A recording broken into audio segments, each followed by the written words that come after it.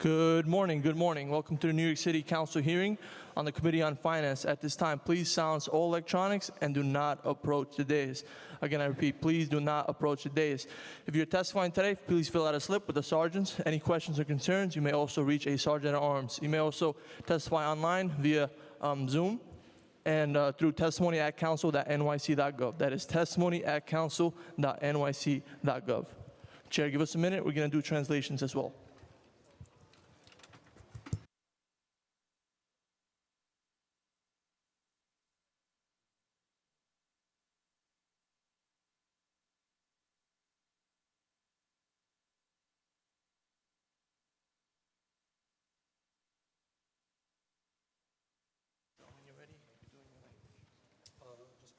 It's on. Okay. Yep. When you're ready. Just do it. صباح الخير. أهلا بكم في اجتماع مجلس مدينة نيويورك اليوم للجنة المالية. في هذا الوقت يرجى إغلاق جميع الهواتف المحمولة والأجهزة الإلكترونية لتقليل التشويش طوال الجلسة. إذا كنت ترغب في الإدلاء بشهادتك فيرجى ملء استمارة شاهد عند رقيب الأمن. إذا كانت لديك شهادة ترغب في تقديمها للمحضر فيمكنك القيام بذلك عبر البريد الإلكتروني testimony@council.newyork.gov. مرة أخرى testimony@council.newyork.gov. إذا كنت بحاجة إلى جهاز ترجمة فيرجى مقابلة رقيب الأمن للحصول على المساعدة. في أي وقت خلال الجلسة لا تقترب من المنصة. شكرا لتعاونكم. Thank you. Buenos días a todos. Bienvenidos al Consejo Municipal de la Ciudad de Nueva York. Este es el Comité de Finanzas. En este tiempo, por favor, pongan sus teléfonos celulares o teléfonos móviles en forma de silencio y cualquier aparato electrónico que usted tenga disponible, por favor, trate de minimizar o reducir cualquier tipo de interrupciones que ocurra a través de la audiencia. Si usted desea testificar, por favor llene el panfleto con alguno de los sargentos de armas que está aquí presente. Si usted tiene algún testimonio que usted quisiera entregarnos para los registros, por favor hágalo por medio del correo electrónico. El correo electrónico es el siguiente: testimony@councilnyc.gov. Y una vez más,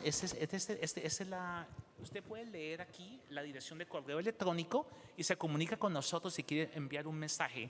Si usted requiere servicios de traducción o interpretación y necesita algún aparatico de traducción, por favor vea a alguno de los sargentos aquí disponibles para cualquier tipo de asistencia. En cualquier momento pueden contactarlos en el tiempo de la audiencia. Muchas gracias y gracias por vuestra cooperación. 早晨好，欢迎来到纽约市议会会议关于财务金融。在此呢，请关闭所有的手机或者电子设备，以减少对听证过程中的打扰。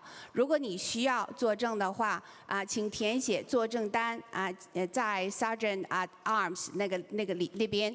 如果你希望作证并提交记录的话，那你可以通过提交 email 电子邮件在 testimony@council.nyc.gov 再一次就是提交电子邮件到 testimony@council.nyc.gov。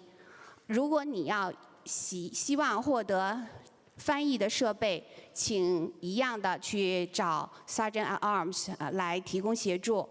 任何时候在听证过程中，请都不要接近主席台。谢谢您的合作。Bonjour à tous, bienvenue au New York City Council et l'audience d'aujourd'hui portera sur le budget. Donc nous vous rappelons qu'il est interdit de garder votre téléphone sur mode vous devez garder tout votre téléphone en mode silence et pour ne pas perturber l'audience. Si vous souhaitez apporter votre témoignage, vous devez vous adresser aux agents de sécurité qui sont au portillon et à chaque porte pour pouvoir vous faire enregistrer. Mais si vous souhaitez directement faire enregistrer votre témoignage, vous pouvez le faire sur le site internet testimony@concile.nyc.gov. Encore une fois, je répète, testimony@concile.nyc.gov. Donc encore une fois, gardez votre téléphone sur silence afin de ne pas perturber l'audience. Nous vous rappelons également que des appareils de traduction sont mis à votre disposition puisque les langues aujourd'hui sont traduites. Vous avez comme option le français, le mandarin, l'espagnol et le fulani. Donc vous pouvez également vous rapprocher des sergents, des agents de sécurité qui sont à chaque portillon pour demander les appareils d'écoute. Merci. On jarama ko toli mon hande ka NYC Council ɗo fi o meeting fi finance e fen ɗo ɓe inni woyo ƴettu téléphone ji mon ɗin fof waɗon e silence ɓe falaka nande ton dérange ɗuma hearing on. And also kadi si ɗon faala témoignugol like seeditagol fi goɗɗum hiɗon wawi ɓatade o sergent jo ɗo fi kala ko besoin ɗon question. Kadi hino woodi email ka yahoton na don information ji moni si ɗon faala kadi ɗumanna témoignugol ngol seeditagol ka ara ko email naɓuɗon email on ko testimony@nyc.nyc.gov. So mila répéte de email on kadi email on ko testimony@council.nyc.gov. Kadi mila répéte de ɗon wawi ɓattagol o testimony ɗo ka council hara on ɓataki noon ɓe ɗumaɓe membre ɓe ɓen doga.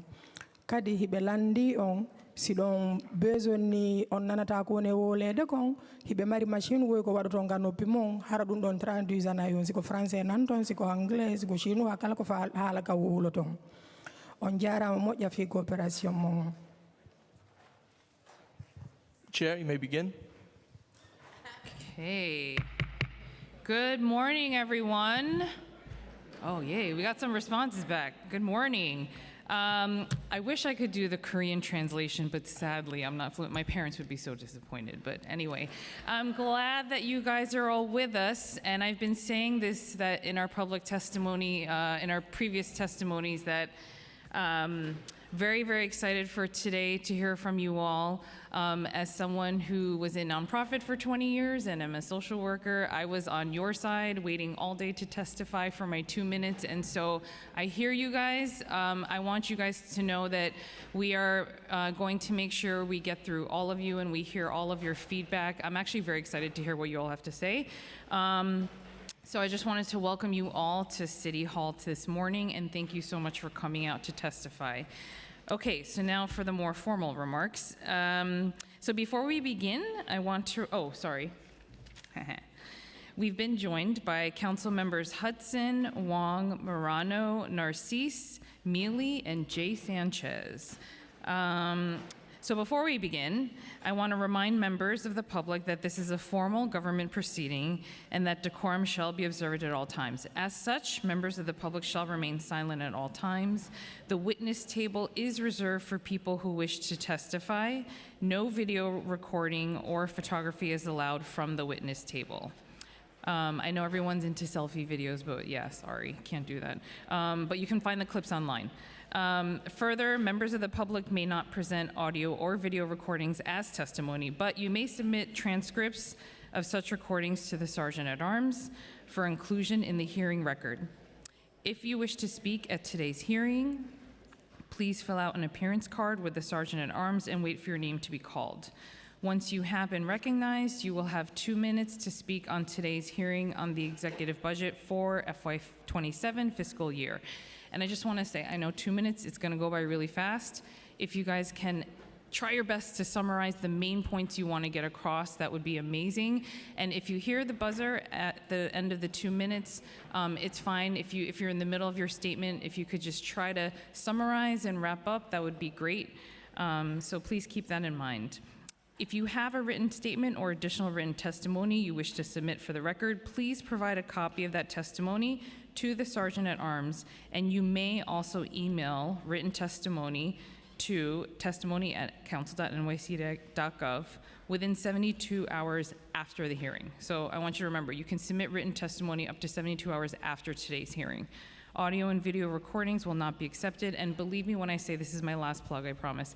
Our City Council finance team, who you're going to see coming in and out throughout the day, they literally read every single word of all of your written testimonies, and we take that into consideration as we do our budget negotiations. So don't think that if you submit, it's going to just go into the ether. We will read it, I promise you. So please submit the written testimony on top of testifying today. Okay, and then when you hear your name, please come up to the witness panel for the first panel we will invite. So we're going to hear, and please forgive me if I pronounce names incorrectly. So the first panel, we have Layla Delgin, Makana Wu, Gayatri ER, Sukanan Abbott. So if you guys can come up to the witness table, that would be awesome.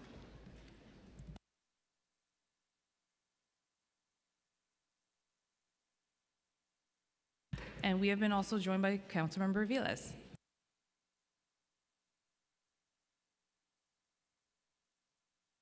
Okay, so feel free to go in whichever order you want.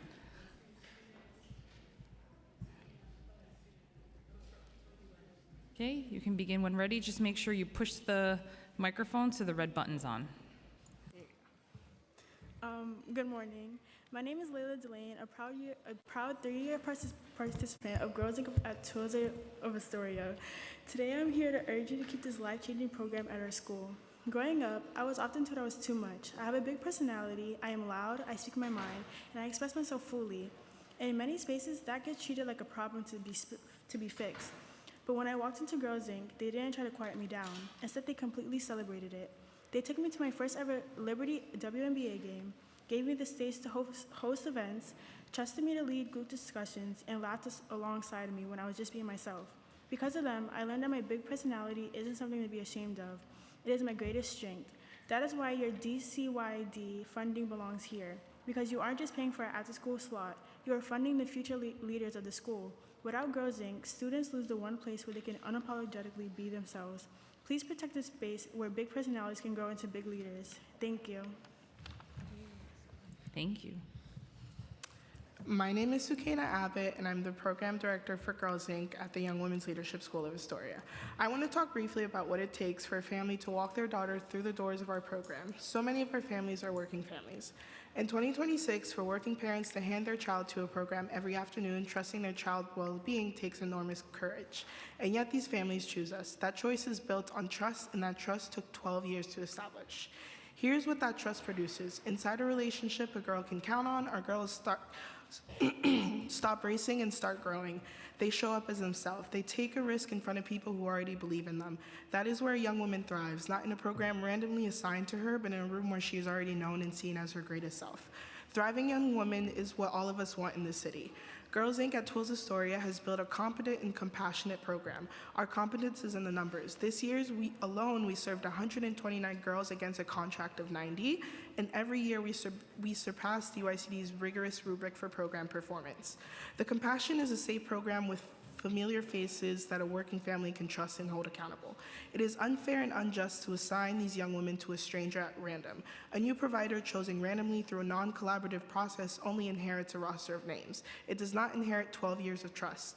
That trust starts over at 0 on the backs of girls and families who need it the most right now. I am quoting one of our 6th grade families who said Girls Inc. has been an invaluable partner in supporting the students at the Young Women's Leadership School of Astoria by providing a safe, empowering, and enriching after-school environment that aligns with the school's mission of developing confident college and career-ready young women. Their programming offers students meaningful academic support, leadership development, mentorship, and social-emotional learning opportunities that are specifically tailored to the needs of girls. Families benefit from reliable, high-quality after-school care, while students gain access to positive role models and programs that foster self-esteem, independence, and community engagement. Continuing Girls Inc. as the after-school provider ensures that our students will continue to receive consistent mission-driven support that strengthens both their academic success and personal growth.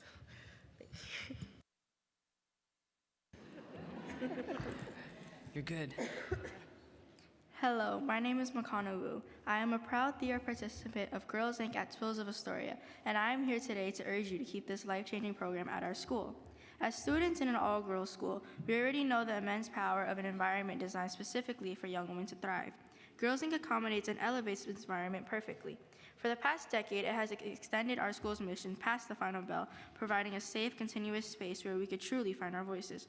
Through tailored leadership training, hands-on STEM projects, and deep mentorship, Girls Inc. turns the lessons we learn in our classroom into real-world confidence. Without Girls Inc., I would have missed out on crucial life skills like public speaking, managing peer pressure, and building long-term personal resilience. If this program is removed, future students will lose the vital head start. If every after-school program could do what Girls Inc. does, do you believe this community would be here today fighting this hard to keep it? Please continue to invest in our future, protect our funding, and keep Girls Inc. at our school. Thank you.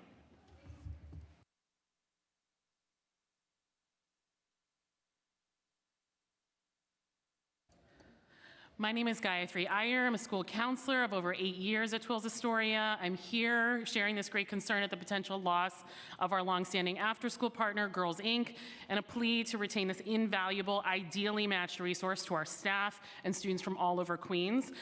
As a former after-school educator myself, I still serve as a citywide consultant for nonprofits on the social emotional stakes of these kinds of programmatic collaborations. And now as a solo parent, I have never been more convinced that the key to working family life is quality after school in symbiosis with the school day. This means safe pickup protocols, specialized extracurriculars that parents can't afford, and boutique weekends, skilled staff able to handle all the responsibility of the school day with all the frills that the kids need in those fuzzy hours after their demanding classes. Girls Inc. is the exemplar where faces light up to see the staffers when they come in the building, a consistent level of service documented by their highest possible ratings in DYCD that was not centered in the procurement process. Their staff has our trust and training that cannot be transferred to another provider. Emergency protocols, community events, materials, complex anecdotal systems so an incident never lingers into a Snapchat battle at night. They are part of our students' reasons for academic growth, attendance. Their Girls Inc. teens have gone on to be interns. Their staffers have gone on to be our teachers in this beautiful sisterhood continuum. These are not line item benefits, they are intentional partnerships. In our feminist faction of Queens, after school is school, and reassigning our Girls Inc. family is like taking a horn off our unicorn, or in the words of our students, cringe, sus, and low-key messed up. Our Girls Inc. team every day at 2:35 quiets a dysregulated room of kids to direct the attention to the task, saying, bring it back, bring it back, bring it back. On behalf of our students, we hope you understood the assignment. Great, thank you. Oh, and yes, clapping, we do this in the, yes, thank you. Really quickly, so was it the, I'm assuming the Compass center-based or school-based? Center-based. Okay, and how many locations is it impacting? This particular program is paired with Twills Astoria, but there's been other schools in our district Yes. Impacted, but we lost this provider, and the provider is still placed at schools, other schools, but they're not at our school. Okay, perfect. And I know that the DYCD commissioner, as well as Althea Stevens, our chair of the youth committee, and a lot of us are definitely fighting for the funding and for the programs to somehow, I know they're working hard on trying to figure something out, so we'll see what happens there. But just want to thank you for coming out today and advocating for the program, because we know, I'm a public school mom, we have public school parents here, we know how important the after school programs are, so thank you. Thank you. And does anyone else have questions on the, sure, go ahead. Very quickly, I just want to thank you for bringing your voice. You are so much more than enough. You are perfect as you are. So keep striving. Thank you for being here. Keep advocating. Sorry, I got to be a bad cop. Just remind folks. Okay, thank you. Thank you. So next we have our panel from UFT, Karen Alford, Mary Vaccaro, who we know, Michael Sill, John Camps, and Priscilla Castro.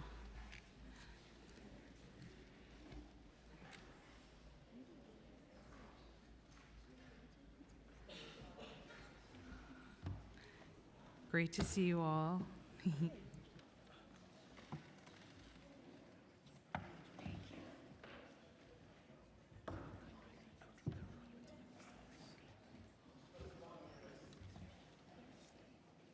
Yes, feel free to start when you're ready.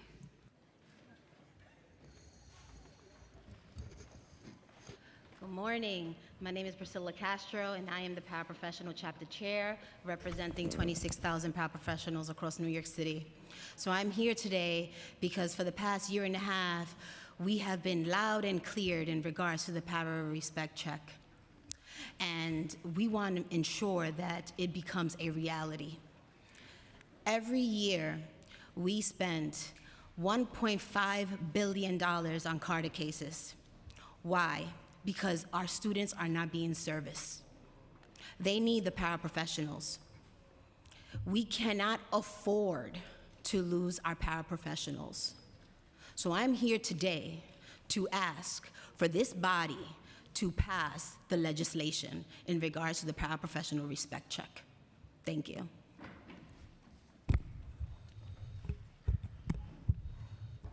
Good morning, everybody. My name is John Camps. I'm the first vice chair of the Paraprofessional Chapter. I want to thank you, all the council members, for their support in this past year and helping us get to this point, and I hope that we can continue moving this forward and get it past the finish line.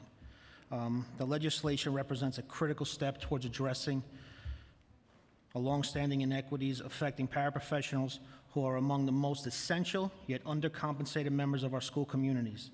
Every day, paraprofessionals provide indispensable support to the students, particularly those with disabilities and complex needs, helping to ensure safe and inclusive and effective learning environments. The proposed Respect Check would provide meaningful financial relief while also helping to stabilize a workforce the schools depend on. By improving compensation, this legislation will strengthen recruitment and retention efforts at the time when staffing shortages are impacting classrooms across the city. Equally important, this bill sends a clear message that New York City values the contributions of paraprofessionals. Recognizing their work is not only a matter of fairness, it is an investment in the quality of education and support of that our students receive. I respectfully urge you to support the passage of this Respect Check legislation and to advocate for policies that promote equity, stability, and respect for all members of our school communities. Thank you all for your time. Good morning, everyone. My name is Mike Sell. I proudly serve as the Secretary of the United Federation of Teachers. I just want to say, first of all, congratulations to the students who came here and spoke so eloquently as self-advocates. And on behalf of Michael Mulgrew and the over 200,000 members of the UFT, I want to thank Chair Lee and the committee for giving us this opportunity. I'm going to start just by echoing what Priscilla and John said. I know you all have shown your support for the Para Respect Check, but in a city like this, when people are doing such important work like helping our most vulnerable students, they shouldn't have to live in homeless shelters. They shouldn't have to work multiple jobs just to make ends meet. And that's the reality for some of our paras right now. We can do better. We must do better. Together, we will do better. I look forward to that passing. Vice President Karen Alford and Vice President Mary Vaccaro are going to get into the details of some of our other priorities we'd like to talk about today. I know you're aware of them from the legislative breakfast that we had, the City Council breakfast. But one thing I want to say about investing in UFT programs, as you all have demonstrated, you know, is that you are investing in programs that you know work. I was thinking about it on the train over here today. And I think we're on our 10th chancellor since Michael Mulgrew became president of the UFT. And anybody who's worked in schools or worked closely alongside schools knows is that when you have a new administration come in, the priorities change, not just a little bit, sometimes 180 degrees. The reading curriculum changes. Are we breaking up high schools this year, or are we putting them back together? So many different kinds of things just change completely. And so the programs that you'll be hearing about momentarily, like the United Community Schools, the Teacher Center, the BRAVE program, and others, they represent stability and a good investment, and I hope you'll make that again. Thank you. Good morning, everyone. I'm Karen Alford, and I serve as the UFT's Vice President for Elementary Schools. I'm going to talk to you today about 4 programs. First, United Community Schools. 32 schools across 5 boroughs, touching the lives of over 20,000 students and families. An investment in UCS is an investment in educator support, a focus on teaching and learning, as well as integrated supports for families. In 2025, support from the City Council helped UCS schools feed over 71,000 families and provide over 48,000 health and wellness exams, screenings, and check-ins. These supports translate into increased test scores, better attendance, and student engagement at our UCS schools. Teachers also feel the impact of working in a UCS school, and we often hear our teachers say they feel more supported, secure, and engaged, and we know that retention right now is extremely important. Next, childcare. Investing in our youngest learners is a win for the City of New York, our parents, our members, and definitely our students. We're eager to partner with the Mayor and City Council to fulfill the promises of universal 2K and 3K, and to ensure the successful rollout of both programs. We want to also make sure that providers are paid in a timely manner without delays. We have to ensure that there's independent, non-network affiliated home-based providers that are included in this rollout, and our youngest learners are provided with the appropriate special education services when needed. The third program, BRAVE, building respect, acceptance, and voice through education. We founded BRAVE as a hotline, excuse me, and it was meant to prevent bullying across the city. Our students are able to call us, and one phone call helps to protect our children and our families. And lastly, Dial a Teacher is a homework helpline. We've answered calls from tens of thousands of students. We operate Monday through Thursday in many languages, and with your support, we're hoping to continue and expand all of those programs. Thank you. Good morning. My name is Mary Vaccaro. I'm the UFT Vice President for Education and the Director of the UFT Teacher Center. Thank you for the opportunity to speak about several initiatives that are making meaningful impact on educators, students, and school communities across New York City. I'd like to begin with the 46-year-old program, the UFT Teacher Center, which promotes teacher excellence and academic achievement for all students through high-quality professional development tailored to the unique needs of each school. The Teacher Center's work is grounded in the belief that when educators are supported, students thrive. The Teacher Center provided more than 126,000 hours of professional development to educators across the city. These learning opportunities range from instructional coaching and curriculum support to leadership development and collaborative planning. The impact is clear. 99% of participating educators reported that the professional learning they received significantly improved their practice and their students' learning outcomes. We have expanded our reach by opening more new Teacher Center sites this school year. We have well over 200 site coaches embedded directly in schools, working shoulder to shoulder with educators to strengthen instruction, address challenges in real time, and support student success. These coaches help schools implement evidence-based practices and build sustainable systems that continue to develop educators and students long after the workshops end. We know that the UFT Teacher Center providing support in classrooms and directly in schools is not only a valuable resource, but is much more cost-effective than using consultants in New York City's schools for teacher training and supporting. The Teacher Center has also played a major role in supporting citywide initiatives as New York City Reads and the Reading for All initiative. The UFT Teacher Center has teamed up with the Goldie Hawn Foundation to introduce Mind Up to over 300 schools, Think Equal to support social emotional learning in pre-K, and Common Point for our wellness days. These partnerships have given us the ability to make connections and to extend our reach to educators. We also provide TCIS to any school that is requesting it. And just quickly, I want to highlight the MAP program, the Member Assistance Program, that for 16 years ago was developed in order to support our teachers and any educator in New York City in response to any training that they need for mental health issues. 50,000 educators across New York City have already used those counseling services. Thank you for your time. Thank you, and thank you to all the UFT folks that came out this morning. You guys are such huge partners for us in the City Council and in our schools. And to your point, Priscilla, I hear you because when I was in the nonprofit sector, it's oftentimes the folks that provide the most essential work that get paid the least. And so we are very much all about making sure we're paying people what they're worth, and if we can more, actually, to be honest. And also I see you guys up there too. And to also recognize the dedication and hard work that you do for our kids each and every day. And so I just want to say thank you.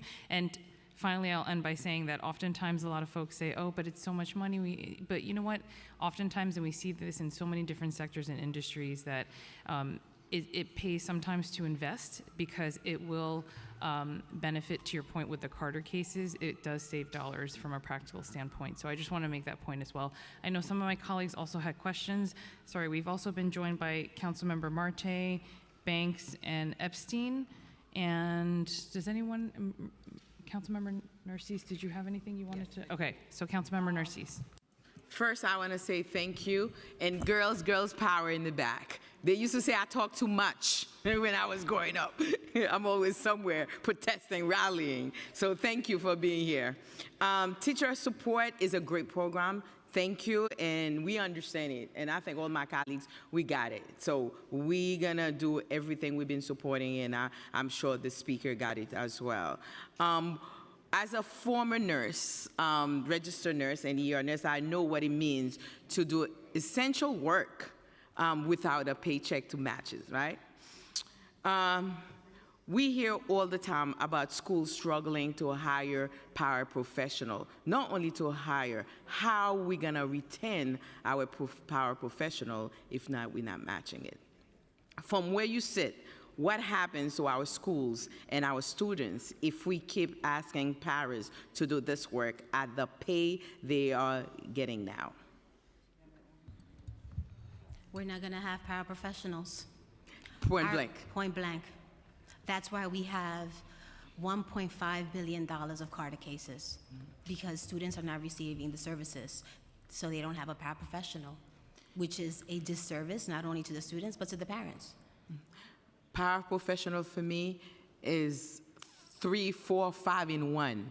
Just like back in the days, registered nurse, you have to be respiratory therapist, you have to be emotional supporter, you have to be all that. And that's the reason I have so much respect for paraprofessionals, and whatever we can do. Myself personally, I'll continue with you. And I know you made me sign your paper to make sure that I send. And I believe in it, not only signing, in all seriousness, I do. Thank you. Thank you. Thank you, Chair. Thank you. Anyone else, other of our colleagues? No? Okay, perfect. Thank you so much. Okay, and next up, we have folks in the youth justice space that are going to be testifying. We have Messiah Ramkisoon from Youth Justice Network, Jason Elaine from Exalt Youth, Anthony Springer from Urban Youth Alliance, Lily Shapiro from Fortune Society, and Megan French Marcelin from Alternatives to Incarceration. So please feel free to come up to the front.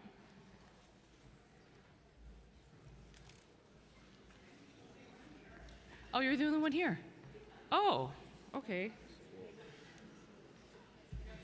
She's not here yet? They're not here yet? Oh, are they not here? Okay.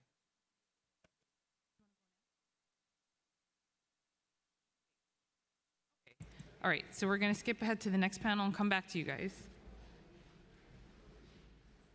Okay, we have more of our awesome youth and young students. Sol Simbana, Prakar Verma, Michael Sasi, Harman Carr, Shirley Penefiel. Are you guys here? Feel free to come to the front if you all are here. Ali Goldfarb and Felix Emerson Simpson. Are they here? Oh wait, are you guys coming down from the balcony? Okay, got it.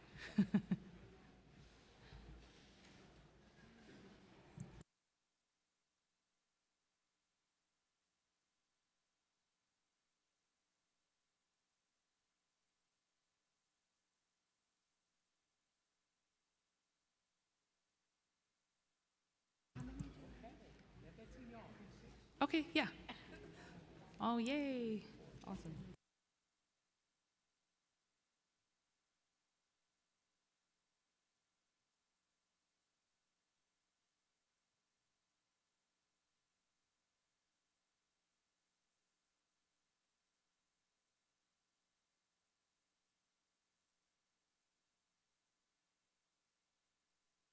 Sorry, so I have Saul, Prakar, Michael, Harmon Carr, Shirley Penefiel, Ali Goldfarb, and Felix Emerson Simpson. Okay. Okay. Are any of these folks here?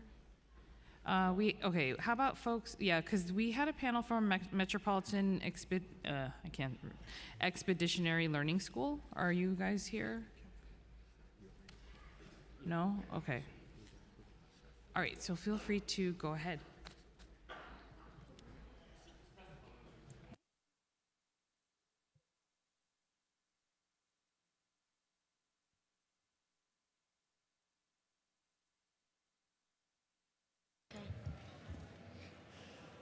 Hello, my name is Melody, and I am here to testify about how libraries need money.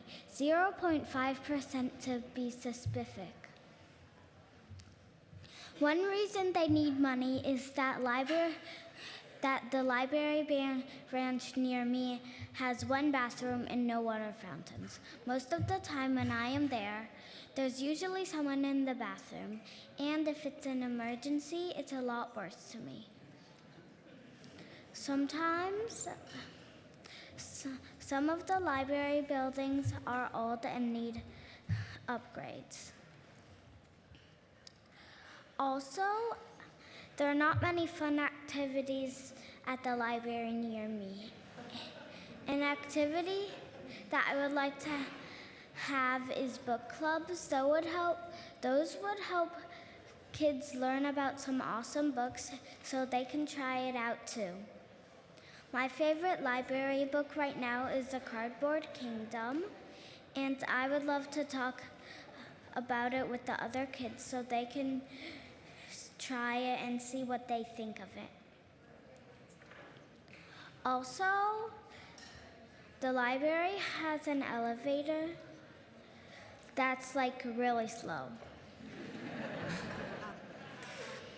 When I step into the library, I can see people, computers, shelves, and shelves of books. Hard workers working together to keep the library moving, and it makes me feel peaceful and safe. And those are the reasons that libraries should get 0.5% of the budget. Oh, wait, sorry, we gotta use hands up. Yeah, sorry, we gotta, thank you. But that was awesome. Go ahead.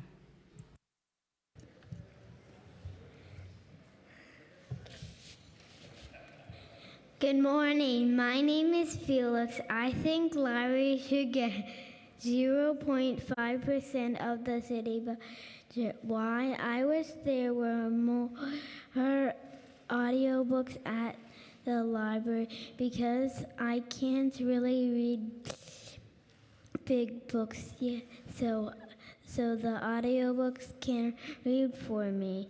There are just a few audiobooks and the money could buy more.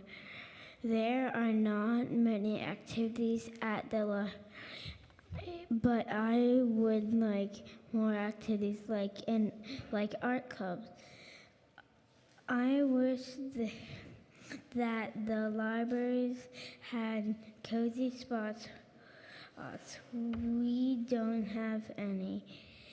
The 0.5% could help pay for more cozy spots for reading. Thank you for your time. We all need more cozy spots. Thank you. Good morning. Good to see you all. My name is Dr. Abby Emerson. I'm a New York City educator, and I'm here today as a member of NYC Plan, the Public Library Action Network, which is a group of patrons and library workers organizing together to amplify, strengthen, and progress the futures of New York City's 3 public library systems. It's nice to see some of our allies here who have co-signed our ask. So I'm here to ask that the City Council baseline a funding of libraries for 0.5% of the overall city budget for this cycle and all future cycles. Mayor Mamdani campaigned on that promise, and to date, 11 City Council members have also signed off on that commitment. Councilmember Narcisse, Aviles, Epstein, Marte, and I feel like I'm missing one, too. I'll take a look after. So unfortunately, the executive budget put forth last month by Mayor Mamdani offers libraries across the 3 systems $526 million. But that only represents 0.42% of the overall city budget, not the 0.5 as promised. And that translates to $3 million more than last year, but that figure does not keep up with 3.8% inflation. And for context, it cost Astoria $13 million to update 2 elevators last year, so $3 million across 216 branches citywide is a bit insulting. And what does that falling short of 0.5% look like for the patron experience? For one, as these 2 young New Yorkers shared, our branch has very little programming. There's the Babies and Books programming, awesome. Teen programming, awesome. But there's actually nothing for the childhood age group. And so we need consistent funding so there can be consistent staffing, so there can be consistent programming for us. Libraries, as we know, are also central cooling devices. Our library is constantly closing in the summer because it's frankly just too hot, right? And additionally, we heard a couple weeks ago when the VP of the BPL mentioned unreimbursed wage growth, which frankly means people are not being paid fairly, right? And we know workers need to be paid. So New Yorkers need more from their library, and we look forward to a 0.5% that can make that happen, considering that circulation is up, attendance up, and the need is up. Thank you. Thank you so much. And as you know, this council has been strongly advocating for library funding for the last however many years. And so thank you. And I almost wanted to ask which library, but I won't ask because I also want to call them out. But yes, definitely super supportive. And we need to make sure that we have the programmings, because it's not just, I think we've seen, especially after COVID, how important the library systems are for our communities, and it's not just the books, but it's a lot of essential services that get provided there. So thank you so much for coming in, and thank you both ladies for coming in and advocating.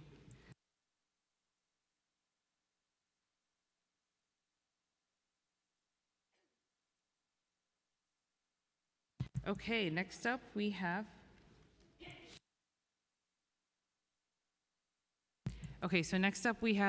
John Hislop, sorry if I'm mispronouncing, Mike Greco, Vincent Variol, Donald Nesbitt, and John oh wait, he's on this one already.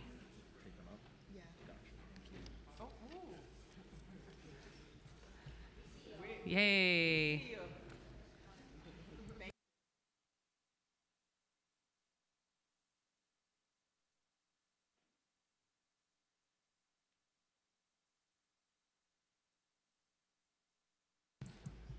Like, I know some of these names.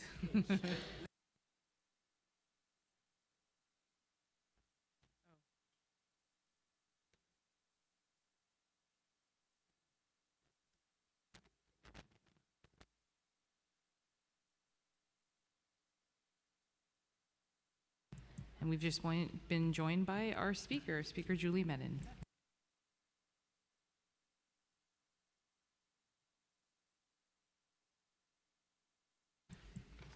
Okay, great. You may begin when ready.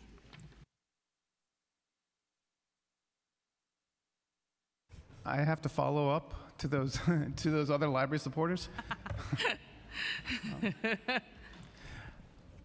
My name is John Hislop. I am the president of Queens Library Guild Local 1321. Speaker Menon, Deputy Speaker and Libraries Committee Chair Dr. Williams, Finance Committee Chair Lee, and fellow City Council members, thank you for giving me this opportunity to testify on behalf of the over 840 Local 1321 Queens Library Guild members. Local 1321 members are disappointed. In 2016, with great fanfare and many news articles, Mayor de Blasio and the City Council touted their agreement to, quote, baseline funding across the 3 library systems. From August 26, 2016 City Council press release, these are their words. Quote, working alongside the administration, they were able to secure $43 million baseline funding, which was adopted through negotiations of the FY 2017 budget. Mayor de Blasio's baseline did not stop him from proposing cuts in successive preliminary budgets. Mayor Adams continued this strategy and proposed cuts in his preliminary budget. Mayor Mamdani continued the decades-long library budget dance and proposed cuts in his preliminary budget. With great social media fanfare, he celebrated the 10th anniversary of Mayor de Blasio's baselining by announcing his proposed underwhelming baseline. As we have experienced with mayoral declarations are not guaranteed baselining. Local 1321 is calling for our elected officials to guarantee baseline funding and legislate or amend the city's charter to allocate 0.5% of the city's budget to New York City's public libraries, which would be an amount that provides substantial financing for library systems. With a predictable and adequate funding source, libraries can plan for the future, hire additional staff, provide sustainable 6-day service, modernize library infrastructure, maintain clean branches, provide robust IT, and offer additional programs and services. Furthermore, having baselining will prevent unnecessary conflicts Local 1321 and the library's administration is having. Currently, the administration refuses to recognize and pay a vital group of public service library workers for their invaluable work. Mayor Mamdani, this country and our city needs you to succeed. That success comes with a strong foundation of public institutions, including libraries. Good morning. Finance Chair Linda Lee and distinguished members of the council. I am Donald Nesbitt, Executive Vice President for Local 372. I am here representing 24,000 New York City public school employees who service our 946,000 plus New York City students. Many of our members work in the communities that they live in. They're neighbors to their students, their families, and some of the parents of the school children themselves. Local 372 represents, again, 2,600 school crossing guards who provide protection and supervision through the NYPD. The need for increased protections for our students, pedestrians, and members of the communities make it essential for New York City to allocate funding for additional hiring of school crossing guards. Local 372 respectfully requests the restoration of 500 open positions and hire some more school crossing guards. School lunch employees. School lunch employees work hard every day, both in good times and in essential times, to serve breakfast and lunch to the community, but they are required to go according to federal nutrition standards and guidelines. This is demanding work, as they serve 946,000 plus students. This is only second to the U.S. Army in serving every day. So Local 372 respectfully requests $10 million towards the additional 1,000 school lunch employees. Additional struggles that school lunch employees face is air conditioning and proper ventilation within these spaces. Many of the kitchens that they work in every day have little to no cooling or ventilation and can reach 130 degrees. Proper air conditioning would filter out heat, fumes, and any other thing that is in the air that can be harmful. Since 1971, SAPIS workers have provided a range of mental health and intervention services in the largest school district in the nation. Local 372 has testified before this panel about the devastating effects of not having SAPIS within schools. The rise in student reports of bullying comes at a time when things continue to swirl out of control, and there are social challenges to our students. Local 372 requests that the City of New York maintains, and the City Council maintains a dollar-for-dollar $2 million match for SAPIS within the state legislative budget. School support staff, in conclusion, support and are critical to functioning school system. They create the space where teachers can teach and students can learn. Local 372 workers provide these services and are essential to our school system. Local 372 extends its gratitude to the City Council for your support for our titles.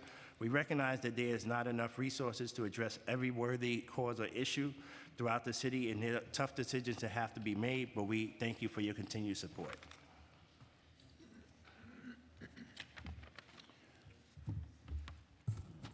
Good morning, Speaker Menon, Finance Chair, members of the City Council.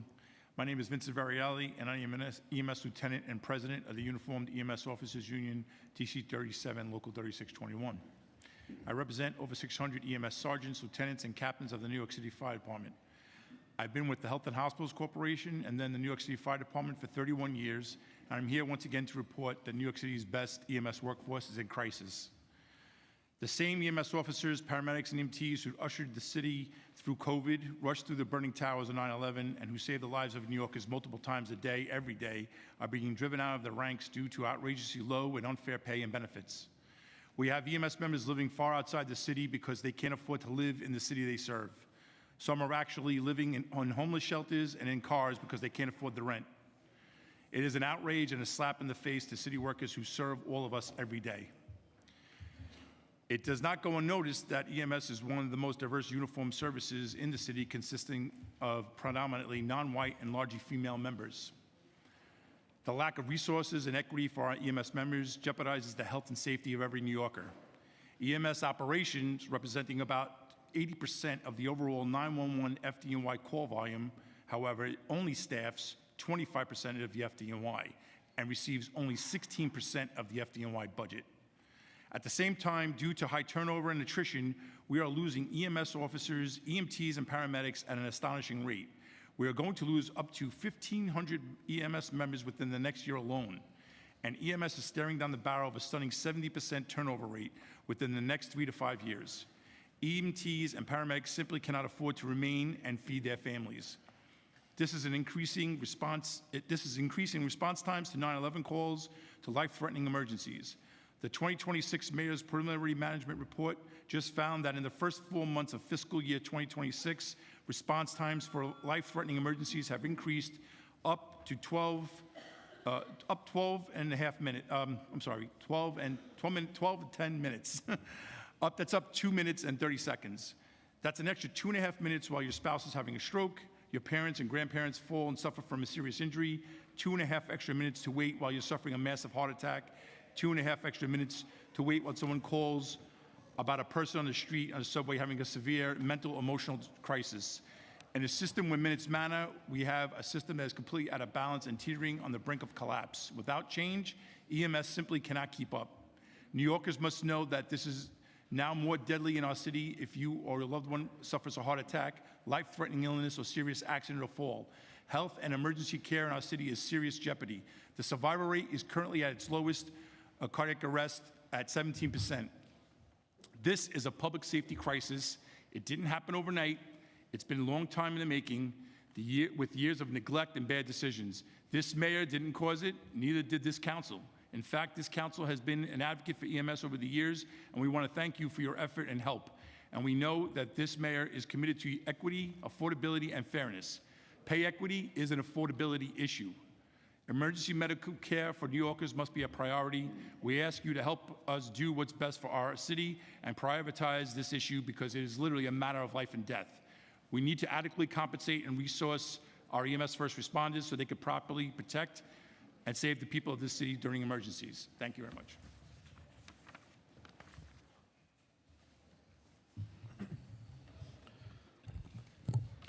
Good morning. Thank you, Chairperson Lee, and to all the council members. My name is Michael Greco. I am the president of Local 2507, which represents the EMTs, paramedics, and fire inspectors of the FDNY. For years, New York City has relied upon EMTs and paramedics to serve as the front line of healthcare system, responding to over 1.6 million emergency medical calls annually.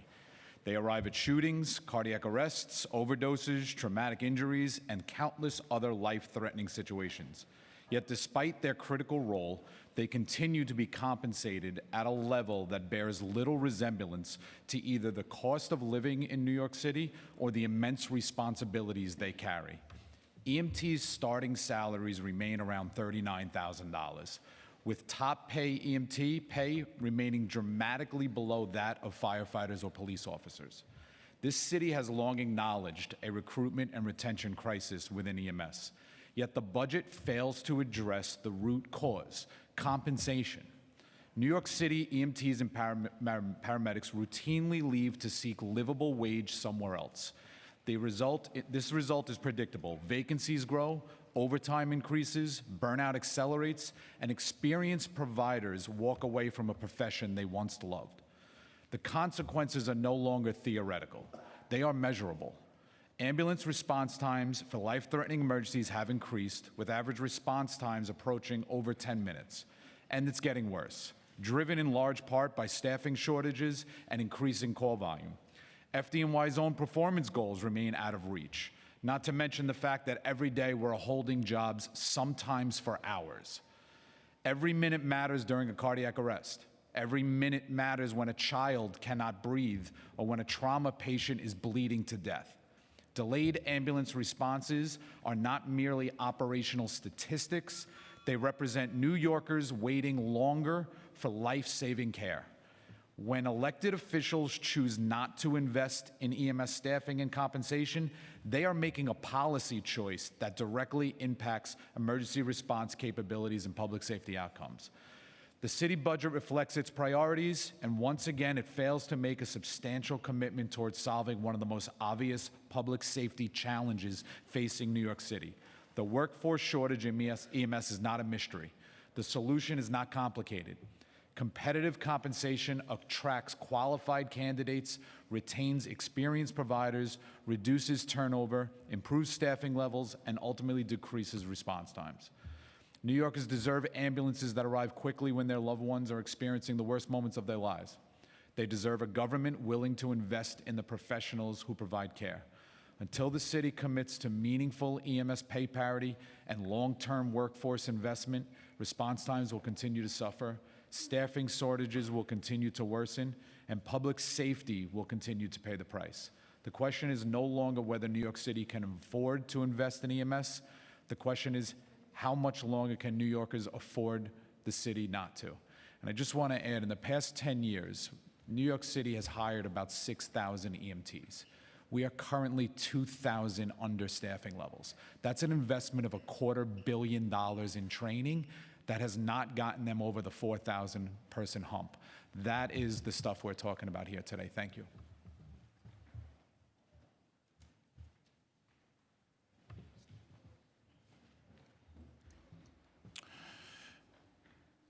Good morning, City Council. Thank you for having us today.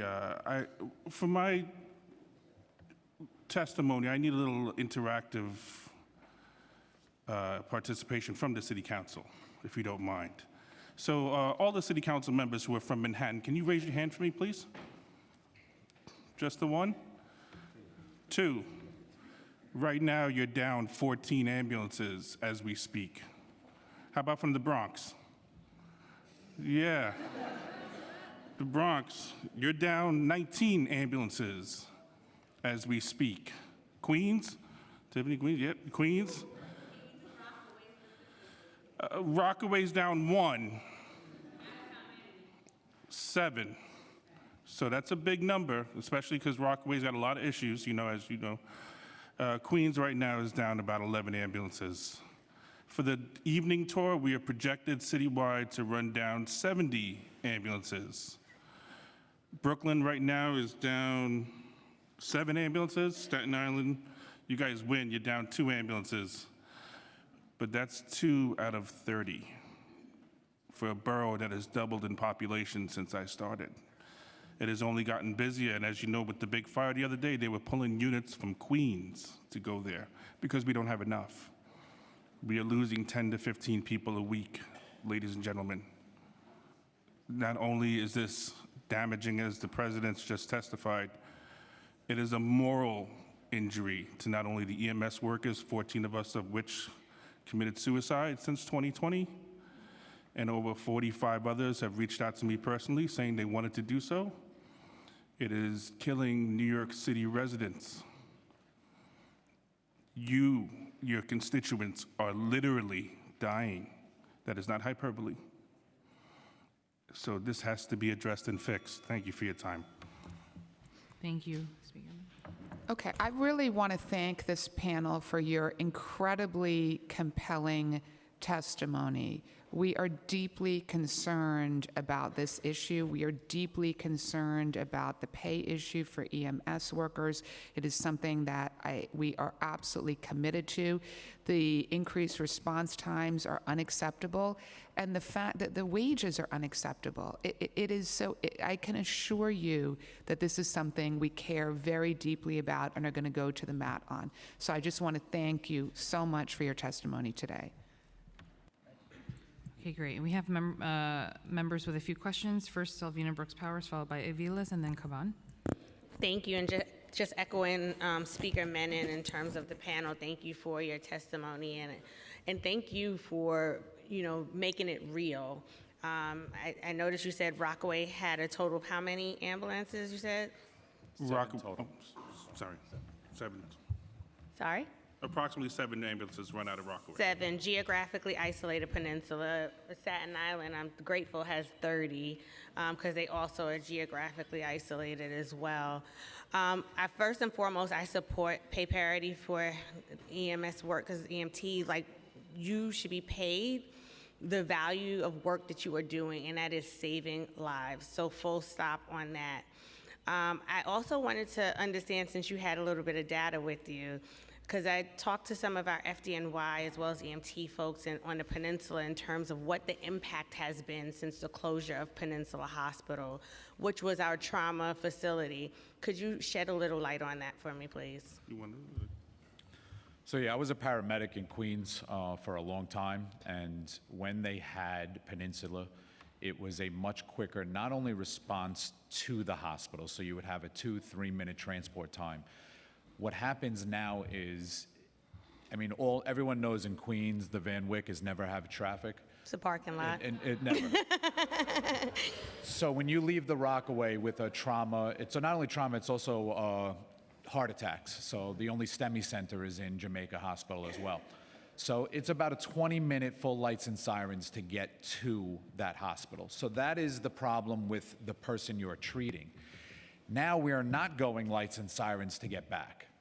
So your district is without an ambulance for 40 minutes at least, because it takes us just to get back. And because we are so busy, that ambulance sometimes doesn't get back to the Rockaways because they're going to get called for a job. At this time yesterday, we had a 6% availability of BLS ambulances, which is EMTs, in all of New York City. An engine company has an 87 to an 80%, maybe a 75% availability at any given point. This situation's not complicated. We are staffed and budgeted to handle about 3,000 EMS calls a day. We are hitting 6,000 every day. Can you tell me what the wear and tear is on your members that have to make that route, right? Because you're talking about what should be like a 2 to 10 minute trip if it's a trauma matter. Now taking 20 to 40 minutes lights and sirens on the parking lot Van Wyck Expressway. And thank you also put in context in terms of the ambulance is not returning, because there have been moments where I've had to call personally to St. John's and to the local FDNY to see if there were ambulances, because someone had a heart attack in a park in Rockaway, and I was told that not one ambulance was on the peninsula at that moment. So now I understand why I didn't have that full concept in terms of even the return. Right. So, if you're asking the stress, it's when you have somebody who is in critical condition and you're in the back of that ambulance. I don't think I can explain to any civilian. I got about 50 of my members upstairs. If you want to talk to them outside, every single one of them will tell you their trauma story. It's frustrating, but then it's also frustrating to be at the hospital trying to get there when you find out there's a pediatric arrest. So the system has put you in a position, and now you can't help the next one because of what's going on. Every single one of my members who are here and every single one in the street right now, they do this not because they're going to get rich. They do this because they love the job. And when we can't help somebody, that puts an extra mental toll on what it is. But I can't stress enough, this is a disservice to New York City, because your constituents and the visitors of New York are not getting served the way they should. When you call 911, you expect one of three things to happen. If somebody's robbing your house, you expect a cop to show up. If your house is on fire, you expect a fireman to show up. If your mother's having a heart attack, you expect us to show up. We're not showing up right now, and that's a direct problem with the budget. That's a direct problem with the resources and the investment that's being put in EMS. Thank you so much. If I may, I'd like to add something on it. This is a domino effect as well, because we've heard the UFA president also testify that when fire responds to an EMS call, and most of the calls are EMS calls, they are now put off service, taking care, treating that patient, waiting for an ambulance to arrive to take care of that patient. So now when that ambulance is stuck at Jamaica Hospital and taking an hour to come back and then gets rediverted to a call nearby because they couldn't make it back to Rockaway, that fire truck's going to sit there longer. So now you have a fire truck off service, you have an EMS truck off service, taking care of another call. It's just a domino effect. Same thing with the police officers. If they have a patient that they're standing with, they're waiting longer now. They're off service until we get there. So it's a domino effect to all emergency services in New York City. Thank you. I just want to add one thing to the Rockaways. I believe the Rockaway Boardwalk is the largest in America. I might be a little off with that. I don't know if it's the largest, but it's a significant stretch. It's one of the largest for sure, yeah. During the summertime, there's one gator staffed by 2 EMTs covering the entire length of that boardwalk. So not only do you have the stresses that we just mentioned, but during the summer season, I hope nobody has trouble swimming or there's a shark or anything of those natures. So just a heads up. Thank you. Thank Okay. you, Chair. Thank you. Councilmember Aviles, followed by Caban, and then Narcisse. Thank you so much to this panel, and thank you everyone who came here. We are well aware that thank you is not feeding you. Thank you is not providing the health care that you also deserve, the mental health care. And this is one of the most egregious and infuriating situations here for us at council. I'd like to know how many ambulances just have one EMT? We don't, we're not allowed to go with just one. It'll always have 2 EMTs, or it's out of service. Or it's out of service. Or 2 paramedics. We're not allowed to send out an ambulance with just one provider. Thank goodness. First But even EMS lieutenants, I will add, we're the only first responders that go out by ourselves, just so you know. Got it. The only ones. We should have a partner or an aide. We don't have that. Police has it, fire, everybody has one, not EMS. Got it. And how much money is required to get to us to get to a pay parity? That's an interesting question because there's so much more to it than just what it would cost as a dollar figure. What it would take is everybody to get into a room of all the stakeholders. It would take the Office of Budget, it would take OLR, it would take the mayor's office, it would take city council, it will take the unions, and it'll take, remember, we have a pay equity lawsuit as well that's outstanding. So it's not just about the pay, it's about right. that we are 35% women, we're 51% non-white. We are systematically kept down in order to fund and support the equity, the diversity in fire. So this would take a massive undertaking and ask the unions, how can we get to yes, right? There is a whole bunch of things that we are willing to do, but we need people to understand that it needs to be revamped. They've been putting the fingers in the dikes for a long time. I mean, I hate to get too nerdy, but when this country first started and the Constitutional Convention had to happen, it was either we redo the Articles of Confederation or we write the Constitution and start anew. EMS needs to be start fresh and have a whole new, brand new idea. Because if you have 9,000 firefighters to deal with 500,000 calls and you have 4,000 EMTs to deal with 1.6 million calls, the simple explanation is double our budget. But it's not just that. Right. There's so many things. So we asked to get all the people in the room. That's what we're asking. Thank you for that. I think I'm going to say double the budget, start there, get all the people in the room agree. right now. I agree. Where do I pick up my check? Lieutenant, thank you so much for all your work. I'd like to know what is the singular most important thing for this workforce that you see needs to happen. And I think in particular what I'm leaning at is how many people are we losing a week from the services? And what does it mean to have someone who's been in service for 20 years? Well, I'll answer that in reverse. I don't know what it means anymore to have someone in service for 20 years because there's so few of us. You know, EMS, EMTs, and medics are like any other medical professional. We get better with age. Maybe not the knees, but the experience and the know-how and the ability to walk into a door and see Miss Lee right there and say, I know what's going on with her, just by looking. It's almost magic. But that comes with age and experience and time on the job. And right now, the average age of the workforce is about 23 years old. When I came on, the average age was about 31. So I don't have 20-year people anymore. I have literally the other day in my station, which covers Sunset Park, Bay Ridge, parts of Dyker Heights, and other neighborhoods surrounding it, I recently put somebody who had 2 years on the job with somebody who had 6 months on the job. The academy classes aren't being filled. According to the fire department's numbers, not my numbers, not the union's numbers, the fire department's numbers, we are losing 10 to 15 people a week. The other day, I did overtime up at Station 18, which is in Bathgate, to my Bronx councilman back there. I got there a little early. I was talking to the overnight lieutenant, and as I was standing there, an EMT walked in and said, I quit. And I said, why are you quitting?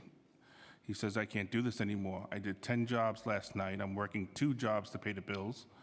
And I'm here 6 years and I don't see any hope. And he quit. And that is happening every day. So what does it mean, 20 years, to have a 20 years experience? It means people are being saved. It means experience. It means I get to pass down my knowledge and help the future of New York City and the citizens of New York City. That's what it means. Thank you. And I want to put that into numbers for you. It's cost $42,000 to train and hire an EMT. That's what it costs. They aim to do 600 a year. And if you're losing $599, that's where the money's going. There's a study, there's many studies out that show experience helps with cardiac arrest survival. And right now, that's why we're down to 17%. It takes time to work with an experienced person to walk in and hear a lung sound and know that's rales, that's wheezing, that's fluid in the lungs versus that's an asthma attack. And it's those subtle nuances that an experienced provider will bring. So are you starting an IV to get the fluid out? Are you doing BiPAP? Or are you doing albuterol to help the wheezing? Those are seconds, and that's what somebody with time on the job knows. So there's a huge consequence to citizens by losing that sort of experience. And it's not like they're going to nursing school or they're going whatever. They're going to drive for Uber because it's making more money for them to go. We say it as a joke, and I'm serious. It used to be you would go to fast food chains to get experience to come to work in a career job. Right now, you're coming to EMS to get experience to go work McDonald's. Okay. Thank you. Thank you. So before we go to Councilmember Caban, I just want to pass it to Selvina Brooks-Powers, who's going to make a special announcement at the school. Thank you, Chair, and again, thank you to this panel. I just wanted to take a moment to recognize some students that have traveled all the way from Wilberforce, Ohio, from my alma mater, Wilberforce University, the first privately owned and operated university in the nation. Welcome to New York City, everyone. Thank you, Chair. Thank you. Welcome. And today's a very special day because you get to see a lot of our civic participation in action. So welcome. Okay, Councilmember Caban, followed by Narcisse. Yeah, I mean, I just want to start by saying thank you for being here. Thank you all for being here and for the work that you do every day.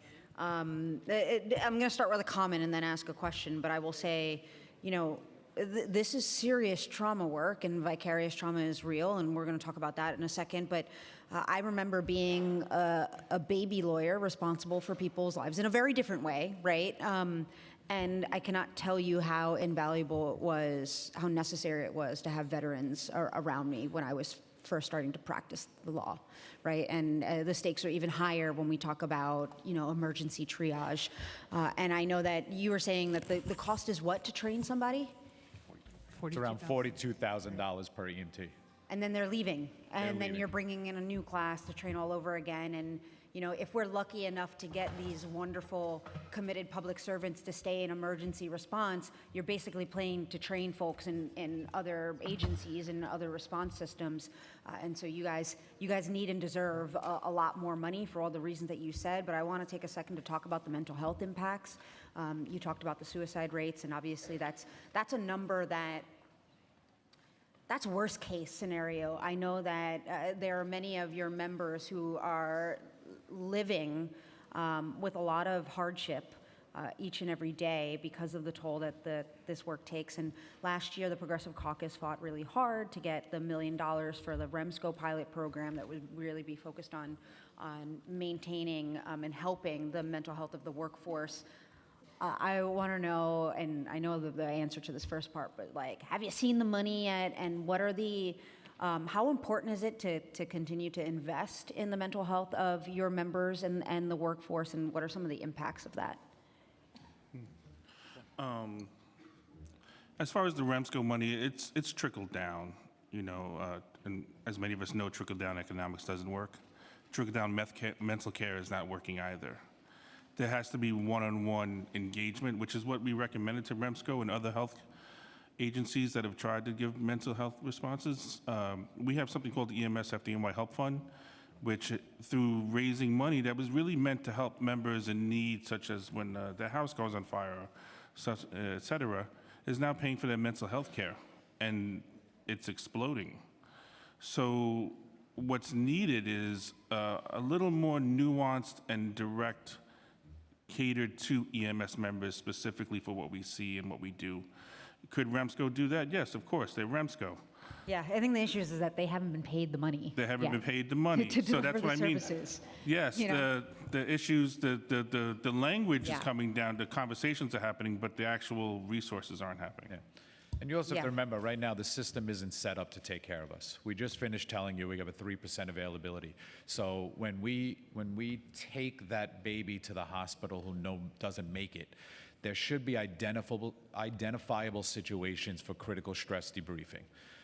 That person should be taken off the truck for at least a little bit to talk to somebody, but because we're so busy, we have to bury it. And it's the same old years in you. What led us to the mental health crisis in EMS is, well, that's your job. Just bury it, disassociate.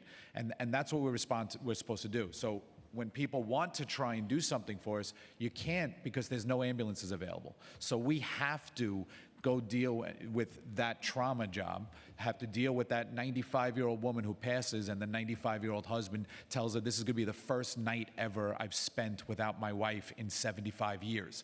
And then you just got, great, I got to go pick up the abdominal pain in 5 minutes.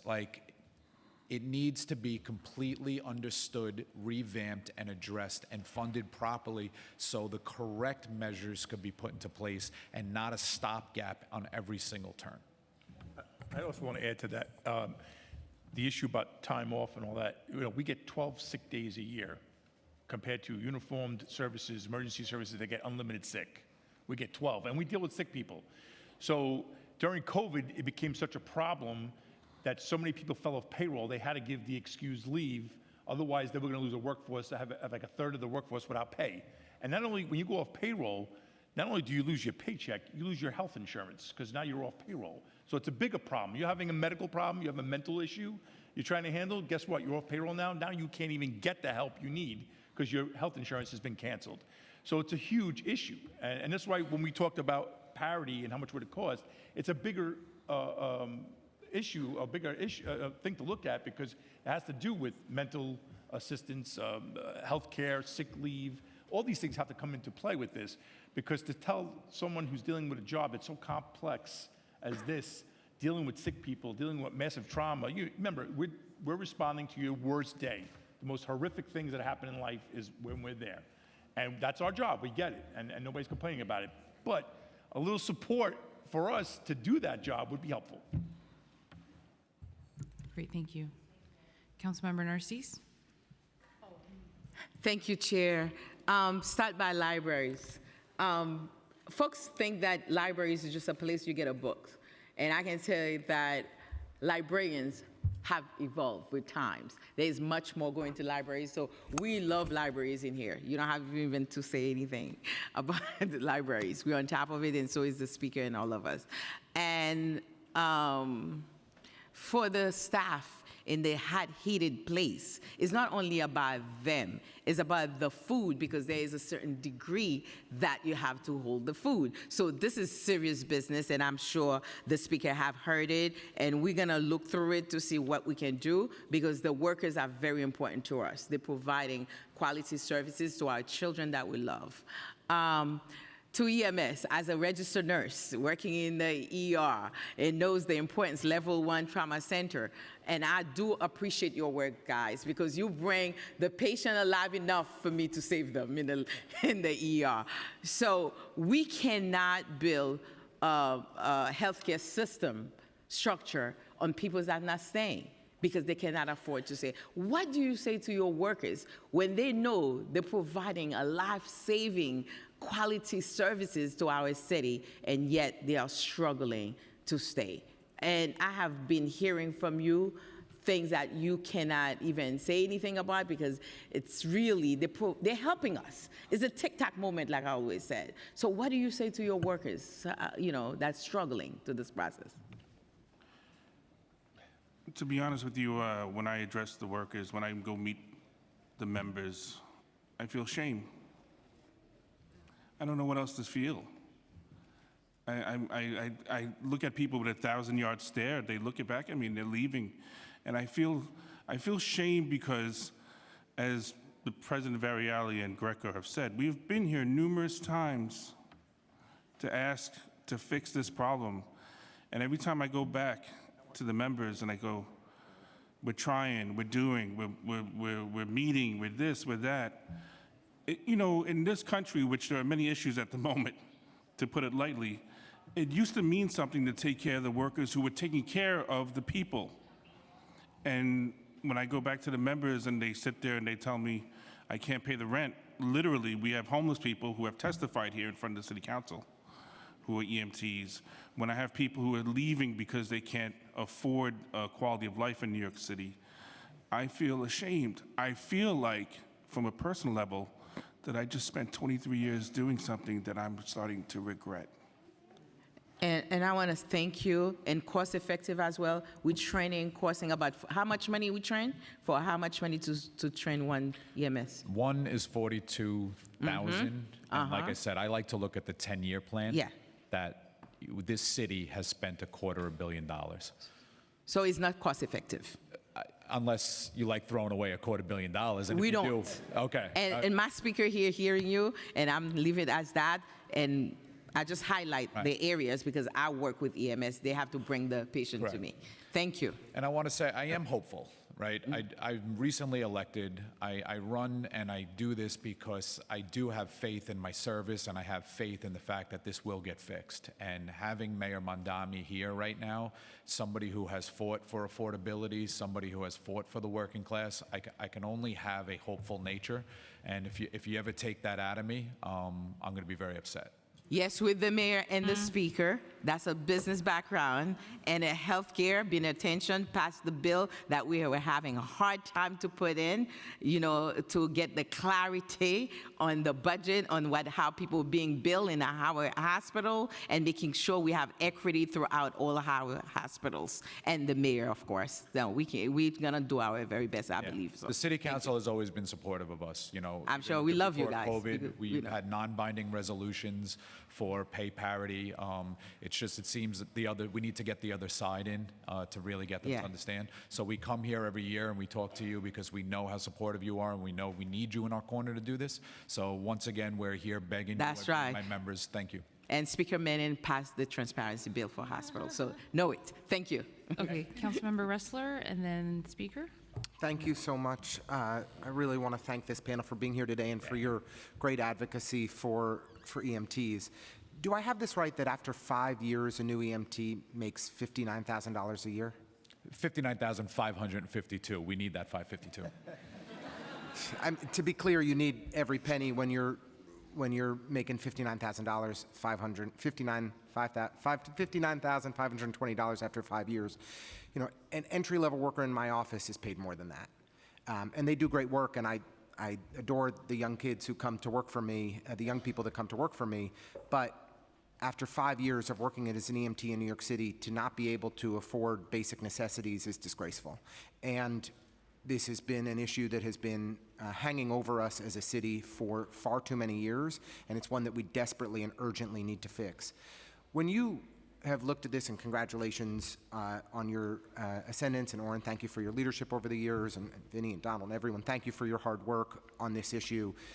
When you look at the cost for pay equity for EMTs, what do you think the range is of what it would cost the city of New York to make it happen? I mean, if it's simply pay equity where we don't take anything into account, I would have to look at the exact budget and see what we are spending on the salary costs and simply double it. That would bring us close to what it is. They talk about the FDNY budget, $2-point-something billion, and they say 90% of it is the salaries. Well, again, you are paying 3 times the rate for the salaries of the uniform service, and we are doing 3 times the work. So the way I see it, if you double our salary, double our workforce, you'd still save 1/3 of that budget. So that's why it's always tough to put an exact number on it, but that would be the basic. I think if you doubled our budgeted salary for salaries, and every single one of my members, you know, instead of making $59,552, made the $100,000, not only would you keep people, but then instead of hiring 600 a year, you'd only need to hire 200 a year. That's right.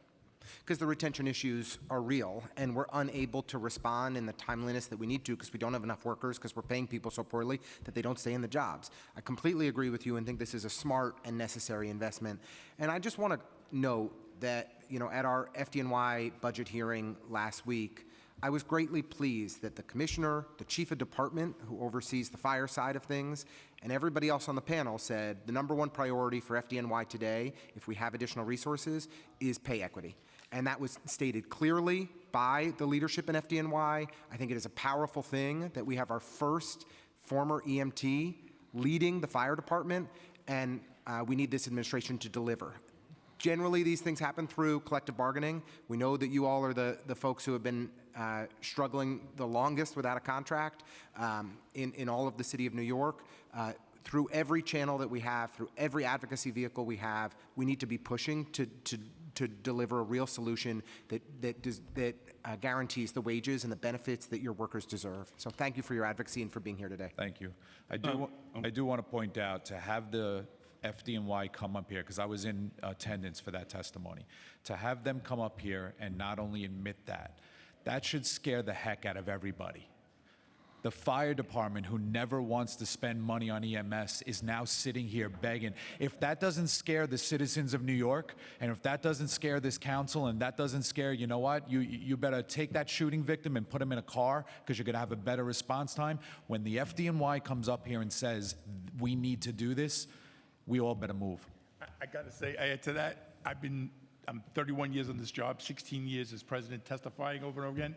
I've never seen a fire chief of department, the fire side, saying that EMS is a top priority because it's so bad.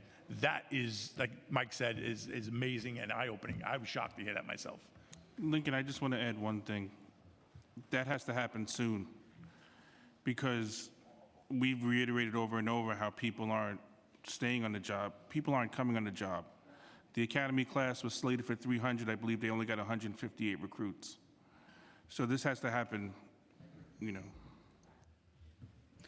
Okay, I want to close by once again thanking the panel, but most importantly, I want to thank all of you, the EMS workers. I can't thank you enough. On a very personal note, my father passed away in July, and the number of times that I had to call all of you at a very difficult time, your professionalism, your dignity, your compassion, your care personally got me through a very difficult time, as well as literally hundreds and hundreds of thousands of families across New York.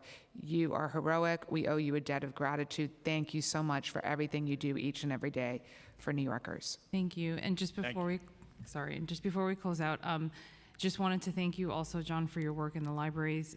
Donald, I know you touched so many different aspects of the schools. I had one quick follow-up question for you. In terms, because I know there was a program to also increase the number of air conditioners in the cafeterias for the school lunch aides, and so I wanted to get a follow-up on where that was at right now. So the Office of School and Nutrition, the leadership there they've been supportive in taking a part of their own budget and just putting it into ACs. We're working with our local that actually builds schools at the School Construction Authority, Local 1740.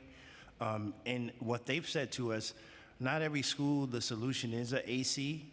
There may be split units that are needed. There are some kitchens that do not have windows, so AC is not something that they can actually support.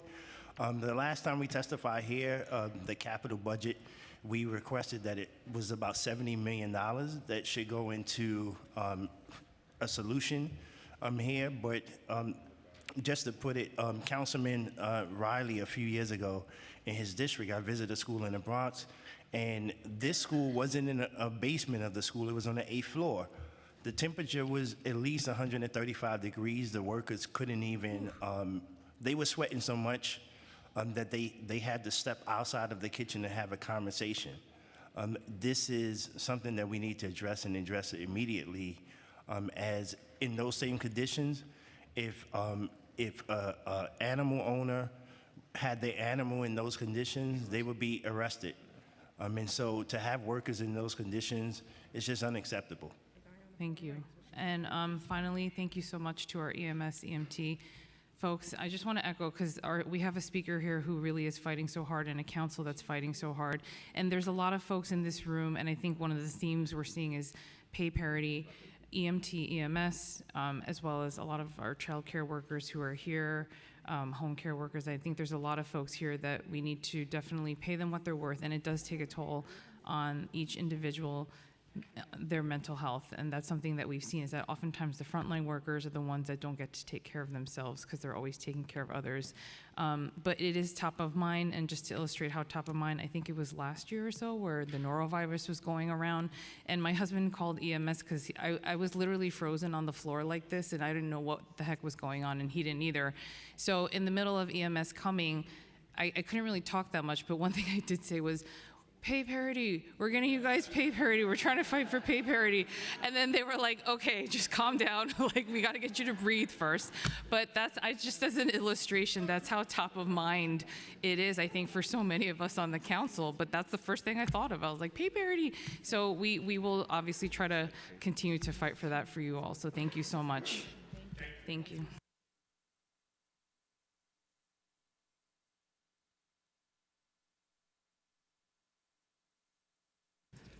Okay, so we have folks, the next panel, Catherine Brombers, Barbara Bale or Bear, I'm sorry, I can't read. Barbara Bear, sorry. Alan Abkahan, Aliyah Sumro, Jonathan Chung, and Malaya Shefflin.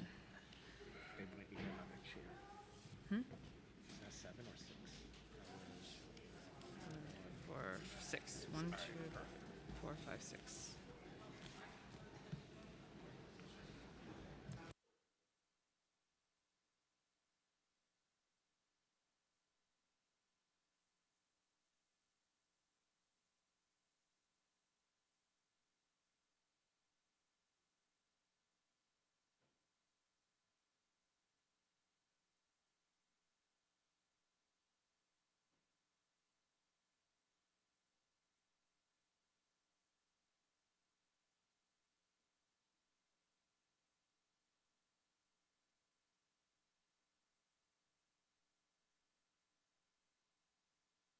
And Mark Safman.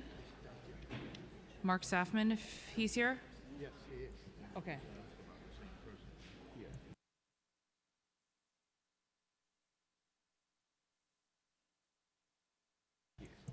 Okay, great. So feel free to start, and Again, hopefully you guys have all submitted your written testimonies as well. So thank you all for being here, and feel free to start. Yes, on this. Hello, my name is Malaya Shefflin, and I am a tax-paying Queens resident speaking on behalf of EMS. During the hearing on June 1st, FDNY Commissioner Bonsignore stated multiple times that the priority of the department is the stabilization of EMS via pay parity, yet the council decided to focus on the reinstatement of a fifth firefighter from the de Blasio era.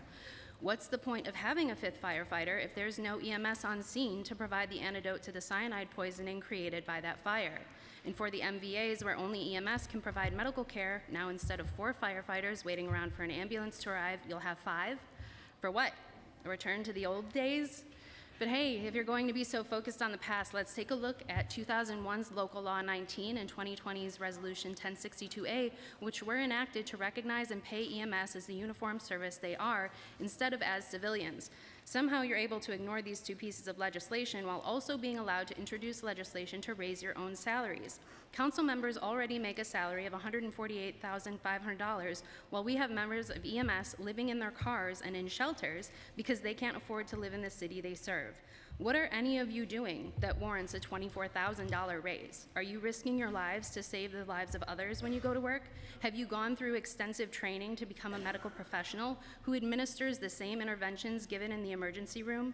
Have you had to maneuver an ambulance through New York City traffic or give CPR to a patient while keeping balance in said ambulance? No. You sit up there in a position of power that was given to you by the people of this city. You work for us, and we are dying. You may not care that Adam Benhamu, who waited 41 minutes for an ambulance before NYPD transported him themselves, died due to your failure. But there have been instances of firefighters and their families needing an ambulance, and they too ended up waiting. These are the people you would think absolutely would get preferential treatment, and yet they waited over 40 minutes while their condition worsened. I hope you're understanding the gravity here. There are no more strings to pull. EMS attrition rates are already higher than they've been in recent years. If this budget passes without pay parity, there will be a mass exodus, leaving an already severely understaffed service in shambles. But maybe the rumors are true. Maybe the city wants EMS to collapse in hopes of breaking their unions to ultimately combine all under one. And while your continued inaction fans the flames of a systemic EMS collapse, you or a loved one may find yourselves in need of their services. There already aren't enough paramedics and EMTs to go around. So no matter who you are, council member or not, you or your loved one may die while waiting for that emergency medical care. You may feel indifferent about sacrificing the lives of your faceless constituents, but the time will come when it affects you directly, and your shiny title and bloated salary won't be there to save you. Only EMS can do that. Okay.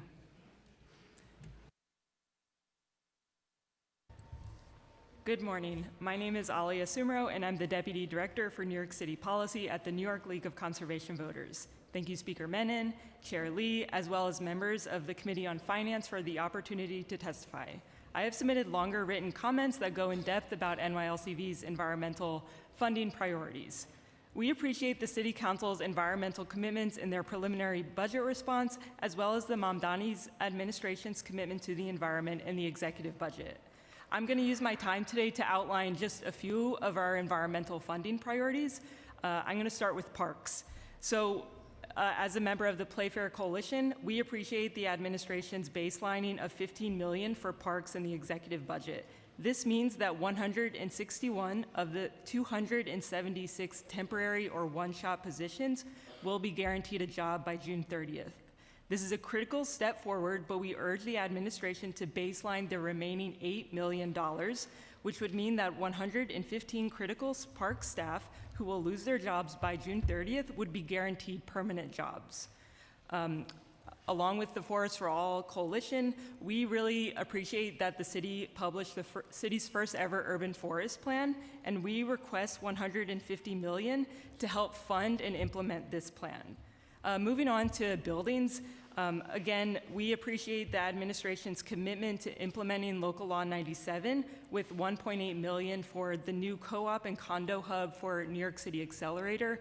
We want to continue to underscore the importance of funding to help implement that law. Moving on to transportation, we appreciate the City Council's support for fair fares, and along with other advocates, we really urge the city to expand eligibility to 300% of the federal poverty level, and my written testimony outlines more on that front. When it comes to zero waste, we are pleased to see the strong funding for waste containerization, and we support the Community Composting Network's funding request. I'll wrap up.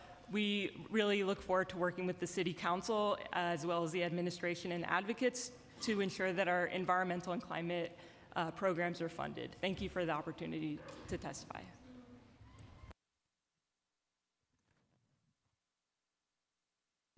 Okay.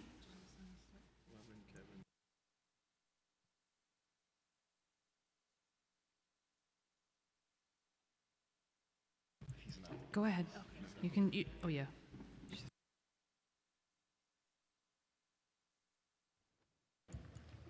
Oh, okay. Good morning. My name is Mark Softman. I moved to New York City in 1997, and I've been here about 30 years. In 1986, I had an acoustic neuroma removed, and I started living as a deaf-blind individual. June is Deaf-Blind Awareness Month. Helen Keller's birthday is on June 27th. She was born in the same year as Roger O'Kelly, who was the first black deaf-blind man to graduate from law school. They're vastly different people, but they're both amazing. Helen Keller, people look at her and they remember her name. Helen Keller was someone who dealt with a lot of people who were in positions of power like yourselves, who absolutely were ignorant. We're here to talk about the basics of deaf blindness. It's a combined vision and hearing challenge. I'm not deaf. I'm not blind. You can't talk to someone who's blind. You can't talk to someone who's deaf and expect them to understand anything about being deaf blind. Unfortunately, people don't understand that, and no one really understands that. In America, there's 2.47 million deaf blind. In New York, we have approximately 120,000 deaf blind individuals. In the city, it's 51,228. There's about 197,000 people with vision challenges and 181,000 people with hearing challenges. It comes from the American Community Survey. I reached out to the Institute on Disability. I'm helping write a law to create a statewide co-navigator program. Our deaf-blind community, you have to understand that there's a range. I am sighted deaf-blind. The majority of our population is older because as you get older, you lose your vision and hearing. Leading causes, we have Usher, Charge, and Down syndrome. The fact that it's a combined vision and hearing challenge, it's very difficult to diagnose. I mean, you have Usher, your vision might not be declining. You'll lose your hearing, but your vision might not be declining.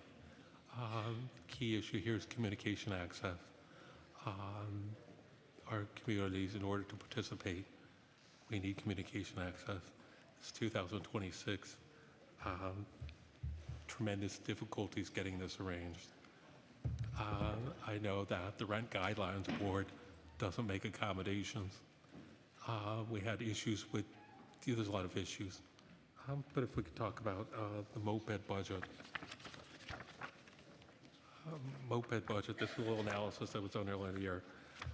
Myself and two other deaf-blind people met with the budget analysts and the disability committees people, the attorney, analysts. We told them about the Co-Navigator program. The Co-Navigator program, we use Tactile ASL, which is a touch-based form of ASL.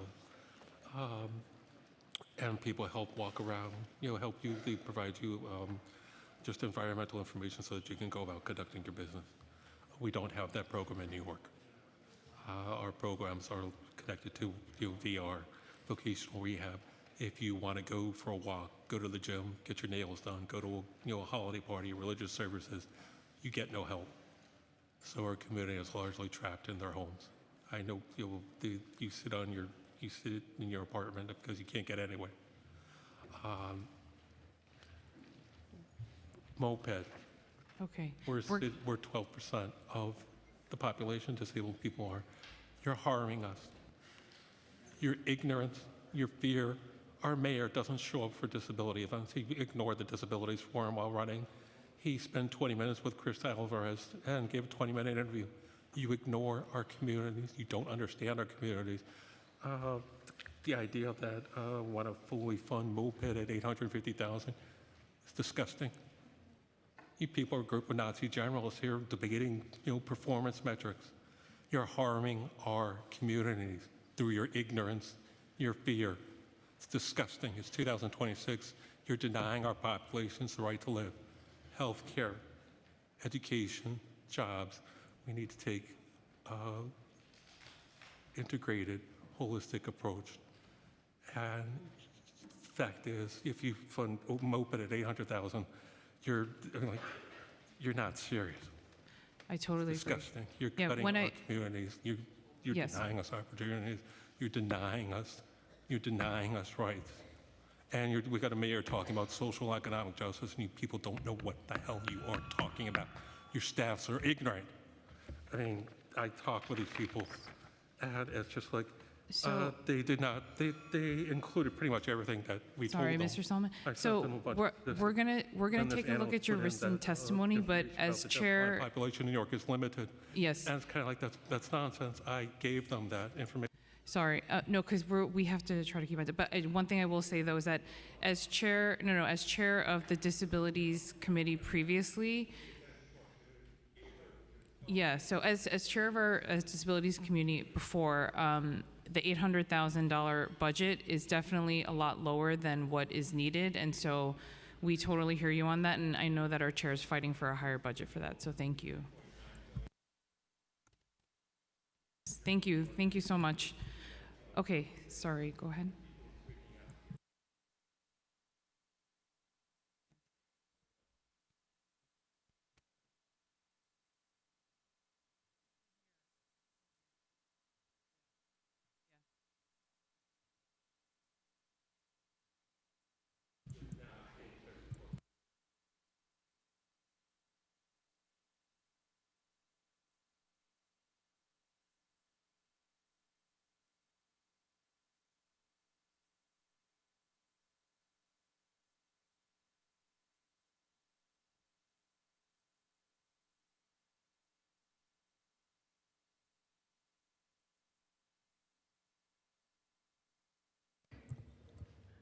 Good morning.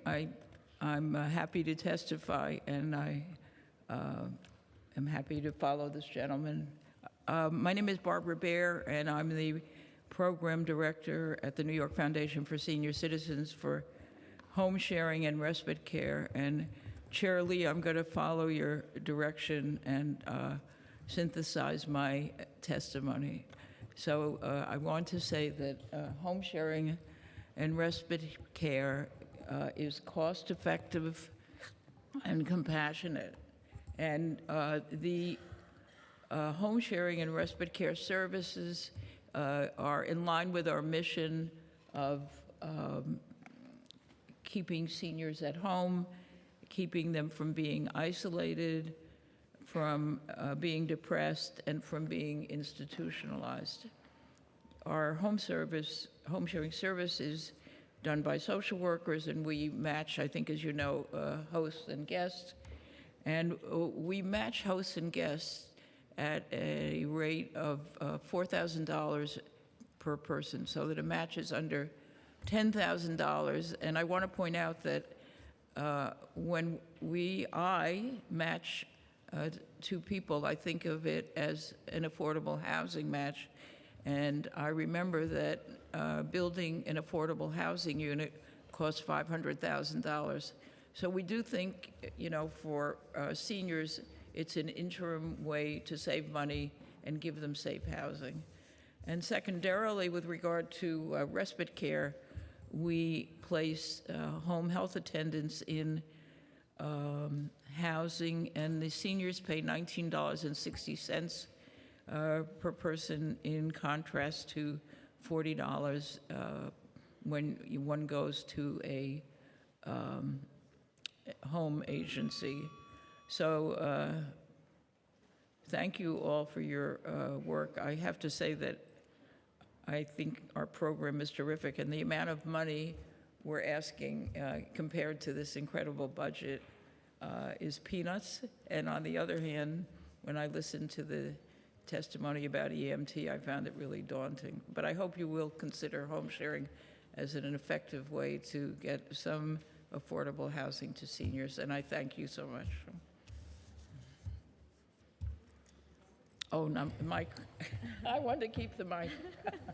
I'm sorry. That's all right. Good morning. My name is Catherine Bromberg, and I'm a senior staff attorney in the Employment Law Project at the New York Legal Assistance Group. I was meant to be testifying here along with other nonprofits, but unfortunately they got stuck in the security line. So I'm testifying on their behalf as well. The Employment Law Project at NILAG provides client-centered, community-based legal advocacy for low-wage and immigrant workers facing exploitative labor practices, discrimination, and harassment. NILAG strongly supports increased funding for the New York Commission on Human Rights, which is needed now more than ever in a climate where employees face far greater federal hostilities to their rights. An approximate 10% cut to funding for the Commission would be a blow to the already besieged agency and its attending staffing shortages. We ask the City Council to support an increase to the Commission by $10 million to a total of $25 million. This revision to the budget would be minuscule, comprising only 0.02% of the city budget. However, the impact would be vast. The Commission has been operating on a shoestring budget, and further staff attrition will continue to deprive many low-income New Yorkers of means to vindicate their rights. It has, at times, only been equipped to hire one staff member for every 2 who depart. Further cuts will not only harm the employees at the Commission, but would diminish their ability to provide services to so many workers in need. There are simply not enough employment attorneys in the city to represent every working-class client, and it is even more difficult to find advocates where damages may be low due to employees' meager wages and lower back pay awards. Therefore, one of the most significant assets of the Commission is its ability to support pro se employees. Now, cases languish for years at the Commission, as each time a staff member departs, it can take 6 months to reassign a new employee to a case, leaving clients in the lurch and without consistent support.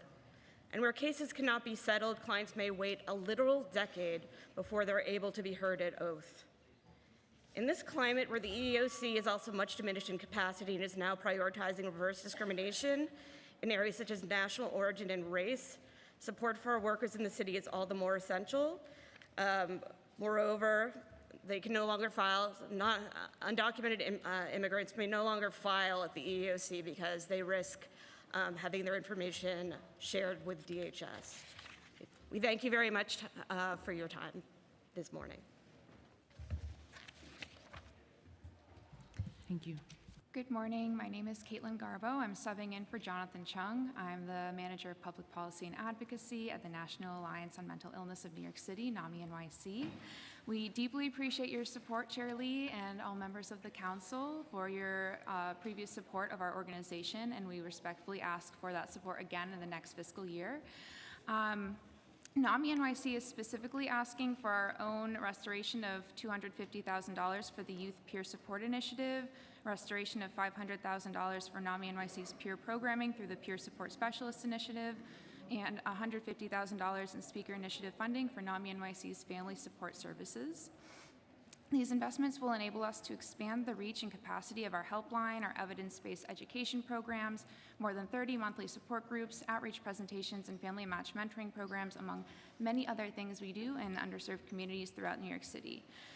Additionally, as the Council considers the executive budget, we would like to highlight a few other things. Resources to bring vacant supportive housing units back online, the expansion of the capacity of crisis respite centers and crisis stabilization centers, expanding the number of school-based mental health clinics, additional housing opportunities for justice-involved individuals living with SMI, and we urge the city to increase baseline funding for IMT teams to at least $66.3 million, $22.8 million for ACT teams, and $6 million for FACT teams. And while we appreciate the increase in funding for Be Heard, we are still falling short. We want to make sure that there's citywide coverage, 24/7 availability. Mental health crises can happen anytime, anywhere in New York City, and we deserve crisis response led by professionals and peers trained in de-escalation and trauma-informed care. We also believe that the correct crisis intervention today model for crisis response should be adopted. And lastly, just again, for more than 40 years, NAMI NYC has supported lives and families. We've strengthened the community. We look forward to continuing to collaborate with you, and we'll be in touch. And please read our full testimony written online. Thank you. Thank you. Just wanted to say deeply appreciate all of you here because we know you're providing such essential services on the ground. And of course, I used to be a board member of NAMI New York City, so definitely appreciate legal services, seniors, environmental programs, all super important and things that we are definitely fighting alongside you all on. So thank you so much for your work. And I know that Malaya left, but I wanted to actually just for the record comment that we hear her concerns and her frustrations, and that is why as we saw in the last panel, we do, want to reiterate the importance of our EMS, EMT workers and that they do need to be paid a salary that is livable. So, okay. And does anyone have questions for this panel?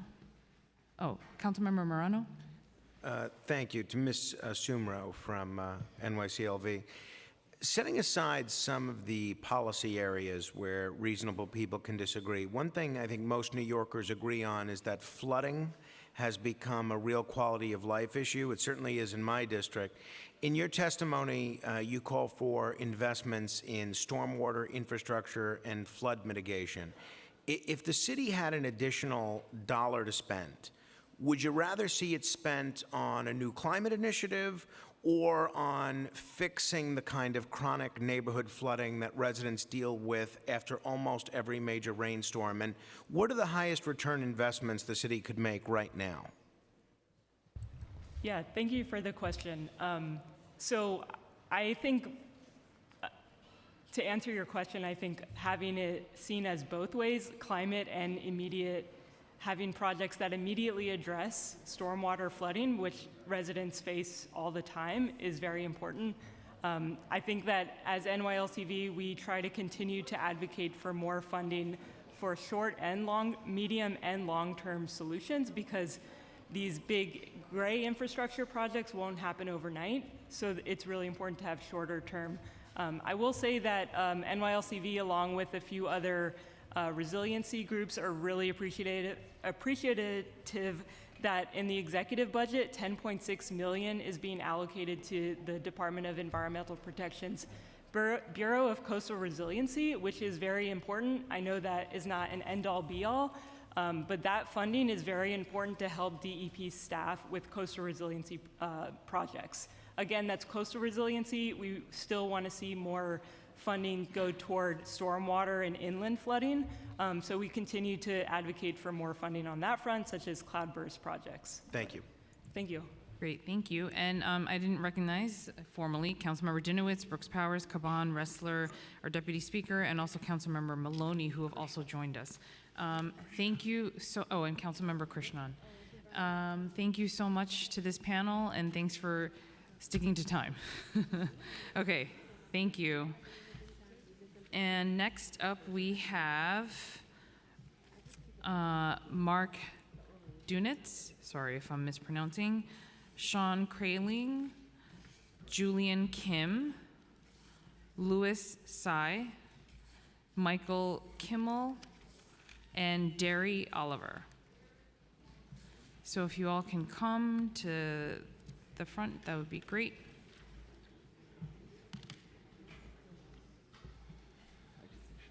So Mark Dunitz, Sean Kraling, Julian Kim, Louis Tsai, Michael Kimmel, and Derry Oliver. Okay, so as a reminder for folks that came in a little later, we are trying to stick to our 2 minutes as best as possible. And so if you hear the buzzer, if you could just summarize your testimony comments, that would be awesome. So feel free to go in whichever order you all want. We could start on this side or this side. Yes, and just identify yourselves, yeah. Speaker, Chair, members of the committee, thank you for having me. My name is Mark Dunetz. I'm the president of New Visions for Public Schools. I'm asking you to restore $8.9 million for the New Visions data portal in the fiscal year 27 budget. I spent my entire career in New York City education as an ESL, as a social studies teacher, later as a founder of a career and technical education high school for television and film careers in Queens. and now leading a 37-year-old trusted nonprofit staffed by people who made the same choice to spend their working lives in our public schools. We didn't come to this work as a technology company, we came to it as educators. That's why we built the portal. The people doing this work, counselors, social workers, teachers, principals, simply did not have the tools they needed. The information to help a student was scattered across systems that didn't talk to each other. So with input from thousands of educators, we built the tool we all wished we had when we worked in schools. Today, over 18,000 staff across the system use this software platform to plan for students, catch the ones falling off track before it's too late, coordinate with people supporting them, all in a single real-time view.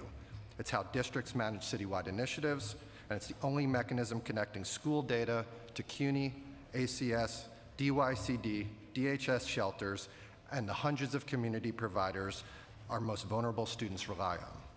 Cutting this investment or reducing it by a few million also threatens more than $5 million in annual philanthropic investment that extends every city dollar, and it derails a development roadmap built with scores of partners across city agencies and CBOs. And there's no cheaper path. For-profit vendors would charge many times more than this contract for the same scope, and as we all know, the DOE has no precedent for building software this complex in-house. Turning our backs on what took a decade to build would be a tremendous setback for our schools, our social service providers, and the students and families they serve. Thank you for your time. Go ahead. Good morning, and thank you for having me today. Oh, Is your do I have to press the button? Yeah. Just make sure the red light's on. There you go. Is that good? Oh, closer. Close? Yeah. Good? Yes. Good morning. Thank you for having me today. My name is Sean Kraling. I'm founder and chief executive officer of Crayco Inc. Between 2023 and 2025, Crayco provided educational services to schools within the New York City Department of Education. I'm here today to provide testimony regarding what I believe to be significant financial malfeasance and systemic failures within the New York City Department of Education. Based on my experience and the available evidence, I do not believe that these actions were the result of a single individual's conduct. Rather, I believe that they reflect the coordinated actions and omissions of certain officials within the New York City Department of Education, Community School District 3, and the Office of Special Commissioner of Investigation. In my view, these individuals failed to uphold their responsibilities to students, families, taxpayers, and the public trust. The consequences of these failures extended beyond administrative matters and directly affected the students whom these institutions and individuals were entrusted to serve. Under the leadership of Superintendent Kamar Samuels, who now serves as Chancellor, District 3 contracted for World Language Services for 2 school years, each year using the billing structure that District 3, in essence, Kamar and his team recommended that we use.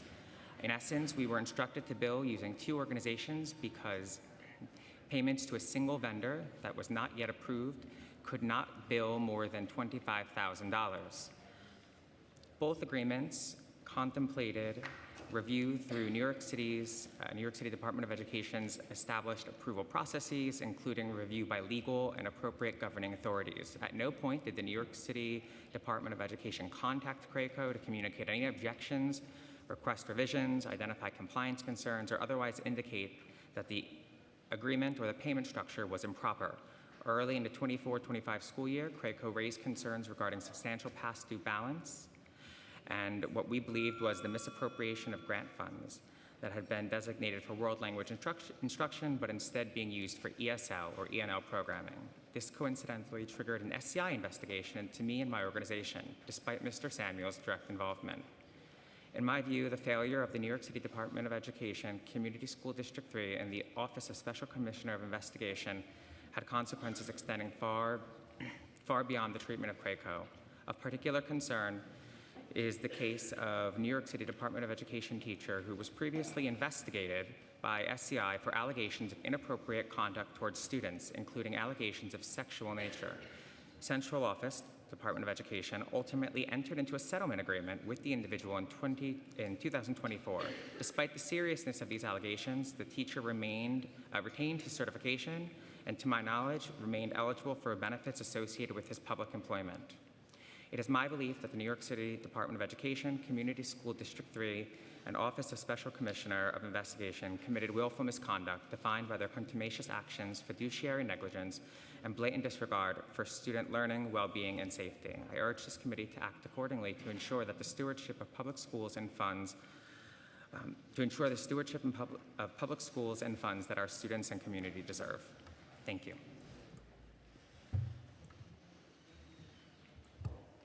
Hello?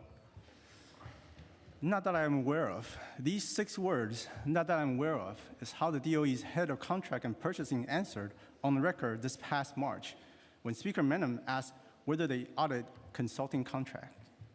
Good morning, council members. My name is Louis Tsai. I serve on CZ 26. Hold on to these 6 words. It sets up a double standard. The speaker also asked DOE for copies of 600 contracts. 3 months later, she still doesn't have them. They said that in a resource-constrained environment, producing them takes months. Now compare, on May 8th, the DOE's own CFO told CC26 that every school filing a budget appeal must be audited. District 26 has 12, 8 of them in your district, Chair Lee, and they've been audited every single year for over a decade. So, the small schools in the city get treated like they can't be trusted with lunch money. The no-bid consultancy contract doesn't even get looked at. Here's what that cost. When my son, Logan, was in 5th grade, PS 162 had to cut a teacher. Art, computer, music, gym, or science. Science lost. Not from mismanagement, but from a formula that doesn't fund schools like ours. At a moment when the whole world is arguing over AI, the New York City public school couldn't keep a science teacher because the DOE funds the small schools like it's the Stone Age. So I'll ask 2 things. 1, put 1 question to the DOE on the record. When the school gets appeals money, do you claw it back the next year? 2, baseline this funding so schools like ours stop losing their science teachers. $12.8 billion of contract budget, no transparency. 12 small schools in District 26 audited every year like they're criminals. My son is Logan. He's in 6th grade now. He should have had a science teacher. Thank you. Hi, my name is Julianne Kim. I'm a parent of a student at the Baccalaureate School for Global Education in Astoria, Queens. I'm very moved by your work and also from hearing about all the needs you're called upon to support, so thank you. I'm here to continue supporting a recurring need across many of the testimonies I've heard today, commitment to investment in one of our most critical assets of our future, which is our children. In addition to all of the pressing needs already spoken about today, our children need safe, modern, purpose-built spaces to learn and grow. They need school buildings. My son's school is a thriving, highly ranked school serving an extremely diverse community in Queens of high-performing students and future leaders. And yet the school is overcrowded in a falling apart building with no communal space to gather, no gym, no auditorium, and questionable drinking water for the kids. I ask that you please protect BSGE's promised funding for a new building. The city must keep its promise to ensure BSGE remains fully funded for our relocation, protecting the budget allocation that has already been designated for our new site. I just want to reiterate the follow-through with that. But I'm also here to support the broader district. I ask that the Office of Management and Budget officially allocate the funds needed for the School Construction Authority to build the promised 600-seat middle school and 2 650-seat elementary schools that I understand these schools were promised to the community but have not been officially allocated in the budget. There's a growing need in the Queens community. Our local Queens North community is rapidly growing. There's been wonderful affordable housing initiatives, and I highly support Julie Wan's initiatives to support the community, City Council member.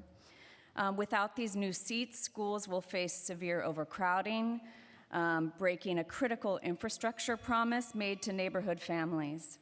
A strong community needs fully funded elementary schools and middle schools so students can thrive before they reach high school. And I'm here today to ask for your support. Thank you. Members of the committee, my name is Michael Kimmel, and as a parent of a student in MS 177, I've been deeply troubled by the organization behind rewarding our after-school contract to a new provider after having Manhattan Youth work with us for over 10 years. I knew very little about the DYCD prior to these events, so I'd like to take a moment and highlight some of the DYCD's guiding principles on their own website. Number 1, opportunities for all. Prioritizing investments to help eliminate disparities in under-resourced communities and to improve the quality of life for all New Yorkers. By taking away our provider, the DYCD is doing exactly the opposite. We applaud implementing all the new after-school seats across the city, but no one at the DYCD has explained is why it is necessary to take away from some and to give to others. Shouldn't our goal be that all schools have the provider they prefer? Number 2, stewardship. Responsible management of city resources by valuing accountability, integrity, and transparency and delivering impactful results. Where do I even start?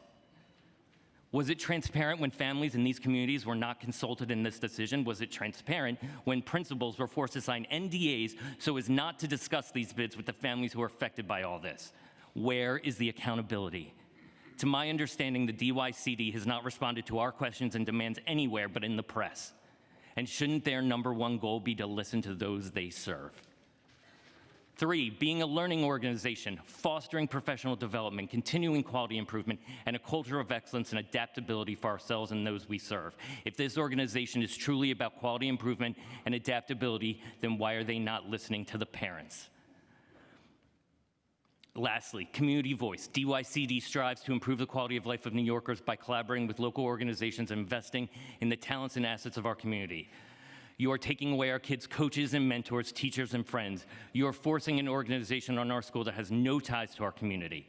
Last month, in front of this committee, the commissioner of DYCD stated that she believed our kids are resilient and will survive this change. And if you were listening, you could hear a collective scream from every parent across the city.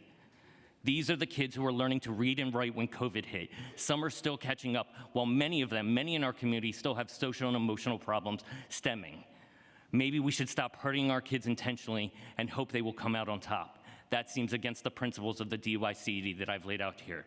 But do you know who has come through for MS 177 time and time again? Manhattan Youth. There is no email that goes unanswered, no phone call unanswered, no question left up in the air. They work tirelessly to make sure that not just that our kids are safe, but that they thrive. While the DYCD has many ideas written on their website about the culture they want to create, the organization that truly embodies every one of those principles is Manhattan Youth. I strongly urge you to reverse this heinous decision. Thank you. Thank you so much. I know that a few of our members have questions. We'll start with Councilmember Janowitz. Thank you, Chair Lee. So this council has been clear and consistent. Speaker Menon, under the leadership of Speaker Menon, myself, the council, and particularly the Committee on Education, which I chair, are deeply concerned with contracting, including no bid contracting, the efficacy of contracts and the lack of oversight in DOE contracting in particular. I want to ask two of you some questions so we get a better understanding of what it is like in the DOE, the decisions that are made and how that impacts our children. Mark, I want to start with you from New Visions. You testified it's an $8.9 million data portal, and you said it leverages how much money in private funding? Consistently $5 to $6 million additional a year. Okay. So the total cost of the portal is $15 million, but the DOE pays $8.9 million of that. Correct, and we estimate that a private for-profit vendor would probably charge at minimum $25 million for this level of personalized software development. And they had testified at the executive budget hearing from my committee that you work with DYCD, DHS, ACS CUNY, almost every single school. They testified 1,543 schools. It's almost all of our schools use the portal. But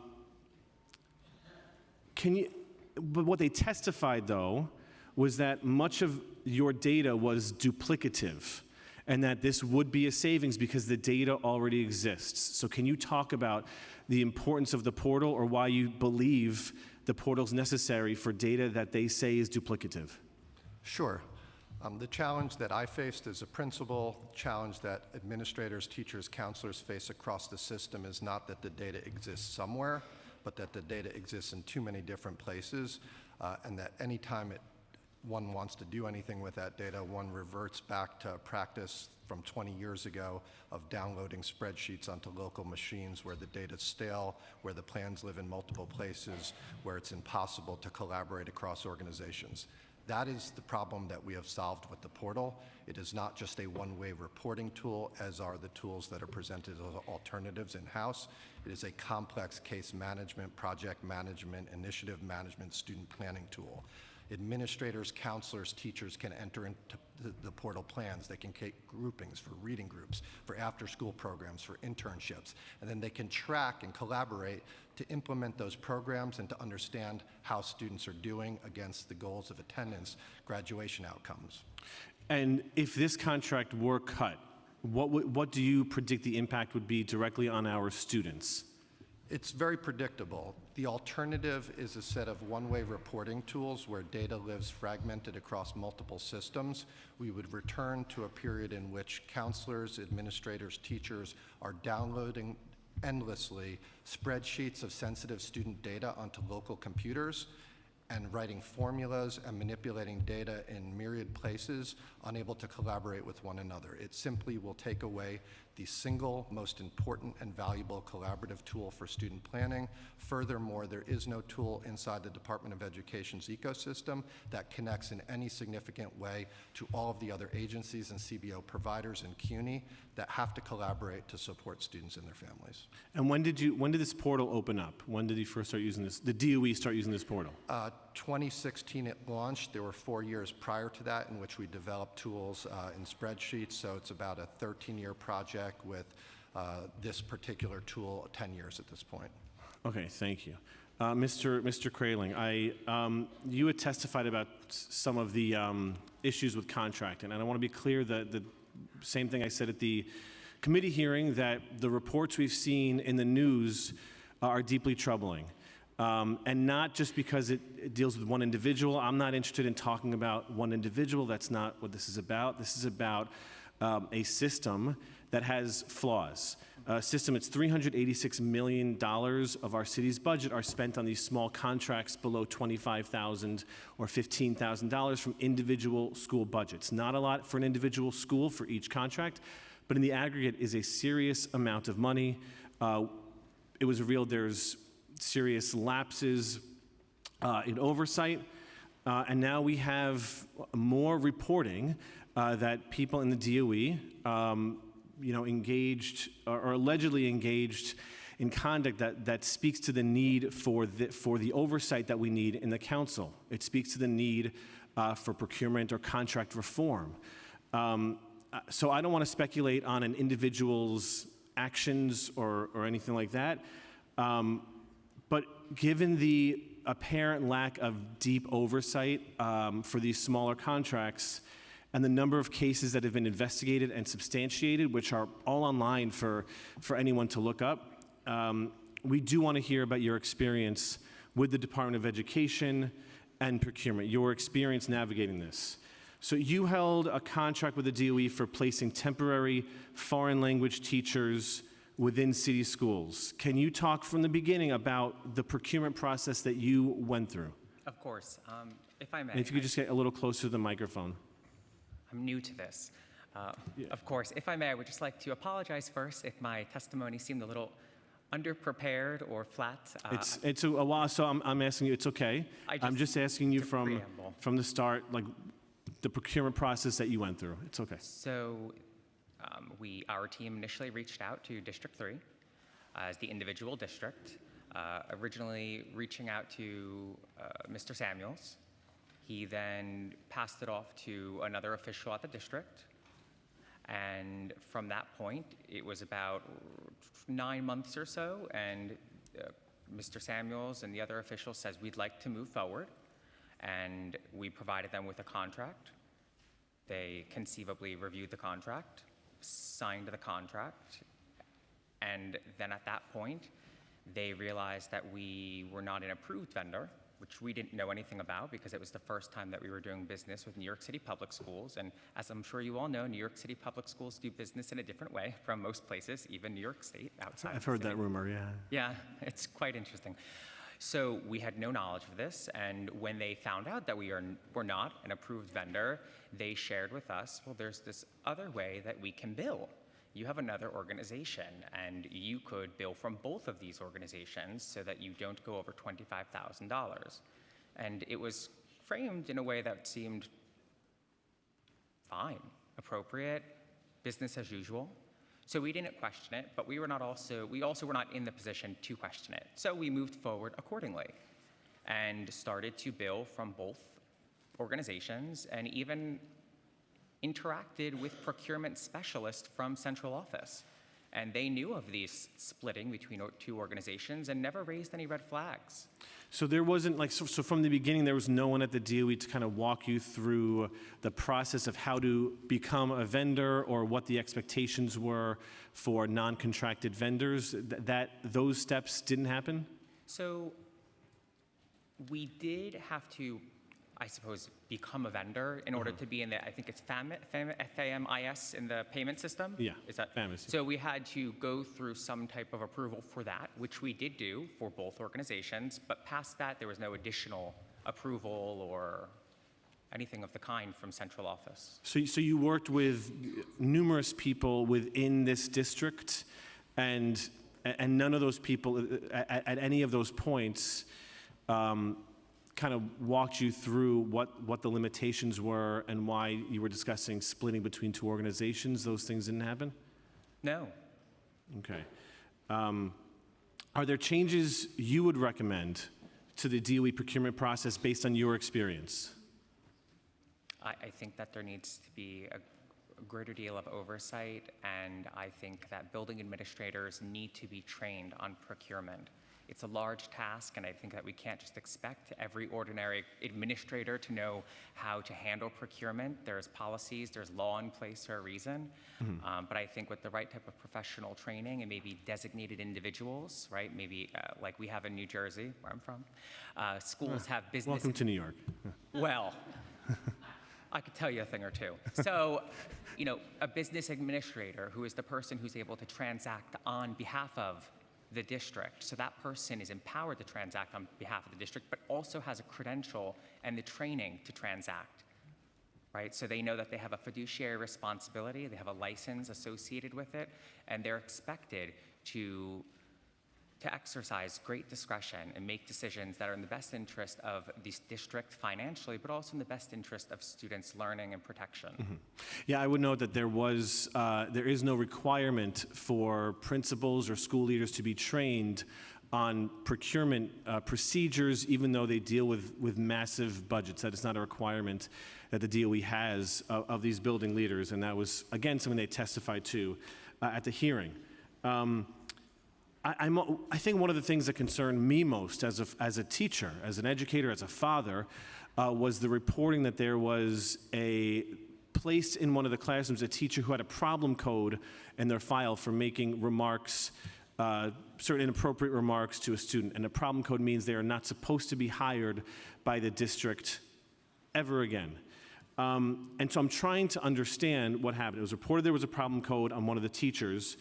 To your knowledge, whose responsibility is it to vet the teachers, and are you provided information from the DOE about which professionals have problem codes in their files such that they would have been barred from entering or teaching in a New York City public school classroom? I think it's a shared responsibility by the district, central office, the individual districts, and any vendor to ensure that the individuals we're putting in the classroom are safe adults for our students and have the requisite education and so forth to be in that classroom. Unfortunately, as a vendor that wasn't approved, we did not have access to this problem code, which resulted from inappropriate conduct, including touching of some sort, just to clarify. Yeah, there were allegations of touching and racial remarks as well. Yes. However, Interestingly enough, District 3 did run clearance checks on some of our teachers, and I have copies of those, but not on that teacher. I never received the clearance check. So the teacher arrives to the campus, right? You're going to teach in person. They're going to take your Social Security. They're going to do their HR functions. And they did so for some teachers. But for this teacher, we never received anything. It was only months later that we learned that there was a problem. And unfortunately, when we pushed back to understand the problem, we were met with resistance and basically told it's none of our business. So I just want to make sure I understand. The district never, you didn't have access to those files that would have indicated that there was a problem code on the file. You otherwise do background checks on every single teacher that you place in these schools, or that you recommend to these schools? We do, and we ran an extra background check on this individual because I was in disbelief, because I needed to understand, well, how did this get through the cracks? Was this person not reported to the authorities? I mean, if somebody's touching a child, they should be reported, right, to the police, district attorney, something of that sort. So I reached out to our legal counsel and said, could you please investigate this further? And there was nothing. But I learned later that it was because it was under lock and key in a settlement. Are there any other recommendations? So we've heard some recommendations about access to these files, or DOE having access to them, training. Are there any other recommendations, as someone who's experienced these contracts that you would make and want to make sure that this $386 million that we spend every year, which can, of course, potentially lead to someone with a problem code in their file entering our classrooms, that there's greater oversight over this money, that it's spent diligently, and that our students are safe? Are there any other recommendations, having experienced it, that you would make to the committee? Sure. I think that anything related to finance should also be guided by student protection. So if there's any type of spending, we need to make sure the spending is not going to result in exposing students to predators or anybody who could possibly be dangerous. And that means that central office and SCI need to be more forthcoming with this information and need to have more discussions with buildings and with vendors. And further, I would urge anybody who's able to take action to really look into why it is that the Department of Education can settle with a teacher and not report them to the authorities if the teacher has been accused of touching children or making sexual remarks to children. Why can a settlement make that go away and allow that teacher to continue to work in other public schools in the state, private schools and charter schools, just not New York City schools? Why is New York City passing the trash? Okay, thank you so much for your testimony and questions. Thank you, Chair. Okay, Speaker Menon? Thank you very much. Okay, number of questions for the panel. I think I'll go in order. Mark, on New Vision, so we are very concerned about this cut. As we said in the education hearing, this is something that we think is wrong-headed and that we absolutely want to get the cut reversed. Can you talk a little bit about what the implications of this cut mean? I know you had your testimony, but is there anything else you want to add? Yeah, I guess I would just reiterate what a unique resource it is for the New York City Department of Education and more broadly the social services and education sector to have a long-standing nonprofit doing work at this level. What it would mean is essentially setting us back 10 years to a time before we had tools to connect the education department to other agencies, and to a time where counselors, principals, district superintendents really don't have the type of modern management tools that are taken for granted in every other sector of the economy. Okay, thank you. And then let me go, Louis, I know you testified about and Sean, both of you, in terms of the no bid contract. So I will say, and I know Chair Dinowitz said this, so we are very focused on no bid contracts in general. The council passed my bill a number of months ago to eradicate the long-term use of no bid contracts and to only allow them to be used in a true emergency. We are very focused on DOE contracts, as you both have referenced, and it's something that we are going to continue to push for and ensure that we receive these contracts. The contracts are about $12.7 billion of the total DEO, not the no bid, but the contracts in general of the DOE budget. So this is something of great concern. So thank you for your testimony today. I don't know if other members are going to have additional questions for you. I do want to also, Michael, say to you on Manhattan Youth, we are completely in agreement with you on Manhattan Youth. It is unacceptable that DYCD made this change. We have sent a letter to DYCD. We met with the commissioner. I am deeply concerned about the lack of transparency over the choice to suspend Manhattan Youth, the provider that has been providing after-school programming for over 25 years to great acclaim in communities not only in my district, I know in Councilmember Brewer's district, Councilmember Maloney's district, Councilmember Epstein's district, and many other districts. So we are on the case, and I can assure you we'll continue to push on that. Thank you. Okay. We have Councilmember Morano, Brewer, and Wong. Thank you. Mike, a couple of quick questions for Mr. Kraling. Mr. Kraling, one thing I heard in your testimony struck me, and I just want to make sure I understand it accurately. You're saying that when DOE determined your company wasn't an approved vendor, the response wasn't stop the contract, but rather an explanation of another way to structure the billing? And if that's accurate, it suggests the problem may be bigger than any one individual.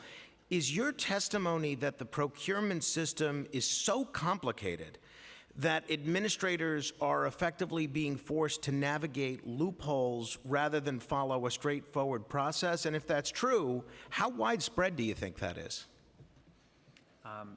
Yes, that is accurate. When they determined at District 3 that we were not an approved vendor, the solution was, well, hey, you have another organization.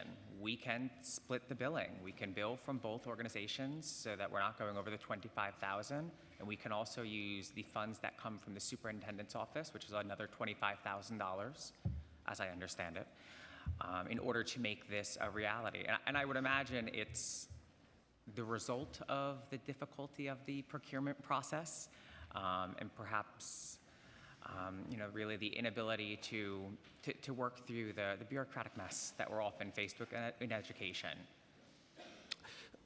And Mr. Kraling, frankly, while the contracting story is troubling, what concerns me is what Councilmember Dinowitz brought up. Even more is this issue involving the teacher with the problem code.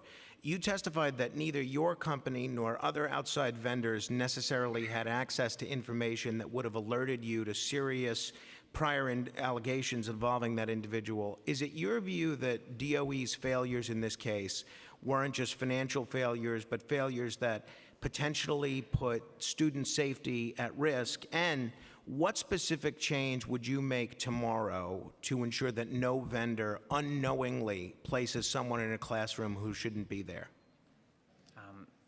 Yes, that is exactly it. It was more than a financial failure. It is a failure of student protection, which should be our first priority when we work in education, is to ensure that our students are safe, because when they are safe, they can learn.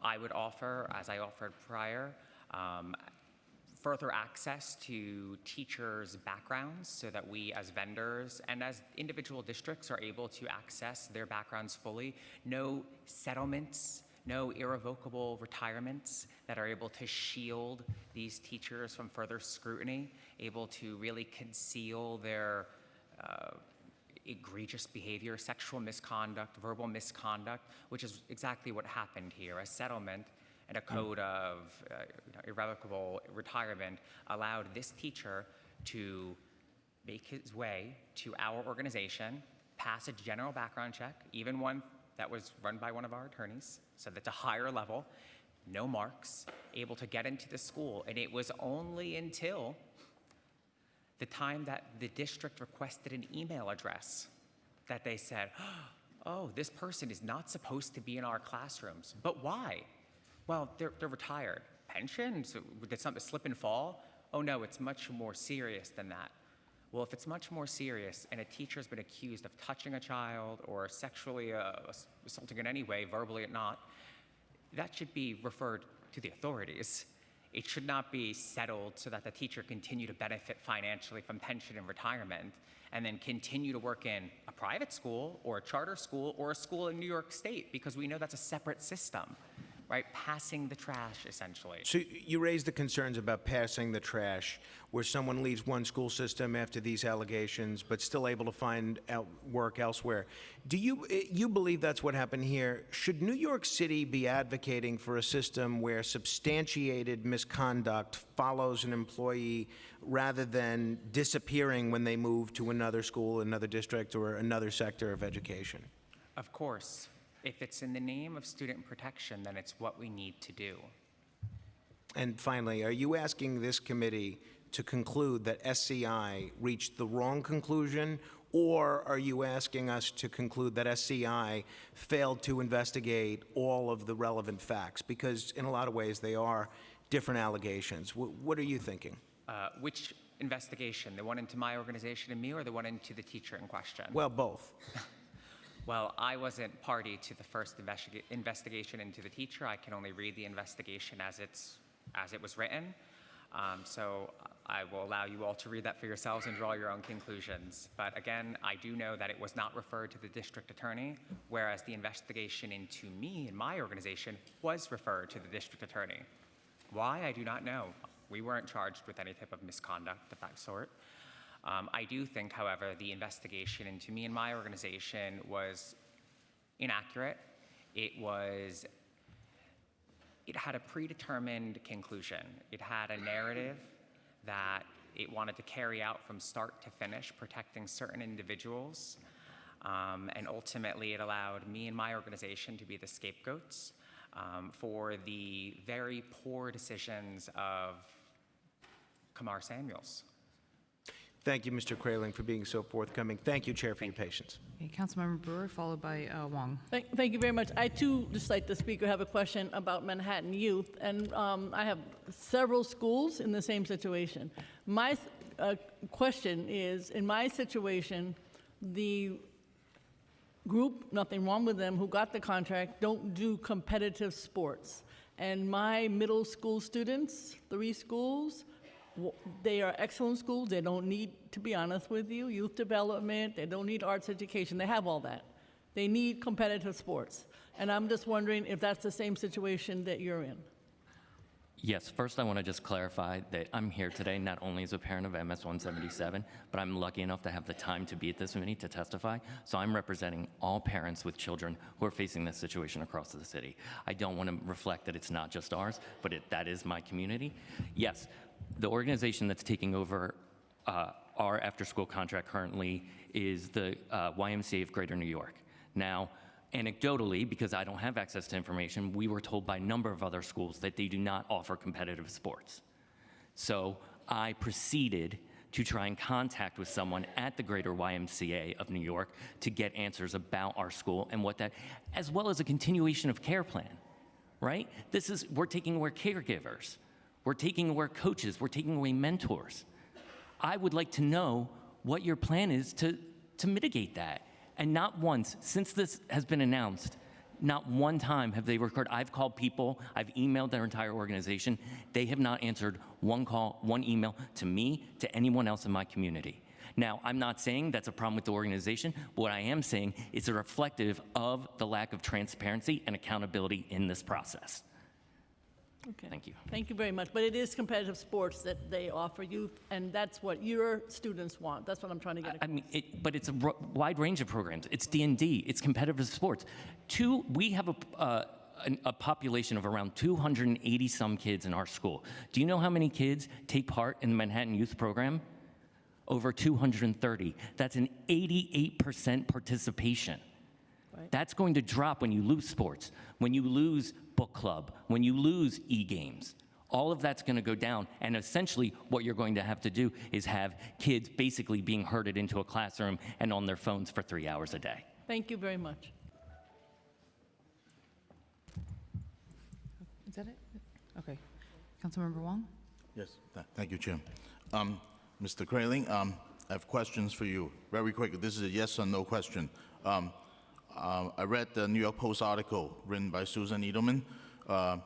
She published an email dated September 5th, 2023, in which Mr. Kamar Samuels, the superintendent of District 3 at that time, wrote to you acknowledging that your company is not an approved vendor, has no MTAC, and could not provide services beyond $25,000 per vendor ID. He then signed a $180,000 contract with you anyway. Yes. Is that right? Yes, that is correct. Okay. That email does not appear anywhere in the SCI's final report. So my question is, did you provide that email and that signed contract to SCI investigators? I provided them with everything that they requested. They requested very few things. When I offered more, they declined. See, okay, next question. The June 21st, 2024 billing breakdown, the one explaining the invoice splitting scheme across Language Learning Network, LLN, and the Reimagine Education Group, that was addressed to Deputy Superintendent Graham, but also CC directly to Superintendent Samuels. SCI quoted in that email in his final report, but removed the CC to Samuels. Is that right? Yes. Did you point that omission out to SCI investigators? I have yet to meaningfully engage with SCI. I did reach out to them on Friday, and on Monday I followed up with probably 20 PDF files. They have not further commented, and I'm waiting to hear if they will meet with me. They said that it's a possibility that they'll meet with me to discuss further. Okay, final question. Superintendent Samuels canceled your contract on March 14, 2025, according to the New York Post article. That's 2 days after SCI investigator Philip Sansone emailed you that he was opening a confidential investigation. Is that right? Yes, coincidentally. Okay. You objected to that cancellation in writing. 3 months later, Samuels promoted the deputy superintendent SCI recommended to be fired to serve as the senior director of strategy. Is that right? I'm not sure of the date, but I do know that Mariella Graham was surprisingly promoted to that role. Okay. Were you given a reason to the contract cancellation? No. Okay. Did anyone contacted you after the SCI news but before the cancellation? Before the cancellation, no, and after my interview and production of documents, SCI did not contact me again. I didn't receive a report, I didn't receive follow-up, no request. They went silent. Okay, thank you, Mr. Crayley. Thank you. Thank you, Chair. Okay, great. Do any other members have questions? Oh, sorry, we've been joined also by Councilmember Brewer, which I already called, as well as Gutierrez. Does anyone else have any questions? Well, I want to say thank you for your advocacy, because with you, giving us, sharing your information, then that help us, to push and the children in New York City are very important to all of us. And as a parent of 4, I'm here to advocate and do whatever we have to do. Thank you for your time. Thank you so much. And to your point about the after-school programs, that's something that we are definitely fighting for. And Louis, got to give a special shout out to CEC 26.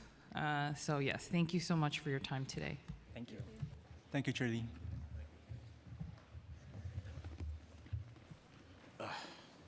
Okay, next up, we have a group of students in the house. Amani Davis Braun, Gray Bruce, or Burce, sorry.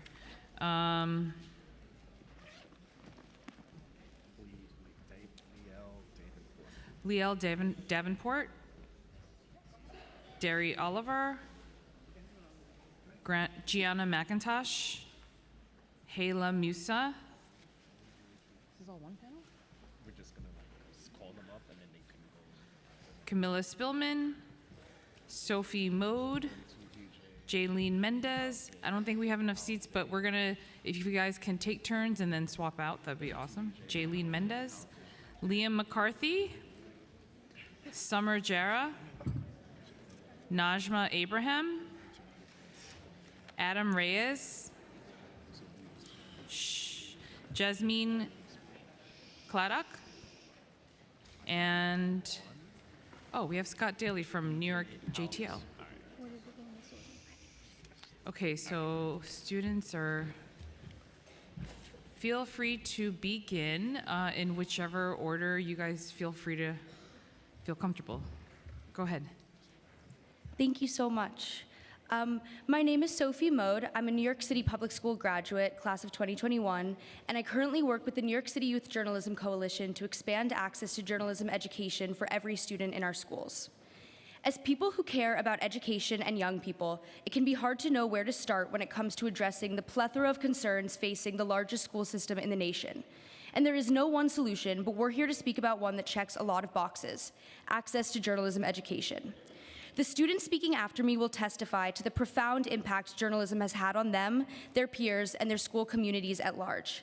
You'll hear from them the urgency for journalism education in this moment, how it fosters a culture of belonging and inclusion when divisiveness is so high, how it builds media literacy when disinformation continues to rise, how it gives their school leadership, the DOE, and you all the opportunity to hear about the issues that students and teachers care about when students have so few outlets to make their concerns heard, and how it generates career pathways that are sorely needed, particularly in building a news industry that is actually representative of our city and country. And that is on top of the reading, writing, research, leadership, critical thinking, creativity, technical, and communication skills it develops, making it a strong answer to an upcoming challenge schools will face, the new Portrait of a Graduate framework that will be required. Journalism education is the answer to the questions of our time. It's a necessity for a true democracy, and it must begin in our classrooms. We urge you to create and fund the Journalism for All citywide initiative in the FY27 budget. Journalism for All is not a short-term solution or quick fix. It is a tested, wraparound model for total support, designed to scale across the city while still ensuring support meets schools where they are instead of forcing them into a one-size-fits-all model. Currently, very few schools offer any sort of journalism education, as shown by Local Law 27, which the council passed last year, thanks to Councilmember Joseph. And it also showed that access is starkly divided along the same equity gaps that plague our school system. We've already seen the impact of Journalism for All in our pilot cohort in schools like many of the students who will speak today. And I'm so excited to introduce you to our student leaders who can tell you firsthand about the impacts of access or lack thereof. Thank you for your time. Thank you. Hello? Oh, I was just testing it. Hey, y'all. My name is Lear Davenport. I'm 17. I'm representing a school without walls located near Wall Street.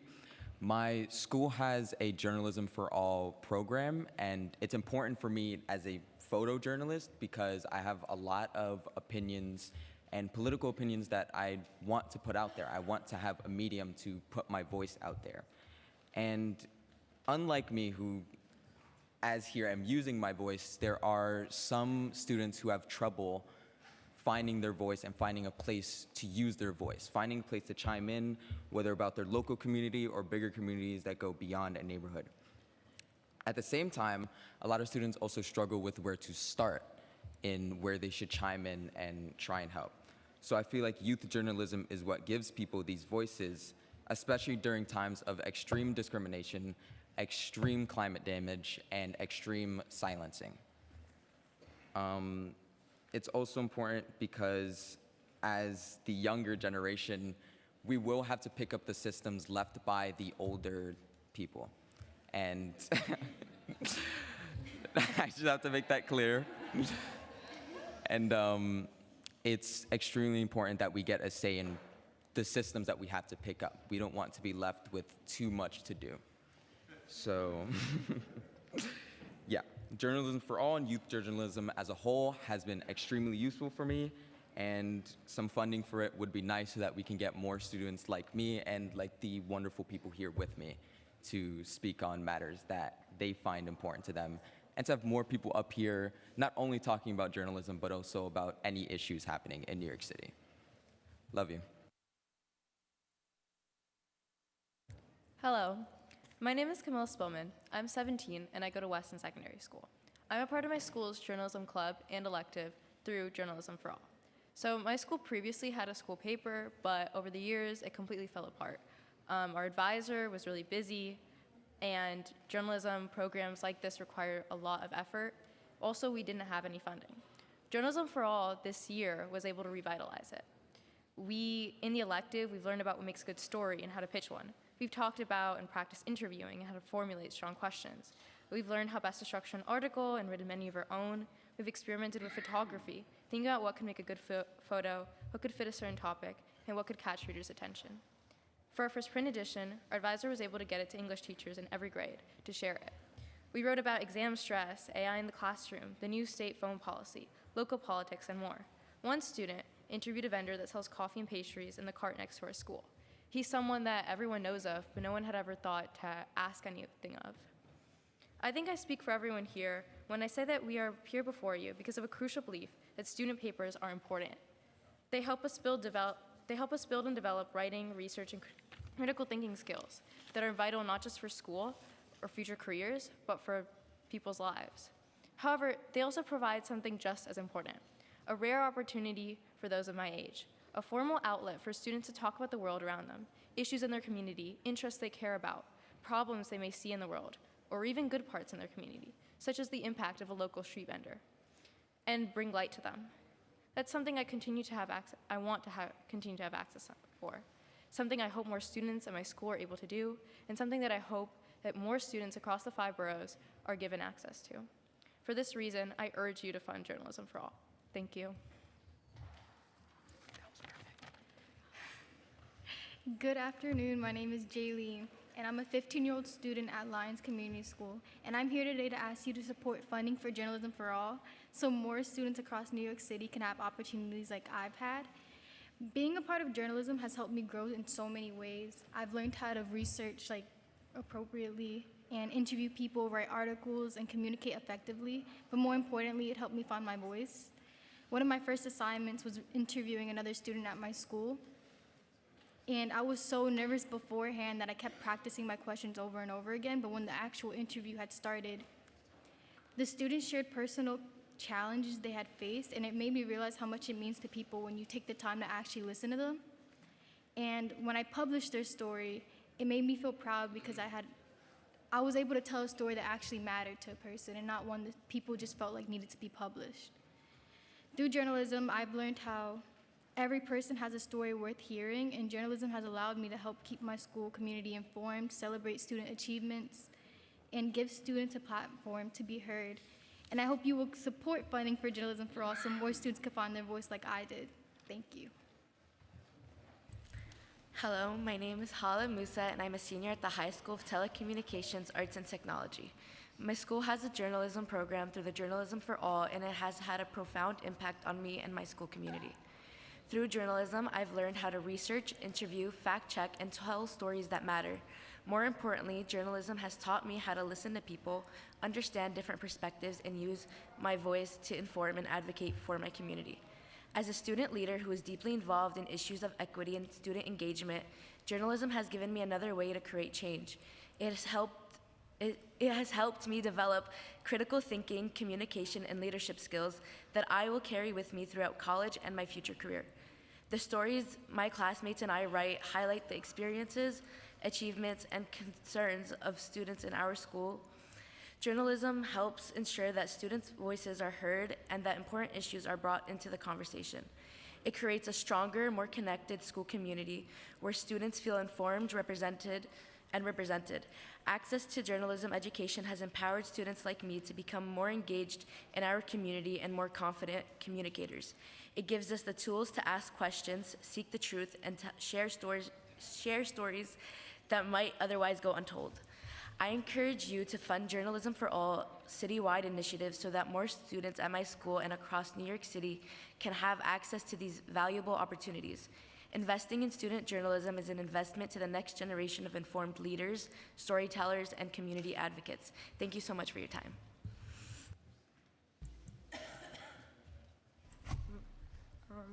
Good afternoon, and thank you for allowing me to speak today. My name is Imani Davis Brown. I am a 25-year-old, and I am a graduate of the Youth Build program.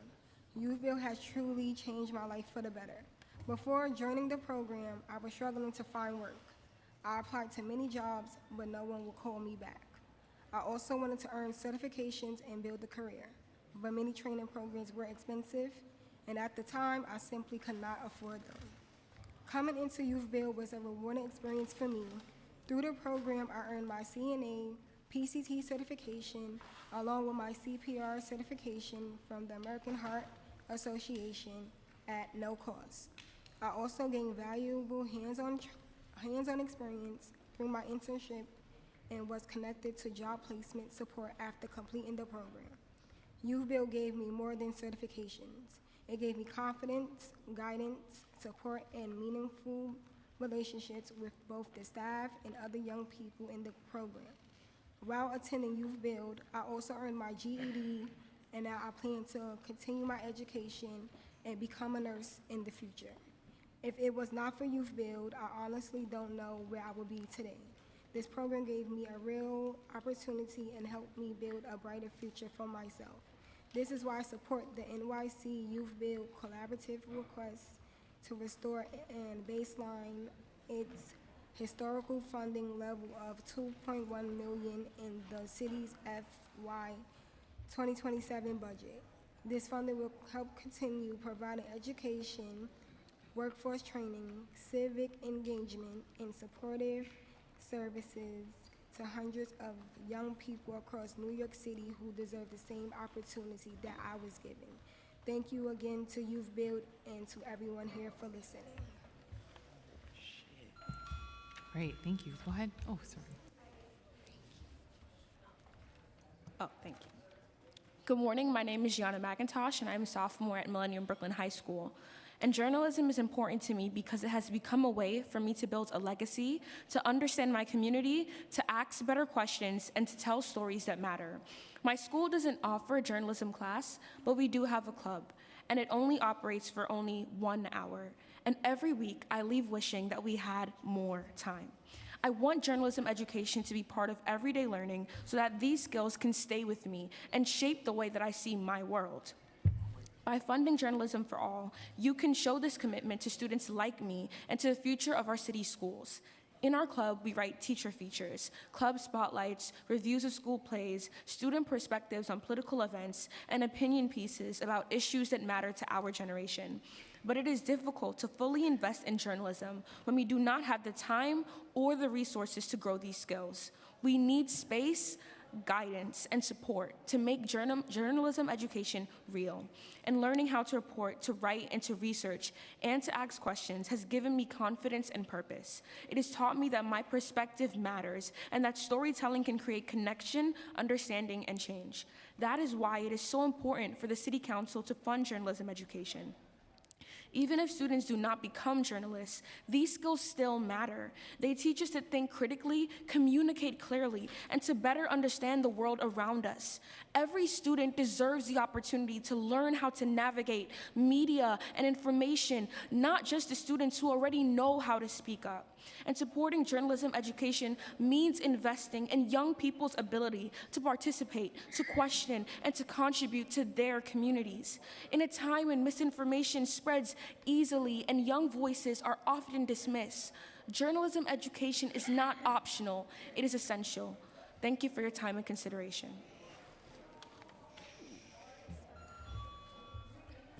Is it all?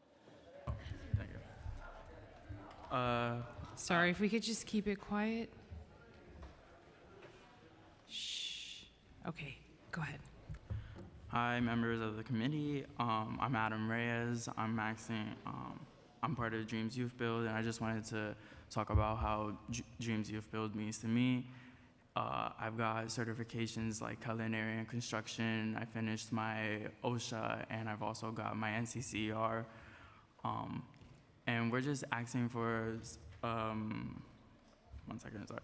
So, $2.1 million so we can get things going for other students, such as myself and others, to experience what I experienced, which is a community that helps one another and doesn't let you down. They go head to head for you and they fight for you what they need. Sorry, a little nervous. But not only that do they help you as teachers, but they help you on the sidelines with like health, getting you a job afterwards, you know, finding you a place where you could settle and like know what you're doing in the future. Yeah, that's basically what, and they treat you like family. Awesome, thanks. And you did great. Okay, are there any other students? Oh, right here. Oh, Sorry, people are swapping in. Oh, got it. Okay, perfect. Go ahead. Good morning. My name is Deary Oliver. 3 years ago, I sat in these same seats as a recent graduate of Cobble Hill High School, advocating for funding Journalism for All initiative. Now, I am back as a rising junior at Syracuse University, majoring in policy studies, law, society, and policy, with a minor in African American studies, to advocate again. The Youth Journalism Coalition has given high school students access to opportunities that are hard to find, and I am proof of that. Growing up low income, I wasn't lacking drive. I was lacking access.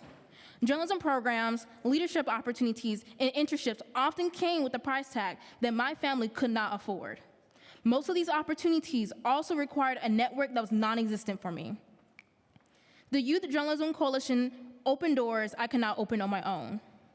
The organization meant so much to my development that I have written about the work we have done for Journalism for All in my college application essay for Syracuse University. As a previous student leader within the organization, I developed leadership skills I now apply as president of College Democrats at Syracuse University. Through the Youth Journalism Coalition, I had the opportunity to write for Teen Vogue about my advocacy work within the organization and to publish an article about my experience with mental health in the education system as a Black girl, which led me to write for the Daily Orange today. And just recently, I hosted the MLK Young Changemakers event at the Apollo Theater through connections I built during my time in the organization. The opportunities and skills I gained through the Youth Journalism Coalition have directly advanced my college career, and these students next to me deserve the same.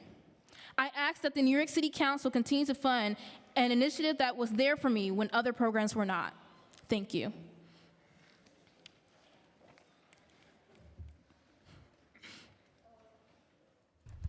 Okay.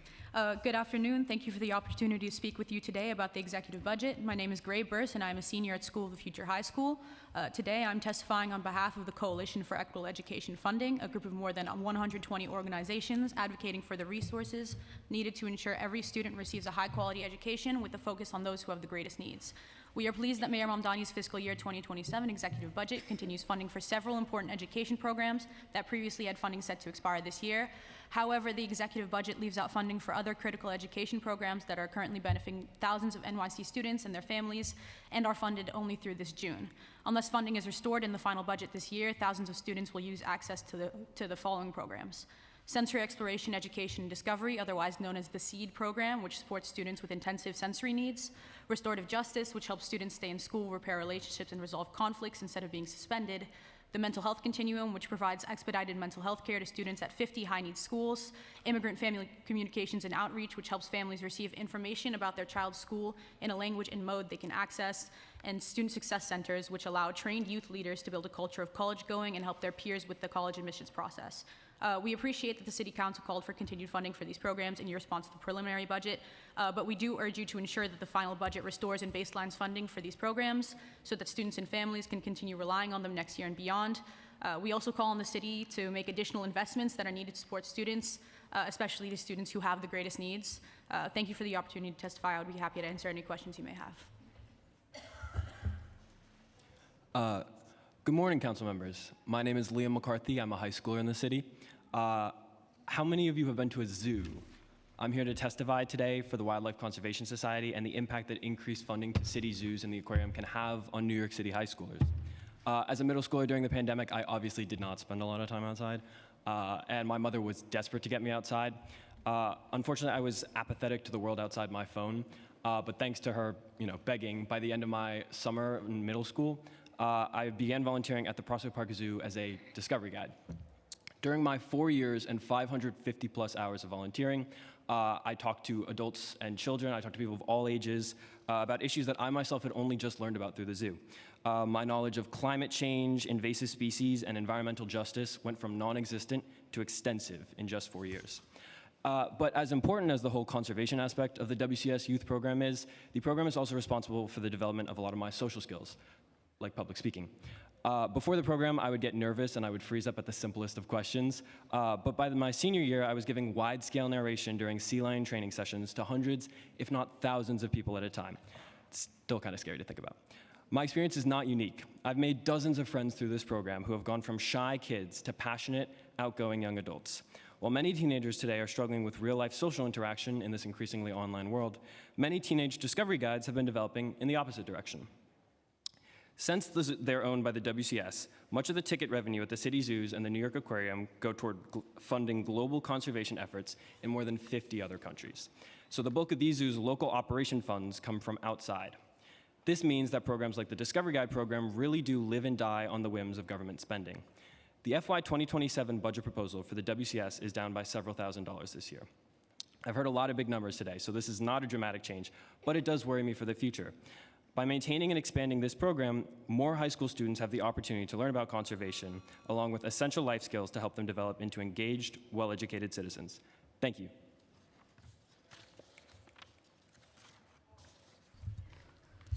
Good morning, everyone. Good morning, Chair Lee, and good morning, committee leaders. My name is Jasmine Craddock, and I'm 18 years old. I attend Dreams Youth Build located in Brooklyn, New York. Before joining this program, I was lost and unsure about my future. Dreams Youth Build gave me the structure, the self-discipline, and the confidence I needed in myself to be who I am today. Since joining this program, I earned my CPR certification, completed my 30-hour construction safety training, graduated with my high school diploma, and was accepted and enrolled into the University of Maryland Global Campus. I then became a registered behavior technician, and I'm continuing my ongoing career, hopefully to become a BCABA. I would love for other young adults who feel as lost and confused about their future to know that there's faith and there's hope for them. Programs like Dreams Youth Build give young adults and young people the opportunity, the education, encouragement, and support that they need to believe in themselves and for a better future. There are many young people who need guidance and support and don't have the access to the resources too. I urge the committee to support New York City Youth Build Collaborative request for $2.1 million so more youth across the New York City could continue receiving the opportunities. Thank you for your time and consideration. Thank you. Are there more students? I don't want to cut anyone. I know Scott Daly, also you're part of this panel, if you could come up as well.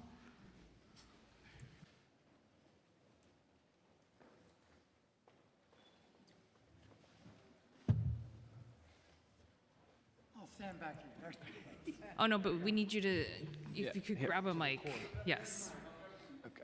Grab a mic.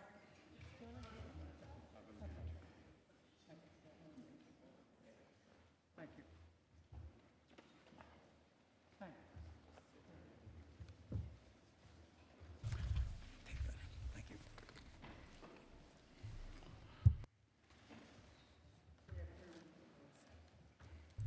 Am I back on? Here I go. Thank you very much. Sorry for the disruption. Chair Lee, thank you very much. Council members, thank you very much. My name is Scott Daly. I'm the Senior Director of the New York Junior Tennis and Learning, better known as NYJTL, throughout the city. We provide free tennis lessons for kids throughout the city of New York, in all 5 boroughs, in all 51 council districts. We've been doing this for over 51 years. Right now, we pay our starting salaries with everybody who starts. Kids, our own SYEP, who come up through our program, $20 an hour. I'm grateful for what money we've gotten from the City Council in the past. We're asking for an increase this year, up from $800,000 to $1 million. What do? We get kids off their phone, to get them off their screen, to get them outside, physical activity. We know the value, as the council does, of kids learning by participating in an activity, by getting out there. They learn socialization, patience. They learn how to win. They learn how to lose. They know how to react. They learn how to get involved with one another. The kids that come up through our programs, we know they can't always get out to the tennis sites that we have. So in addition to the programs at the parks and at the full-size tennis courts, we bring tennis to kids in the schools through a program called our School Time Tennis Program. We teach any gym teacher, physical education teacher throughout the city of New York. We will train them. We will give them the free equipment. We want them to bring it in to their curriculum during the school day. We send our top staff in there to bring this. What is it all about? It's giving an opportunity to kids who otherwise would never have that opportunity. Are they all going to turn out to be Serena Williams or Arthur Ashes? No, that's not the point of what we do. I want to thank the council for the continued support, and I look forward to seeing you all again. Thank you very much. Thank you. And we've also been joined by Councilmember Joseph. I don't know if you wanted to kick us off with any sort of questions, comments? Yeah. Thank you. So happy to see you guys here, Journalism for All, and all the young people. Thank you for showing up budget after budget to advocate for what you need. We always say your voice matters. I'm a forever educator, so young people have always been the center of the work that I do. So thank you for being here. Thank you. Oh, go ahead. I'm just so excited. I'm so grateful to see the youth in New York City. You are the future leaders, and you are leaders right now. And take the time, educate one another, because you came here to educate us. And I have my journalists that even follow me in my office and to tell me what I need to do in terms of mental health. And thank you. I'm looking at her. I'm so proud of you, young lady. So this is you making the changes. You leading. And now you're not shy. You can go around and get others to come out to do the same. I'm so proud of you all. Thank you. And thank you for your leadership to help our kids play tennis and do all that. Thank you. Yes, thank you so much. And of course, we know New York JTL does a lot more than just the lessons, but it's a lot of team building, social emotional learning, all of those things that you provide with your students. So thank you. And of course, Journalism for All, thanks for pointing out the importance of getting outside and not being on your screens, which we know is a big problem in our schools right now with our students. My kids included. And so you really have stepped up as leadership. And I remember Derry and others testifying here a few years ago, and it's so amazing to see how y'all have grown and how you're all succeeding. So we love it. And hopefully us older folks won't create too many problems for y'all to fix. So yeah, thank you so much, everyone. And I just want to thank you for putting me in a youthful group. Oh, sorry. Tiffany Caban has a couple of questions. Sorry. Yeah, I mean, I just want to start by saying, like, you know, I echo the sentiments of my colleagues who are just deeply grateful and proud and impressed by all of you and the students have cycled in and out. And also, you know, I want to really stay grounded and rooted why you are here. You are making an ask of us. You are telling us where our dollars need to go. And, you know, one thing that I want to highlight across all of your testimonies is that you have really beautifully articulated the ways that not just these programs have changed you and your trajectory and how you navigate the world, but those of the people around you. It's, you know, you're talking about on behalf of everybody in your organizations. And the other thing that really stands out to me is that you all named numbers that are, we have an over $100 billion budget. We're talking about thousands of dollars that are a drop in the bucket, and to see what that return on an investment is. We are here, and we've been doing these executive budget hearings for a couple of weeks now, and thank you to the staff who worked so damn hard to make these things happen. But we talk about these really big numbers, and they're important things, but like, my goodness, the transformative things that we can make happen in your lives and the future of our communities, it's the best return on the budget we could possibly get. And so thank you for making that point really, really clear, so that when we go in and we're negotiating and fighting for these dollars, we're making really compelling arguments. And I can say that, like, I deeply appreciate you. You know, like, whether these programs help get you to that job, that union job in a trade that you want to be in, or that graduate program, or that whatever it is that allows you to take care of yourselves and the people you love around you, is all a beautiful path. You know, like, I'm a lawyer. I was a public defender before I did this work. And I tell people all the time, only 5% of lawyers are Latinas. And it's not because we're not smart. It's not because we're not brilliant. It's not because we don't want to be lawyers. It's because we don't get the same damn opportunities and access to programs and resources and experiences that other people get. And then when we get them, we rock with them and we do big things. And you're already doing big things. So I want to thank you again. Thank you all. Okay, so next up, our next panel is Kyron Banks, Layla Law-Gisico, sorry if I'm mispronouncing, Reverend Kevin McCall, Amber Nicosia, Ramona Ferrer,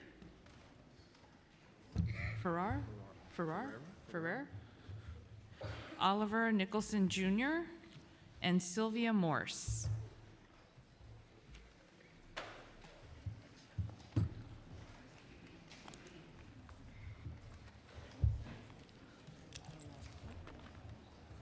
I think we may need a couple extra chairs.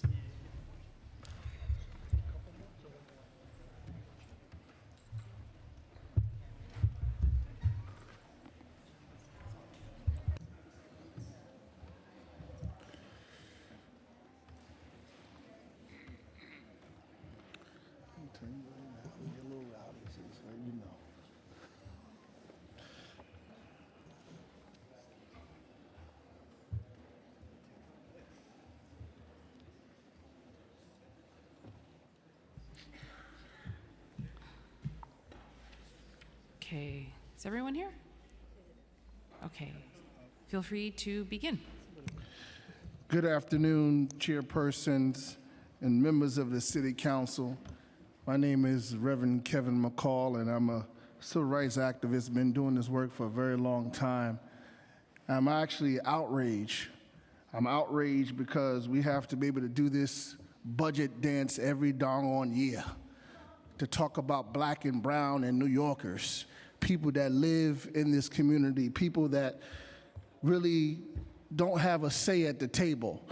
The mayor's proposed budget regarding NYCHA is absurd. He wants to try to keep NYCHA as private as possible. NYCHA is the oldest public housing that we have in this country. It's up to the City Council to oppose it. It's up to the City Council. Before we had a DSA mayor, we had City Council members that believe in the fight to preserve public housing. Before we had a DSA mayor, we had council members that was in our district that knew what it was to come to our family days, that knew what it is to be able to knock on doors to ask those individuals for your vote. You guys were elected to protect it, elected to invest in it, elected to fight for it. Yet today, under the banner of preservation, you're being asked to accept a plan that continues to transfer the public assets and the public authority and public control into the private hands. The mayor needs to understand, and you need to not support his privatization plan that he has regarding NYCHA. He needs to continue to understand what it means to save Section 9 in public housings. For years, residents have had the same story. There's no money, there's no alternative, there's no choice. But somehow there's always money to keep their private interests. So if you want to do the right thing for New Yorkers in your districts, those of you that have public housing, put those things to the side and keep NYCHA public and not private. That's what you can do. Thank you. Thank you, Chair Lee, and fellow members of the committee and council for the opportunity to testify today. I'm Sylvia Morse of Pratt Center for Community Development, a community-based planning and research organization. We join our fellow members of the New York City Community Land Initiative, or NYCLI, you'll hear from today, in urging City Council to advance its support for permanently affordable, community-controlled land and housing by increasing funding for the citywide Community Land Trust, or CLT initiative, to $3 million in this year's budget. Pratt Center has a long history of researching strategies for affordable and equitable planning and housing in New York City. Our report on Community Land Trust Gaining Ground identified CLTs as an essential tool for advancing neighborhood affordability and fighting displacement, particularly in historically low and moderate income communities of color. The report identified policy recommendations to scale and sustain CLTs citywide, including the 3 we call for here today. increasing funding for the City Council CLT initiative, which has been instrumental to CLT's affordability projects, addressing contract delays, and providing funding for CLT acquisitions. Funding the initiative at $3 million for FY27, up from $1.5 million in FY26, will provide essential support to 23 organizations, including 19 active CLTs and 4 citywide technical assistance organizations, including ours, up from 15 groups last year. Enhanced funding for the citywide CLT initiative will enable Pratt Center to expand our data analysis, mapping, community engagement, research, planning, technical assistance services to CLTs across the city. Pratt Center has not previously been funded through the citywide CLT initiative, but as members of Nicely, we've provided assistance on multiple CLT-related projects each year, ranging from research and mapping projects to longer-term community engagement initiatives. This past year, for example, we partnered with the Real Edgemere CLT to design and facilitate a community engagement to identify priorities, community priorities for commercial and community spaces on 2 lots on the CLT. In addition to individual TA, we develop and provide educational materials and programs on city land use policies, such as City of Yes and land use ballot measures, and help groups understand what the impact will be for their organizations and communities. We'd be able to expand these services, technical services, to more CLTs across the city with additional funding. We also urge Council to support the creation of a $50 million CLT acquisition fund. Mayor Mamdani's campaign platform included the creation of such a fund, which is essential to enable CLTs to seize opportunities to bring land and housing into permanently affordable community control. And finally, we echo what you'll hear from other members today about urging City Council to help address chronic delays in registering discretionary funding contracts, which hamper the impact of this funding. We thank Council for your support of new strategies to address our city's urgent housing crisis, including expanding community-controlled, deeply affordable housing, and thank you for your time. All right. Good afternoon, Chair and Council members. My name is Karan Banks, Deputy Political Director for 32BJ. 32BJ represents cleaners, maintenance workers, door persons, security officers, and many other property service workers with approximately over 90,000 members working right here in New York City. I'm speaking to you today on behalf of approximately over 5,000 cleaners and handy persons employed by the New York City School Support Services and represented by 32BJ to urge the City Council to fully fund our city schools' cleaning and maintenance workforce. These hardworking men and women employed by NYCSSS work under a contract with the DOE to provide school facility cleaning and maintenance services. They are essential in keeping our schools and communities running. This year, they've ensured schools can reopen safely and quickly after repeated extreme weather events. Our members have cleared ice and snow, sometimes reporting to their school site before the storm starts and staying until the storm ends, and ensuring that the parking lot sidewalks are clear and safe. They've helped keep buildings open when sites were used as warming centers while the cold got even worse. They've worked up to 16-hour shifts just to return back to work the next morning during regular hours. They are tirelessly dedicated to the students and their communities, and the DOE budget should reflect that. The cleanliness and safety of New York City's public school buildings must be a top priority in this budget. Maintaining our school sites is necessary to facilitate student learning as it creates a dignified and positive educational setting. Yet every year, the school funding's budget is left structurally underfunded, often leaving students' learning environments in a state of disrepair.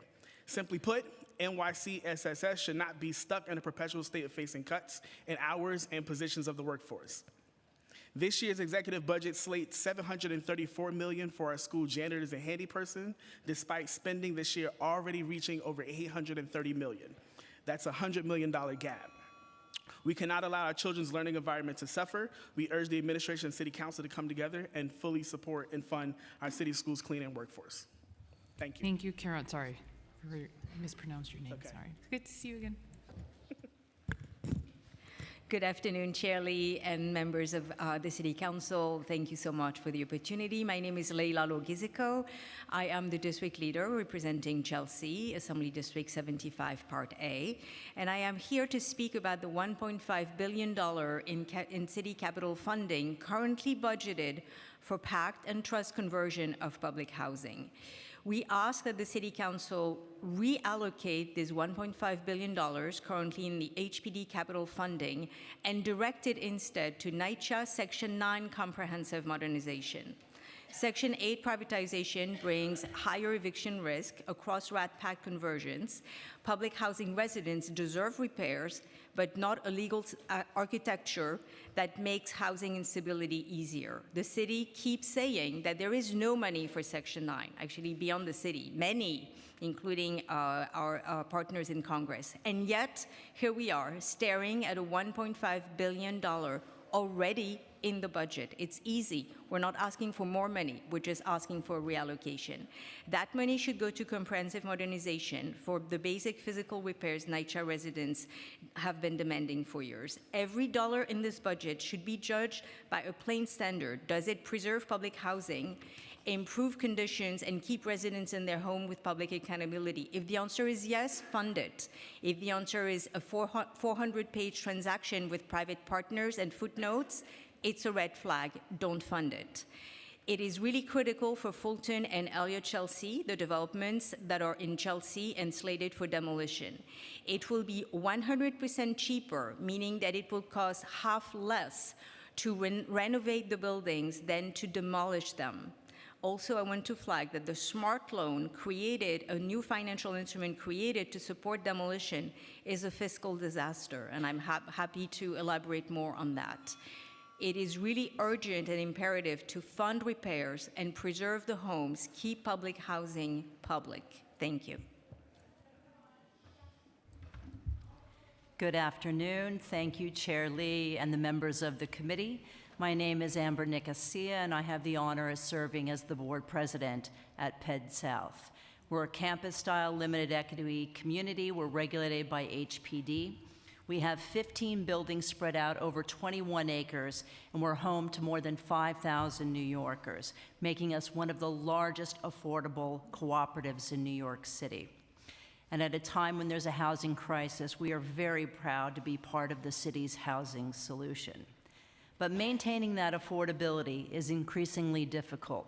Built in 1962, Penn South is aging and already requires significant capital improvements that ensure that our residents, the majority of which are senior citizens, are living in homes that are safe and consistently healthy.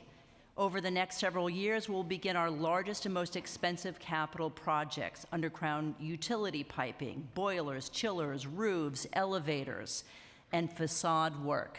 We have found out, because of a technicality, we may not be eligible for J51R, something we've relied on historically to be able to serve the needs of the residents affordably. At this time, when we're already struggling financially, we have to now be able to comply with Local Law 97. Just to be clear, make no mistake, we are fully supportive of the city's climate goals, and we want to be able to meet the challenges of Local Law 97. However, with the amount of work that needs to be done on an infrastructure level, including the electrification of a power plant, geothermal, and other improvements, we are saying to you, we could only accomplish this through partnership with the city. Please, we are willing and able to come to the table to find a solution. Thank you.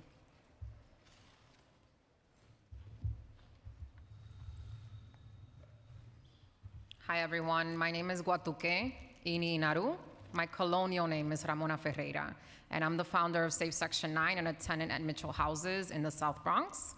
I am here to urge you to oppose Zoran's budget for public housing. This proposed budget should alarm the entire city. It is the largest transfer of public monies and assets in recent history, and it will destroy the only truly affordable housing we have in New York City that locks your rent to your income, not to AMI.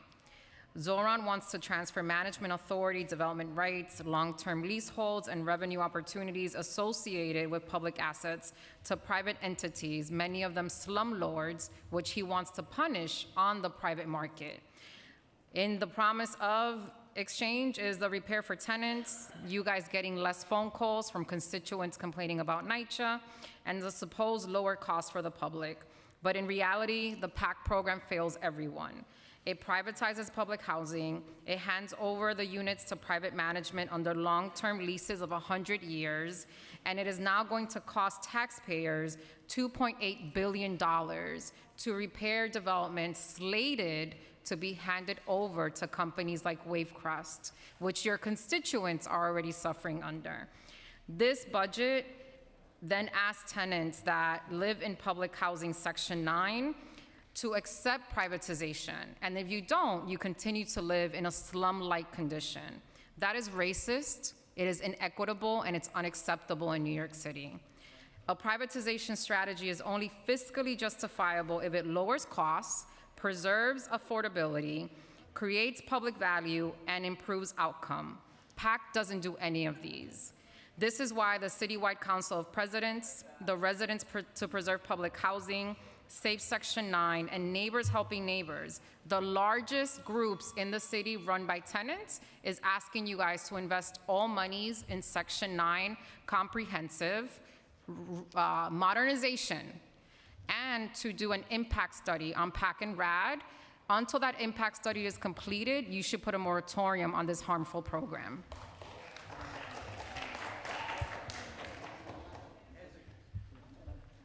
Hello, my name is Oliver, and I represent the New York Young Communist League. I was born and raised in the Bronx and currently live close to the Boston Secor houses, which used to be publicly funded and managed by NYCHA under Section 9. But on September 26, 2024, NYCHA converted the apartments to project-based Section 8, allowing Wavecrest management to take control of the property and receive public funding while doing so. On January 24th of this year, the Boston Secor houses experienced a horrific gas explosion that killed 1, injured 15, and displaced over 100. Residents later told Pix 11 they reported an electrical fire and smell of gas a week before the explosion, but Wavecrest did nothing. The Boston Secor explosion is a cautionary tale what project-based Section 8 leads to: displacement, injury, and death. Right now, the city has plans to have $1.5 billion go towards HPD, which fuels project-based Section 8 conversions. One such attempt being the demolition of the Fulton and Elliott Chelsea houses in Chelsea. This demolition is guaranteed to displace the current residents and create luxury towers most New Yorkers will never afford. We must not create or bankroll any more disastrous project-based Section 8 housing. I, along with my comrades in Young Communist League, call on the City Council to reallocate the $1.5 billion from HPD's budget towards comprehensive modernization of Section 9. Stop handing over public housing to greedy companies who'd rather see tenants displaced or dead than taken care of. Prevent the demolition of Section 9 housing like Fulton and Elliott Chelsea. Keep public housing public. Thank you so much to this panel. Do any members have questions? Yes. Thank you, Chair. Thank you to the panel members, particularly on NYCHA. I want you to expound a little on the leasing signing. We know that the administration is a big supporter of RAD-PAC, which is a get-rich scheme and a big giveaway to private developers. Can you expound a little on, particularly on the this lease signing scam that the developers are using to scam the residents to sign this lease and sign their life away? So under the program, NYCHA has to secure new leases from every tenant because, as he said, it's project-based Section 8. So the subsidy doesn't get attached to a family, it gets attached to a unit. And in order for HUD to release the financing, the subsidy has to be demonstrated that it's going to be received by that apartment. So it is critically important for the management company and the partners to come in with full units or justified empty units. So that's why you have so many vacant ones being held and being bookmarked, right? Because it makes it easier to get a subsidy for a unit that's been empty than for one where a tenant is fighting. So at Boston Secor, we actually lost the campaign to stop privatization. And the tenants were holding out and refusing to sign their leases. What happens at that time is that NYCHA and the management company, in this case Wavecrest, then start a campaign of harassment. And that campaign can range from forcing tenants into rental arrears. I have a family right now at Boston Secor that owes $64,000. And this is a senior, elderly, retired woman and her retired daughter. This is something that you see across the city. Another scam that the developers will run is that they'll try to intimidate the tenants. They'll intimidate the tenants by saying that you're going to get evicted, that you're living in limbo, that NYCHA will not provide repairs.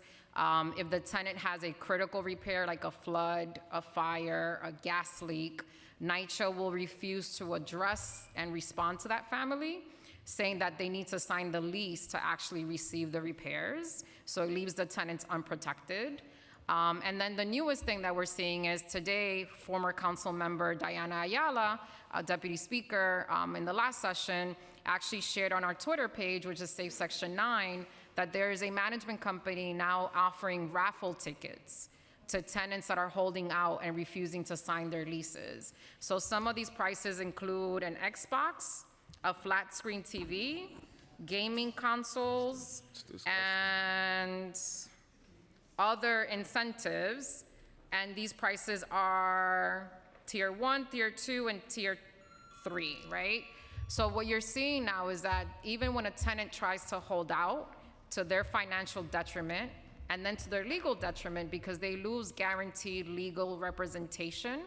Under NYCHA, when they've tried to evict me, I have counsel, and I am issued a lawyer immediately.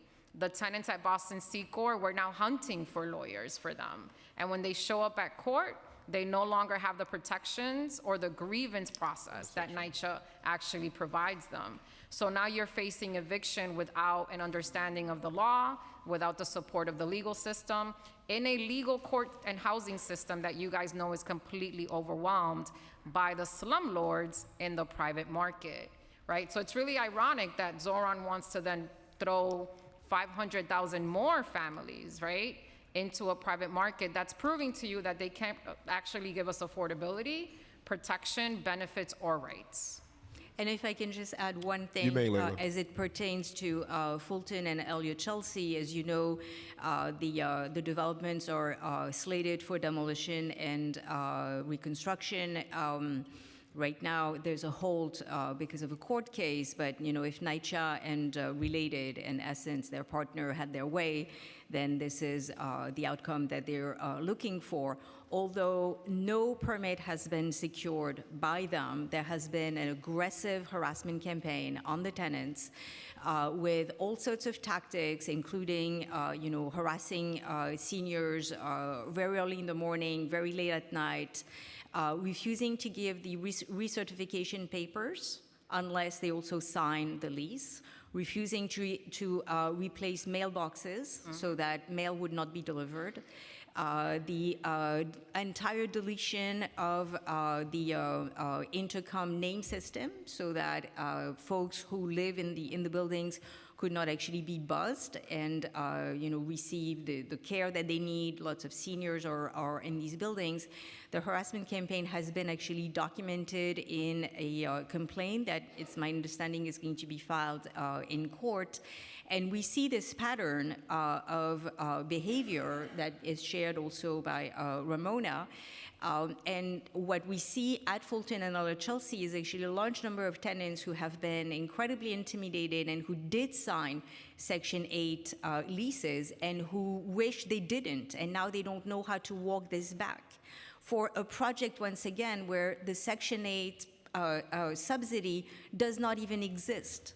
They don't even know that they will have an apartment. Right now, it is only Section 9. Section 8 has not been approved. And yet those leases are being signed by tenants. So it is incredibly problematic. The information that is being circulated is incredibly misleading. There is a lot of confusion on the tenants' end because they're given inaccurate information over and over. And this is something that can be addressed. I understand this is the budget hearing once again. $1.5 billion earmarked in the HPD bucket. This needs to be taken out of this bucket and put into the NYCHA bucket for comprehensive modernization. Once again, we present a super easy ask. We're not asking you for more money, just for money that has already been committed. Instead of putting it there, putting it over there. And this will really help saving public housing and making sure that public housing remains public. Thank you for your testimony and your advocacy. Thank you. Councilmember Caban? And thank you all for your testimony. I know that there's a lot of work to be done when it comes to public housing, and it's going to take a lot of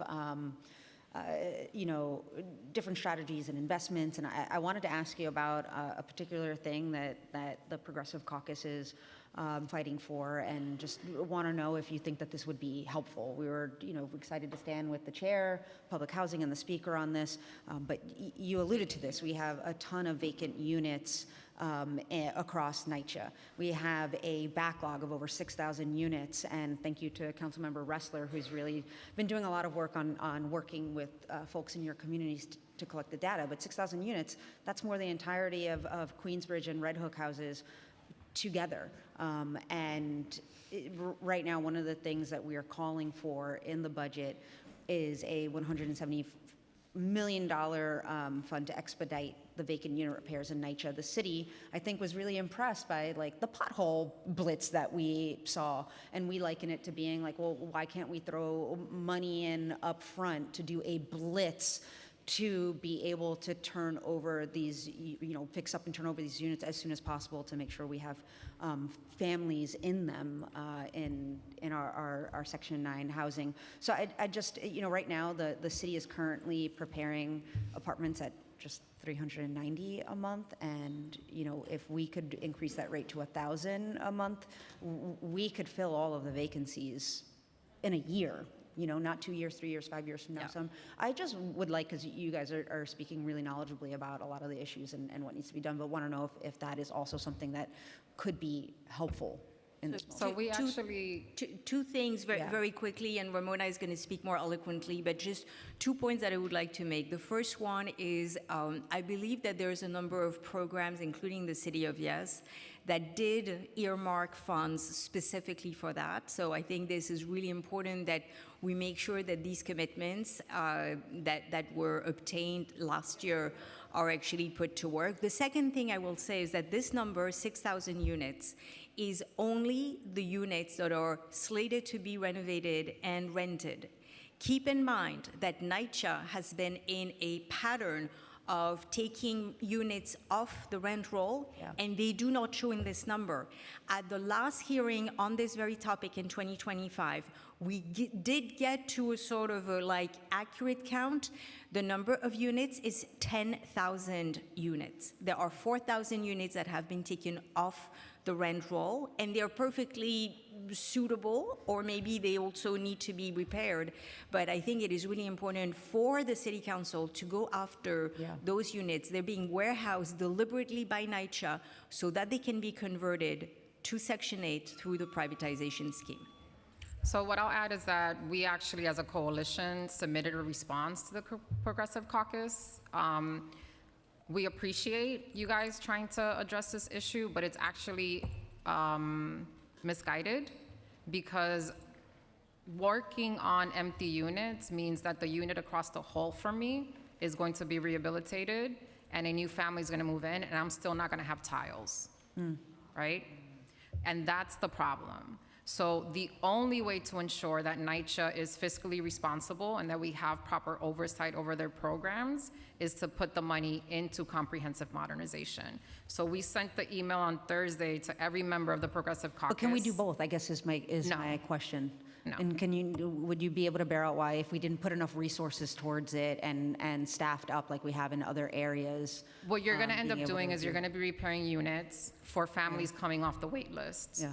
And those of us already living in units that are facing unsafe conditions are gonna have to continue to face those unsafe conditions until we identify the revenue streams, which we also have in our testimony, to actually provide comprehensive modernization.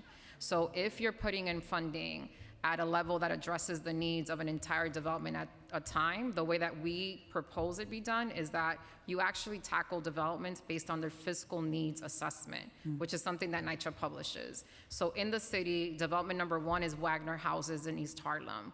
You can remodel and provide comprehensive modernization to Wagner with 65 empty units for $670 million. That's half of what Zoran wants to spend.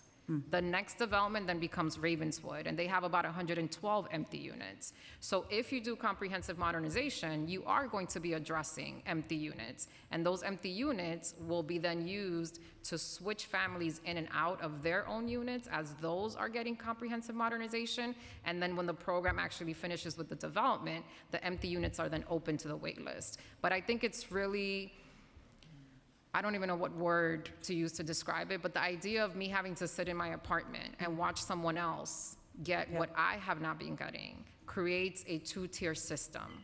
And that's not something that public monies should be supporting or investing in. So comprehensive modernization based on fiscal needs is the only way to ensure that all public housing tenants get what we have actually paid for the last 25 years. Because contrary to popular belief, it's not like I'm sitting in my unit and I have rent arrears. I pay my rent every month. And every development has at least 10% in that community that's earning 120% AMI. So that means that there is money being paid into NYCHA, and that money needs to start getting reimbursed to the tenants already there. It shouldn't be a process by which you skip those of us with the biggest needs and the largest capital deficits to then facilitate a beautiful experience to brand new families. Thank you. I deeply, deeply appreciate the information and the advocacy that you're bringing to the table. We've got a lot of work to do. I look forward to continuing to talk, and I hear you on that. My parents grew up in first they were in the Millbrook houses and then the Woodside houses. And so, I spent a lot of my time in the SCAR. I think Woodside is like number 4. Yeah. And when the tenant coalition spoke, we agreed that the fairest way to actually do it is to go based on the fiscal needs, which tells you that tenants are so accustomed to having to wait for repairs that we are fine waiting. We've waited 15 years. 5, 7, 8 more years waiting, knowing that you get to keep Section 9 is worth the wait to all of us. But what's not worth it is watching Band-Aids continue to be applied to public housing in New York City. Right. Thank you so much. I appreciate it. Thank you. And thank you so much to Councilmember Banks, who chairs the Committee on Public Housing, for your advocacy as well. Because when we had our roundtable conversation, Ramona, I really appreciate you being here today. And remember, you basically derailed your advocate. No, it was so informative, super informative. And these are the reasons why we have the roundtables, because it's very in a positive way. Yeah, no, it's very eye-opening. And so I want to thank you all for your advocacy. And just on the point really quickly that Amber, you had brought up about the local law 97, just so you know, this also significantly impacts my district because we have the most number of co-ops and condos that are very much not the high rises, but garden style that are very maybe like 2 stories high, but very flat and wide. And so they have a whole other set of challenges that a lot of the high rise buildings don't have in terms of compliance. And so I think we're trying to see if we can get a hearing on that, because I totally agree with you. We agree with the goals that are put in place with Local Law 97, but it's just about how we're gonna financially help folks and buildings get there. So if we have a hearing, would love to have you guys come out then too. Okay, thank you all so much. Thank you. Thank you. Okay. Are y'all feeling okay? Yeah?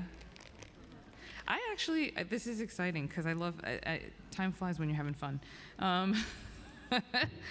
And not that this matters or means anything, but my staff and I did bring a bowl of candies we put outside just to keep your sugar levels up. So if you need, but we're not allowed to eat it in here. So feel free to go outside and eat the candy. Okay. All right, so next we have Messiah Remkisun from Youth Justice Network, Jason Elaine from Exalt Youth, Anthony Springer from Urban Youth Alliance, Lily Shapiro, Fortune Society, Megan French Marcelin from ATI. And we also have Kaisha Caraballo from Dreams Youth Build, and then Shannon Brown from also Dreams Youth Build.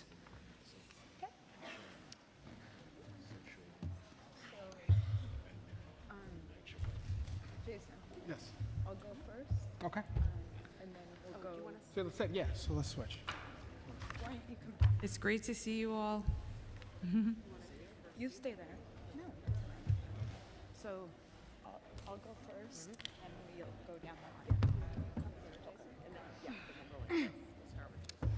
Great. So feel free to start whenever you guys are ready, in whichever order.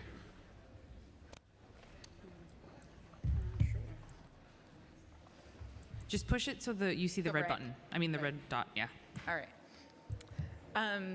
Thank you, Chair Lee and members of the committee. My name is Megan French Marcelin, and I am testifying on behalf of the New York City Alternatives to Incarceration and Reentry Coalition. We are a network of 12 organizations that provide community-based services to justice-involved New Yorkers. In fiscal year 25, our organization served more than 69,000 New York City residents.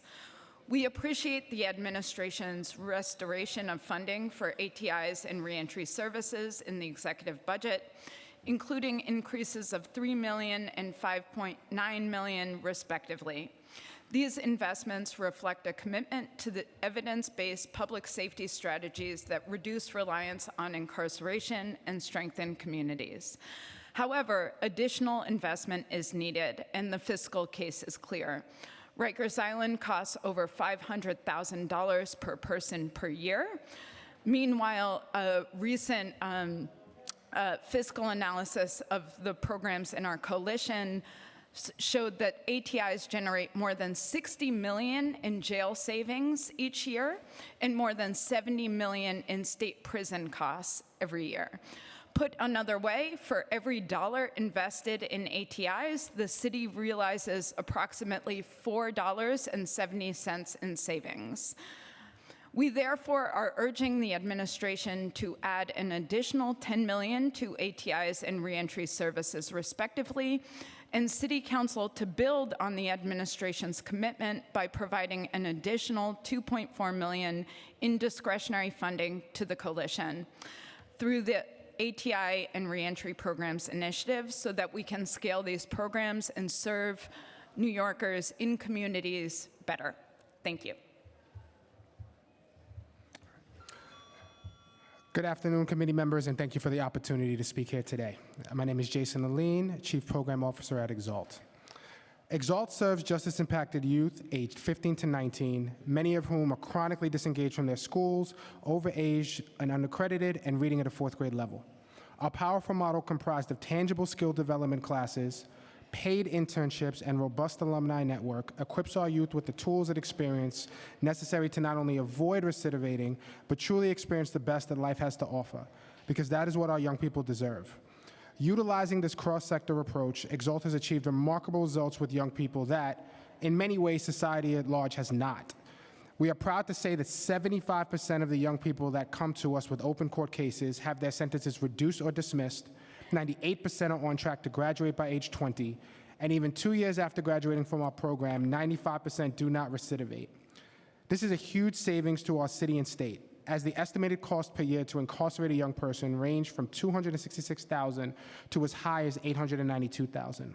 Exalt's model is conservatively 18 to as much as 60 times less expensive than incarceration, providing government billions in savings. We applaud the restoration of funding for alternatives to incarceration programs and reentry services in the executive budget, including increases of $3.03 million and $5.9 million, respectively. These investments represent an important commitment to community-based public safety strategies that reduce reliance on incarceration and support New Yorkers in building stable and productive lives. At the same time, additional investment is needed to bring these programs to scale.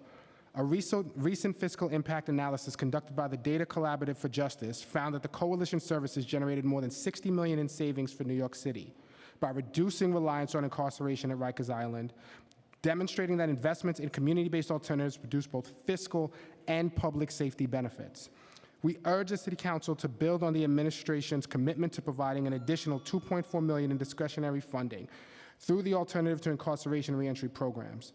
The investment would enable our 12 coalition organizations to serve more New Yorkers and further expand access to effective community-based alternatives that promote safety, stability, and opportunity.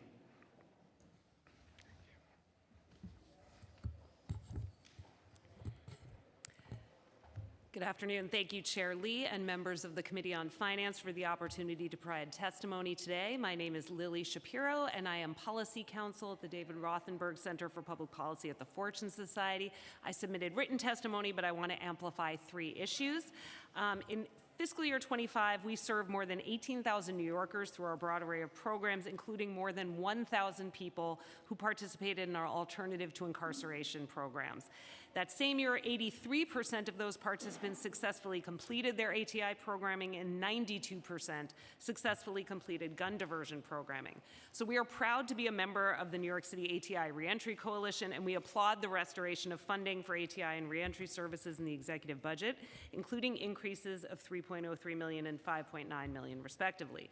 But more is needed to bring these programs to scale and expand our collective reach. The Data Collaborative for Justice recently found that our collective services generated more than $60 million in savings for the city by reducing reliance on incarceration, demonstrating that investments in community-based alternatives produce both fiscal and public safety benefits. So we urge the council to build on the administration's commitment for providing an additional $2.4 million in discretionary funding through the ATI and Reentry Program Initiative. And we also urge the administration and council to make the following other investments: restoring $9.75 million in the FY27 adopted budget for NYC benefits, and to baseline that funding through FY32 for this vital partnership between DSS and community-based organizations, including Fortune. This is especially critical for people who are navigating the already vulnerable period of reentry, and as new work requirements and shorter windows for recertification go into effect under H.R. 1, our work will be all the more critical. And finally, as co-leader of the Fair Chance for Housing Coalition, we are deeply concerned about the proposed $1.5 million in cuts to the New York City Commission on Human Rights. Without robust public education and the enforcement that only CCHR can provide, the Fair Chance for Housing law will be an empty promise to people with conviction histories. So we urge the administration and council to correct course and instead increase funding by $10 million. Thank you so much for the opportunity to speak today. Great afternoon. My name is Anthony Springer. I am the Senior Advocacy Associate for Urban Youth Alliance, or might be better known as Bronx Connect. Bronx Connect is a Bronx-based juvenile justice organization serving court-involved and at-risk youth.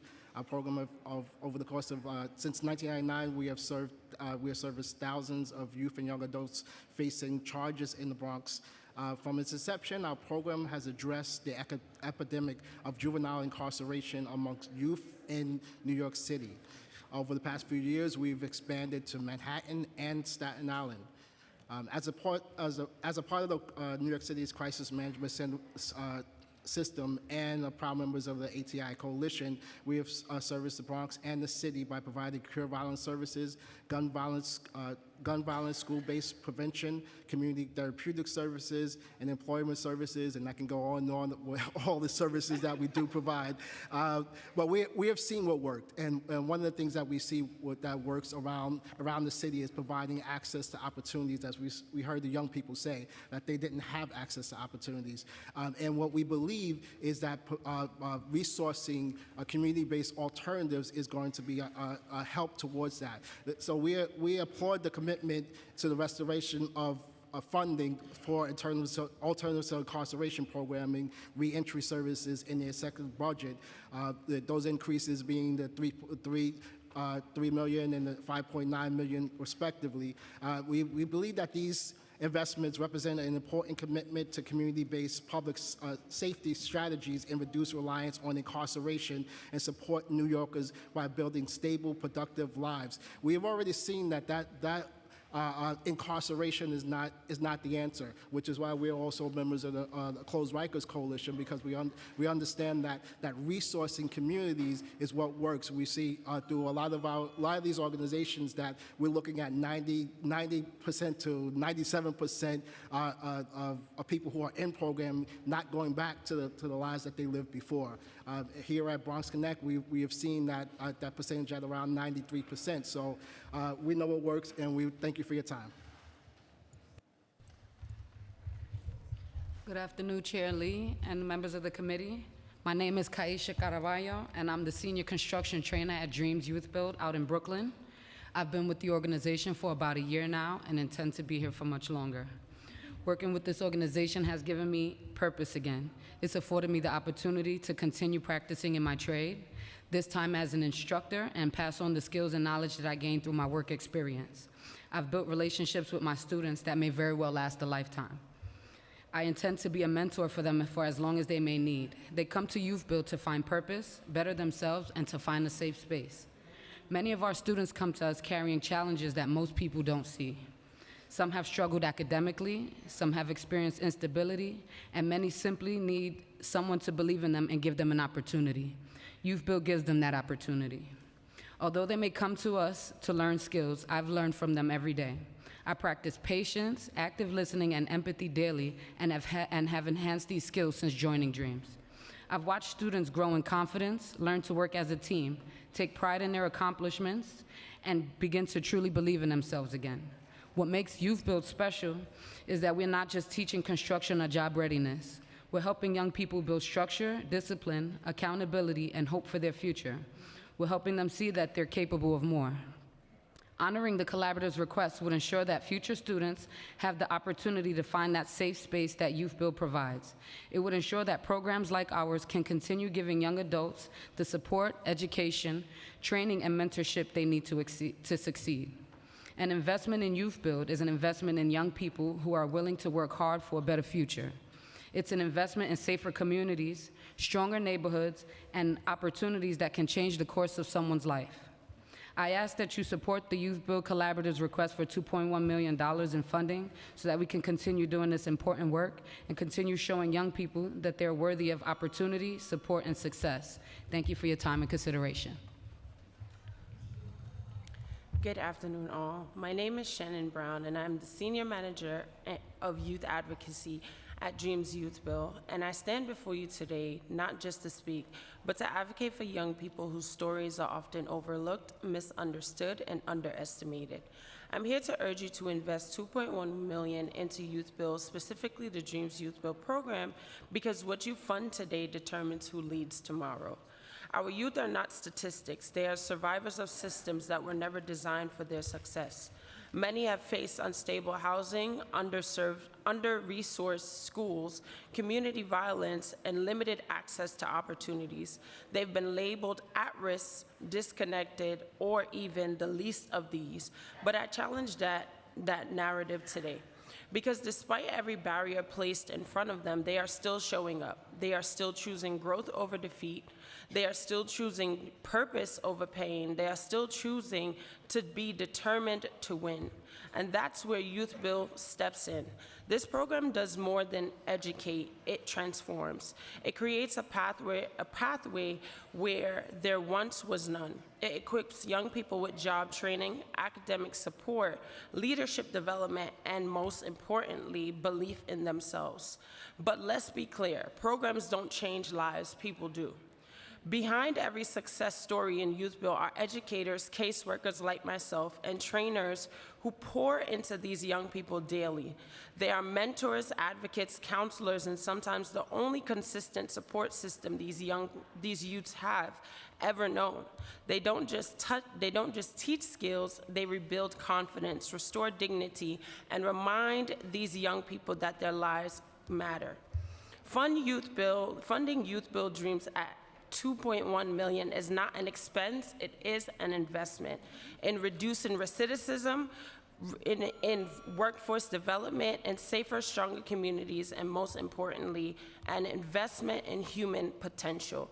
Give them the resources, give them programs that support them, give them hope, a real chance to grow.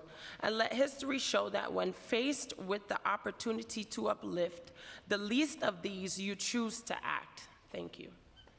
Thank you so much. Councilmember Epstein?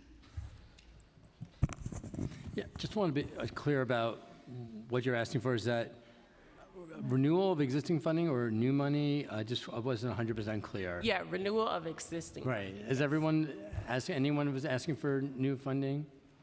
We are. We're asking for a $2.4 million increase to the ATI and Reentry Discretionary Fund over our 12 organizations, $200,000 per org. So 2.1 new money. 2.4. 2.4 new. All right. Thank you. Of course. Do any other council members have questions? No? You guys are good? Okay. And I just want to say thank you for all of your work, because I'm going to probably sound very repetitive throughout this public hearing, but prevention, prevention, prevention. And we know that these programs are life-saving, and we also know that it saves also the city and state dollars. I mean, the cost of your programming that you all do through ATI and Youth Build versus what it costs to keep someone in Rikers it doesn't make any sense. So I just want to thank you all for your work. It's very difficult work, so I appreciate all that you all do in the community, and we're very grateful. So thank you. Thank you as well. Okay, next up, we have Gloria Kim from HSC, Adama Bav, Margaret Martin, Ala Shagalova, Justin Wood, Kelly Agnew Baraje, Vladimir Thali from the Immigration Coalition. So if y'all can come up. Sorry, I feel like, I don't know if I'm dating myself, but I feel like this is Price is Right, where it's like, come on down from the balcony. Sorry, I know it's taking some time for you guys. Oh, perfect.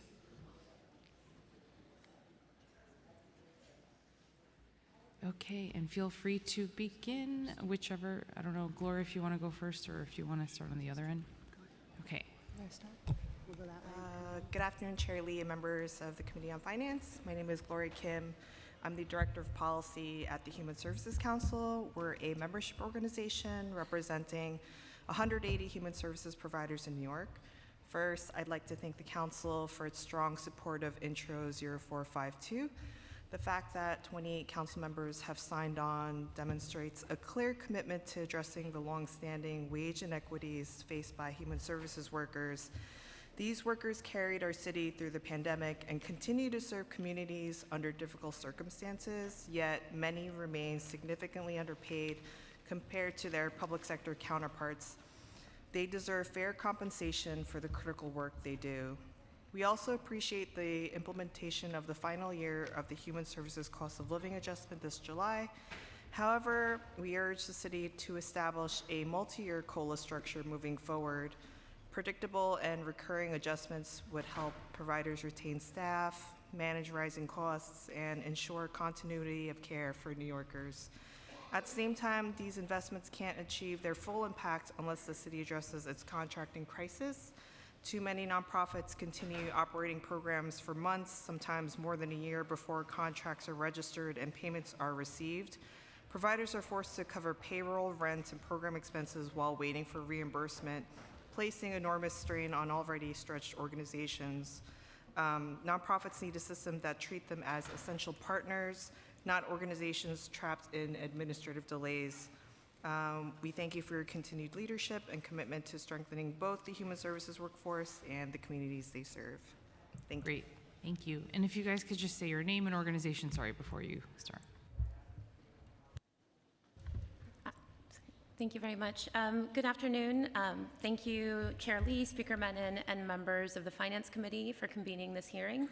My name is Caroline Conroy, and I am the Senior Policy Director at the New York Immigration Coalition, an umbrella organization representing over 200 immigrant-serving members and partner organizations. Immigrants make up 36% of New Yorkers and nearly half of our workforce, yet our communities continue to face unprecedented attacks, from federal overreach to the affordability crisis. To ensure that New York remains welcome, inclusive, and resilient, we call on Council to make bold and smart investments in services that keep our communities safe and our cities running. We urge the Council to protect all New Yorkers and include the following allocations in the budget. For protecting New Yorkers from federal overreach, $188 million for immigration legal services, including $4.5 million for rapid response legal collaboratives, $40 million for Immigrant Opportunity Initiative, and $40 million for the New York Immigrant Family Unity Program, $18.5 million for Unaccompanied Minors and Families Initiative, as well as $80 million in investments in communities directly impacted by immigration enforcement. For ensuring civic and political inclusion, we call on $60 million investments in the 2030 Census City Counts campaign, funding for naturalization programs, the Human Rights Commission, and the Mayor's Office of Immigrant Affairs. We call on an expansion of Promise NYC to $50 million to secure childcare for immigrant families, and $50 million for adult literacy. For health, expanding Access Health funding to $4.5 million to educate communities about health access, coverage, and benefits. Invest $200 million in NYC Care and $100 million for Community Food Connection. Allocate $4 million for the Immigrant Family Communications Initiative, $8 million for English language learner instructional specialists for high-need schools, and $800 million in the capital budget for improving school building quality and conditions. And we are also calling on $5.8 million investment in the NYC Community Interpreter Bank. Thank you very much. Good afternoon. My name is Adama Ba. I'm the Executive Director and founder of Africana. I'm here today because too many of the communities we serve continue to fall through the cracks of systems that claim to serve all New Yorkers. New York City spends thousands of dollars on language line services, yet despite this investment, many Black immigrants still cannot access services in language they understand. We routinely see Pula speakers offered French interpretation, Soninke speakers expected to communicate in English and Wolof, and Bambara speakers unable to find interpretation at all. Language access is not simply about translating words, it's about ensuring that the people can understand their rights, access health care, enroll their children in school, secure housing, and find employment with dignity. The current approach is not working. It is easier to approve French because it is viewed as a convenient solution, but French is not the first language for many African immigrants. A person who speaks Pula is not automatically fluent in French. I understand that public funding cannot be awarded based on race. However, the city can invest in organizations with demonstrated expertise serving communities that speak Pula, Wolof, Soninke, Bambara, and other underrepresented African languages. These organizations already have trust relationships and cultural knowledge necessary to reach communities that government systems continue to miss. We also need dedicated workforce development funding. Too often, immigrant workforce programs are designed around communities that already have significant infrastructure and language support, while Black immigrant communities remain underserved. We need workforce training, licensing assistance, job placement, and career pathways that are accessible in language our communities actually speak. I also want to address halal food access. Halal is not an ethnicity, halal is a religious requirement. Too often, conversations about halal food contract erase the presence of Black Muslims, despite that Black Muslims have been part of New York City for generations. Black Muslims include African Americans who have families been here for centuries as well. I also want to raise an issue about DYCD, about 21-year-olds. So once they're in the shelter system and they age out, they're being kicked out into the street with no services. It's unfair. And lastly, I want to say I will continue to raise these issues until there's committed dollars to Black immigrant-led orgs. Thank you. Hello, my name is Ala Shagalova, and I'm the Assistant Vice President of Resettlement and Integration Services at Common Point, New York. My testimony today is in support of the new New York City Immigrant Resettlement Initiative, NYSERI. Thank you for this opportunity. NYSERI is an initiative of a coalition of 5 established immigrant-serving and refugee resettlement organizations: Catholic Charities Community Services, Church World Service, CAMBA, Common Point, and the International Rescue Committee. The coalition is collectively seeking $5 million, $1 million for each of the 5 coalition members, to respond to the urgent and evolving needs of at least 4,000 immigrant New Yorkers in a coordinated citywide immigrant resettlement effort. NYSERI is designed to bring resettlement-informed case management and other services not just to refugees but to all immigrants. Asylum seekers, humanitarian parolees, undocumented immigrants, and mixed-status families. It includes populations that are often unable to access traditional resettlement programs and public benefits. NYSERI focuses on meeting urgent stabilization needs while also supporting integration and self-sufficiency through comprehensive assessment, intake, cultural orientation, family strengthening, individualized economic mobility planning, and formal employment services for those authorized to work. We commend the City Council for supporting immigration legal services at a time of unprecedented changes in immigration policies and increased enforcement, and want to highlight the importance of wraparound social services that will allow immigrants to focus on their legal challenges while NYSERI addresses their basic needs, such as access to food, housing, medical care, and other important needs. It is a critical and simultaneously opportune time to support the NYSERI initiative while the coalition member organizations still have highly experienced, linguistically and culturally competent staff, many with lived immigrant or refugee experience like myself. In light of massive federal funding cuts, without NYSERI, this invaluable resource may be lost. Thank you.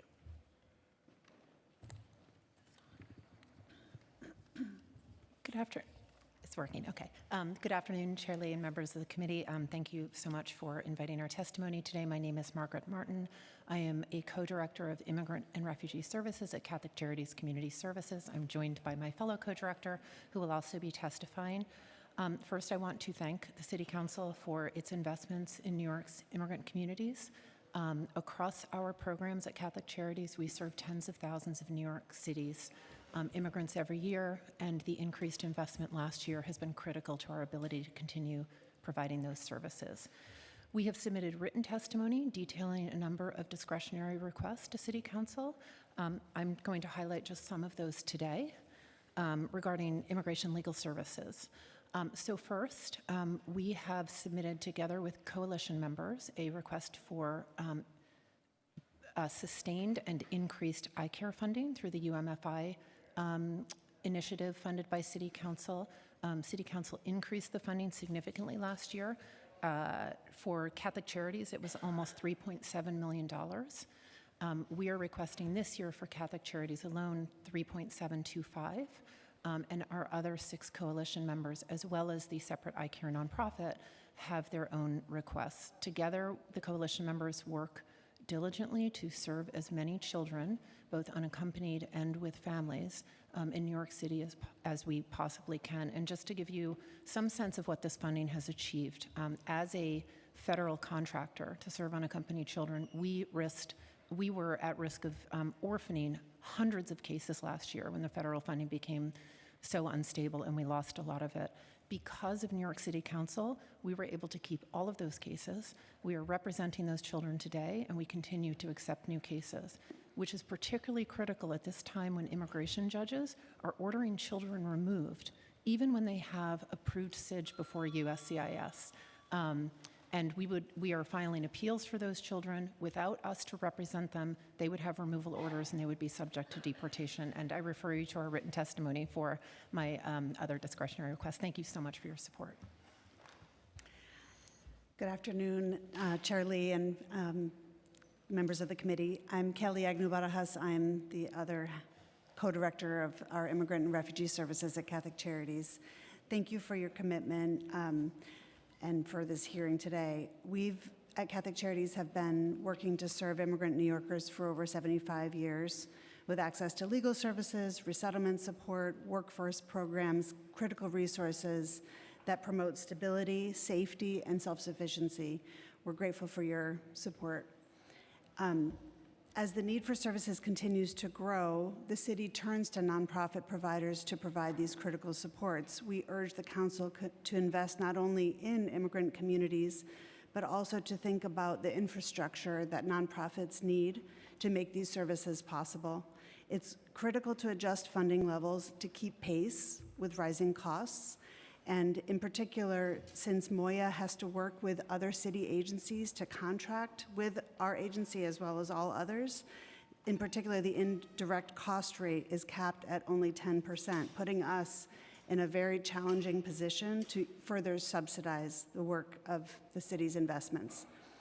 In specific program areas, our council asked for continued investment in our adult literacy and workforce development areas. So more than 2.2 million adults in New York City have limited English proficiency, but according to NYCAL, only 2 to 3% have access to the classes that they want to take.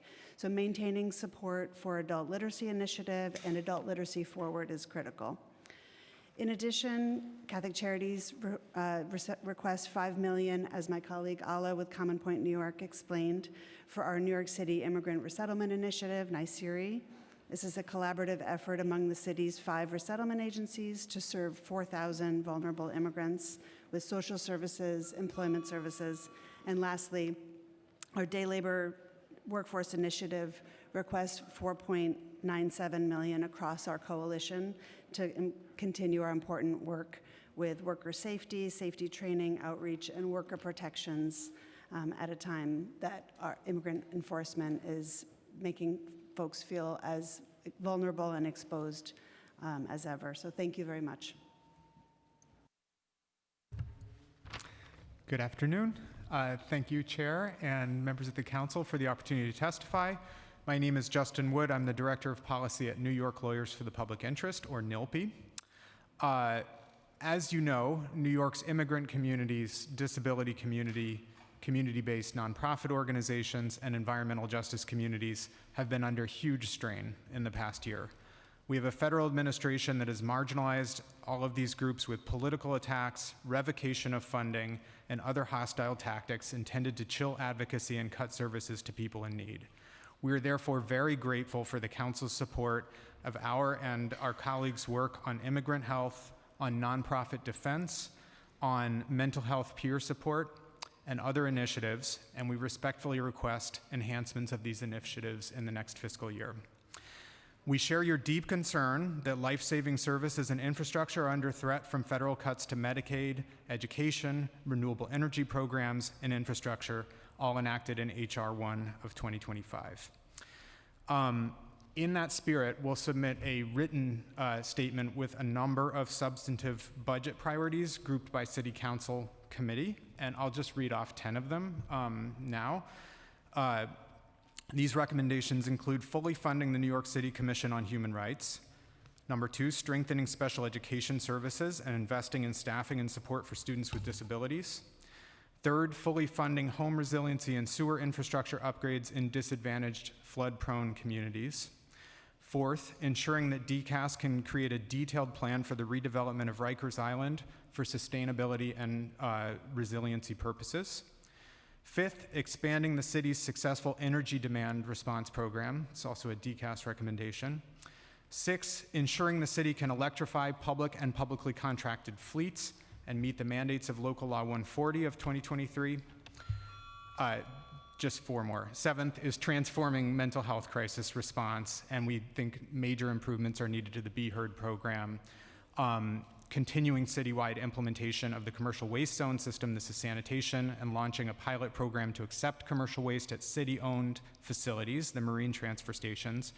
And then finally, extending the Fair Fares program to include accessoride users over the age of 65 and restoring the accessible dispatch program at the Taxi and Limousine Commission. Thank you. All very good recommendations. And yes, I think for the most part on the council, as you all know, and thanks to your advocacy, these are many of the issues that we're trying to fight for. New York City benefits, we know, is a huge one that is going to potentially cause a lot of issues with the services that our community receives and that you all provide, right? pay parity, the indirect cost rates, all of the things. Legal services is also top of mind, and the roundtable conversations have been super helpful.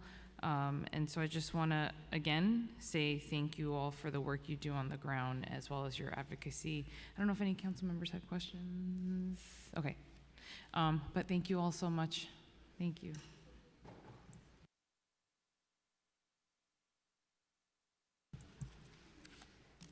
Okay, and next up we have Sol Simbana, Prakar Verma, Michael Sasi, Harman Carr, Shirley Penefiel, Ali Goldfarb, and Felix Emerson Simpson. Oh wait, no, I think they won already. Yeah.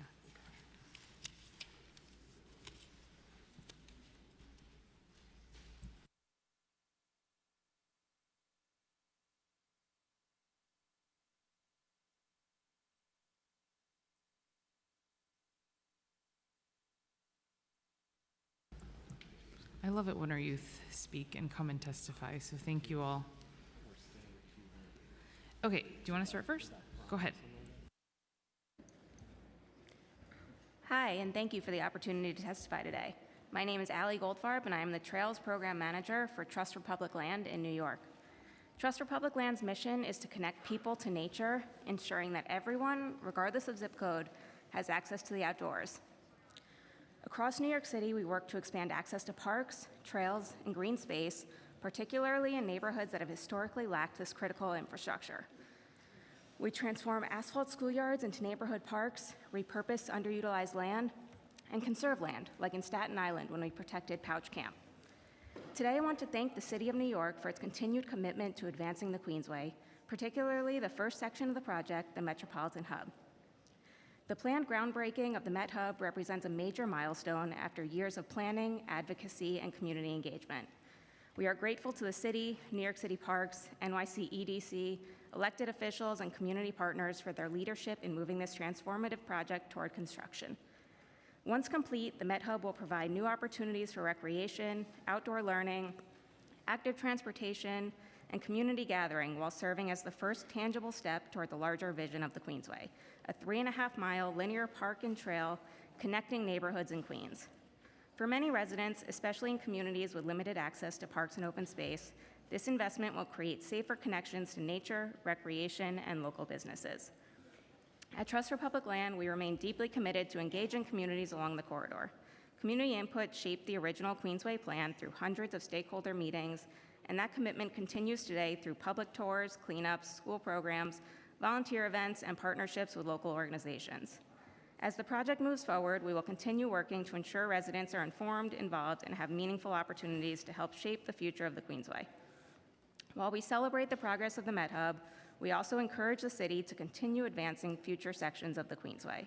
Completing additional phases will improve access to Forest Park, strengthen connections between neighborhoods, and bring the full benefits of the project to hundreds of thousands of Queens residents. Thank you again for your leadership and investment in the Queensway. Hello, Chair and members of the committee. Thank you for the opportunity to speak today. My name is Prakar Verma, and I am a student at Metropolitan Expeditionary Learning School in Forest Hill, Queens. I wanted to thank the City of New York for supporting the Queensway project, which will benefit my school and my community. This Queensway will change the underutilized corridor of the abandoned rail line into a fun and fully accessible public space. The public space will advance environmental sustainability, strengthen community ties through meeting, and preserve biodiversity by revitalizing native plant species.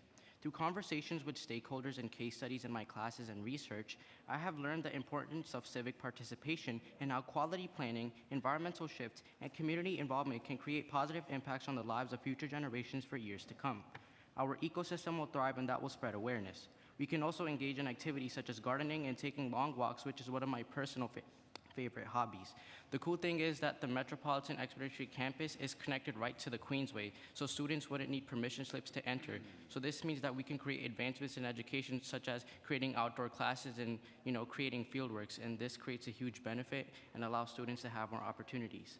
I'm super excited for the Queensway, as I will finally have a park that is near my house and have an efficient way to meet up with my best friend who lives farther away and have a safer way to get to school.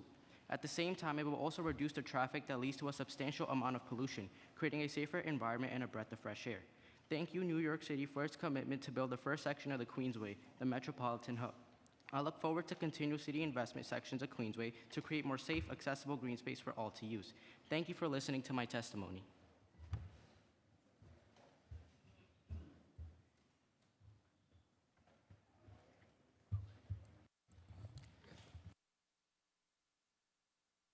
And members of the committee, thank you for giving me the chance to speak today.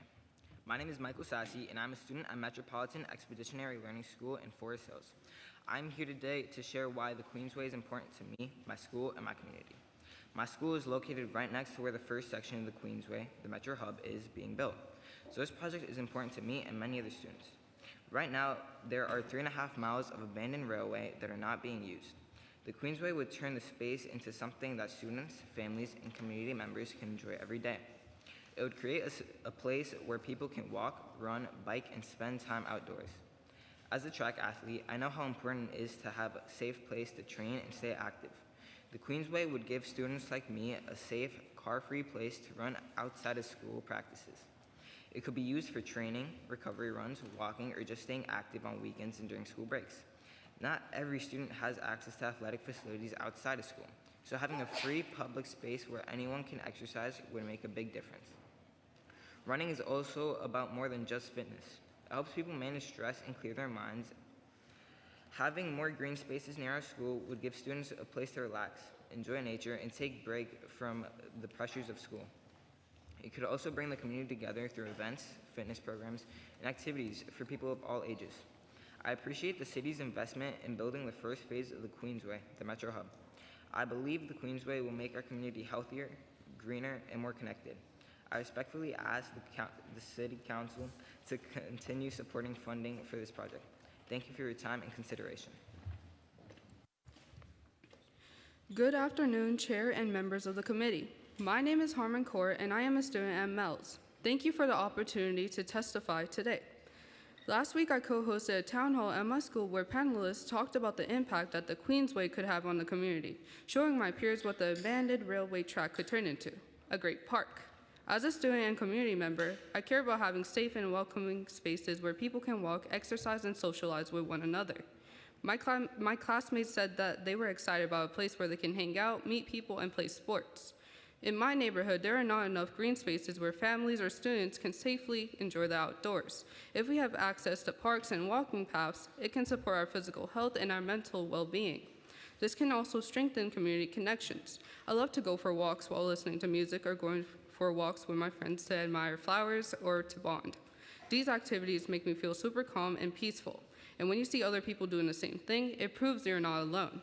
The Queensway could also provide possible opportunities for learning, volunteering, exercise, and to explore new hobbies. Funding is important because it will help turn this vision into a reality for future generations. I politely ask our city leaders to support funding for the Queensway project. Thank you for your time.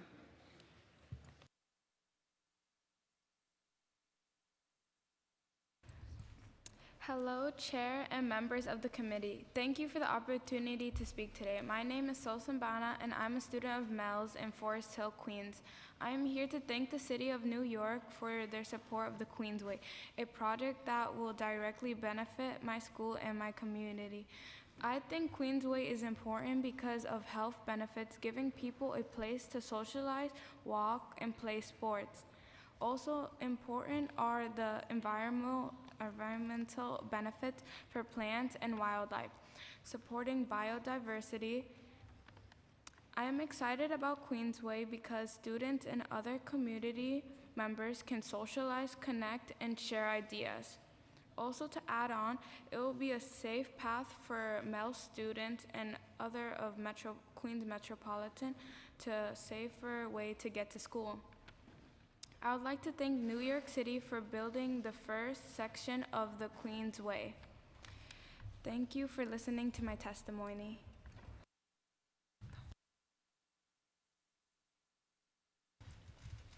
Hello, Chair and members of the committee. Thank you for the opportunity to speak today.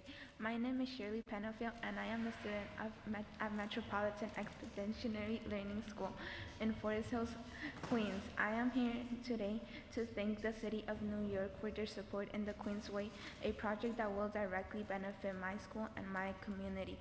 I think the Queensway is important because as a student, the amount of work I get is stressful, but whenever I feel overwhelmed, I go to a park. Seeing the birds and flowers and spending time with my friends and family there decrease my stress because for a couple hours I forget about it. I am excited about the Queensway because it's going to be a place where me and my friends, family, and people I care about can spend time together. This park can help me stay active in the outdoors instead of being inside in my phone all day. It will also bring joy to our community by providing a place where families and friends and neighbors can come together to have a fun time together. I would like to thank the New York City for its commitment to build the first section of the Queensway, the Metropolitan Hub.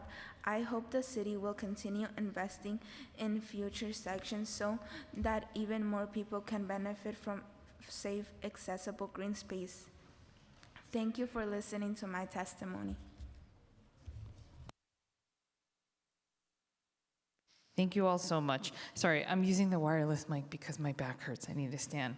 But thank you all so much for taking time out, especially from your school day. And thank you so much. We love Trust for Public Land and all the work that you guys do to improve our schools and playgrounds and public spaces. So thank you all so much for your advocacy. And this is what it means to participate and have a civic. Oh, I didn't. There you are. Go ahead, Councilmember Burr. I have a question, which is that we have a bill that passed that said a lot of the school playgrounds that are closed should be open summer and weekends. Do you think that's a good idea? Some of them are already. We just want more. So I want to hear what you have to say. Don't be shy.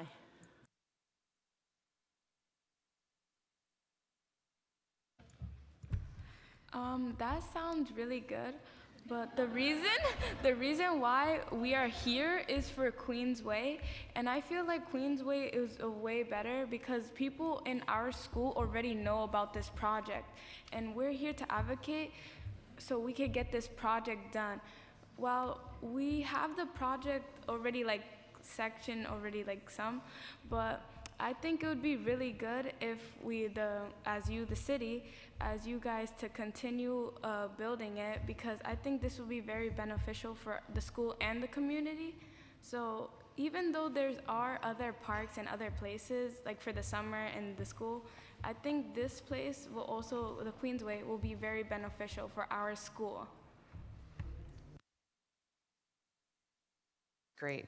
Awesome. Okay, thank you all so much for coming in to testify. Yay. Okay, great. So next panel.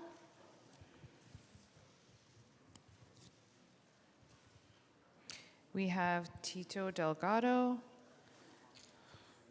Grace Lord, Chloe Jacobs, Diego Figueroa, Lydia Andre, and Metin Sari. Oh, Sandy Rayburn. You have one of my former interns testifying. I just want to let you know. Nice. I feel like everyone's your former intern.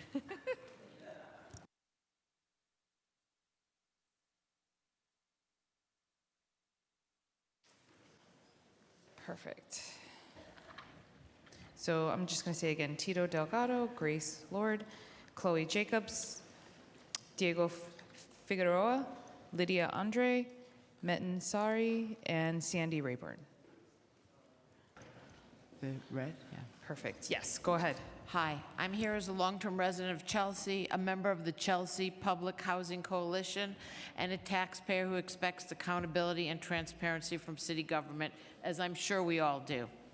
I'm also here to ask the City Council to reallocate the $1.5 billion in the executive budget that is currently going to HPD to fund RADPAC privatization of public housing, and to change that and instead put it into Section 9 housing and to NYCHA for comprehensive renovation and to immediately improve the lives of Section 9 tenants who have been waiting years for the safe, decent housing they deserve.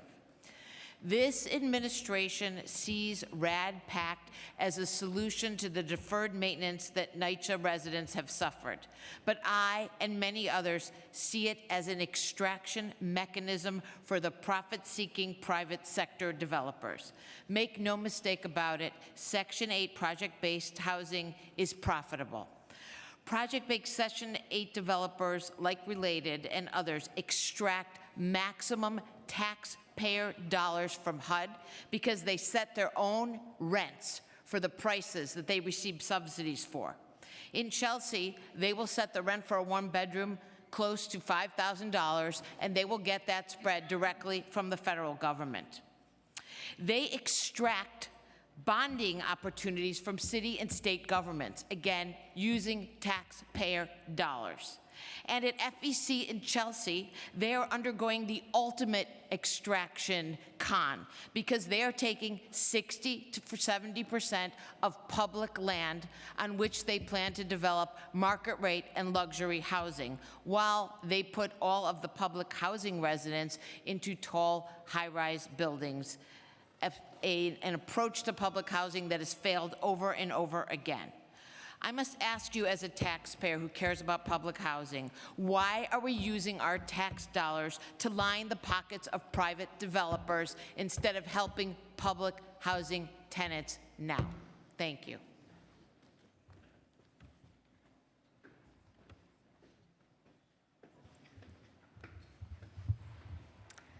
Good afternoon. My name is Chloe Jacobs, and I'm here to ask you to reject the current proposal in the budget that would allocate $1.5 billion for the Section 8 and RADPAC conversion, and instead fund Section 9 and comprehensive modernization of NYCHA units. I am a third-generation resident of the Chelsea neighborhood in Manhattan and grew up across the street from the Fulton Elliott Chelsea Public Housing Complex.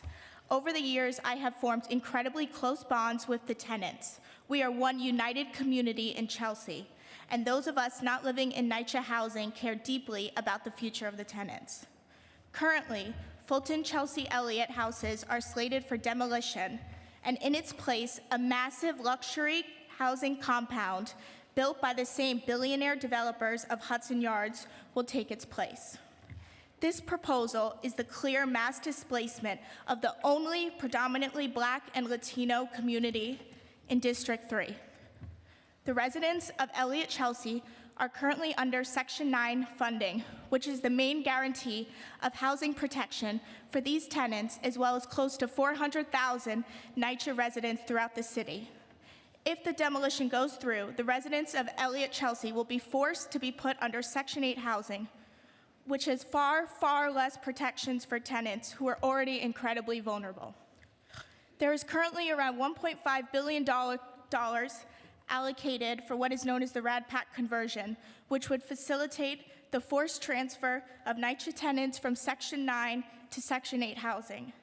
That money should instead be going towards funding Section 9 housing. The money is there, but it is on you guys, our elected officials, to make the principled decision to fund Section 9 and keep public housing public. I am proud to call myself a New Yorker, but if this demolition and privatization of public housing goes through, that pride will diminish. I don't want to live in a city that allocates $1.5 billion into a privatization scheme that harms people of color, while still touting itself as, quote unquote, prioritizing affordability. As New Yorkers, we are all in this together, and that means protecting the most vulnerable among us, and that is NYCHA tenants. The demand is clear. Fund Section 9 and save public housing. Thank you. Thank you. And really quickly before we go on to the next speaker, Lexi Peterson, are you here? Because I think you're, okay, perfect. You're also part of this panel. Go ahead, sorry about that. Good afternoon. My name is Diego Figueroa, and I'm a college student and former Gale intern. I've lived on the west side of Manhattan my entire life, and I've been heavily involved in the fight to stop the demolition of Fulton Elliott Chelsea houses, a project that the mayor seeks to accelerate through this budget. Rather than investing in comprehensive modernization for NYCHA tenants, this administration has opted to use taxpayer dollars to fund the privatization of around 62,000 units of genuinely affordable Section 9 housing and convert them to Section 8. There's about $1.5 billion earmarked in the budget for the next 2 years that will fund the RADPAC conversion. I testify before you today, urging this committee and the council at large to divert this funding from HPD to Section 9 for comprehensive modernization. Public housing is the true bastion of affordability in this city. For too long, developers have lined their pockets off the backs of working class people and communities of color. They preach a desperate urge to build as much new housing as humanly possible with no regard for the people who live in neighborhoods that they seek to topple. Thousands of tenants live at Fulton and Elliott Chelsea.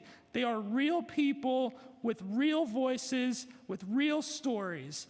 Their community is sacred to them and remains one of the last bits of authentic New York on the west side. I refuse to sit by while wealthy transplants, gentrifiers, and yuppies tell them that their homes are not worth saving, especially when we have money to fund Section 9. This plan is not about creating more affordable housing.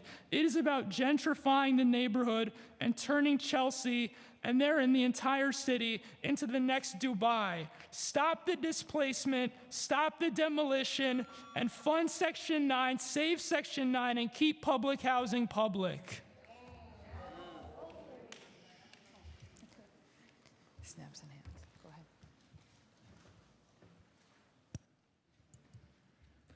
Hello, my name is Grace Lord, and I'm a 19-year-old student at NYU testifying on the fiscal year 2027 budget. Growing up, I've witnessed a progressive erasure of culture from the West Village that has gone hand in hand with increased privatization and the closure of community pillars such as beloved pools and recreational centers. I'm now witnessing this continue to happen across the city at the hand of my own school and with the blessing of New York City officials. This is not a hearing about numbers, it is a hearing about who gets to remain in New York City. For the amount of vacant housing in this city, there are too many New Yorkers who have been pushed further and further from their homes, or worse, have ended up on the streets or have faced death as a result of displacement. You are now being offered a chance to counteract this with the recommitting of $1.5 billion of taxpayer money from RADPAC to Section 9. I do not consent to my tax money being directed toward the privatization scheme being conjured by NYCHA and their PACT partners, and demand that the $1.5 billion mentioned go towards comprehensive modernization for NYCHA developments where communities have existed for ages. Finally, I want to stress the importance of true Section 9 housing among the rampant affordability crisis in this city and the necessity of stopping the demolition of Fulton and Elliott Chelsea homes for this very same reason. We want full transparency of where our tax dollars are going and the dignity of knowing that they are being allocated toward the public good. Thank you. Good afternoon. Thank you, Chair. I'm here from the hood, from Brooklyn, because I care about public housing and the precedent that this will set. And we see that residents are watching a slow motion betrayal unfold in real time. At the exact moment that federal housing policy is being gutted and Section 8 is being restricted by Trump's HUD, New York City instead should be fighting to protect public housing and the people who depend upon it. So the context is really important. Anybody not under a rock knows that HUD constraints and restrictions are being furthered. An outrageous, as everyone has said, $1.5 billion of public money is being positioned to move NYCHA into private developer hands. Taxpayer dollars are being used to facilitate Section 8 conversions, and I refer you to Budget Code 806 in the FY fiscal year 2027 executive budget. What appears to be underway is an engineered transfer of public wealth and public housing into private hands. My demand as a New York City resident of 81 years is simple, and my heart goes out to these people because there, but for the grace of God, go I, to have my roof over my head removed, if I were disabled, as many of them are, to be absolutely terrorized, and to have the city government abet it is totally unconscionable. We can't let that happen. Direct Section 8 funding currently sitting in HPD budget back into NYCHA for desperately needed repairs. Invest in, I don't want to say the same thing over and over again, but I reinforce and reiterate everything that people have already said. NYCHA residents are not asking for real estate experiments. They are asking for funding for functioning elevators, safe apartments, reliable heat, working plumbing, and dignity. And last sentence, protect Section 9, stop diverting Section 8 funds, stop balancing the budgets on the back of NYCHA of the Fulton, Elliott, Chelsea housing residents. Don't do it.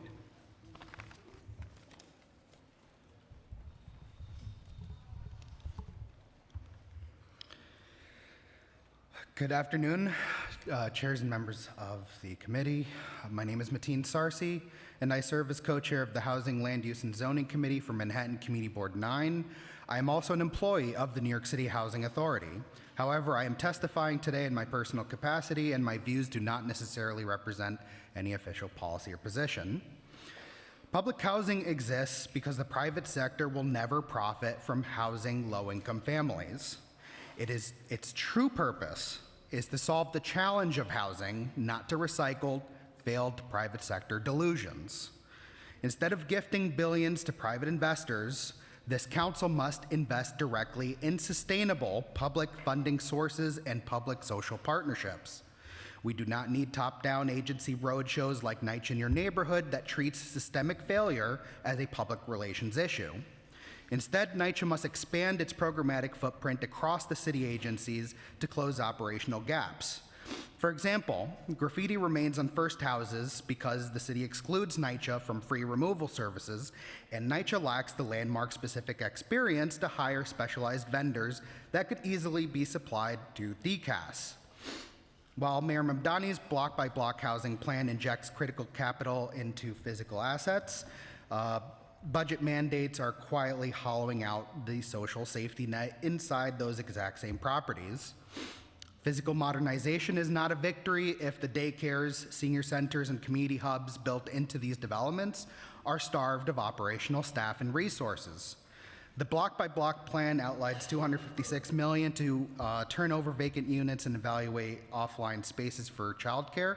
However, evaluation without immediate capital allocation is just paperwork. Many of these spaces require deep environmental remediation and severe structural repairs. Habitability does not stop at the apartment doorway. When a community space suffers a plumbing failure, an entire community loses essential services.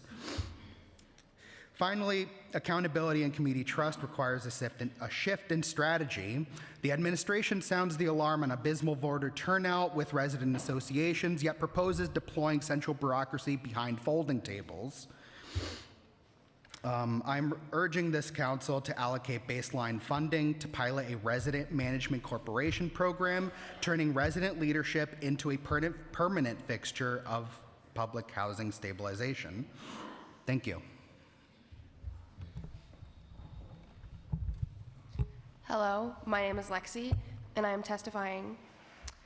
I moved to New York City 2 years ago, come August. More specifically East Harlem, where I live in the center of the Jefferson Houses NYCHA community. And that's what it is, a community. For generations, those old brick towers have been home to residents, many of whom are older and/or retirees who hear the latest buzz on the benches out in the courtyards connecting neighbor to neighbor, many of whom have disabilities or major medical concerns. Many are also families with children who grow up on those playgrounds, and many are everyday hardworking adults pinching pennies just to survive, relying on their community for support. And these people have become my community, and as I have spent time with them, I understand that public housing is the bedrock of stability. By choosing to let Section 9 slip away, to take public housing and sell it to the highest bidder, you are pulling the rug out from under more people, mothers, fathers, children, sisters and brothers, grandmothers and grandfathers, families, sending them tumbling further into the crisis of poverty, where our affordability crisis looks more like a choice of the rich over the working class. I shudder to think what would happen if my community was subject to the same cruel fate that you have for Fulton LHLC. Tearing apart communities and using their own tax dollars to do it, using public money for private gain. But we are here to say that displacement and disruption do nothing but aid in New York City's affordability crisis, which is why I, along with my comrades in the New York Communist League and partners in the Chelsea Public Housing Coalition, urge you, the council, to reallocate the $1.5 billion from HPD RAD-PACT conversion to NYCHA Section 9 capital repairs for the comprehensive modernization program. Great. Thank you so much to this panel for coming out and testifying. And obviously, you are all very embedded in your neighborhoods. And so we appreciate you coming out and advocating on behalf of also not just yourselves, but your neighbors and folks that live in the housing. So thank you so much. And Councilmember Chris Banks and I have already started having like side conversations about this whole thing. So we really appreciate you coming out and testifying and also educating us as well. So thank you. Okay. Yes. Okay, next we have Joe Puelio, Jeremy Davis, Laura Ensler, Colleen Stevens-Porcher, and, oh wait, no, we have this name already, and Rose, I believe it says Cobb. Yes, Cobb, yes, come.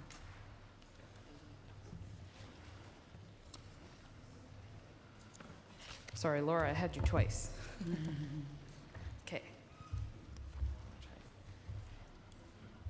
Okay, I don't know if you wanted to begin on this end or this end. Doesn't matter. All right, I guess I'll start. Thank you. Appreciate it. Good afternoon, City Council people, Chair. Okay, today I'd like to begin by thanking the Mayor for funding the 50 Urban Park Rangers. They've been in job jeopardy for the last 8 years. We congratulate him for that, but we still need a whole lot more, okay? We're asking for 200 parks enforcement officers. Okay, these are the officers that enforce our city parks, all 28,000 acres of parkland, including beaches, pools throughout the city of New York, which they prioritize during the summer months. We have never had this many PEP officers and rangers, for that matter, in deficit. We only have a total of 300 total PEP and rangers. So we're at an all-time low. So again, the rangers primarily educate the public. They do tours, they educate children, you know, and the parks enforcement officers are the ones that do the actual enforcement in our parks. And we rather it be accomplished through education, but unfortunately, we need our parks enforcement. They're the front line of defense in our city parks. They're 24-hour peace officers, which means that they could issue summonses and make arrests. Although the police department does a great job, the parks are not their primary responsibility. They're more reactive than proactive. Our parks enforcement officers are the ones there in the front line, and they also assist EMS whenever there's an aided or injured person. They are the ones that make the coordinates. They coordinate with them to get to the specific area of the aided individuals. Again, we're asking for 200, and I just want to mention that 100 of them will lose their jobs if this funding does not go through. So they're in total job jeopardy. Thank you.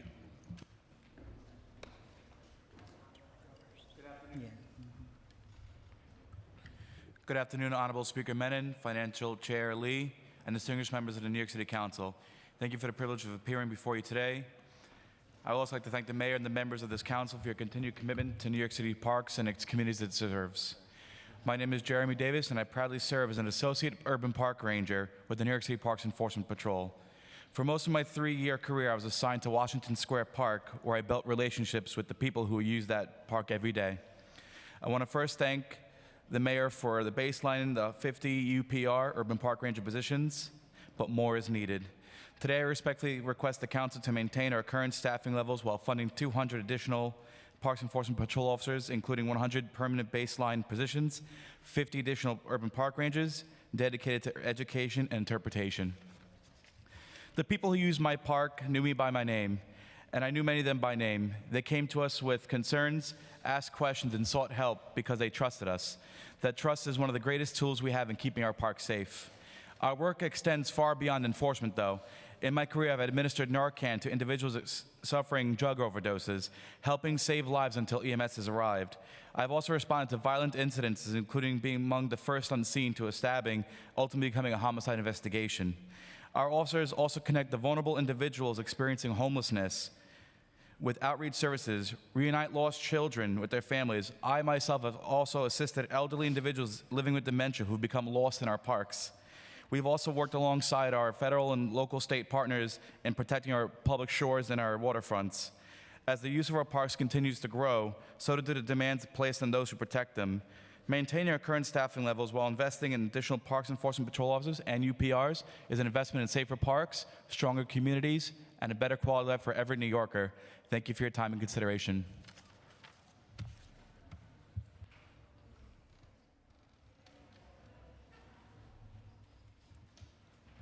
Sorry, I'm short, so I have to adjust a little.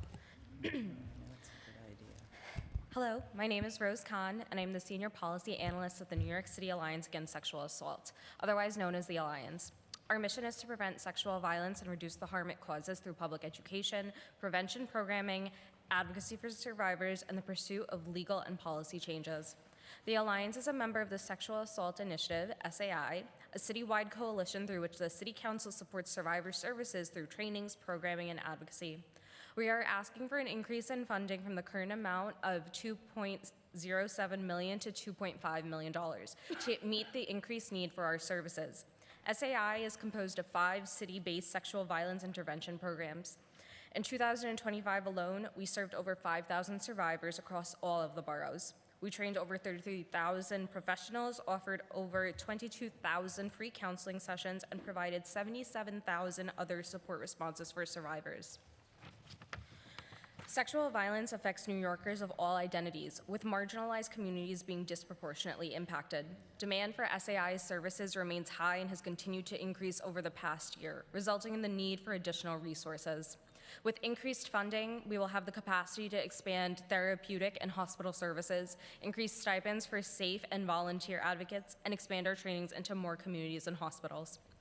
SAI's funding supports the Alliance's Sexual Assault Forensic Examiner Training Institute, otherwise known as SAFETY, one of the largest New York State Department of Health certified training programs for emergency departments and medical professionals in the state. SAFETY trains doctors, nurses, and physician's assistants to provide competent, compassionate, and prompt care to survivors, and to conduct sexual assault forensic evidence collection and preservation. The training regarding the unique needs of survivors is not part of standard medical education, leaving many survivors without access to properly trained medical professionals.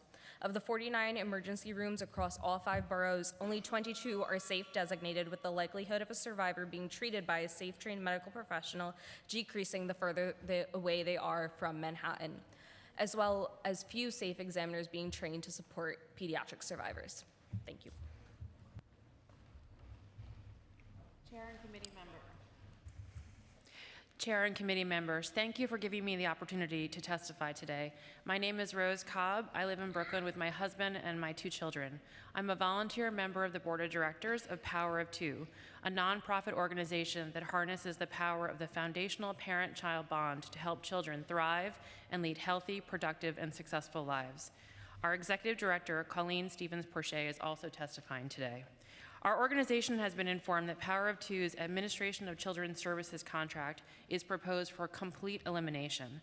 I am devastated by this decision, and I wanted to come here today to tell you one reason why. Power of Two provides many, many benefits to the families we serve, but I wanted to talk today about our proven record of improving the lives of mothers and caregivers of young children. 1 in 5 mothers experience some form of pregnancy-related depression or anxiety. Black and Latina mothers experience these mental health challenges at twice that rate. Since 2015, our work with Power of Two has been demonstrated to eliminate depressive symptoms in 64% of the caregivers we serve, a result that is both meaningful and life-changing. A mother's mental health directly shapes her child's development. When a mother is struggling, her child is affected. Caregiver depression is associated with delays in language and cognitive development, increased behavioral problems, and deficits in social and emotional skills that follow children into the classroom and beyond. The health and well-being of mother and child are inseparable. When we invest in mothers, we invest in their children. At a time when parents and caregivers across NYC are contending with unaffordable housing, reductions in federal food assistance, economic instability, and growing stress on family systems, our program is often one of the few consistent relationship-based supports available to families with very young children. Without Power of Two's preventative services, families who lose access will not be redirected to equivalent care. They will go without. At Power of Two, we can say with confidence and with evidence that prevention cuts will reverse the progress New York City has made to improve outcomes for New York City families. It is imperative that current prevention funding be maintained, whether through ACS or the Department of Health and Mental Hygiene, at $3.1 million and modestly expanded over the next several years as the administration and City Council continue shaping the city's long-term strategy. Thank you. Good afternoon. My name is Colleen Stevens-Porcher. Madam Chair and City Council members, appreciate your giving us an audience. I'm the Executive Director of Power of Two. Since 2015, we've partnered with more than 6,500 children and 6,000 caregivers across New York City through Attachment and Biobehavioral Catch-Up, or ABC, a highly effective, evidence-based home visiting program that strengthens caregiver-child relationships during the most important years of development. ABC is an approved model by the Family First Prevention Services Act, Maternal, Infant, and Early Childhood Home Visiting Program, the Substance Abuse and Mental Health Services Administration, and the California Evidence-Based Clearinghouse for Child Welfare, because the evidence demonstrates that it works. 70% of caregivers improve parental sensitivity. 64%, as you heard Rose say, experience reductions in depressive symptoms. Almost 50% of children demonstrate improvements in social emotional well-being. And yet we've been informed that Power of Two's contract is proposed for elimination. I want to be clear about what this means. This is not simply a budget line being reduced. It is the dismantling of part of the prevention infrastructure that keeps families stable before crises occur. Prevention is what happens before the emergency room visit, before the child welfare investigation, before the foster care placement, before a child enters preschool or kindergarten already struggling. The organizations facing these cuts are not duplicating one another's work. Together, we form the first line of defense for vulnerable families across New York City. What concerns me most is the contradiction. New York City has invested heavily in early childhood education and childcare and family well-being at the very same moment we're considering cuts to programs that help families benefit from investments in the first place. There's an old saying that resonates, I'm closing, deeply, and it is appropriate to share it with you now. You do not plant a tree for yourself. You plant it for the children who will one day sit in its shade. We've been partners with the city for years, and we've planted wonderful trees together, and I respectfully and strongly ask that you restore prevention funding for Power through either ACS or the Department of Health and Mental Hygiene. Once a mature tree is cut down, it takes years for another to grow. Thank you. Thank you. Again, prevention, prevention, prevention. And as you know, on the council, we've done a lot around maternal health and maternal mental health, and there's a bill that I just introduced recently looking at postpartum depression as an actual, because there's a lot of folks that are facing, if they're facing the criminal justice system, the postpartum depression is not looked at before they actually enter. And so I think that's a critical point that we need to look at. So I really want to thank you all for the work you're doing, and especially, of course, with SAI. That's a big initiative that the council has been pushing as well. And then for Joe and Jeremy, I had a quick question for you, because as you know, we've been such a big supporter of trying to baseline the rest of the parks funding with the PEP and park rangers.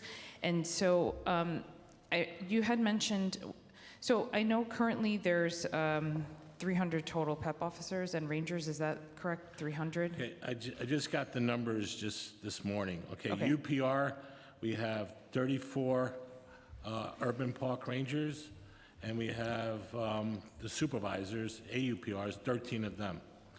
Okay, with UPS, those would be the PEP officers, right? We have 233, right, officers, and 51 PEP officers, 51 supervisors, I'm sorry. Okay. So total altogether, 267 for PEP and Ranger officers, and a total of 64 supervisors. Okay, and then you were mentioning that it's the lowest that it's at right now, but what would you say would be a sufficient number to actually cover all the parks? In a perfect world, we'd have thousands. Like, again, we have 28,000 acres, but a minimum of 450 would scratch the surface. Right now, what you're going to have is parks with no PEP at all, and primarily due to the beaches and pools. Beaches and pools get prioritized. The bulk of our forces go to those locations. So you can have a park as big as Flushing Meadow Park with one person, just to give you an idea. So yeah, we're very much in very dire need of these people, and we need them now. Yeah, thank you. Perfect. Thank you so much. Thank you. all Appreciate for your work. Thank you. All right, thank you. Oh, sorry, Madam Chair, Councilmember Brewer. Just on that same topic, how long does it take to train? In other words, if we were another 200 in a class, how long does it take to recruit and train approximately? It takes a few months, but usually what happens in situations like this, when there's emergency, we put them out there more sooner. I'll have Jeremy explain because he's in the field right now. Councilmember Brewer, from my knowledge, the training academy is about 4 months, but normally, if in the event of an emergency funding, the department will employ the individual as a member of the department and then put him in a recreation center or some type of administrative role until the next academy class commences. Okay. Thank you very much. And we need a pound in Manhattan. I know that those are our other members. I'm very aware of them. I mentioned it this morning, if you weren't over at the hearing at 250 Broadway, over and over again. Thank you.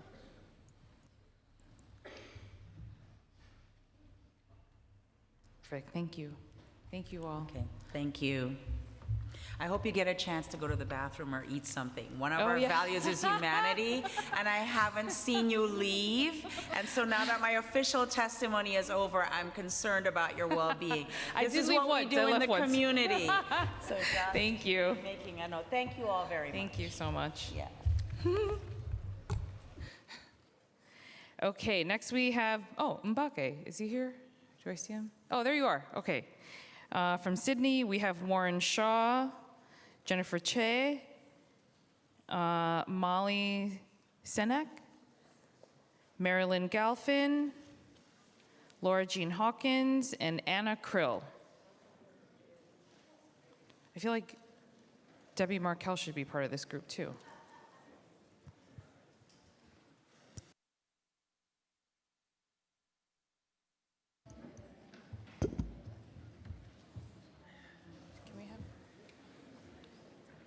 I was wondering, Mike, where your card was, because you filled one out, right? Okay. Can we have? Yeah, we'll find your card, but you should join this panel. Mike Schweinsberg, yes. Yeah, Mike is Mike. You may be able to, yeah. Okay. Oh, no, Okay. You can have a seat. New York City Parents of Teens with Disabilities? Yes. That's why I said Che, because I know the Korean pronunciation.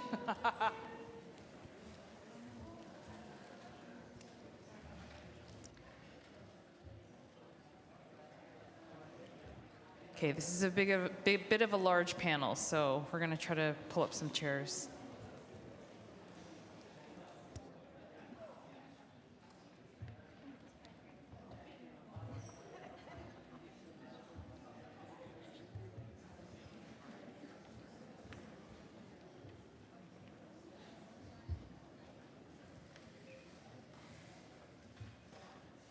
Great, so once everyone gets settled, hey everyone. I love this panel. Okay, I love all the panels, but yes. Mbake, you want to start? Okay, so we're gonna we're gonna start on this side and then work our way down this way. Yes. Hello, everyone. Thank you, Chair Lee. Thank you, Chair Brewer. My name is Mbake Cham. I'm the Housing and Health Community Organizer at the Center for Independence of the Disabled, New York. We advocate for people with disabilities in the 5 boroughs of New York City. Over the last 12 months, we have served over 75,000 consumers. Our consumers rely on MOPD, the Mayor's Office of People with Disabilities, services to live a daily life. New Yorkers with disabilities continue to face systematic barriers to securing stable housing and accessing health care.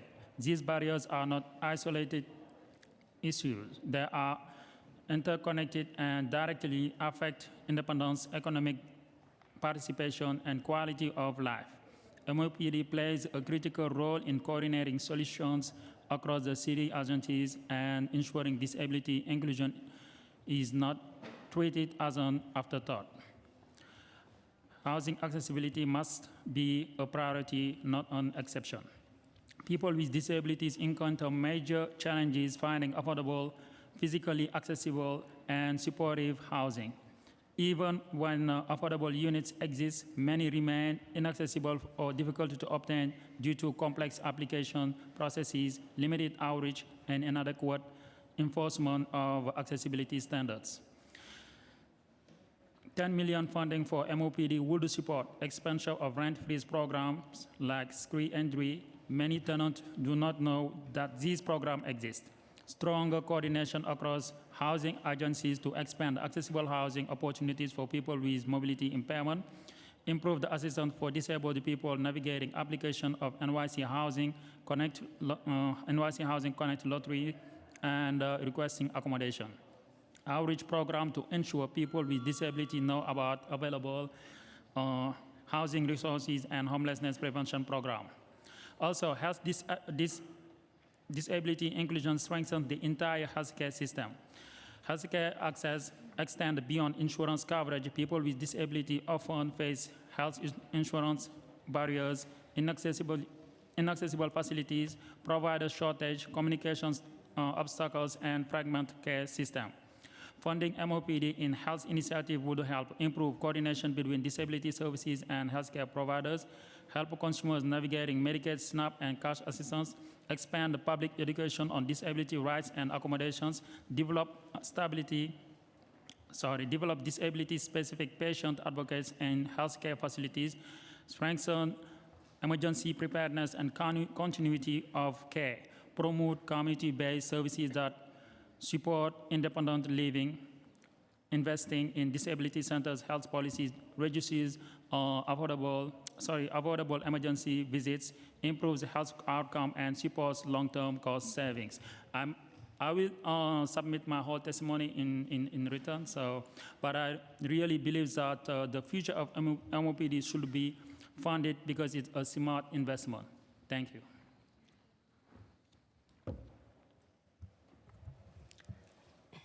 Marilyn Galfin, Voices for Shelter Animals. Today at the New York City Animal Care Centers, there's 26 dogs and 13 cats on the at-risk list. Any of them can be killed at any moment. In 2025, 1,555 dogs and cats were euthanized, and in the first 4 months of 2026, 539 dogs and cats are already gone. We're in the midst of a severe shelter overcapacity and homeless animal crisis. Abandonment's out of control, euthanasia is escalating, and up to 1 million community cats are struggling to survive on our streets. Many pet guardians are already facing an affordability crisis. With changes to SNAP and Medicaid eligibility requirements, struggling families may lose benefits and face heartbreaking decisions, whether to go hungry to feed their pets, forego medical care for a sick animal, or with no other option, make the devastating decision to surrender them to the ACC. There, it's more like a processing machine. Dogs are heavily drugged, and many animals do not receive adequate care. They experience confusion, fear, and trauma in a chaotic shelter environment, and then needlessly killed. This is unacceptable and inhumane. Animals are not expendable, and the killing of adoptable, treatable animals should never be the solution. New York City investment in animal welfare remains shockingly inadequate. An ask of $15 million within a proposed $124.7 billion budget is minimal, barely more than 0.01%, yet it would fund critically needed prevention programs that keep people and pets together, and for many, pets are family. It will keep animals out of the overwhelmed shelter system, and an investment now reduces costs in the long term. We need pet food pantries, low-cost veterinary care, spay-neuter services, emergency services, microchipping, humane care, foster outreach, and more, as well as a dedicated animal protection and enforcement unit, an animal abandonment unit, and shelter reform. Our city has a moral and ethical responsibility to act now and invest in animal welfare. Animals deserve protection, compassion, and the right to live. Animals' lives do matter.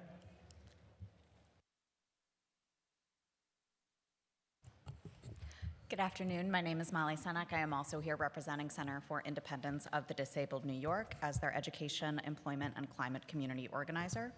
According to the New York State Department of Health, there are approximately 2 million people with disabilities living in New York City. We describe in more detail in our written testimony, but there are a number of interconnected barriers that are specifically impacting this community, including far higher rates of unemployment and part-time employment than the non-disabled community, a reduced likelihood of graduating high school, and a disproportionate vulnerability to the impacts of climate change.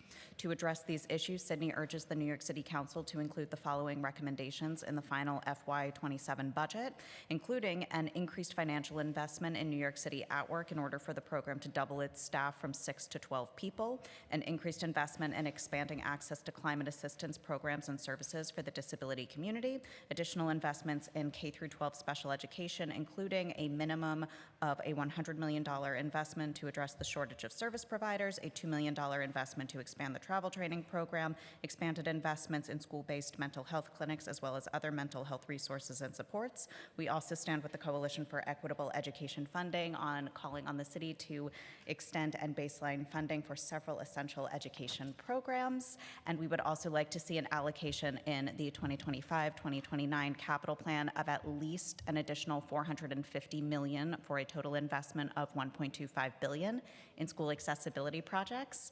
Once again, reiterating how interconnected all of these barriers are, we would also like to, in addition to the above recommended and the recommendations and the others listed in our submitted testimony, we would also like to ask for a baseline investment of at least $10 million for the Mayor's Office for People with Disabilities in the budget, given that this office is meant to look at the bigger picture, and it is currently very inadequately funded. And I will say the number, 704,000. That's ridiculous. Okay. Yeah.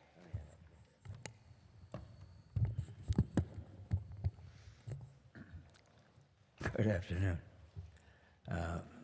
Madam Chair and council members. Gail, hey.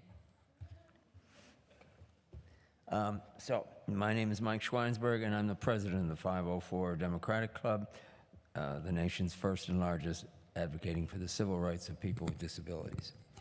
I've had to, I'll tell you at the stop, change my testimony because so many of our members of our community had to drop out. They couldn't wait this long. They had endurance problems, so forgive the choppy nature of my testimony. But I wanted to let all y'all know and all the people here know of the situation facing the disability community. Oh, I didn't start by giving a visual description. I'm sorry, I'm an old man with graying brown hair, brown glasses, wearing a green suit, and a lavender shirt. Okay. In April, thank you, Guy, we convened 2 forums, one virtual and one hybrid, on the future of moped, where we hosted hundreds of disabled people and listened carefully to their perspectives on moped. As I testified at the budget hearing in March, we have long believed that moped requires a minimal funding level of $10 million in order to begin to address the myriad crises plaguing the disabled in New York. All of this is just the tip of the iceberg. Sorry. What's that? Wait one second. Let me go back to. I tried to.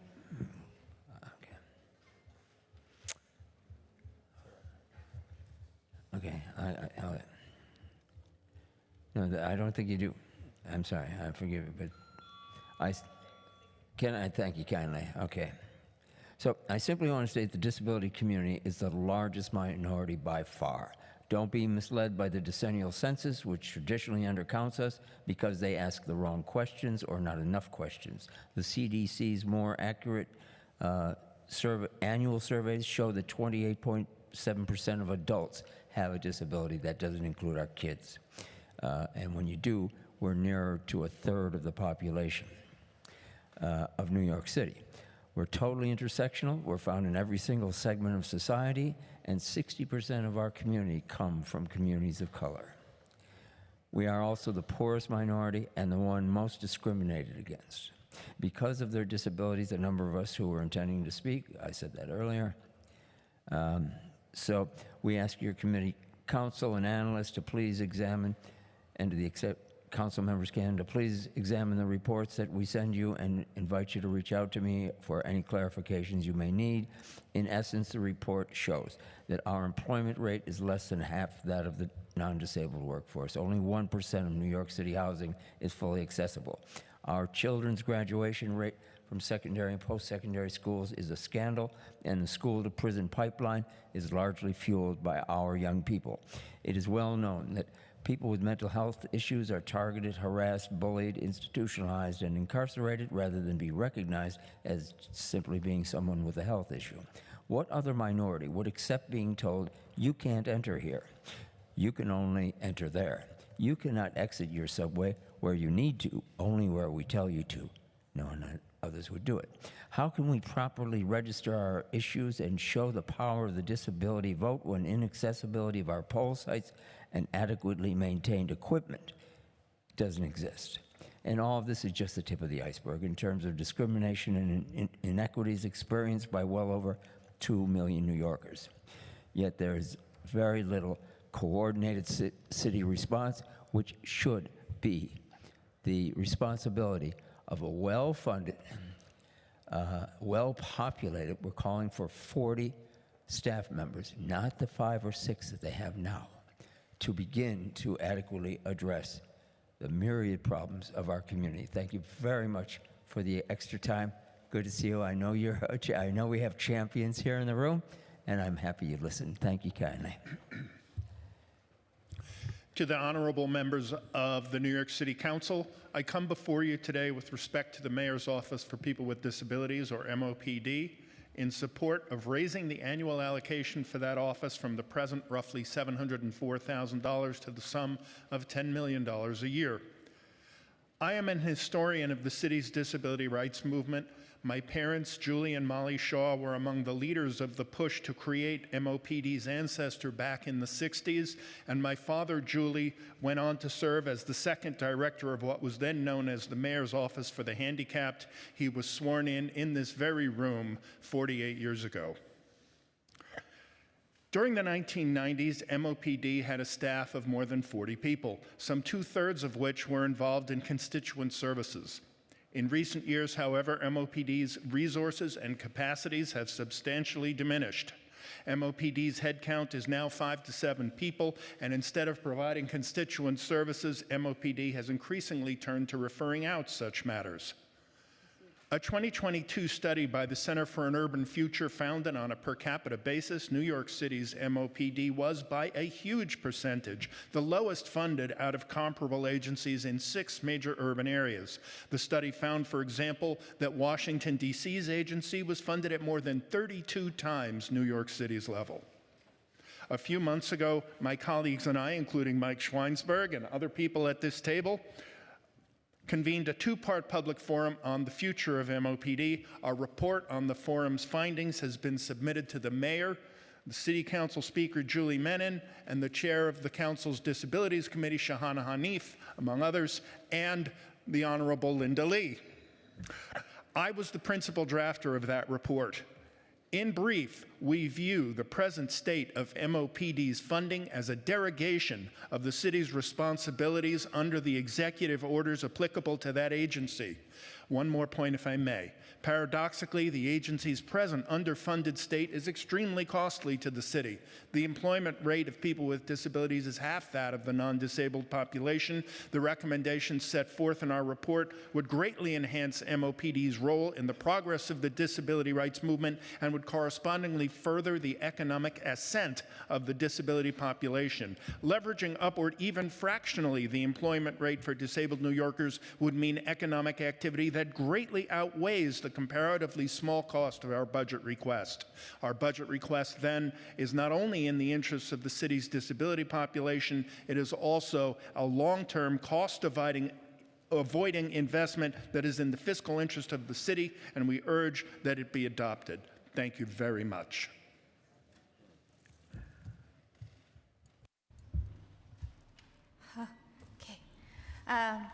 Good afternoon, Chair Lee and the Finance Committee. I am Jen Chet. I am a special education parent advocate and the founder of New York City Parents of Teens with Disabilities. We are a membership of 2,300. We are currently co-signing a testimony. It is still being co-signed. I will hand it in on Friday to ask you to please, we're not going to ask you for money today. We're going to ask if you could hold a hearing of special education oversight about the fair student funding formula that is discriminating against students with disabilities. This formula, and like let's have a hearing to figure out if this formula is contributing to the projected $1.5 billion in special education costs that is coming our way. This formula caps how much a school can receive for special education teacher services, whether it's one-to-one, whether it's the students or with the teacher all day, whether it's a student in a regular general education class that includes honors, AP, IC, G&T. It funds all of those things. And when a student needs more than that, there is an actual cap. When a school asks for more money because there is a system to do that, what happens? Well, the school is asked, what are your set-aside funds? What are your unscheduled funds? So imagine how much a principal wants to file that appeal. So what happens? So maybe something like this happens. What happened to Kai? Kai, a New York City kid, raised by a single mom, can read every word that you put in front of him, but his reading comprehension and his written expression is always 2 years behind grade level, year after year. And he's never pulled out for targeted, I'm so sorry, I'm gonna finish, I promise. Targeted specialized instruction. He never pulled out for that. And so what happens? Well, after years of slow progress, he is going to be given a pass to non-public school. And if there's no state-approved private school, because those numbers are diminishing as well, then she's gonna have to hope that she can find a school that can pay for that can front the money for her, be willing to lose money for her, and she's still gonna have to pay a lawyer. So that's Kai's story. But we want a special education oversight hearing to find out if that has anything to do with the fact that New York State is #1, 3 times surpassing the next state in terms of how many dispute resolutions there are. We are number one that way. And New York City makes us number one because we are 95% of the impartial hearing cases in this state. So, like, do we want to be number one this way? I'm thinking that we need a special education oversight hearing to find out the relationship between this funding formula and the relationship between our 1.5 projected billion. So please, and Councilmember Brewer, I promise I will bring this up to Senator Liu because I know we have to do that too. Thank you so much for listening.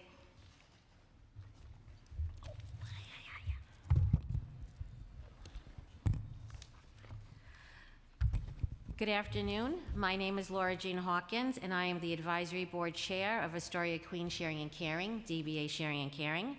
I am also a member of Elmhurst Hospital's Community Advisory Board, and I chair the Patient Care Committee.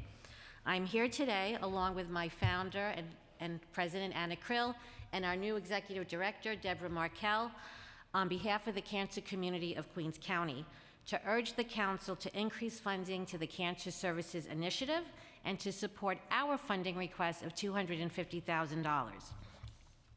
As I have testified previously, time and time again, we are currently facing a cancer epidemic. Cancer is occurring in younger and younger adults. No one knows why these early onset cancers diagnosed in adults between the ages of 18 and 49 are on the rise. But what I can tell you is that more and more people in our community of Queens County and throughout the city are being diagnosed with cancer, and they are turning to us for help. Help that is getting harder and harder to do with our limited funding. Council funding is a critical part of our budget, allowing us to assist cancer survivors and their families in a very significant and meaningful way. Over the course of the past 2 years, we have provided programming in 26 of the 51 council districts through our high school outreaches and our community wellness workshops at senior centers, public libraries, and other community venues, and through the provision of direct services to people living with cancer. And while the majority of people we serve reside in Queens County, we do serve cancer patients throughout the 5 boroughs. No one is ever turned away from our door. Since 2020, we have seen an increase of over 25% in the need for our services and programming. Unfortunately, our council funding under the Cancer Services Initiative has stayed flat. As board chair, I know how difficult it is to raise money for private groups. Most of the foundation and private money out there is for cancer research. That's why council funding is so important. So I urge you on behalf of my board and all those that we serve, please increase funding to Sharing and Caring and to the Cancer Services Initiative. Thank you. Good afternoon. My name is Anna Krill. I am a 2-time breast cancer survivor and founder and president of Sharing and Caring. I'm not going to read what I plan to do, but I want to share a story with you. 33 years ago, I was diagnosed with breast cancer at a very young age. I had 2 little girls, and at the time when I was about to encounter very serious surgery, I begged God for life. I promised also I would give back every single day. Unfortunately today, 33 years later, cancer hasn't gone away.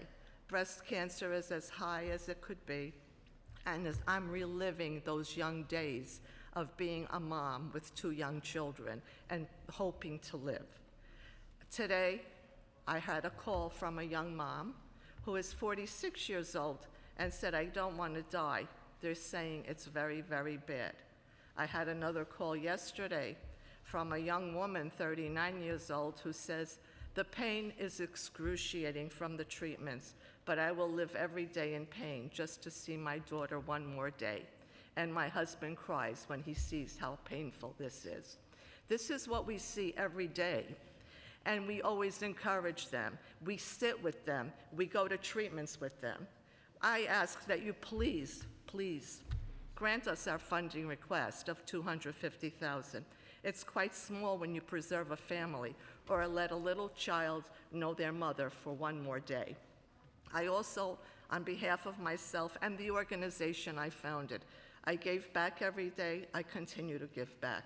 And our organization is probably the only one that many people, and especially our new migrant communities turn to when they're facing this life-threatening challenge of cancer. When they don't know where to go, we're the ones who help them get to the right place for treatment.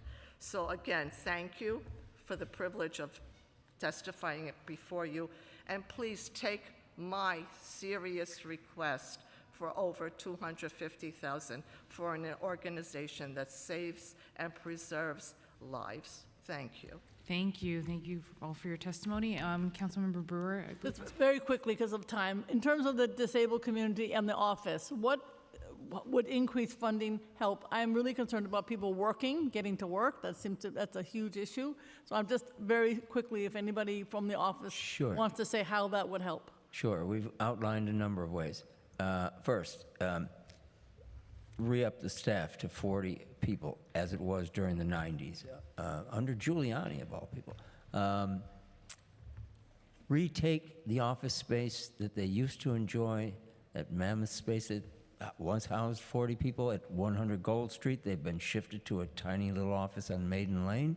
They need expanded facilities. There they had lots of office space. They had conference, a number of Mike, conference keep going. rooms. Office space, I got it. Go ahead. Right, and space for large numbers of interns and volunteers from the community. Incubator projects that better address all the myriad issues that we face. We also want them to have the capability for grant funding to organizations like Sydney that were handed 2,500 cases by Moped last year without any compensation for all the staff time and resources they spent to deal with the issues of our community. This must be handled by qualified constituent services staff that do a proper intake. And if they're referring to a city agency or to Sydney or anywhere else, stop and get a plan from them on how they're going to address the issue and then follow up. So this takes staff. This takes a lot of Thank you, work, Mike. I and got that's just part of it. Thank you Look, very much. We need to increase visibility of our community. There are all kinds of projects that can be through social media and Okay. the Disability Pride Parade, arts and culture, so got many it. areas that will improve the public's perception of people with disabilities. Thank you. Thank you Okay? very much. Thank you. If I may, I would add that the city has, over the past several decades, experimented, I'll use that phrase, with distributing the execution of disability policy across the government. In our view, that experiment has not been particularly successful. The dispersion of responsibility has been ineffective. MOPD needs to play a reinforced role as the supervisor of the execution of policy, as well as the formulation of policy. That can only be done with increased staff. And I'll also indicate that the community, over and over again during our forum, indicated that MOPD is too hard to contact, it's too hard to get a response, its visibility profile is so low that many of the attendees had almost no idea what MOPD actually does. The low responsiveness and low visibility problems are fundamental for this agency, which ministers to 2 million people. And again, only increased staffing can raise the capacity in those areas. Thank you very much. Thank you. And $700,000 Mike, I'll is get an in trouble. insult. Thank you. Okay. Thank you so much. And to this panel, to your point, though, I think that's why we, especially on our side on the council, we really push to separate out the disabilities from the Mental Health Substance Use Committee, because we know that that actually deserves an entire committee all of its own. So I'm glad we were able to do that. Great idea, Jennifer, on the hearing. So I'm going to talk to the education chairs about that. And yes, I'm 46 as well. So, and a lot of my friends are actually getting cancer. So it is a very real thing where it's younger and younger these days. We started an animal caucus on the council. Woohoo! Yes, which is exciting. Yes. Yes, and we will definitely make sure to do that. And then nothing about us without us. So thank you all so much for testifying today. Thank you. Hey.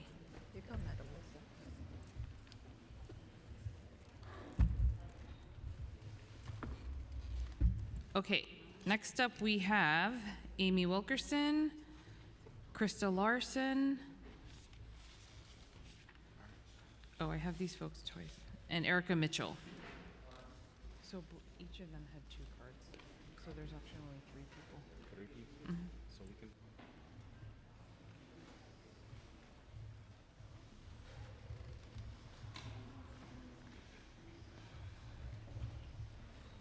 Sorry, and I'm going to read a few more names. Lucy Rames, Gladstone Johnson, and Angela Cummings, if you are here.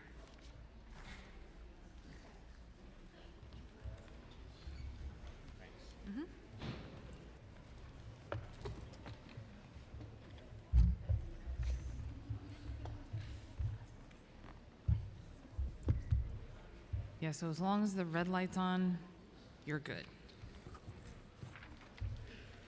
You may begin. All right. Good afternoon, Chair, members of City Council. Thank you for the opportunity to testify today. My name is Amy Wilkerson. I'm the Chief Program Officer at Forestdale, Inc. Forestdale is a longstanding provider of preventive services in Queens. I'm here with deep concern and urgency regarding the Administration for Children's Services proposal to close our family support program in North Queens. The decision came as a complete surprise.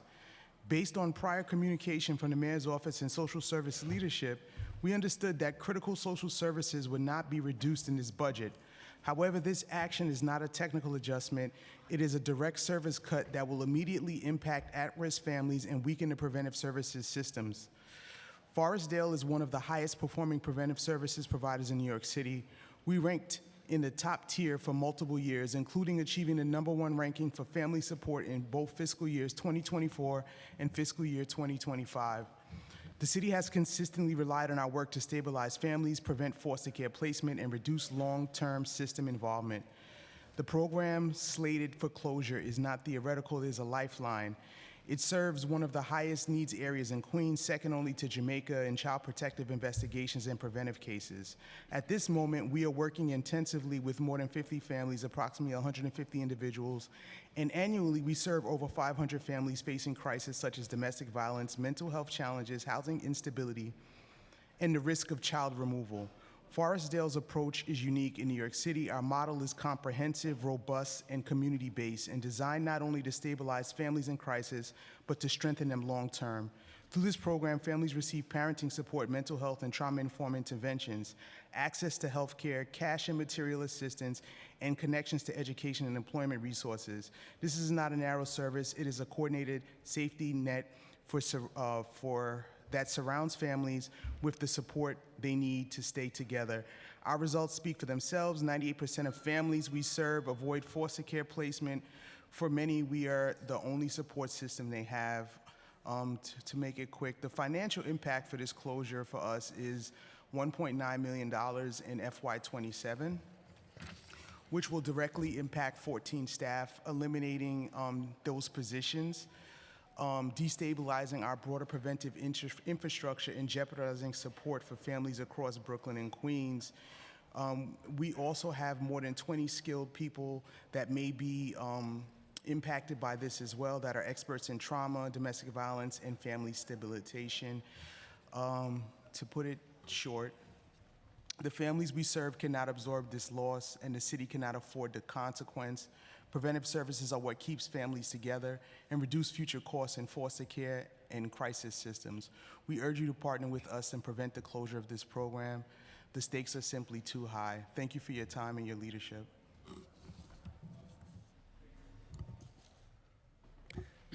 Good afternoon, Chair and members of the committee. Thank you for the opportunity to testify today. My name is Krista Larson, and I'm the Assistant Executive Director for Preventive Services at Forestdale.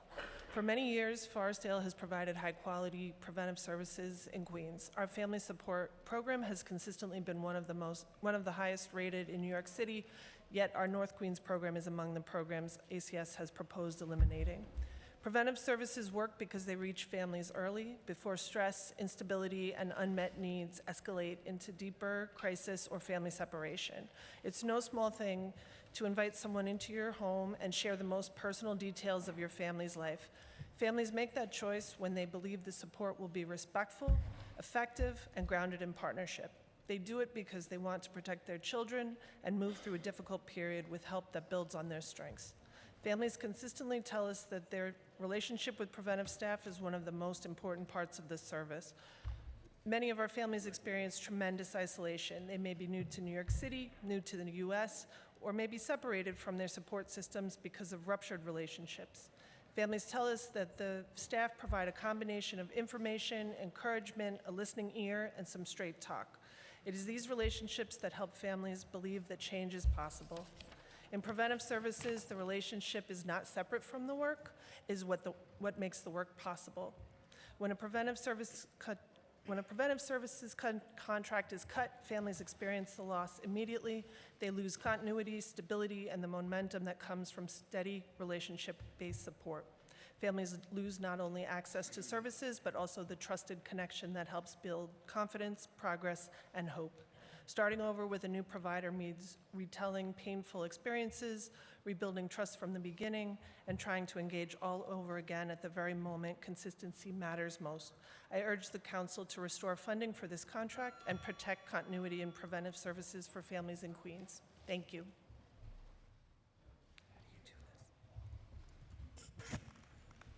Good afternoon. Thank you, Chair Lee and members of the Council for the opportunity to testify today.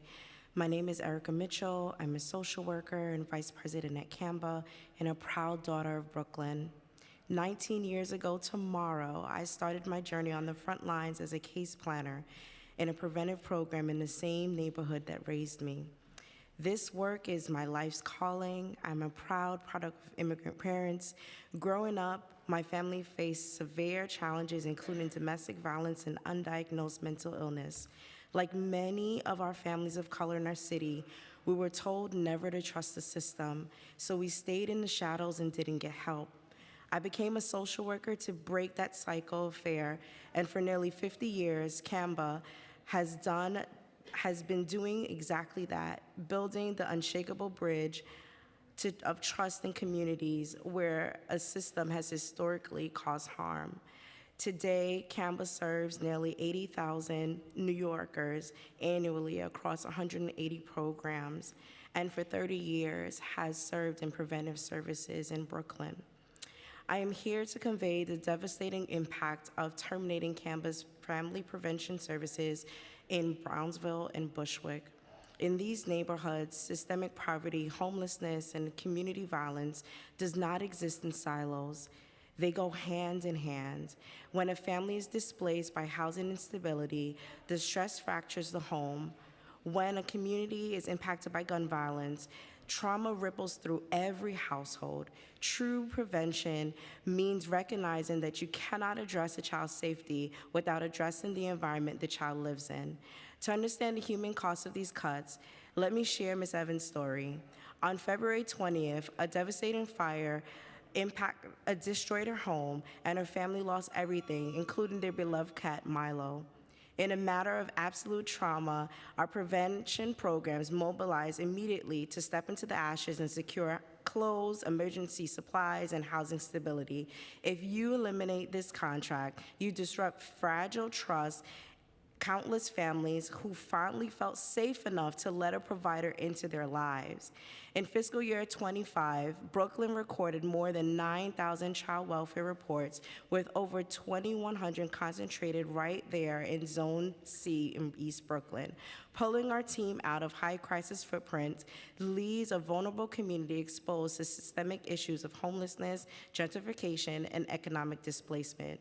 Today, over a dozen full-time staff members are trapped in an agonizing professional limbo without a clear timeline from the city, from these frontline professionals who are being asked to absorb the trauma of their community while facing total uncertainty regarding their own jobs, healthcare, and families. Defunding preventive programs does not save municipal dollars. It simply exchanges proactive, home-based healing for a far more costly, traumatic downstream price of foster care and family separation. We need a solution that ensures our families and our workforce that serves them are protected. We urge the council to partner with us to keep families safe in New York City. Thank you. Thank you. Good afternoon, Chair Lee and members of the committee. Thank you for the opportunity to testify today. I'm Lucy Rames. I'm the Director of Strategic Partnerships and Resource Development at Neighborhood Housing Services of New York City. I'm joined today by leaders from NHS of Brooklyn and Bronx NHS. Together with Brooklyn Neighborhood Services and NHS of Queens, our organizations have spent decades helping homeowners remain stably housed, preserve their homes, and strengthen neighborhoods across New York City. We are here today to request $1 million for a citywide property management pilot program. This program is about preserving affordable homeownership and the naturally occurring affordable rental housing that low-income homeowners typically support. Across the city, low-income homeowners, particularly seniors and people with disabilities, are struggling to maintain aging homes amidst rising costs. For many homeowners, routine tasks such as snow removal, landscaping, and trash management have become physically difficult or financially out of reach. At the same time, they're managing tenant issues, navigating home repairs, as well as code compliance requirements and being faced with scams such as deed theft. We know from our work with vulnerable homeowners that small problems can quickly become larger ones: financial distress, violations, housing instability, and ultimately the risk of losing one's home. This pilot is designed to intervene before that happens. As the applicant for this funding, NHS of New York City would serve as the lead organization, providing coordination, training, technical assistance, quality control, and outcome tracking. Our NHS partners would deliver services directly within their communities through the trusted relationships that they've built over decades of service. In its first year, the pilot is expected to assist at least 30 homeowners for a total of 95 housing units, with that number growing in future years. Thank you. I'll terminate here. Thank you. Sorry. And we will read your testimony, I promise. Okay. Good afternoon, Chairman Lee and members of the committee. My name is Gladstone Johnson. I serve as the Executive Director of Bronx Neighborhood Housing Services. Thank you for the opportunity to speak. We respectfully request an allocation of $1 million in City Council funding to support the launch of a citywide property management pilot program designed to stabilize vulnerable homeowners and preserve affordable housing across New York City. New York City has currently more than 70,000 1- to 4-bedroom properties and over 9,000 in my area in the Bronx, currently at risk of entering the tax lien sale process. These numbers reflect not just properties, but families, generational assets, and the backbone of many of our neighborhoods. Without timely intervention, manageable maintenance and financial challenges can quickly escalate into housing instability, foreclosure risk, and eventual displacement. Too often, homeowners come to us only after a manageable issue has become a full-blown crisis. What begins as a leaky roof, broken light, overgrown property, or deferred maintenance can rapidly lead to code violations, mounting repair costs, insurance compliance issues, and significant debt, including property tax and water arrears. Seniors and homeowners living with disabilities are especially vulnerable, often lacking the resources or capacity to address these issues before they spiral. This pilot program would enable trusted community-based organizations like ours to address these issues. By providing proactive property management support, we can help homeowners maintain compliance, address repairs before they worsen, and navigate financial challenges before they lead to tax lien sales. Thank you for allowing us to speak today.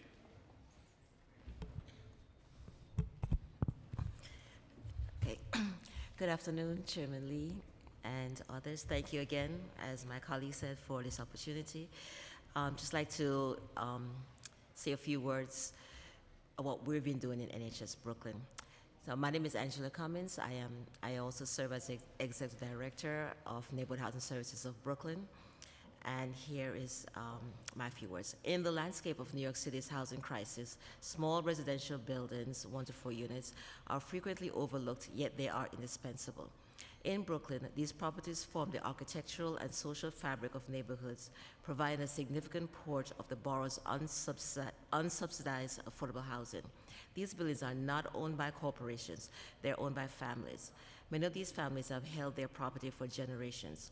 Many are low to moderate income individuals who rely on rental income not to build empires, but to maintain stability, pay taxes, and preserve the homes that anchor their communities.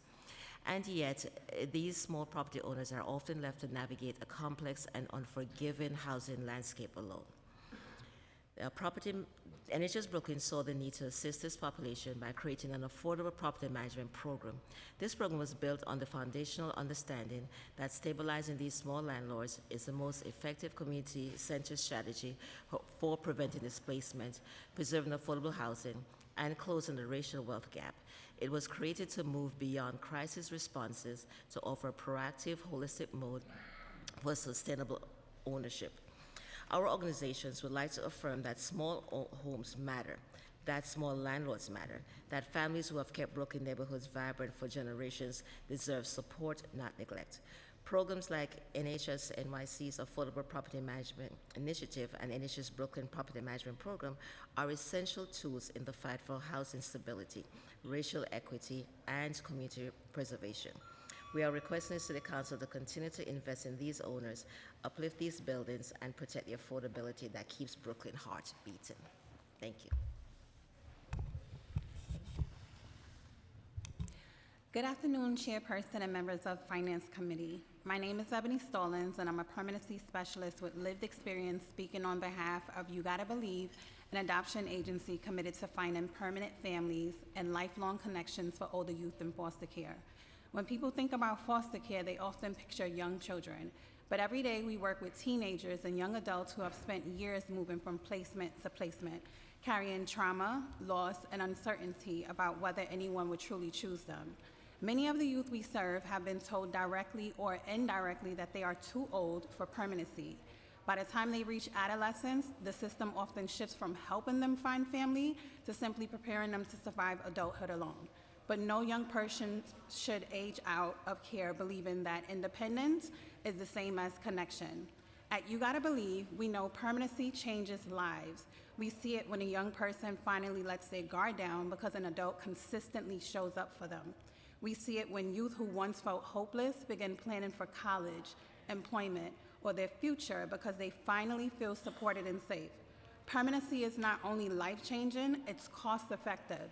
In 2024 alone, You Gotta Believe's work in New York City generated an estimated $3 million in societal cost savings by helping with youth achieve lasting family connections and avoid the costly outcomes often associated with aging out of foster care alone. That is why continued investment in foster youth services is critical. We urge the city to prioritize and support our discretionary funding requests for permanency programs, mental health support, housing stability, and youth development. We also ask the city to continue investing in programs that center lived experience and youth voice. Young people impacted by foster care are experts in what they need, and they deserve to help shape the systems designed to support them. The reality is that foster youth do not stop needing support when they turn 18 or 21. Healing, connection, and stability takes time. With the right investment, we can ensure more young people leave care not just with resources, but with family, community, and hope. Thank you for your time and commitment to New York City's youth and families. Thank you so much. And as we know, when we talk about affordable housing in the city, affordable homeownership is not discussed enough. And so that is something that I know, especially in the outer boroughs and in Southeast Queens and with the council members there, we talk about that a lot. So I want to thank you for your work that you're doing. And of course, to the groups that are here, You Gotta Believe, Canva, Forestdale, we love you guys and the services you're doing. Obviously, aware of the situation with the program that got cut, and so we're sort of in conversation right now to see what is gonna, what the outcome can be. But We have, we obviously know the incredible, wonderful work that you all do, and so we will continue the conversations, and I'm sure you guys are also doing your advocacy on that front, but obviously we're here to listen and engage as well. So I just want to thank you all. Thank you. Okay. Is there still a long line outside? Is it one of those things? I feel like it's one of those things where it's like, what's that line? And it's like the hottest club in town, so, people should feel free to come in. Okay, we have Gregory Hamatas, Matthew, Monk? Rick Horan, Michael Scala, and Miriam Bensman, and Ben Yee. I'm sorry? Oh, Miriam has to leave. Okay, I know it's a long day. And apologies again if I'm mispronouncing anyone's names. And just as a reminder, if you guys could stick as close to your 2 minutes as possible, that would be greatly appreciated. And please make sure to submit your written testimony if you have not.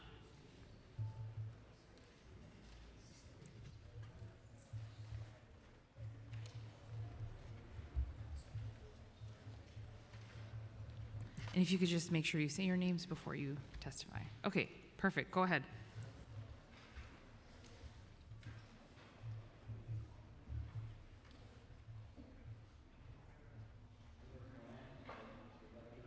Oh, if you could push the, yeah.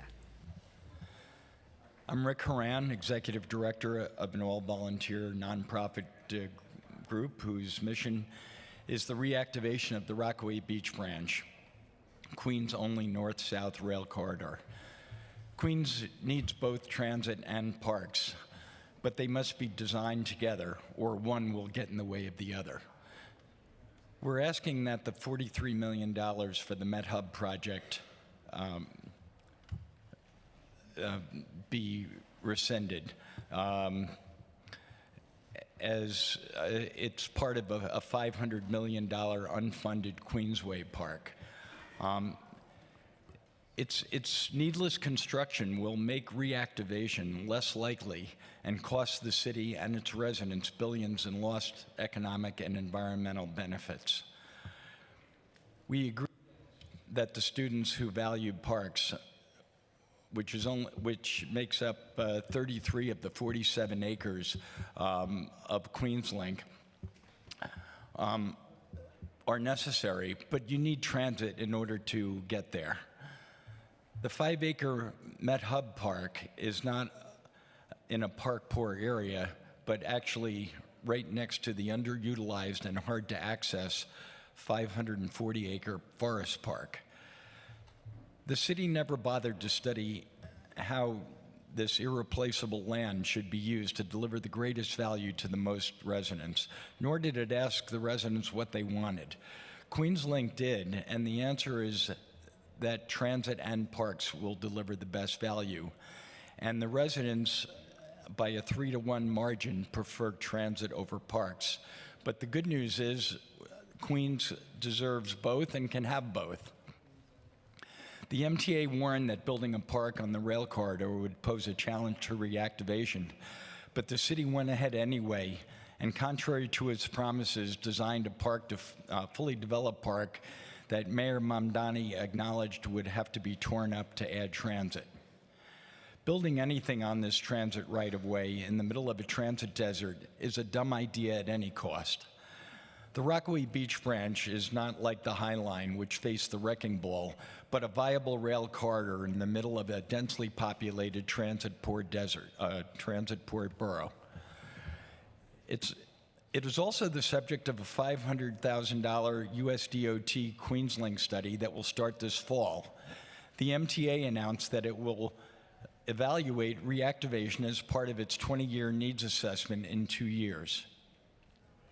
No city that's serious about improving public transit and restoring the rail service that it took away 64 years ago would build a new park on that same corridor. Doing so is equivalent to cutting Queens in half all over again.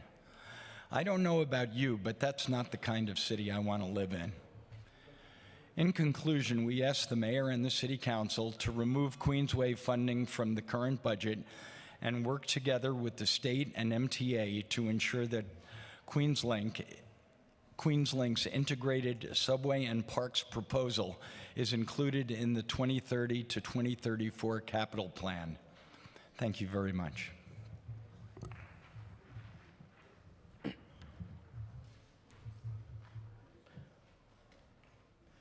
To the members of the Council and the Finance Committee, my name is Matthew Monhay. I've lived here my entire life and currently reside in Middle Village. I'd like to tell a story. In the 1960s, a large rail line was abandoned due to a decrease in business. A local grassroots organization rose up and submitted a proposition to the council to revitalize the corridor and bring transit and trails back to the area, serving hundreds of thousands of people in what is otherwise a transit desert. Now, to some of you, this may sound like a project in New York City called Queenslink, but in actuality is describing the current Beltline project in Atlanta. Even though the Beltline project was initiated 27 years ago, not a cent was spent, a train built, or an inch of track revitalized. Why? The city decided to build the park first. This story serves as a cautionary tale for the current council. Currently, $43 million is allocated in the mayor's executive budget for Queensway, a project that would redesignate the sitting rail line in Queens as parkland. I'm here to warn not only the council, but also those around us that this is a terrible idea. According to New York's interpretation of the public trust doctrine, once a park is built, it becomes increasingly impossible, if not incredibly rare, to do any further development. Any transit addition is delayed and debated indefinitely until effectively becoming canceled. We need more than promises from the council or the mayor to eventually integrate rail, because as history has shown us, it doesn't work this way. Luckily, a proposed alternative to Queensway called Queenslink has a fully laid out plan to revitalize the existing rail and integrate 33 new acres of parkland, the best of both worlds. But it's being ignored by the mayor and the council. Now, I live in Middle Village, but I go to college in downtown Brooklyn. The only reasonable way to get there is by taking the Q53 down the crowded Woodhaven Boulevard, and let me tell you, there are 10,000 riders on that bus, 70,000 weekly, 3.64 million yearly. That is 10,000 more weekly riders than the least used subway. The rail is right there. Why aren't we using it? This last year was the first time I ever voted in a local election, and I am proud to have voted for my representative Phil Wong and Mayor Mamdani. But right now, it feels as if you're turning your back on the community and depriving transit from the people who need it most. I am urging the council to learn from the mistakes of their colleagues in Atlanta, take time and look into the possibility of Queenslink, block the mayor, cut Queensway from the executive budget. Otherwise, you turn your back on the people you promised to improve the city for. Do not make this mistake. Thank you, Chairperson Lee, members of the Finance Committee. My name is Mike Scala, and I serve in a volunteer capacity as counsel and legal advisor to the Queenslink. I am speaking today in strong support of the Queenslink, which would bring both new subway service and new parkland to Queens by reactivating the former Rockaway Beach branch, and against the current $43 million allocated in the budget for Phase 1 of the Queensway, also called the Met Hub project. I was born and raised in South Queens, but I went to high school in Bayside, Cardozo in the house. My commute to and from school took up to 2 hours each way. While I was spending 4 hours in transit every day, my classmates were enjoying their lives.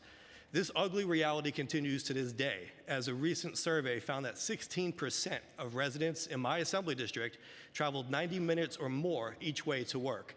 That means thousands of us are commuting over 3 hours every single day. In the greatest city in the world, this is unacceptable.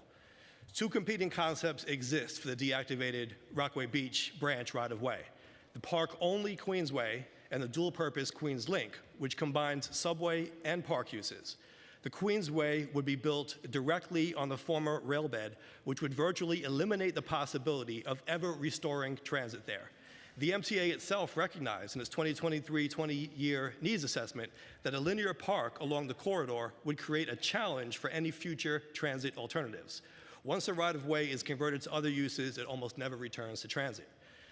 The Queenslink would create the first north-south subway line in Queens, extending the M line south from Rego Park to Ozone Park and then over the A train tracks to the Rockaways, increasing service to the Rockaways by up to 165%. It would also let the G train run all the way to Forest Hills, increasing capacity on the crowded Queens Boulevard local lines by 50% and connecting central Queens with North Queens and Brooklyn. A study by the Steer Group found that the Queens Link would remove millions of vehicle trips each year, making streets safer and lowering harmful emissions while adding up to 33 acres of new parks and trails integrated with the subway design. Over 20 years, the study concluded the project would more than pay for itself by creating jobs, saving New Yorkers time, and reducing healthcare costs tied to air pollution and traffic crashes. So in conclusion, Queens needs parks and trains. The Queens Link would do both. I urge the committee to preserve this irreplaceable right-of-way for future transit and to support the Queens Link. Thank you. Good afternoon, Chair and committee members. My name is Jasper. I'm a city employee and a volunteer for the Queens Link. In the past 4 years, I've spoken to thousands of Queens residents who overwhelmingly want the same thing: robust public transit and parks they can be proud of. The same amenities other boroughs take for granted. But we've been waiting so long for change, we are disillusioned by what is possible. Car dependency is stealing our health, our time, and our money. The Queensway's argument, now echoed by Mayor Mamdani, is that building something now is better than building nothing, and that building a park won't preclude rail reactivation. Atlanta proves otherwise. The Beltline was a proposed mixed-use light rail and trail project, but in 2004, the Trust for Public Land, the same national nonprofit fighting for the Queensway, recommended that Atlanta build the trails first and add the rails later. Atlanta listened, and over 20 years later, the Beltline's trails are almost complete and not a single track has been laid. The current mayor, Andre Dickens, just walked back support for shovel-ready light rail on the project, capitulating to developers and anti-transit dark money groups. New York is facing the same threat. The chosen location for the first phase of the Queensway Park overlaps entirely with future tracks and station infrastructure, according to the MTA's own feasibility study. Once a multi-million-dollar park is built, the MTA will be left with no other alternative but to argue for ripping up the park to build the rail, sparking the same opposition we're watching unfold in Atlanta. Public advocate Jumaane Williams has called the Queensway fiscally foolish and irresponsible, and I couldn't agree more. If the mayor is as committed to expanding public transit as he says he is, then he shouldn't be prioritizing aesthetics over solutions to the borough's immense transportation needs. My question for you is this: is this park worth denying South Queens residents who already endure the longest commutes in the nation the right to affordable and convenient mass transit? Respectfully, I urge this city council to not allocate any more funding to the Queensway project in this or any future city council budget. Instead, I ask that the mayor and the council work with advocates and leadership in the state at the MTA to prioritize rails and trails in the next capital plan. Queens deserves nothing less. Thank you. Madam Chairman, members of the City Council, my name is Betty Fink-Horb, and I live right where that trail is going to be built. And I can honestly attest to the fact that I live in a transportation desert. I walked 20 minutes to get on the train to come here. It took me over 1.5 hours to appear at this meeting. I have a lot of compassion for the students of Mel's. Their school is right next door to my home. And I understand why they would think that that was the most important thing in their lives that would help them substantially and keep them off of cell phones and give them an outdoor space. And I understand why they want that space. But I see to the future of those children, and I see that there are better jobs out there for them in the future. If they have a way to access those jobs, if they have a way to get where they need to go to have higher paying jobs. The mayor said it wants to give us more child care. But mothers who can't get to a better job are faced, how does that help them? They're still stuck in the same community, in the same place, at the same jobs that never helped them move up economically to begin with. All I have to say is, I think we need both transportation and green space, and Queensway doesn't do it for us. It's a waste of a tremendous amount of money that can be put into a future hybrid transportation and green proposal. Okay, thank you so much. And just really quickly, I'm gonna call a few other names that I know are also with QueensLink. Is Stephen Bautista here? Julian Bryzak, Rasheen Peacock, Noah Williams, Tahaman Hidari, Ali Exley Seidel, and Willow Mangje. So if you guys can just come up really quickly. Is that you?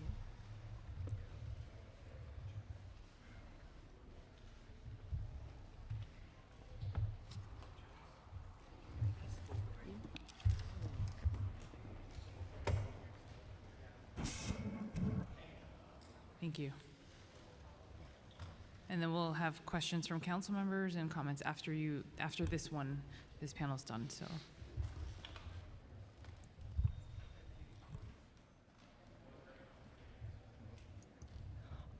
My name is Steven Gomez Bautista, and I'm a resident of Elmhurst, Queens. And I really want to urge you guys to reconsider funding Queensway because I think it's a waste of this really great opportunity for QueensLink. Under Mamdani's platform, he advocated for public transit that is reliable, safe, and universally accessible. And I think this is a great opportunity to provide transportation to where there's a transit desert. There's like a lot of talk about how Queensway won't preclude future development, but I want you to imagine if there was a proposal to build an elevated train right through Central Park, and if anyone would even consider that as a reliable project.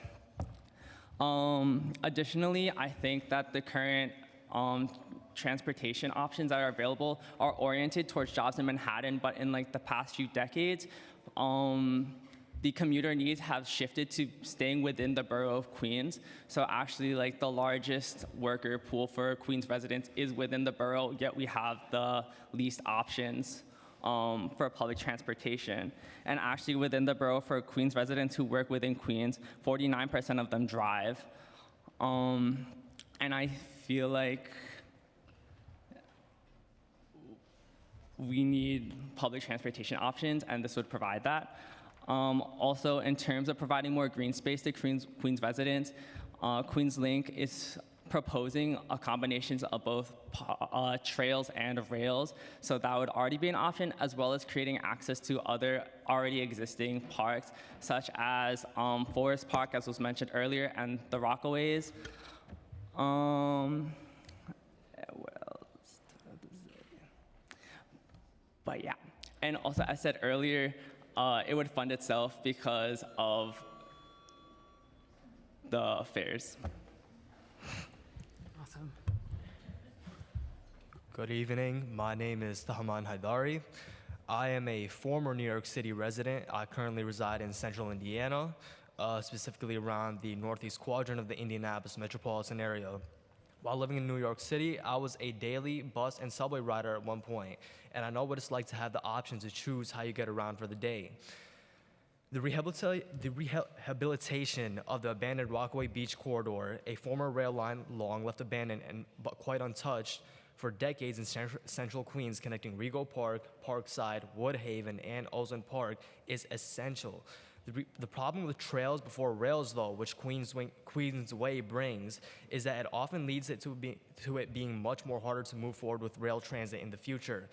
We've already heard much about the Atlanta Beltline, which has been struggling for the last 20 years, but I want to tell you an example that is more local to me as a central Indiana resident, the Nickel Plate Trail. This connects the cities of Indianapolis, Fishers, and Noblesville. The mindset behind the trail was that we'll build a trail now and we'll preserve the corridor for later. However, what ended up happening is that the studies for the potential rapid transit that would have gone on that corridor were paused and to this day have not yet been continued. It's basically just been stalled for years on end. I'll give the trail credit that it does see a lot of recreational use, but for essential services such as jobs that I could have accessed, internships that I could have accessed, the family that I could have visited more often, those were all basically thrown out because there was no transit along that corridor. I urge the City Council of New York to go ahead and please reconsider Queensway and Queenslink. Queenslink brings what Queensway offers, park and green space, along with the essential transit service. I apologize for taking so much time.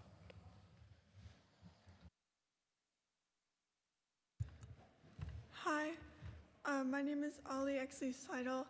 There's been a lot of great speeches, so I just want to touch on a really important thing about the Queenslink project that Queensway just simply cannot do, and that is Queenslink impacts the area around this corridor, but it also impacts so many more neighborhoods. I'm sad that the council member from the Rockaways isn't here anymore, because currently Rockaways riders, aside from a few A trains, they have to take the shuttle, which I've taken it a few times, and it's pretty horrible. But with Queenslink, you now would have M service for Rockaway riders to the south. So all Rockaway riders would have direct service to the city. Also, Queens Boulevard riders would have more local service. They would have the M train also on the weekends. And this is just something that would not happen if we had Queensway. So, yes, thank you. Good afternoon, members of the committee. My name is Noah Williams, and I'm currently a junior attending high school and a resident of Rosedale. Fundamentally, as this council continues debating whether Queenslink is the right path forward, there are clear truths that I urge the council to acknowledge throughout the course of this discussion. First and foremost, Queenslink as is currently projected will have roughly 75,000 daily riders, primarily from those who formerly utilized congested bus routes such as the Q52 and Q53 select bus services. Additionally, estimates for the Queenslink initial business case has shown that due to combined decreases in transit times, health and quality of life improvements, and reductions in congestion, that for every dollar that goes into Queenslink, $1.10 is returned.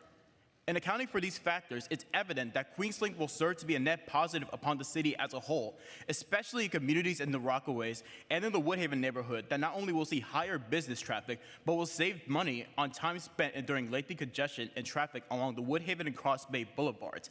This is especially important to me as a student attending high school, in which people routinely from my class complain about the overcrowding and congestion of the Q52 and Q53 select bus services. Many of my friends from the Rockaways whose parents work in the region could gain significantly from the increased economic activity and less congestion leading into the Rockaways. Taking the Q52 and Q53 select bus services shouldn't be an experience that makes me yearn for the days of pandemic-era social distancing. Under the status quo, there is no possibility for Queenslink to coexist for Queensway to coexist with Queenslink unless Queensway is diverted off the abandoned rail line, or we will lose out on a once-in-a-generation opportunity to deliver rail infrastructure to communities that need transit alternatives. To me and many Southeast Queens residents, failure to seize on this opportunity and to deliver rail infrastructure is failure to advocate for hundreds of thousands of New Yorkers to be able to do the main thing that makes us a New Yorker, taking the train to school, work, or wherever we need to be. And I would argue it would be a greater misjudgment than any of the referees' calls made during the last Knicks game. And that's not something that we need. Thank you. Hello, my name is Willow Monhay. I'm 16. I go to Brooklyn Technical High School, and I live in Middle Village. I originally didn't want to give a speech today. I came here just to support my brother, who gave a speech on the same topic just a few minutes ago. My inspiration to speak today is from the speech given by the middle schoolers who supported Queensway, because it showcased just how easy it is to fall into the line of thinking that promotes Queensway. The allure of a park is so tempting. However, there is an option for this administration to change the lives of generations to follow. On the abandoned Rockaway Beach line, we have the ability to extend the M train to the Rockaways while serving Regal Park, Middle Village, and Forest Park. Queenslink adds rails and trails. It will not inhibit parks. It will still provide all the benefits that those middle schoolers advocated for. I really wish that Phil Wong was here to hear this, because I think it is so important for the representative represents me to, oh, hello. He appeared. Yeah, I just wanted to let you know that the subway system that we're currently using has been around for more than 100 years. It's been around for a whole century, and it's still serving us as such an important factor of our city, and it's what has made us the greatest city in the world. And I really want to ask you, do you want to contribute to that legacy, or do you want to intentionally inhibit it? That's the option I'm seeing here. Thank you for your time, Nixon 5.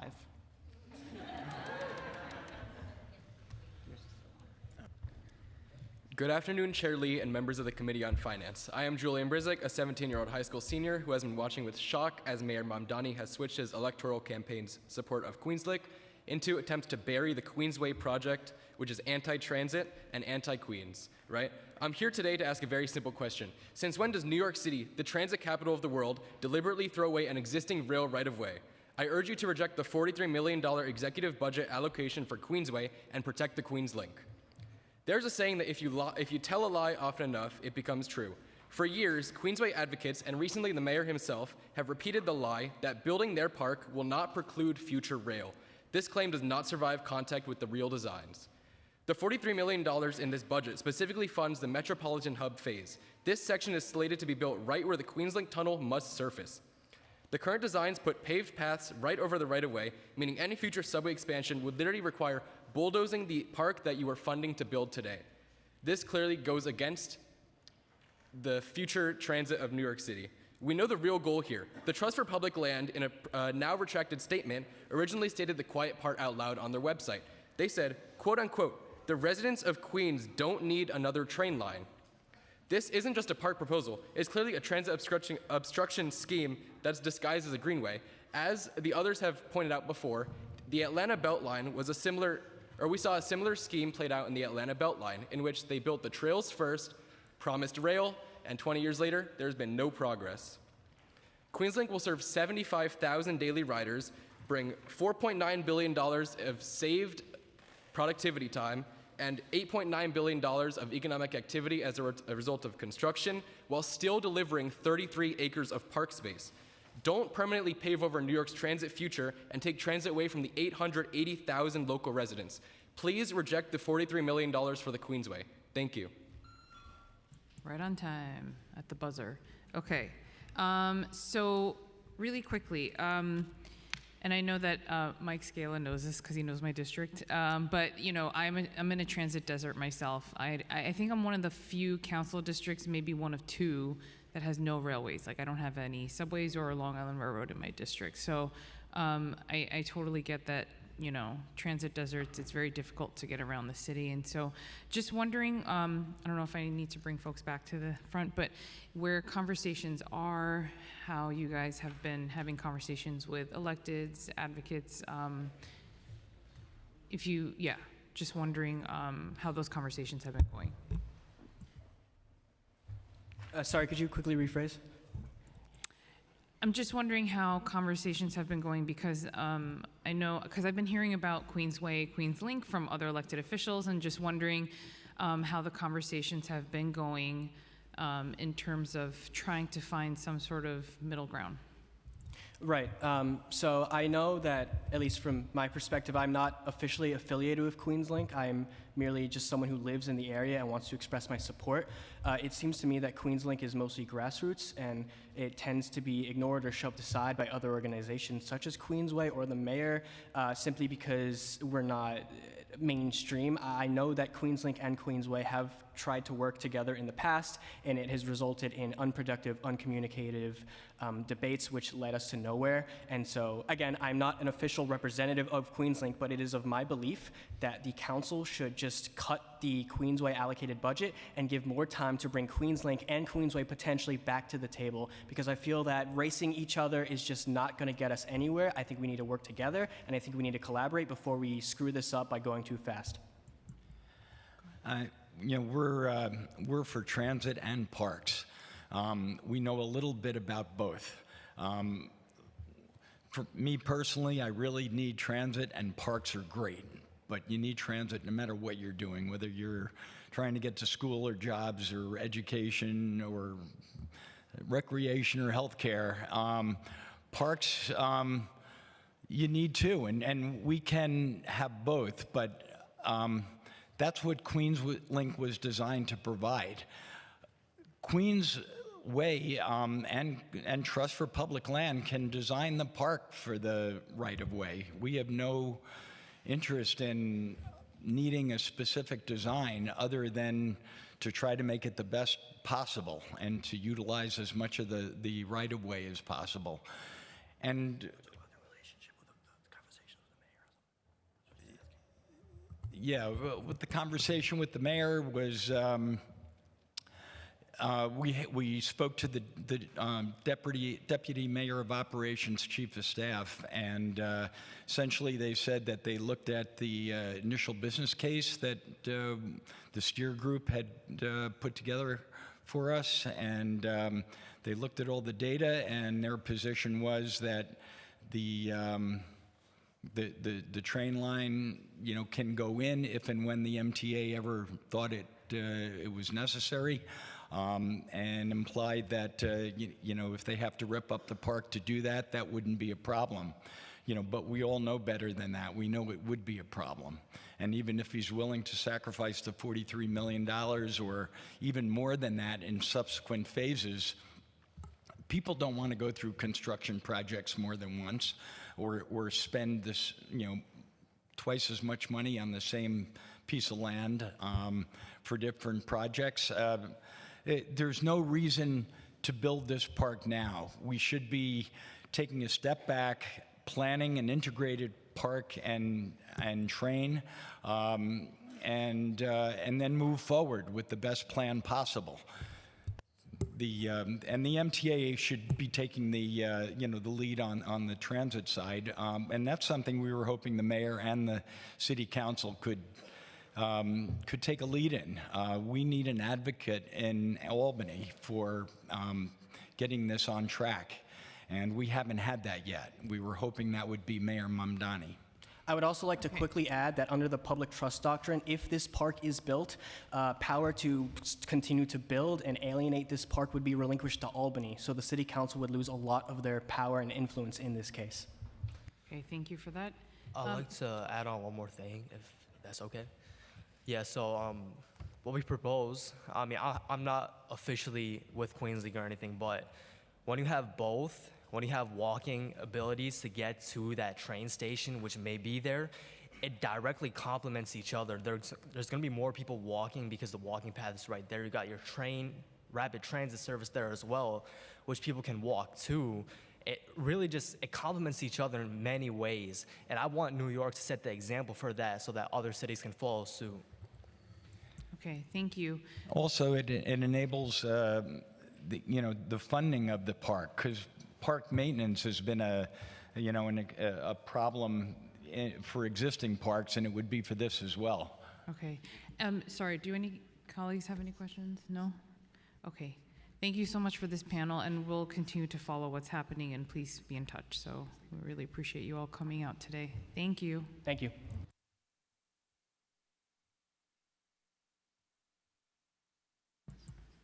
Okay, next we have David Larides.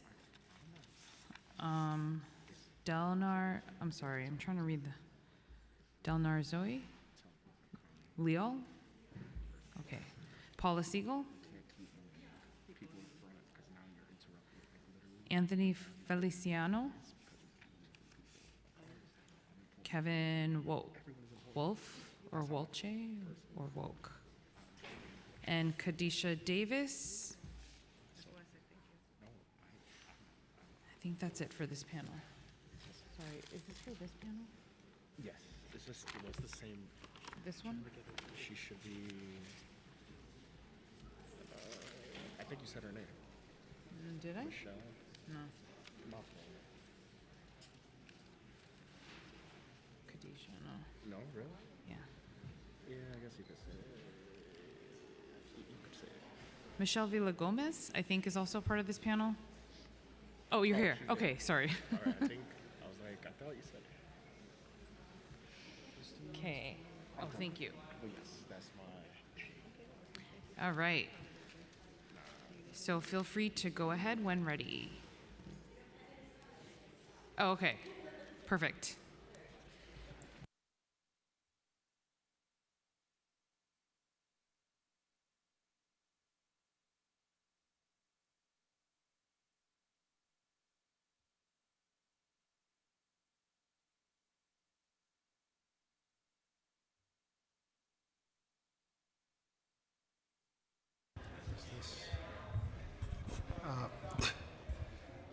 Good evening, Chair Lee. Sorry. Okay. Good evening, Chair Lee. My name is Kevin Wolf. I'm here on behalf of the Center for New York City Neighborhoods, and we're one of the largest homeowner service organizations in New York City. Just in order to help you understand the importance of our work, I want to begin by sharing a story of one of our homeowners named Miss V. Miss V was a first-time home buyer who purchased a home in East New York, Brooklyn. She's a black woman and an immigrant. Although she earned a good income, she was denied access to traditional mortgages and steered towards purchasing a home in East New York. What was supposed to be her dream quickly became a nightmare. Her home became entangled in bureaucracy and violations and lawsuits and put her at risk of losing it. Ms. V told us that her property had 2 deeds with technical issues and one was invalid. There was also an illegal conversion, and therefore the city took action so she was unable to live in her home. Despite this, she had to pay for lawyers, pay to rent someplace else, pay to repair the property violations, which all led to her financial ruin. She was on the brink of homelessness when she came to us for help. Ms. V's story highlights the challenges many New Yorkers face in buying and keeping their homes. Since 2008, the Center for New York City Neighborhoods has promoted and protected affordable homeownership so that working and middle-class New Yorkers can remain in strong and stable communities. Throughout our city-wide network of housing counseling and legal services organizations, we have served 200,000 homeowners. And each year, our network helps to save more than 2,000 homeowners from foreclosure and eviction. It's time for New York to deliver for homeowners like Ms. V. And we commend Mayor Mamdani for putting forward a housing plan that will do just that. Increasing home repair financing, just wrapping up, funding emergency monetary aid through the MAP program, supporting ADU financing, basement legalization, deed theft prevention, property tax reform, and improving access to tax exemptions for our seniors and disabled. We can help stabilize owner-occupied housing and preserve affordability. Homeowners are facing increasing challenges from rising foreclosure filings, which grew by 8% this year, to deed theft scams targeting vulnerable residents, to unmet home repair needs. That's why we're requesting $9.7 million from the City Council to support our homeowner services. These investments will strengthen our outreach, expand our legal services, our housing counseling, and bring direct support to communities that need it most. With the Council's support, we can protect homeowners, preserve generational wealth, and ensure that New York City remains a place where working families can stay and thrive. Thank you very much for listening. Thank you so much. All right. Good afternoon, council members. Thank you so much for sticking around and staying engaged. It's been a really enlightening hearing. My name is Paula Siegel. I am Senior Staff Attorney in Take Root Justice's Equitable Neighborhoods Unit, and I am here today representing the Abolish the Tax Lien Sale Coalition, which has organized and advocated since 2020 to abolish the current lien sale system and replace it with a just and equitable system of city debt collection. Take Root, where I work, is a founding member of the coalition. I want to address 2 things in the executive budget. One is that it actually includes revenue from a tax lien sale, but it also provides no funding for outreach to owners and residents in lien sale eligible buildings. Neither of these items are acceptable and should go forward in the final budget at the end of the month. And I encourage the council to think about them separately. The council must pass a budget that includes $3 million in outreach funding for residents of lien sale eligible properties, even if the sale is suspended in 2027.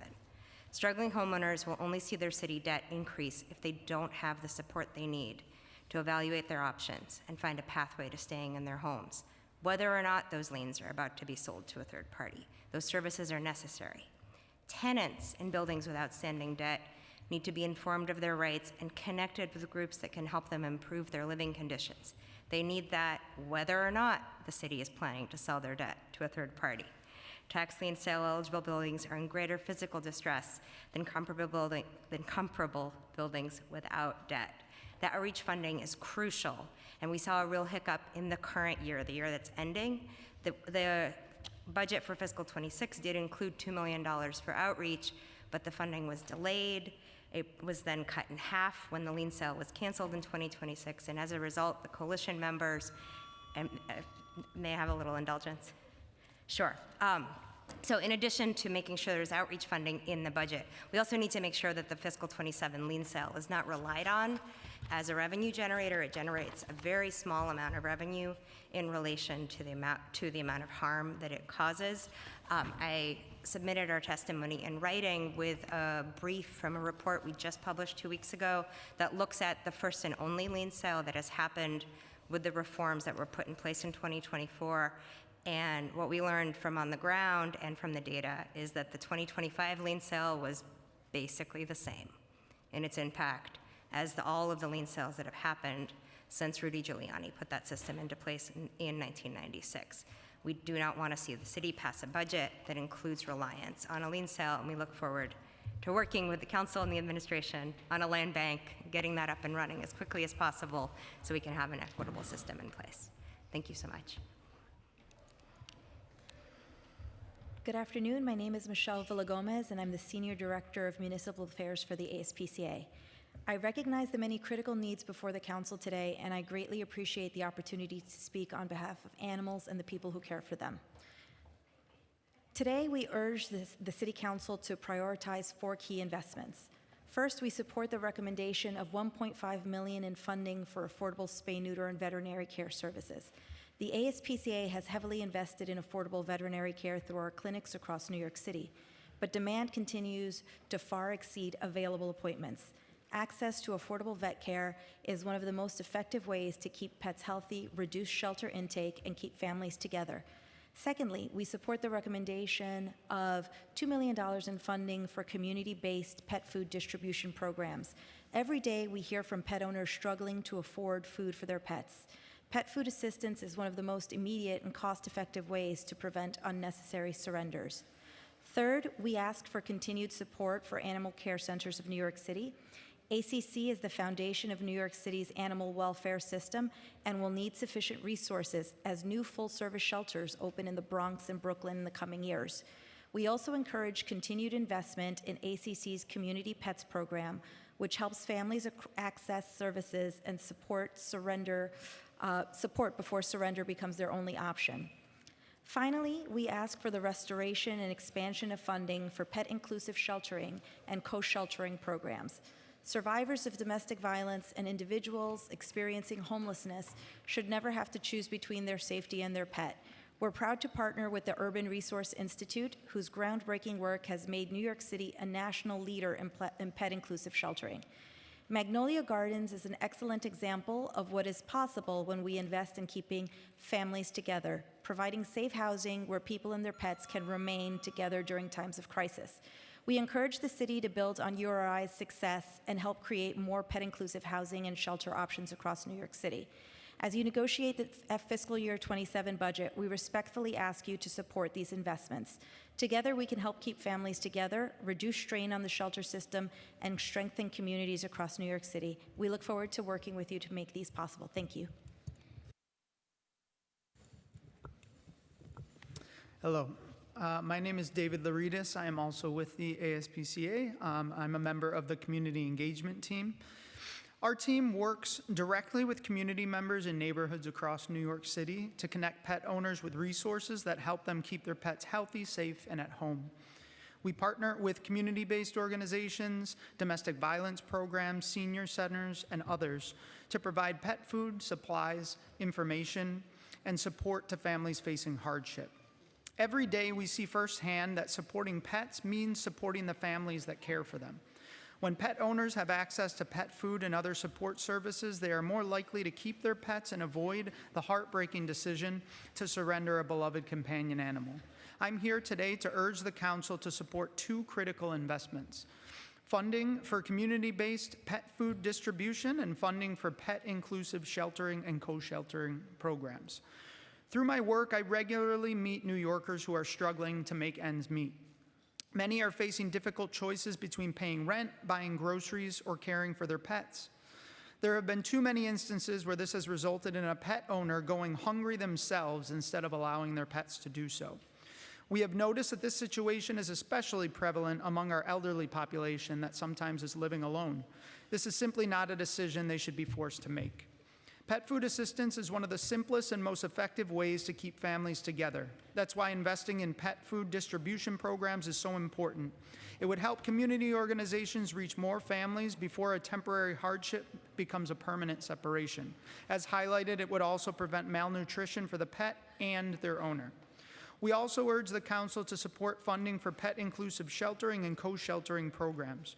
For survivors of domestic violence and individuals experiencing homelessness, the inability to find a safe place for a beloved pet can be a significant barrier to seeking help. During what might be the most difficult period in their lives, a pet owner should never have to choose between living on the street or in their cars instead of a safe bed indoors because they have no other way of staying together with their pet. This sad reality is all too common in our city. Thank you for your time and consideration, and thank you for helping us all to take a step towards the primary goal of our community engagement program, which is safely keeping pets and their owners together.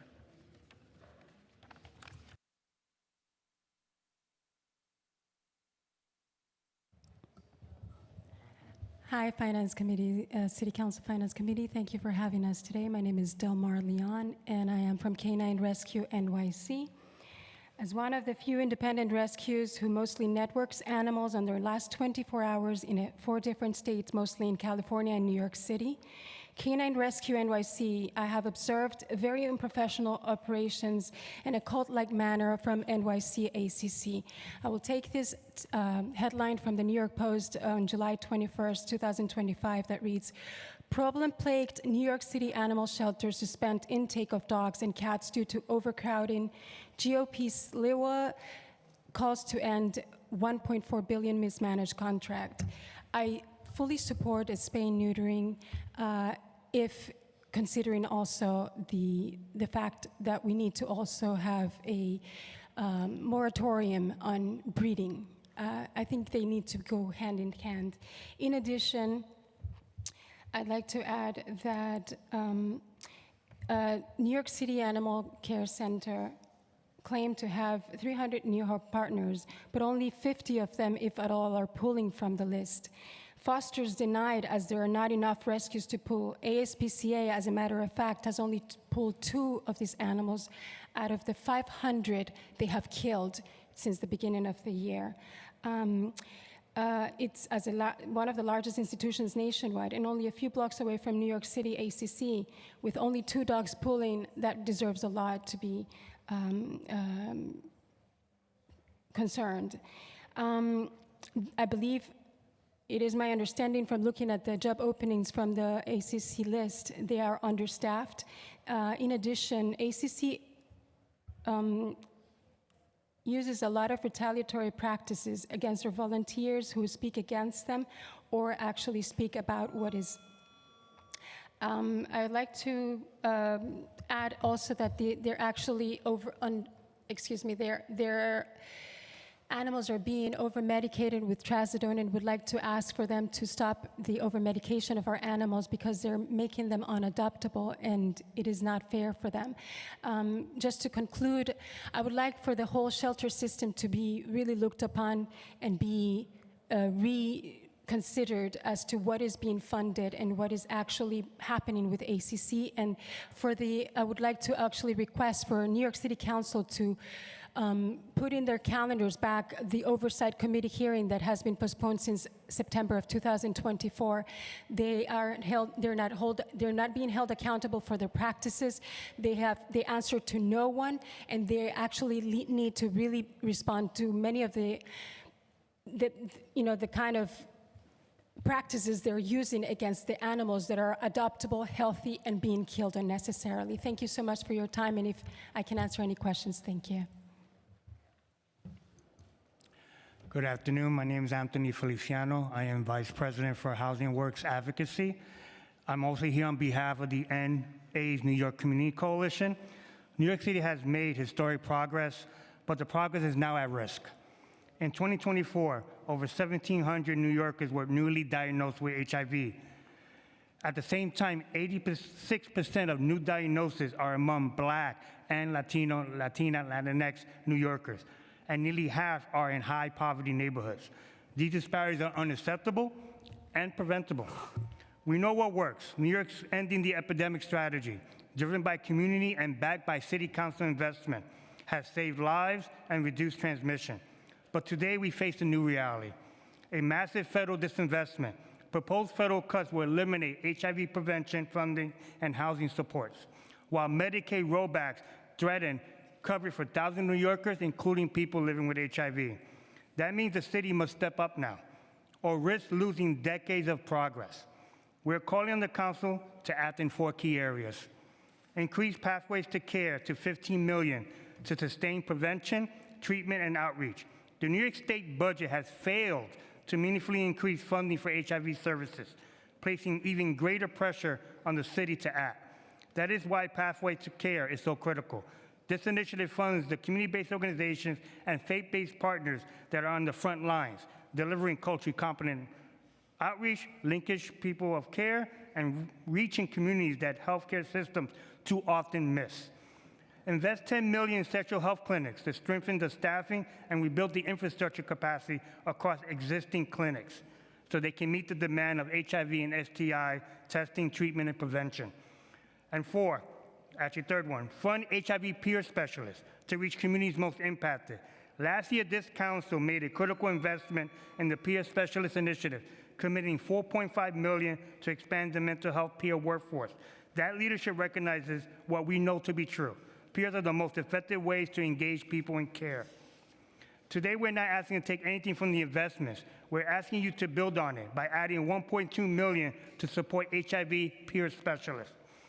And finally, invest $4 million in PrEP equity. Too many Black and Latinx New Yorkers make a vast majority of New York diagnoses, but represent only a fraction of those accepting PrEP. So it's critical we have to address the root causes, housing, poverty, access, ending the epidemics within reach, but only if we invest accordingly. Now is not the time to pull back. It is the time to finish the job. Sorry, I had this in my hand. Any council members have questions? Okay. A couple briefly from Ms. Siegel, and then a couple for Ms. Villagomez. Great job, everybody, by the way, and I appreciate your patience on a long day. It rivals Chair Lee's. Ms. Siegel, obviously your testimony really resonated with me, representing a lot of homeowners who have been on the receiving end of unfair liens and things of that nature. From a budgetary perspective, though, you're asking taxpayers to spend another $3 million on outreach. What specific metrics should we use to determine whether that money was successful? How many homeowners should be reached? How many exemptions should be secured? And how many properties should be kept out of lien sale eligibility? Okay. I just want to check in with my colleague here, because actually the Center for New York City Neighborhoods manages that contract. We are counsel to the coalition that is on the advocacy side, but they're actually doing that work. So I don't mind a I'll pass it to Mr. response. Wolf in a That's moment, fine. if you don't Sure. mind. But that is a really small expenditure to keep maybe 100,000 New Yorkers in their homes. When we look at the tenants impacted by the lien sale, who are not being reached at all by the homeownership programs, those folks are cycling through one slumlord after another slumlord after another slumlord, and what's facilitating that is the post-lien sale auctions.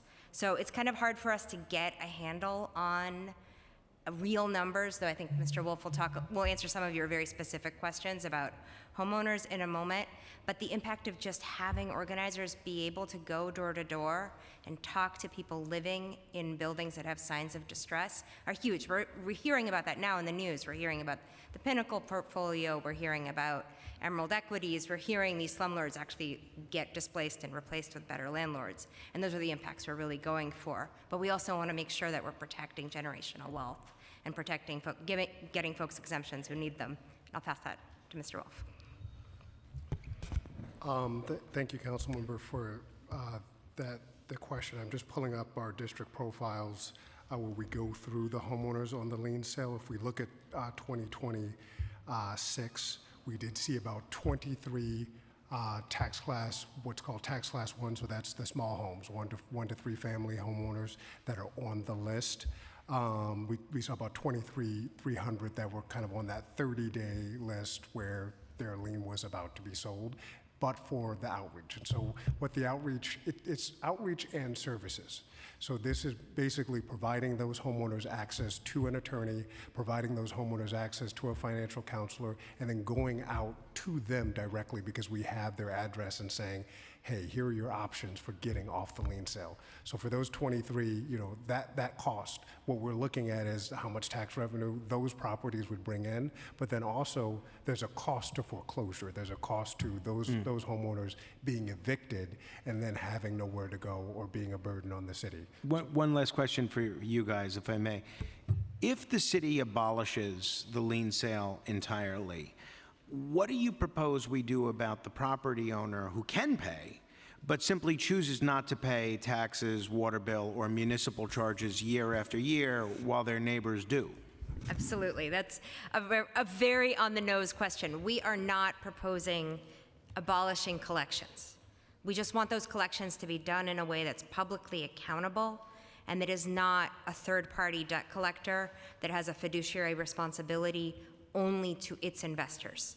We worked with this council last year to create the framework for a New York City land bank that could buy liens and have appointees from the council and the administration, hold public hearings, and honestly, do much of the same work from the perspective of us here in the council as the tax lien trusts have done, except transparently, accountably, and with public oversight. So we want that set up as quickly as possible. Please get those appointees named, and please get that application to the state in as quickly as we can. Please don't wait until 2029. Thank you very much. Ms. Villagomez, and if your colleague wants to help answer my question, feel free. The issue that you raise is one that's very important to me. It's very important to the Animal Welfare Caucus that I sit on, and it was one of the first pieces of legislation that I submitted, which is to get affordable spay-neuter to every borough. And lo and behold, when I submitted it, I was told, well, the city council's already supposed to be doing that. So the council created the Animal Population Control Fund years ago, and we've learned that millions of dollars have been collected through dog licensing surcharges.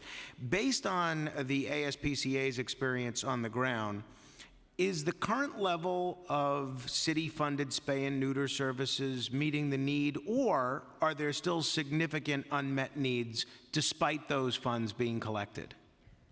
That's an excellent question. So the ASPCA is the contracted provider of affordable spay-neuter through the Animal Population Control Fund. DOH bids it out. This most recent contract, it was assigned fully to the ASPCA. So we provide low-cost spay-neuter or free through that contract to owned pets of low-income individuals, which automatically leaves out the rescue community. And we provide services through mobile clinics and 3 brick-and-mortar clinics. And I'm going to be very, very honest. In 2025, we provided about 60,000 services, and that was nowhere near enough to fill the need. There are many people in the city who are upset at the ASPCA because they can't get an appointment. And people joke that it's like trying to get tickets to like a Knicks game, where it's like you have to call in at a certain time to make it. So the need far exceeds what we're able to provide. The ASPCA also provides those services free of charge to the rescue community. We also do spay-neuter for the shelter system. So we're doing beyond what the contract reimburses us for, and it's nowhere near enough. We see people lining up. We see people calling. The need is very high across the city. I want to try and get in two last questions for you guys, but, quickly. One last question that one concern that I hear from my constituents is that affordable veterinary and spay-neuter services can be difficult to access, particularly for residents outside Manhattan. Are there geographic gaps in service today, and do boroughs like Staten Island have adequate access to these programs from what you're aware of? So yes, there are gaps in services. The ASPCA does a lot of work in very high-need areas of Brooklyn and the Bronx. We have a clinic in Queens. We will do some in Manhattan. We will go mobile to Staten Island, but Staten Island does not have its own brick-and-mortar spay-neuter clinic or affordable veterinary clinic run by any group. So there are shortages, and in order to get the free or subsidized to the Animal Population Control Fund, you have to meet certain criteria set out by the Department of Health and Mental Hygiene to qualify. So there is need across all the boroughs. But especially Staten Island, from what it sounds like. I'm gonna tell you, Staten Island is great. Staten Island has a very vocal and active rescue community. You have a very involved DA's office that will bring programs in, but yes, there is high need in Staten Island. Thanks very much. Thank you, Madam Chair. And thank you guys who are members of the Animal Welfare Caucus. We're very excited to continue these conversations with all of you. Thank you, Chair. I just want to thank Mr. Wolf for your advocacy for Mrs. V. You know, actually, me and Sandy Nurse, actually, you know, that's our council district, our council districts. I don't know if she's in the East New York that I have or the East New York that Sandy has, but we thank you for your advocacy because we, you know, my district, Sandy's district, I believe, we're both leading as far as having those properties that are on the tax lien list. So we understand the work you do and the importance and why that advocacy is so important and to continue to support. So thank you.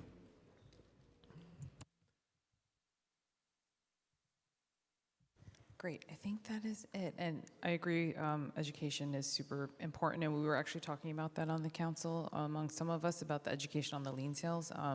So we appreciate your efforts on that. Anthony, I don't know how many hats you wear, but always good to see you in this role too. So thank you, everyone. Thank you. Okay.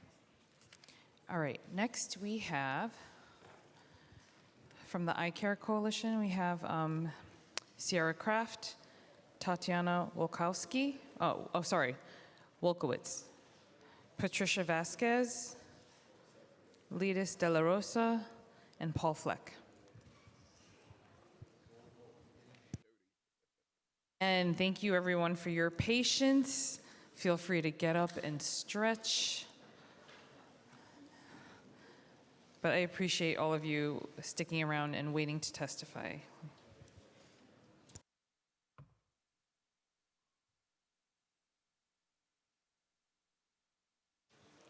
Okay, are there more folks coming?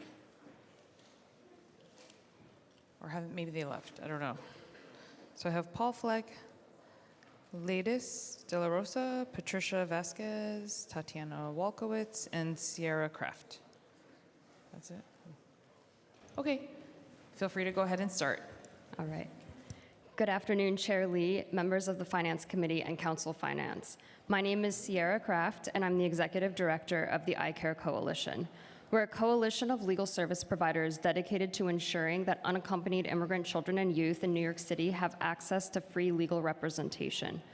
I want to begin by thanking Council for its leadership and significant investment in immigrant youth through the Unaccompanied Minors and Families Initiative and the SIDGE Initiative in fiscal year 26. With this funding, 7 providers have collectively supported nearly 2,500 unaccompanied children and families in just the first 9 months of this fiscal year alone through legal screenings, consultation, and full representation. No single organization can meet this need alone, and through your investment, we've built a coordinated citywide network of 13 providers that connect children to legal services, share resources and expertise, and serve as one of the strongest systems of support for immigrant youth in the country at a time when so many other systems are failing them. But the reality is that what immigrant youth are facing today is very different than it was just a year ago.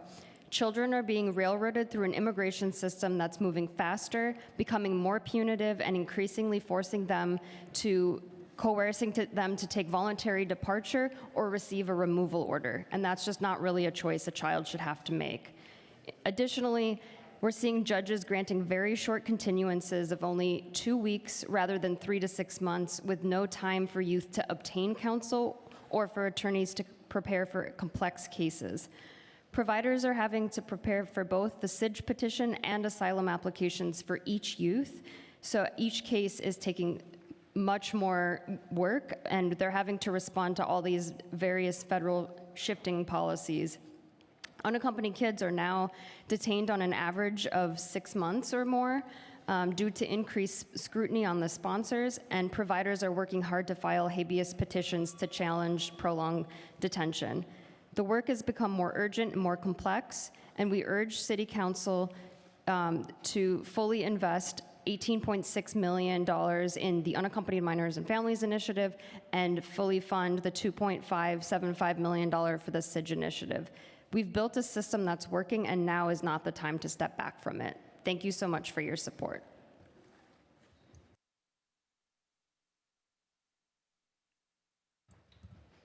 Good afternoon. Thank you to Chair Lee, the committee, and committee staff for holding this hearing. My name is Patricia Vasquez. I'm a supervising attorney with the Immigration Legal Program at Lutheran Social Services of New York, and I'm here to testify in support of funding for immigration legal services, including renewed funding for our SIDGE and our Asylum Seeker Legal Assistance Network ASLAN program, currently funded by the Council.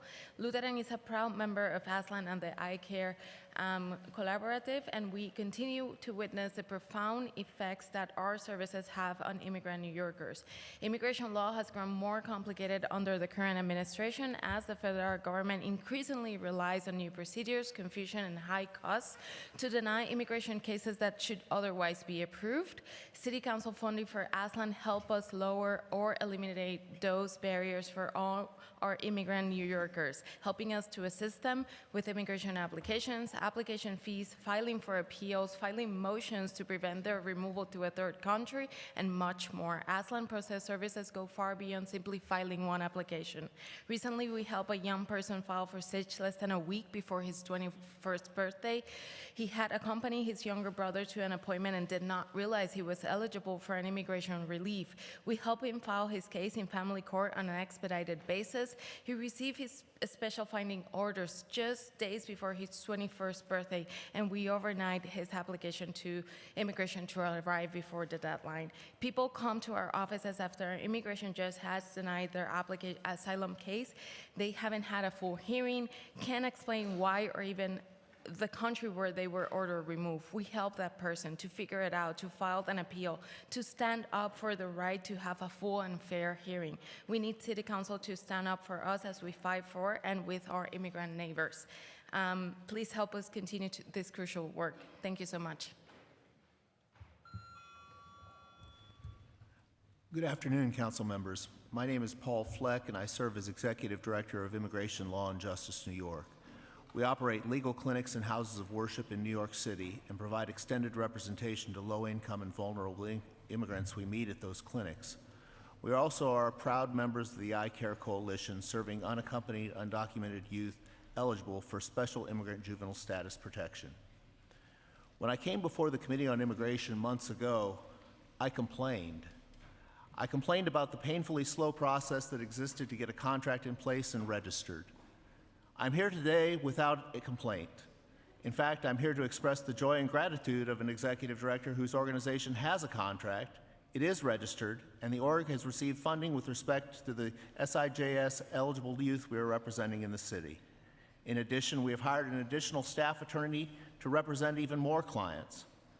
The only way that extraordinary progress could grind to a halt is if City Council does not elect to fund the SIJS program at the requested level of $2,575,000 for fiscal year 2027. We would be forced to stop just as we're getting started. Our existing clients need us, and prospective clients need us even more. I want to end by thanking the folks who have walked us through this process, in particular, Council Finance staffers Florentine Cabori and Navdeep Bains, From the Department of Social Services, there's Cornelia Brunzan, and from the Mayor's Office of Immigrant Affairs, there's Phoebe Lee.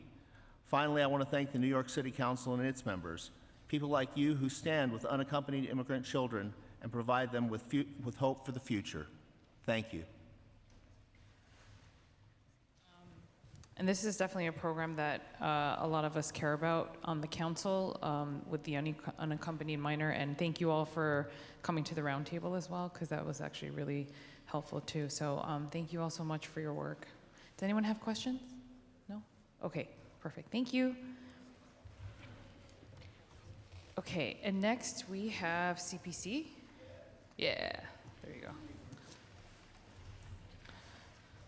So we have, and forgive me if I'm not saying this, Oyber Okildes, Jimeng Woolley, Alan Wong, Beryl Lau, Jeff Lau, and Carlin. I can just say Carlin, Carlin Cowan.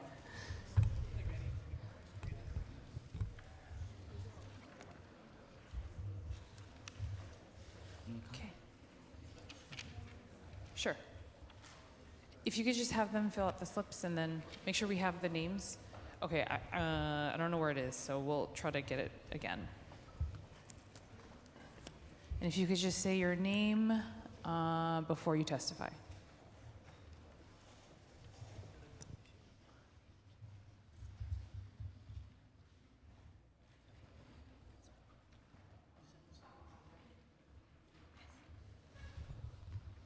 Hello? Okay. Wait. Thanks. Wait. Good? Okay. Good afternoon, everyone. Thank you, Chair Lee, and members of the City Council for the opportunity to testify today. My name is Oybek Ochildiev, and I'm a peer mentor at Chinese American Planning Council, CPC, and I'm here today to ask for increased funding for SYEP, the Summer Youth Employment Program, and continued investment in the future of young people. As technology and artificial intelligence continue to develop, many entry-level jobs are changing or disappearing. Businesses are increasingly looking for faster and cheaper ways to complete work, making it difficult for young people with little or no experience to get their first opportunity. This raises an important question.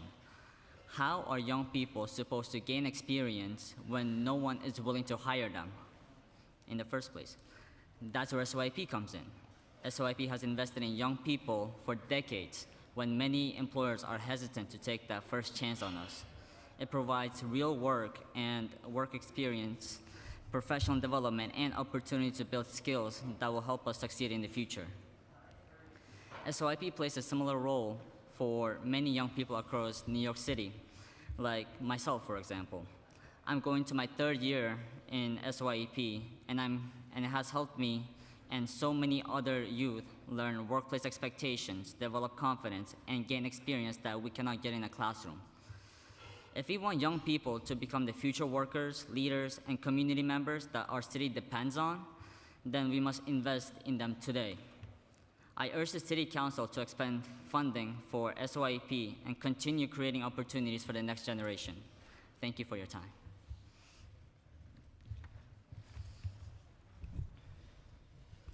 Thank you, Chair Lee and members of the City Council for the opportunity to testify today. My name is Richard Suhu, and I am the Tenant Services Coordinator at Norfolk Senior Housing at the Chinese American Planning Council, CPC. We serve 115 older adult households, including 28 apartments set aside for formerly unhoused seniors. I am here today to highlight the critical connection between affordable senior housing, congregate meal programs, and the ability of older New Yorkers to age with dignity in their communities. For many seniors, housing is more than shelter. It is the foundation for health, stability, and social connection.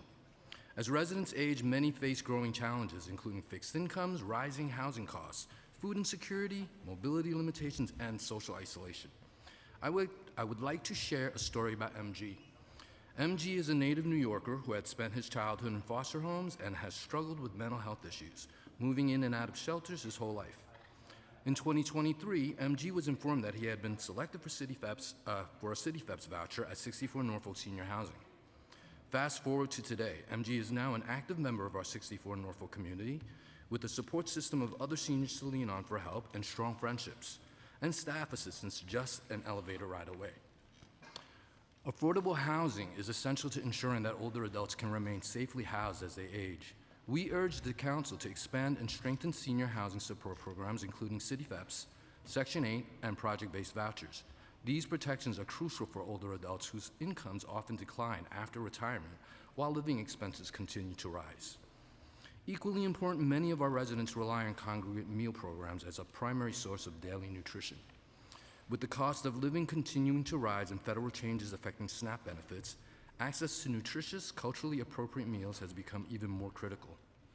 We are asking for an increase of at least $60 million in congregate meal funding to keep pace with inflation and rising food costs.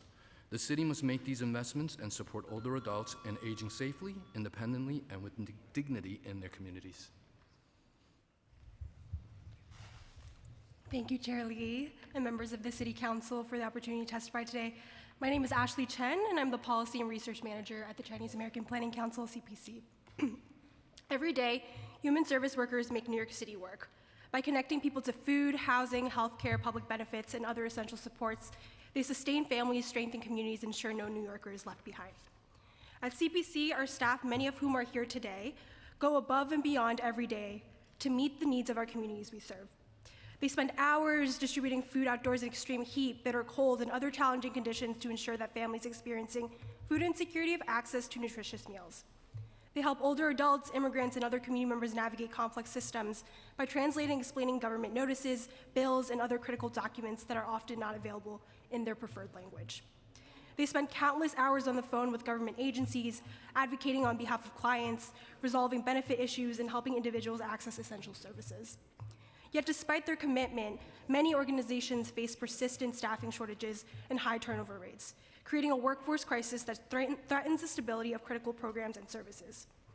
CPC is proud to be a member of the Just Pay campaign, which advocates for fair compensation for the nonprofit human services workforce, and we urge the city to fully fund the promised 3% COLA for city contracted human service workers in fiscal year 27, and also to pass wage equity legislation, Intro 452, which would align nonprofit and government human service job titles and establish a pathway toward equitable compensation.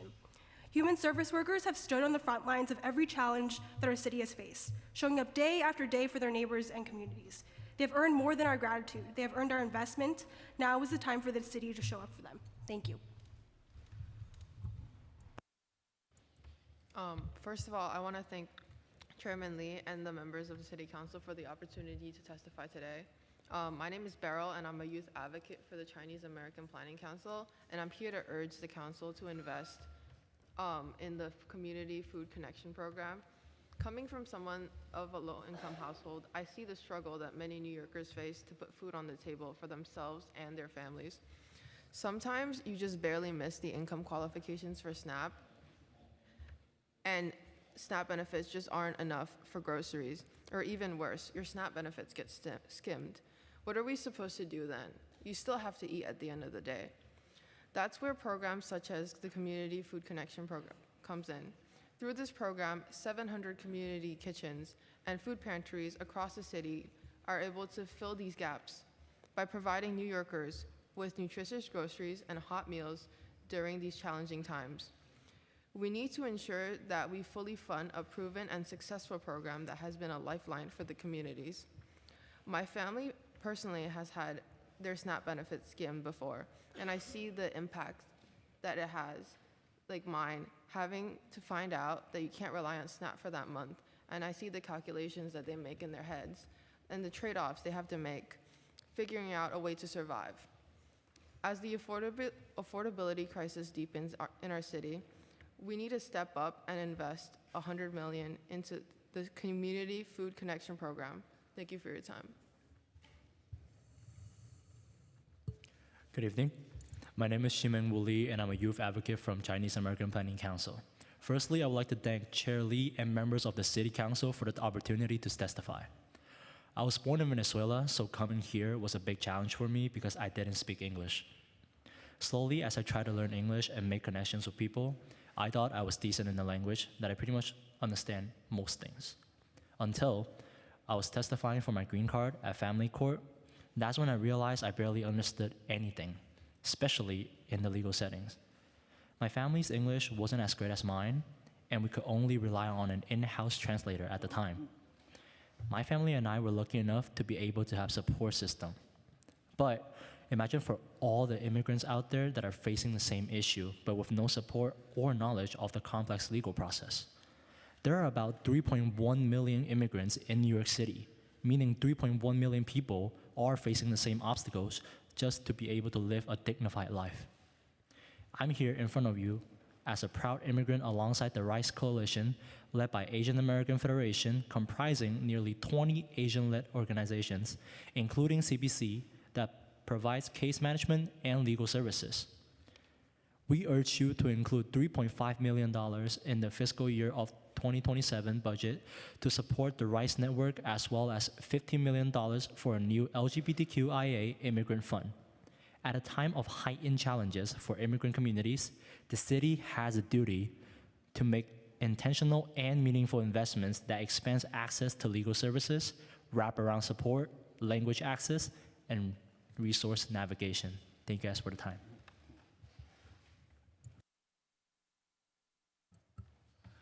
Hi, good evening, Chair Lee and City Council members. Thanks for giving me opportunity to testify in here today. My name is Alan Wong, and I am a enrollment specialist at the Chinese American Planning Council, which they call CPC. I has been working at CPC for past 20 years, and I work specifically with helping community members apply for renewed housing and public benefit. On a difficult day, I see about maybe 20 community members, many who are older adults who live alone and do not have children, or a family member at home help them out to read a mail or complete paperwork or renew their benefits. Change in benefit requirement like SNAP, eligibility and work requirements are becoming more complicated, especially for mixed household we serve. In many cases, one spouse is retired and no longer expect to work, while a younger spouse may suddenly be required to meet work requirements in order to maintain benefit for their household. Today, rising rents and the increasing cost of living are making it harder than ever for older adults and low-income families to stay house and meet their basic needs. The demand of our service continues to grow and can only sustain when resources are meaningful allocated to benefit enrollment assistance program. NYC benefit is currently left out of the executive budget, and we know that life-changing impact that this program has on our community. We are urging that city will fully fund this program at $9.75 million in the adopted budget to avoid any potential interruption or delay in advance for provider. Thank you very much.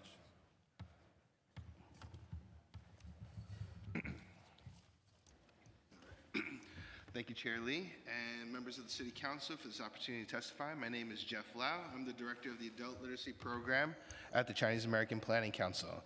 CPC joins our NICAL partners by calling on the City Council to consolidate the two current council discretionary initiatives into the Adult Literacy Forward initiative and increase the funding from $14.5 million to $18 million. Adult literacy classes are where immigrant students build community strength in New York City. They teach students necessary language skills to better support their children and their education. Parents learn English so they can confidently join community programs and the PTA. Immigrants learn English so they can finally open their small business, gain employment, or feel confident to pursue that promotion at their jobs. Students come to classes to learn how to navigate the healthcare system and learn about city resources. And for one particular student at CPC, adult literacy class has meant that she can speak with her son's new girlfriend. Investing in our communities works, and we've seen it time and time again. However, at this current cost per student rate, adult literacy programs citywide have struggled to maintain the costs of needed services and staffing. A 2017 council-led report found that the cost to maintain adult literacy programs would be $3,700 per student, and yet the most recent DYCD adult literacy contracts had the rate at only $1,300 per student, almost a third of what it would cost to run a program. This undercutting of programs means we're not able to provide the adequate staffing for the wraparound services and counseling that students need outside of their classroom.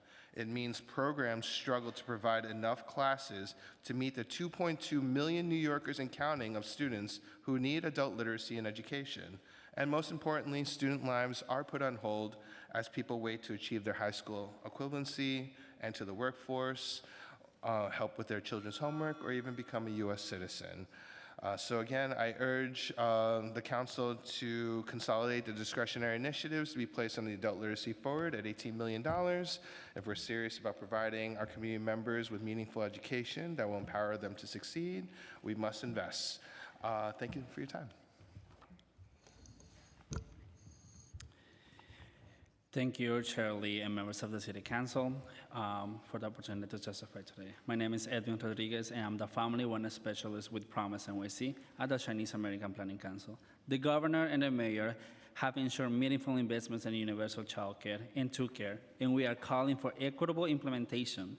These investments are important to help families access affordable, high-quality child care, and I urge the city to make sure those resources reach immigrant communities, low-income neighborhoods, and families who have historically faced to access care. I am also here today to ask the Council to renew and expand funding for Promise NYC, which provides child care assistance to low-income families who are not eligible for other city-funded child care programs. Funding these programs at $50 million, it is a critical step toward achieving universal child care for all New Yorkers. Right now, there are more than 137 families on the waiting list for child care assistance at CPC, many of whom have been waiting for over a year. Families call our office every week asking when the turn will come. The current $25 million investment has already helped approximately 1,000 children access high-quality care while parents are working towards economic mobility. Increasing funding to $15 million would allow us to help at least 1,000 more children and families. Every day, we hear stories from parents who are able to secure a stable employment and are working towards moving out of the shelters and into permanent housing because finally they have child care. My ask is simple. Ensure the implementation of universal child care and two care and is equitable, and restore Promise NYC funding to $50 million so more families can access the care that they need and deserve. Thank you for your time. Thank you. Any council members have questions? No, we're good. Okay, I just want to thank you all at CPC. You guys literally, I've had the honor and privilege of working alongside you for so many years in the community when I was at KCS, and you guys literally provide services from cradle to grave and are serving some of the most marginalized community members. And so thank you for bringing each of these programs to light, which I know many of the folks in the room can also subscribe to and relate to. So thank you all so much. And Aubert, my dim sum buddy, do you remember me? I was sitting with you at the dim sum breakfast. Yes, now you remember, that was me, okay. That was fun. No, you're good, you're good. Okay, thank you all so much for your time. Okay, next we have, this is correct, right? Yes. Okay, Beth Williams, Emily Paez, I'm sorry, Austin Smith, Vipassana Vijayarangan, I don't know if I'm saying that right, Nick Bues, or Buse, Michelle Burney, and Jade Vasquez. Again, I'm so sorry if I'm mispronouncing folks' names. Please correct us when you come up.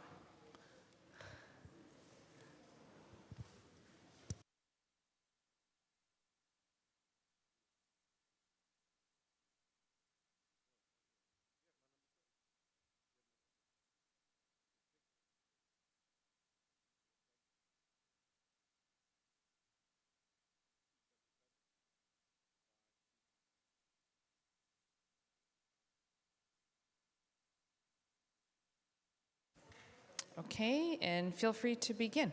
I don't know which side you guys want to start on. Doesn't matter. Go ahead. Good afternoon, members of the council and Chair Lee, especially Chair Lee for being here. If I didn't care about libraries as much as I did, I would yield my time so you could take a break. But I'm Vipassana Vijayrangan. I'm with the New York City Public Library Actions Network. And we're asking that the City Council support 0.5% of the expense budget for libraries. There are 11 City Council members who are already supporting this, including Councilmember Epstein present here and several others. And before I talk about why 0.5%, I want to note that this ask is the bare minimum. That is, it is the floor and not the ceiling. Libraries are one of the few public spaces that provide access to books and media, bathrooms, and simply a place to sit indoors in our increasingly unaffordable city that has the highest real estate prices in the entire world. Library workers are more than just their job description. They fulfill the roles of social worker, language interpreter, and childcare support, and they really should not be doing that. Library programs support children, undocumented and documented immigrants, seniors, and unhoused patrons, and I'm pretty sure many, many people in this room. 0.5% of the expense budget is a commitment from the city that it prioritizes and says libraries, library workers, children, seniors, immigrants, and democracy matters. When I was listening to the earlier testimony of advocates for EMS workers and the crisis in our city with respect to them, I stopped and I asked myself for a moment, why was I still advocating for libraries? When I testified last year, I showed up with broken bones, and I was able to because an EMS worker had given me life-saving care. And I know why I'm still here for libraries. We cannot wait until there is an even bigger crisis for libraries. And so we should, perhaps the federal government finds out how libraries support queer and trans youth or undocumented immigrants or unhoused patrons and comes down on libraries with full force. The mayor's budget doesn't even keep up with inflation. And so we're asking the city council to support 0.5%. And that's just 0.008 or 97 million. And it's essential that the city funds libraries now. For New Yorkers and for democracy. And as one of my fellow panelists said, thank you for your time, Nixon 5. Good afternoon, and thank you for holding this vital hearing today. My name is Beth Williams, and I'm the New York State Policy Director for Hunger Free America, a national direct service and advocacy nonprofit group headquartered in Manhattan and with a field office in the Bronx. I'm honored to submit this testimony today on behalf of more than 1.2 million city residents who are now struggling against hunger. We'd like to address Mayor Mamdani's planned municipal grocery store program. Given that the 5 planned stores will be located within easy shopping distance of only a very small percentage of the city's population, we are urging the city to enact a much broader food affordability agenda. I want to reiterate that Hunger Free America and our New York City affiliate, Hunger Free NYC, are all in on the mayor and the council's affordability agenda. We're especially thrilled that the mayor, speaker, and the majority of city council have shined a spotlight on the food affordability crisis. Yet, we want to stress that while the 5 municipal grocery stores may help address the problem, they are greatly limited by the following factors, including the limited neighborhood reach of the stores, the travel costs for shoppers to the stores, the travel time to the stores, and the small impact of 5 stores on the overall large New York City food retail economy. We believe the agenda should focus both on increasing usage of federally funded food benefits, such as SNAP, WIC, school breakfast, summer EBT, and summer meals, and on making groceries more affordable in every neighborhood of the city by using the new municipal grocery stores as home or neighborhood center delivery hubs, testing out mobile markets, and instituting a food voucher program that makes a discounted market basket of food available at perhaps thousands of retail locations instead of just 5. For this reason, we're requesting the following budget items in order to maximize the federal safety net. So we're asking for $5 million for citywide and neighborhood nonprofit organizations to enable their clients to meet the new SNAP ABOD work requirements. We're asking to fund and baseline $9.75 million, along with many others, for the New York City Benefits Program to keep offering targeted benefit enrollment and support. For Hunger Free NYC, we're asking $200,000 for SNAP and emergency food assistance benefit education and $75,000 to support increased participation in SNAP. And lastly, we're advocating for the $100 million in baseline funding for CFC Community Food Connection. Thank you.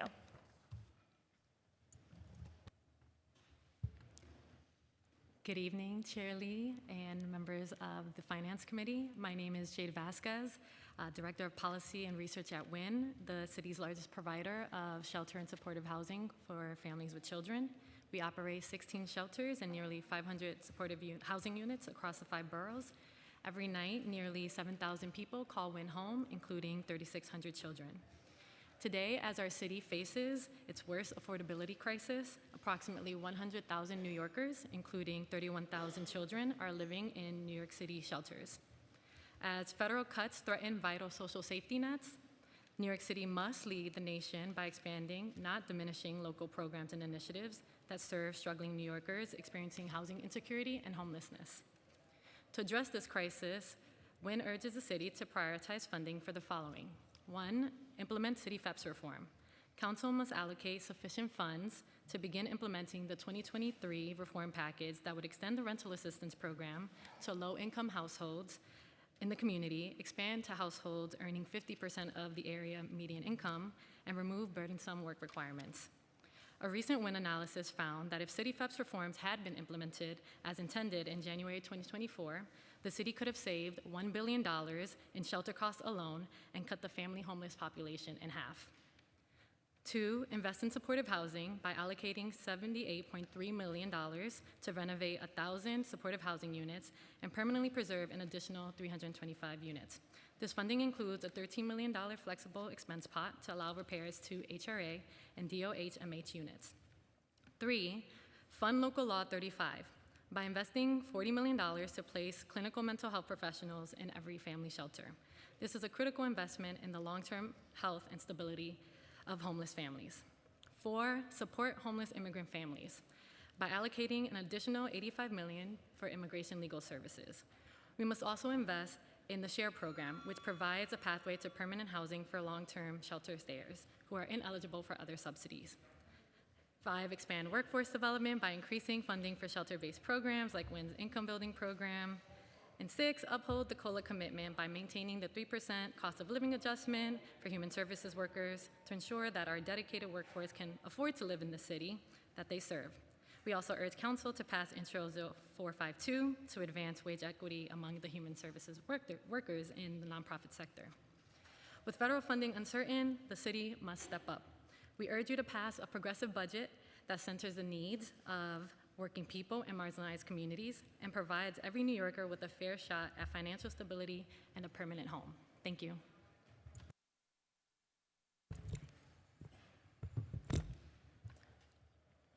Okay, just checking. Good evening, Chair Lee, members of the committee, council.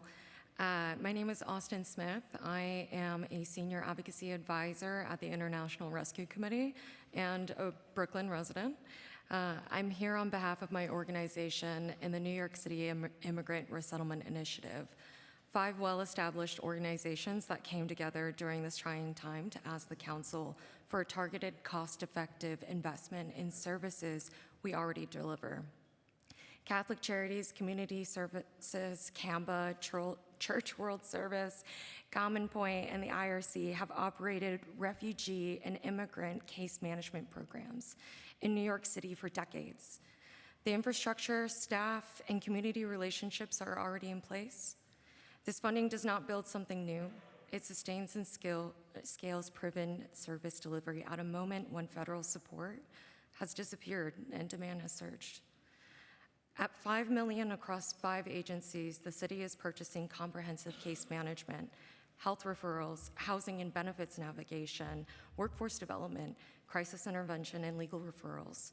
That's roughly $1,250 per person that we can serve. That is a fraction of the downstream cost to the city when immigrants cycle through emergency services without stable support. You have 5 accountable, experienced partners with decades of demonstrated results and a clear, measurable commitment to serve an estimated wow, that's a big number, 4,000 of some of the city's most vulnerable residents across all 5 boroughs. In a constrained budget environment, this kind of investment makes fiscal sense. Why? Vastly reduced but existing capacity, proven outcomes, and a concrete return.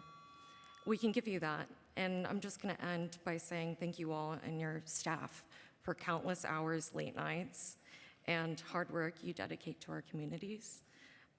We recognize your public service. It doesn't go unnoticed. Thank you.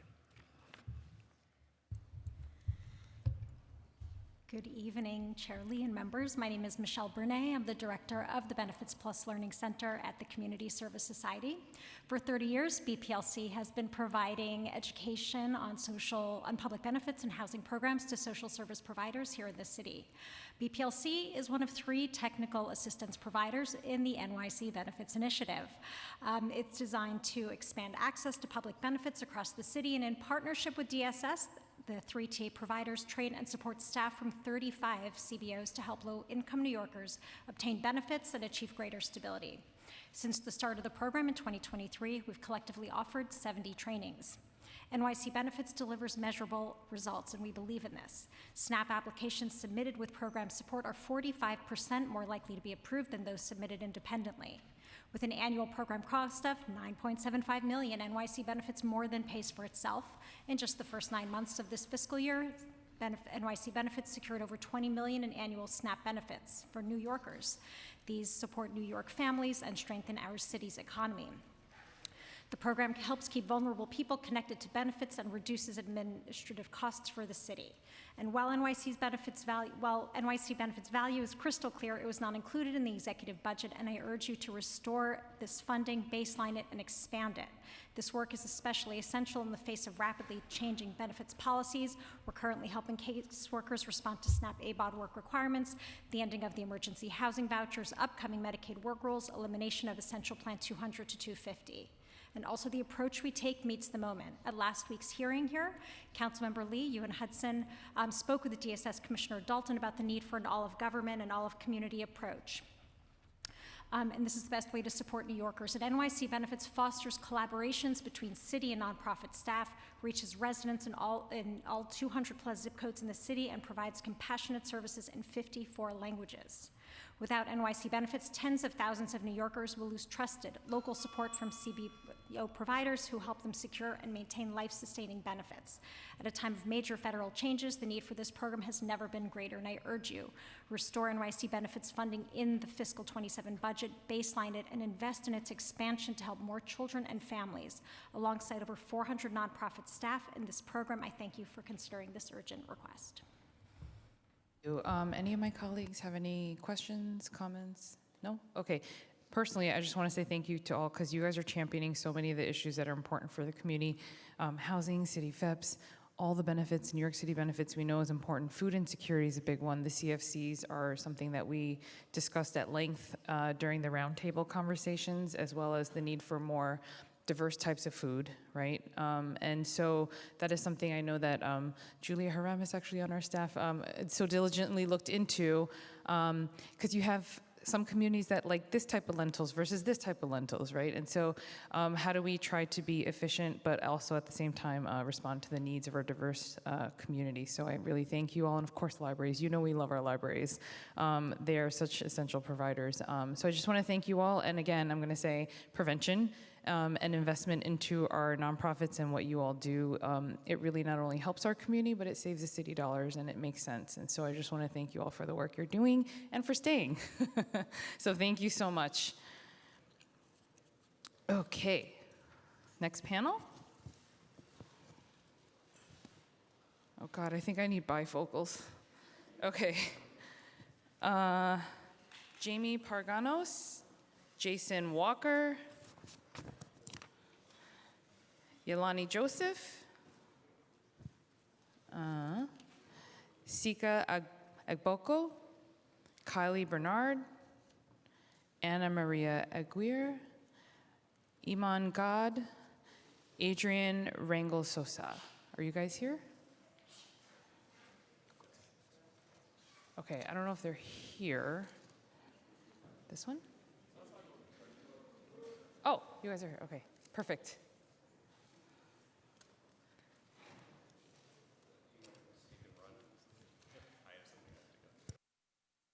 Yes, go for it. Thank you. Thanks for staying. Yes. Oh, and just push the button on the mic. Yes. Okay. Thank you so much. All right, in addition to my written testimony, thank you, the council members, for my opportunity to speak to you on behalf of my family and my daughter, a 7th grader at MS 167 Robert F. Wagner Middle School. Please reinstate Manhattan Youth at Wagner Middle School and uphold the CEC D2 Resolution number 299. My family and I are deeply upset to learn that Manhattan Youth's contract with our daughter's school has been terminated without any input from our school community, and ask that this decision be reconsidered. This rushed and opaque process that led to this decision shows at best a clear lack of understanding, or at worst a willful ignorance and lack of concern to the vital role these established programs play in a family's plan to provide for their children's safety and growth in the New York City public school system. My daughter has grown tremendously as a result of the thoughtful, diverse programming and the dedicated staff at Manhattan Youth. In a school of over 1,000 students, she's found her people, pursuing her passion in the arts and finding mentorship. She and her friends were devastated to learn that their contract, that Manhattan Youth contract at Wagner had been terminated for unclear reasons and replaced with a tennis program that nobody asked for. They and other Manhattan Youth participants, their parents, teachers from across the district too, spoke passionately at the CEC D2 meeting, asking for Manhattan Youth to remain and for support of Resolution 299, and it passed unanimously. They also marched in support of this effort, collected over 5,000 signatures from community members demanding answers and a real role in this decision.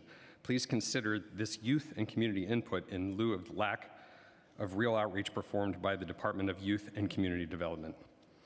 This established program at Wagner was a major reason why we chose Wagner for my daughter. We both work long hours to afford life here. Their long relationship with diverse programming meant that our daughter was in good hands. We see the staff every day. We talk to them every day. They're an integral part of the school community, and they're not interchangeable budget line items. This decision impacts our quality of life, and our family deserves answers.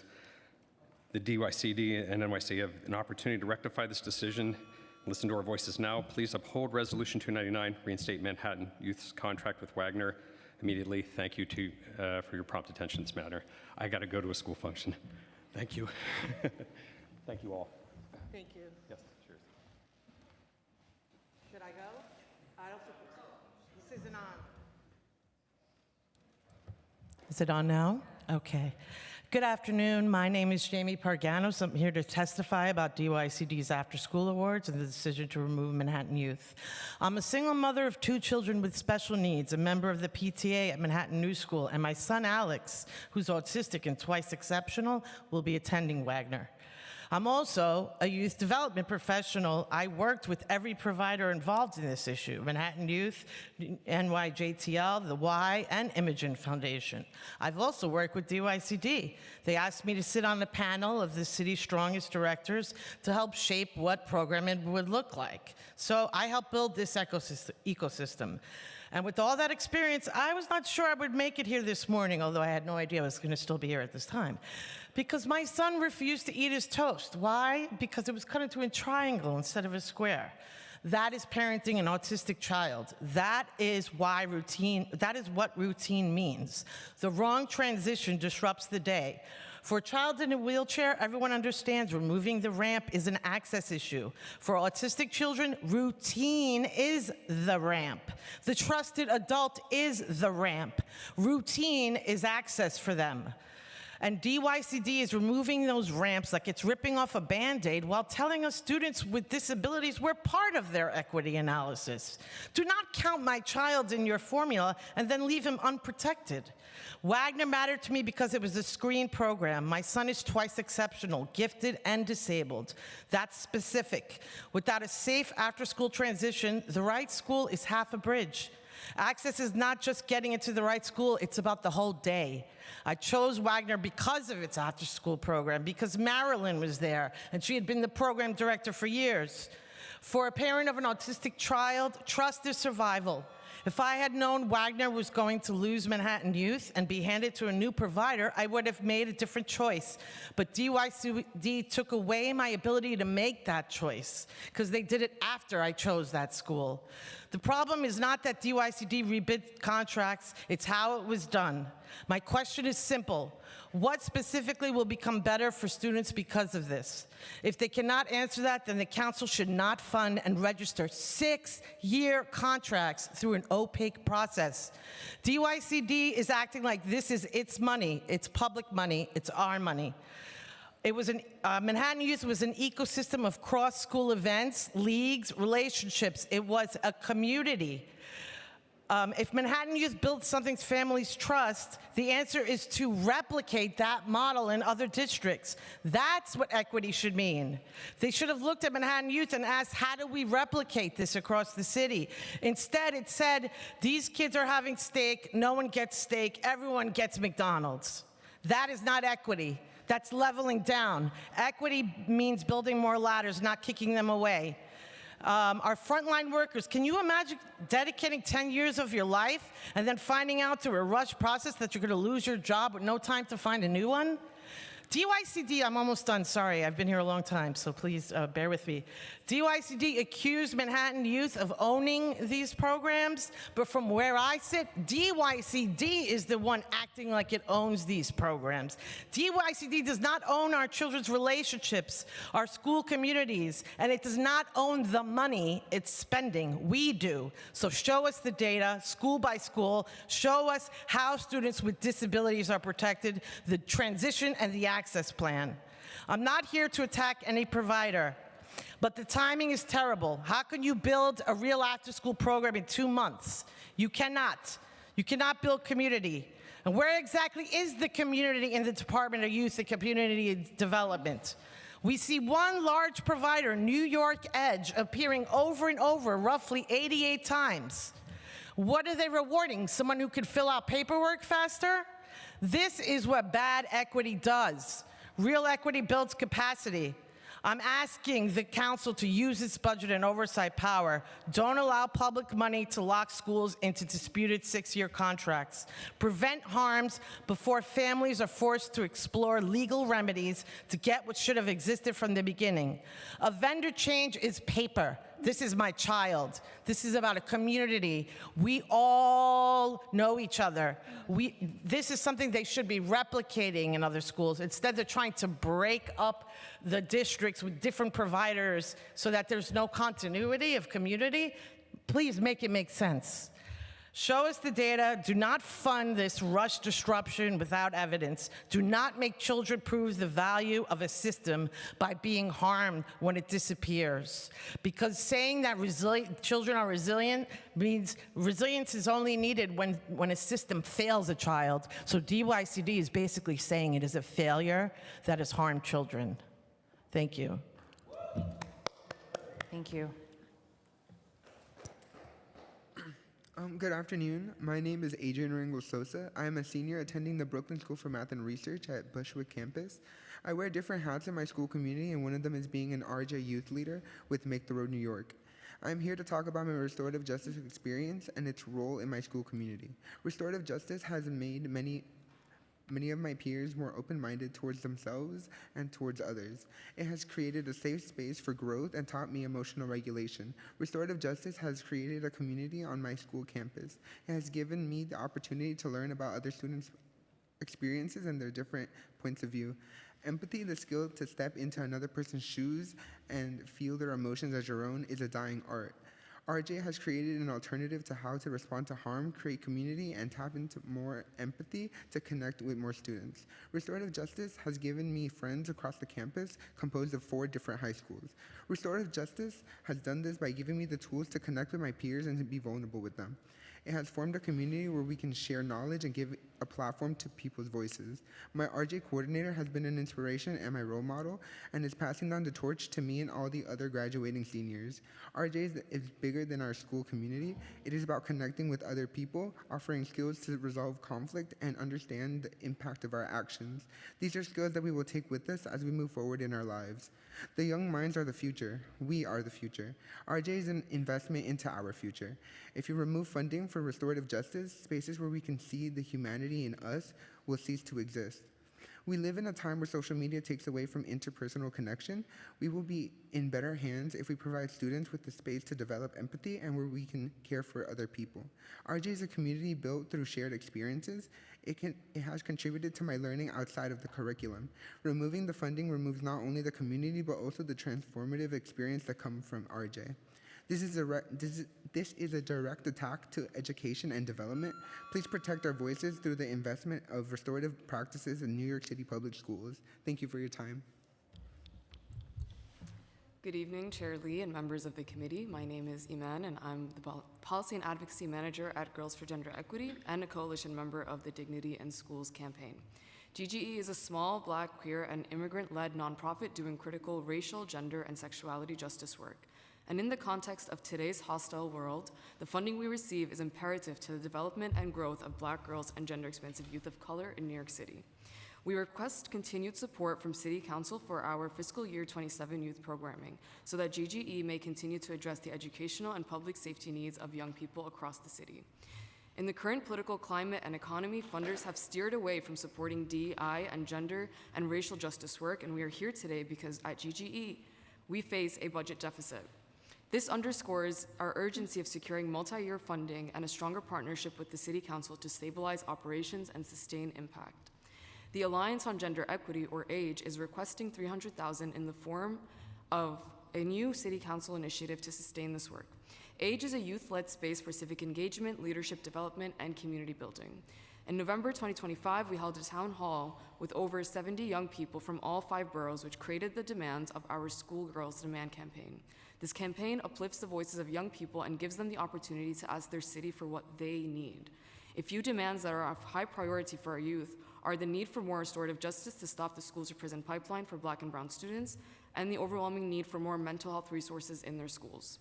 This is why the AGE Coalition also echoes the demands of the Dignity in Schools campaign, which calls for the council to expand school-based restorative justice and mental health access and coordination, including investing $80 million in hiring school climate coordinators in 500 schools, and continuing to fund the mental health continuum to provide mental health care to students. GGE is continuing to do the work and expanding its reach, despite its financial restraints. With our $300,000, we asked to support the AGE initiative and hope to continue equipping young Black girls and gender-expansive youth to fight for a New York City that is resilient. We'll outline these asks further, but ultimately we're asking for $350,000 towards our Young Women's Advisory Council, $200 towards our Sisters in Strength program, $100 towards our sports training and role models for success, and $250,000 in alternatives to incarceration. Thank you so much for your time. Good afternoon. My name is Yolani Joseph. I'm a 16-year-old, a sophomore from Brooklyn, New York, and an organizer with the NYCLU's Teen Activist Project. I'm here today to speak about the role of police in schools, and more importantly, how their presence can shape the way we define safety, including harming students in the long run. Right now, many schools say that they rely on police presence, but for many students, that presence doesn't feel supportive. It instead feels like surveillance. When safety is built on control rather than connection, it creates distance. Students become less likely to trust the adults around them or seek help when they need it. As a student, I've seen how quickly that trust can break, when young people feel like they're being treated as a problem instead of a person. That's why we need to rethink how we define and invest in student safety. Through my work in youth programs, I've seen that a different approach is possible. I've particularly seen this through my involvement in a restorative practices program where I participate in peer mediation. In these spaces, students come together to talk through conflict, take accountability, and actually listen to one another. And this experience stands out to me because I know what it feels like when intervention doesn't feel supportive. I remember when police presence became more visible in my school. The environment totally changed. I felt less focused on support and more focused on monitoring and control. Instead of making students feel more comfortable with asking for help, it created distance. Many students didn't see officers as someone they could go to with problems. And for some, school became a place that they wanted to leave as quickly as possible. Restorative spaces showed me that safety looks different. When students feel respected and heard, they're more willing to communicate, resolve conflict, and stay engaged within their community. If we truly want students to feel safe, we need to invest in what actually supports us, like mental health resources, counselors, restorative justice programs, and extracurricular opportunities that build connections. Because safety doesn't come from fear, it comes from investment in students.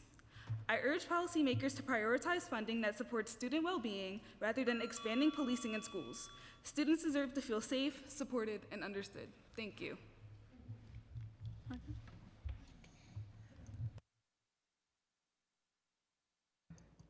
Can you hear me? Yes. Hi, Ana will speak first, and then I'll just translate it in English. Hola, buenas tardes. Me llamo Ana y soy líder juvenil de Make the Road, New York. Estoy en el grado octavo y vivo en Queens. El concejal Thomas Henry representa mi barrio y mi escuela. Hoy había salido temprano para ir a la ley que se estaba dando al pasar la calle, pero como se había terminado no pude hablar y estoy aquí porque quiero hablar de New York y que invierta en mi educación y no en policías escolares. En mi secundaria los guardias de seguridad les gritan a los estudiantes en la cara y les preguntan qué quieren. Cada vez que alguien se les acerca me hacen sentir como si estuviera haciendo algo mal y me quedo paralizada. Como el inglés no es mi primera lengua, materna, me siento intimidada y me cuesta responder. Pero hace 2 días, Thomas Homan, el encargado de la frontera de Trump, siguió amenazando con enviar agentes de ICE a la ciudad de New York y solo por estudiantes como yo luchamos y conseguimos protección para las escuelas frente a la vigilancia de migración. Me aterra pensar que en cualquier momento mis seres queridos pueden ser secuestrados por el ICE. Las escuelas deberían ser lugares seguros para los estudiantes y sus familias. La presencia de policías escolares y agentes de ICE cerca de nuestras escuelas aumentan las posibilidades de que los jóvenes como yo acabemos en el camino de la escuela a la deportación. Lo que me hace sentir segura es con un mayor apoyo a la salud mental en las escuelas. En lugar de gastar millones de dólares en puestos vacantes de policías escolares y en contratar y capacitar a más policías, hablemos de la necesidad de contar con más psicólogos, trabajadores sociales en nuestras escuelas. Ante las crecientes amenazas del ICE en nuestra comunidad, necesitamos más adultos capacitados para apoyar a los estudiantes y reducir los riesgos. Con las crecientes amenazas del ICE y el acoso escolar, necesitamos adultos para apoyar a los estudiantes y reducir el daño. Mi amigo se quitó la vida el año pasado, tenía solo 12 años y su muerte aún me cuesta hablar. Me sentí muy conmocionada y abrumada al enterarme. Mucha gente estaba muy triste el otro día y lloraba. No teníamos suficientes adultos para que nos ayudaran a sobrellevar esta pérdida y esas preocupaciones de la vida real sobre la seguridad del estudiante, es aquí donde debemos intervenir el tiempo y el dinero. Estas preocupaciones reales, soy estudiante secundaria y digo que no necesito policías escolares en mi escuela. La preservancia de policías escolares no garantiza la seguridad, nunca lo ha hecho ni lo hará. En nombre de los jóvenes les pido que por favor intervengan con nosotros, no policías escolares. Gracias. Good afternoon. My name is Anna. I'm a youth leader with Make the Road New York. I go to 8th grade at a Queens middle school. Councilmember Thomas Henry represents where I live and where I go to school. I left school early today to make sure my voice gets heard. I didn't get a chance to testify against the new buffer zone bill because the hearing ended before I could get there. But I'm here because I want New York City to invest in my education, not school cops. In my middle school, the school cops literally yell in students' faces and say, "What do you want?" whenever anyone comes up to them. It makes me feel like I'm doing something wrong, and I end up freezing. Since English isn't my first language, I feel intimidated and struggle to respond. Just 2 days ago, Trump's border czar, Tom Homan, has continued to threaten to send more ICE agents to New York City, just because students like me fought and won protections for schools from immigration enforcement. It's really scary to me that at any point my loved ones could get kidnapped by ICE. Schools should be safe places for students and families. Having school cops and ICE agents around our schools increases the chances for young people like me to get moved into the school to deportation pipeline. What makes me feel safe is more mental health support in schools. Instead of spending millions of dollars on empty school cop positions and hiring and firing more school cops, let's talk about how we need more psychologists and social workers in our school. With the increased threats of ICE in our community, we need more adults who are trained to support students and reduce harm. With the increased threats of ICE in our community, we need more adults who are trained. My friend ended his life this year. He was just 13 years old. His death is still hard to talk about. I felt so shocked and overwhelmed when I heard the news. There were so many people in my school that were crying the next day, and we didn't have enough adults to help us deal with this loss. These are real student safety concerns. This is where we need to spend our time and money. I'm a middle schooler, and I'm telling you, I don't need school cops in my school. School cops do not equal safety. They never have, and they never will. On behalf of young people, I urge you to invest in us, not school cops. Thank you. Thank you so much. Does anyone have any questions, my colleagues? Okay. First of all, thank you so much. I'm getting a little emotional, teary-eyed, and thank you for taking the day to get here, to be a voice for your community. It means a lot. Sorry, I'm wearing down. Sorry, my emotions are worn down, sorry. But anyway, in all honesty, this is what civic participation looks like, and this is what it means to have a voice. And so I urge you to keep doing this and speaking up on behalf of your community and your student body and yourself. It really does mean a lot. So thank you so much for being here, and points well taken. And for those that are providing services and the other youth that are here, we really, really appreciate taking time out and staying and really sharing your thoughts so eloquently with us, and for all of you doing the work on the ground. So thank you so much. And Jamie, thank you for your advocacy. We have heard from a lot of parents about the DYCD contracts.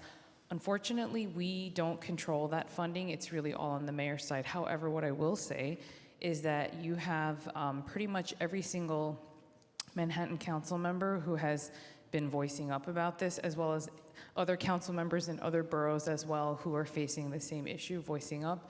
I am hopeful that there will be some sort of resolution to what you are talking about with the needs in the DYCD after-school programming, because as you say, the consistency, the staffing, the care, that matters. And we've seen that in so many different spaces across the social service programs in New York City. So I really want to say thank you for coming here and staying also to advocate. So thank you so much. Thank you. Okay, next panel. Thank you. All right, we're getting through this. And thank you all again for staying. Okay. So next we have Ophelia Liu, Aaron Calver, sorry, I can't. Darius Nazario, Vladimir Martinez, Brian Elliott Cook, Nadia Swanson, Carrie-Ann Paisel, Pauls, okay. Pauls, oh, sorry. Sorry, it looked like a CE, I'm sorry.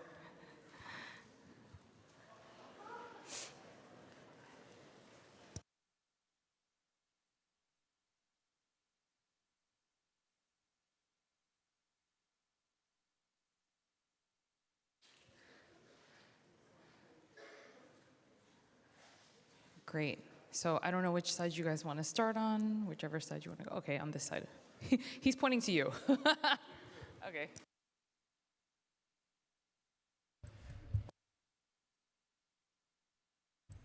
Good afternoon, everybody. My name is Darius Nazario, and I'm a Beacon Director for New York Edge. I am here today to ask that you prioritize New York Edge's fiscal year 27 funding requests. New York Edge is the city's oldest and largest provider of after-school and summer programming.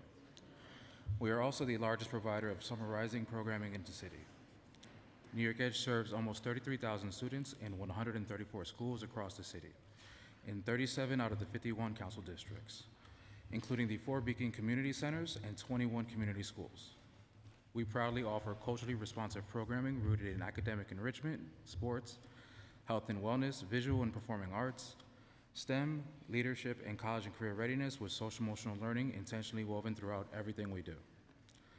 This year, we are seeking $1.5 million under the City Council's After-School Enrichment Initiative and $250,000 under the Council's Social and Emotional Supports for Students Initiative.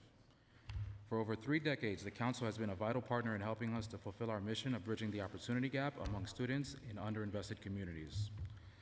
Council's citywide funding allows us to enrich our programs, to operate when schools are in recess, and to offer special trips and events on Saturdays. Since 2020, we have tripled in size and have significantly increased the number of students served. Our Council's citywide funding, however, has remained at a flat $1 million. This, combined with the fact that council contracts are not eligible for COLA increases, has made it increasingly difficult for New York Edge to attract and maintain quality staff and to continue to offer the wide array of programs that we are known for. New York Edge, its students, and the families are extremely grateful for the council's past support. The time has come, however, where increased funding is needed. Increased funding will enable us to keep up with our growth and the demand for our programming, and will enable us to help provide programming for students with the edge they need to succeed in the classroom and beyond. Please support our request for increased funding. Thank you.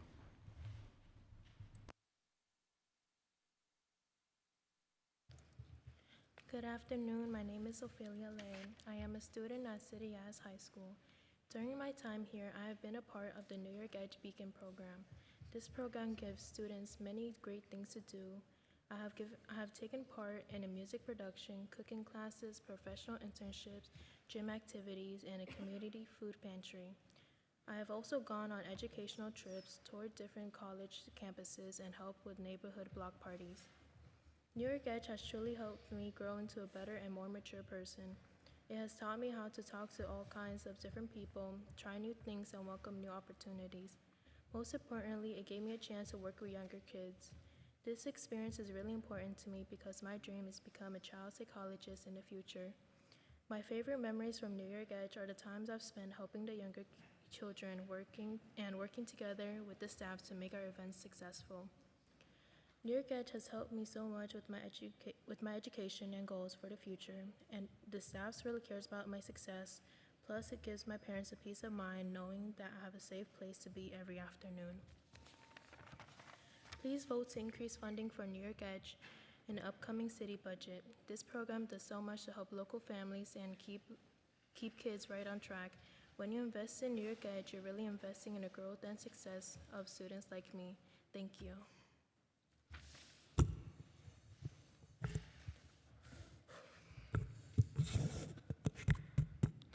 Hello everyone, my name is Aaron Cover and I'm a student of City High School. I attend New York Edge Beacon program as a participant where I also earn credits towards my high school courses. As a participant, I am also an assistant. I help the community events and support people of all ages. During my time at New York Edge, I participated in the music production, the weight room, open studio with people where it's a place where people were able to make music, open gym, and more. Overall, New York Edge has encouraged me to become a more outgoing, patient, and responsible person. In the end, it has helped me step out of my comfort zone and taught me how to be ready for new challenges and opportunities, as well as be able to expect the unexpected no matter how prepared or planned I am, or you are in general. These experiences have helped shape who I am today.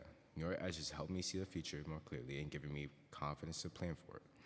It has also helped my parents by giving me a safe and supportive place to go after school. I am very grateful for that, as well as the new opportunities New York Edge is giving me. Please support New York Edge and vote to increase our funding in the upcoming city budget. By doing so, you will be investing in students like me and assisting to create new opportunities for young people across our communities. Thank you. Good afternoon, Chair Lee, members of the Committee on Finance, council members, and other advocates who are here today. Happy Pride Month. My name is Vladimir Martinez. I work as Managing Director of Government and Community Affairs at the Lesbian, Gay, Bisexual, and Transgender Community Center, known by many New Yorkers as the Center. Thank you for the opportunity to provide testimony regarding the New York City Council's budget for FY 2027. I will submit our complete testimony for the record, but this is an abridged version. The Center's mission is to empower LGBTQ+ people to lead healthy, successful lives, to offer safe spaces for our community to access services, and to be in community, and to advocate for the rights of New York's queer communities. More than ever, spaces like the Center are vital for serving and supporting LGBTQ+ New Yorkers. We're grateful to the Council for its continued solidarity with LGBTQ+ New Yorkers and for making important investments in the services that our communities desperately need. Right now, we are asking for the Council to step up once again to ensure that New York City, the home of Stonewall and the birthplace of the modern queer rights movement in the United States, remains a city where LGBTQ+ people can live and thrive, and that our city continues to lead the nation on the issues that impact the lives of marginalized communities. Okay, I have 30 seconds, so I'm gonna skip to the money part. To sum it up quickly, The center is seeking investments in our expanded work to support LGBTQ plus immigrants, LGBTQ plus survivors of domestic and intimate partner violence, LGBTQ plus culturally competent mental health services, youth and adult services, behavioral health, and all the rest. We also echo the budget priorities shared by the New York City Trans and Queer Providers Coalition, which seeks $34.5 million of new initiative spending across 4 initiatives.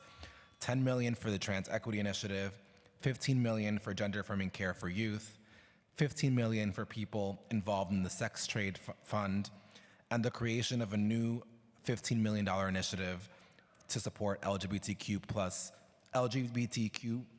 plus immigrants in the legal context. Thank you.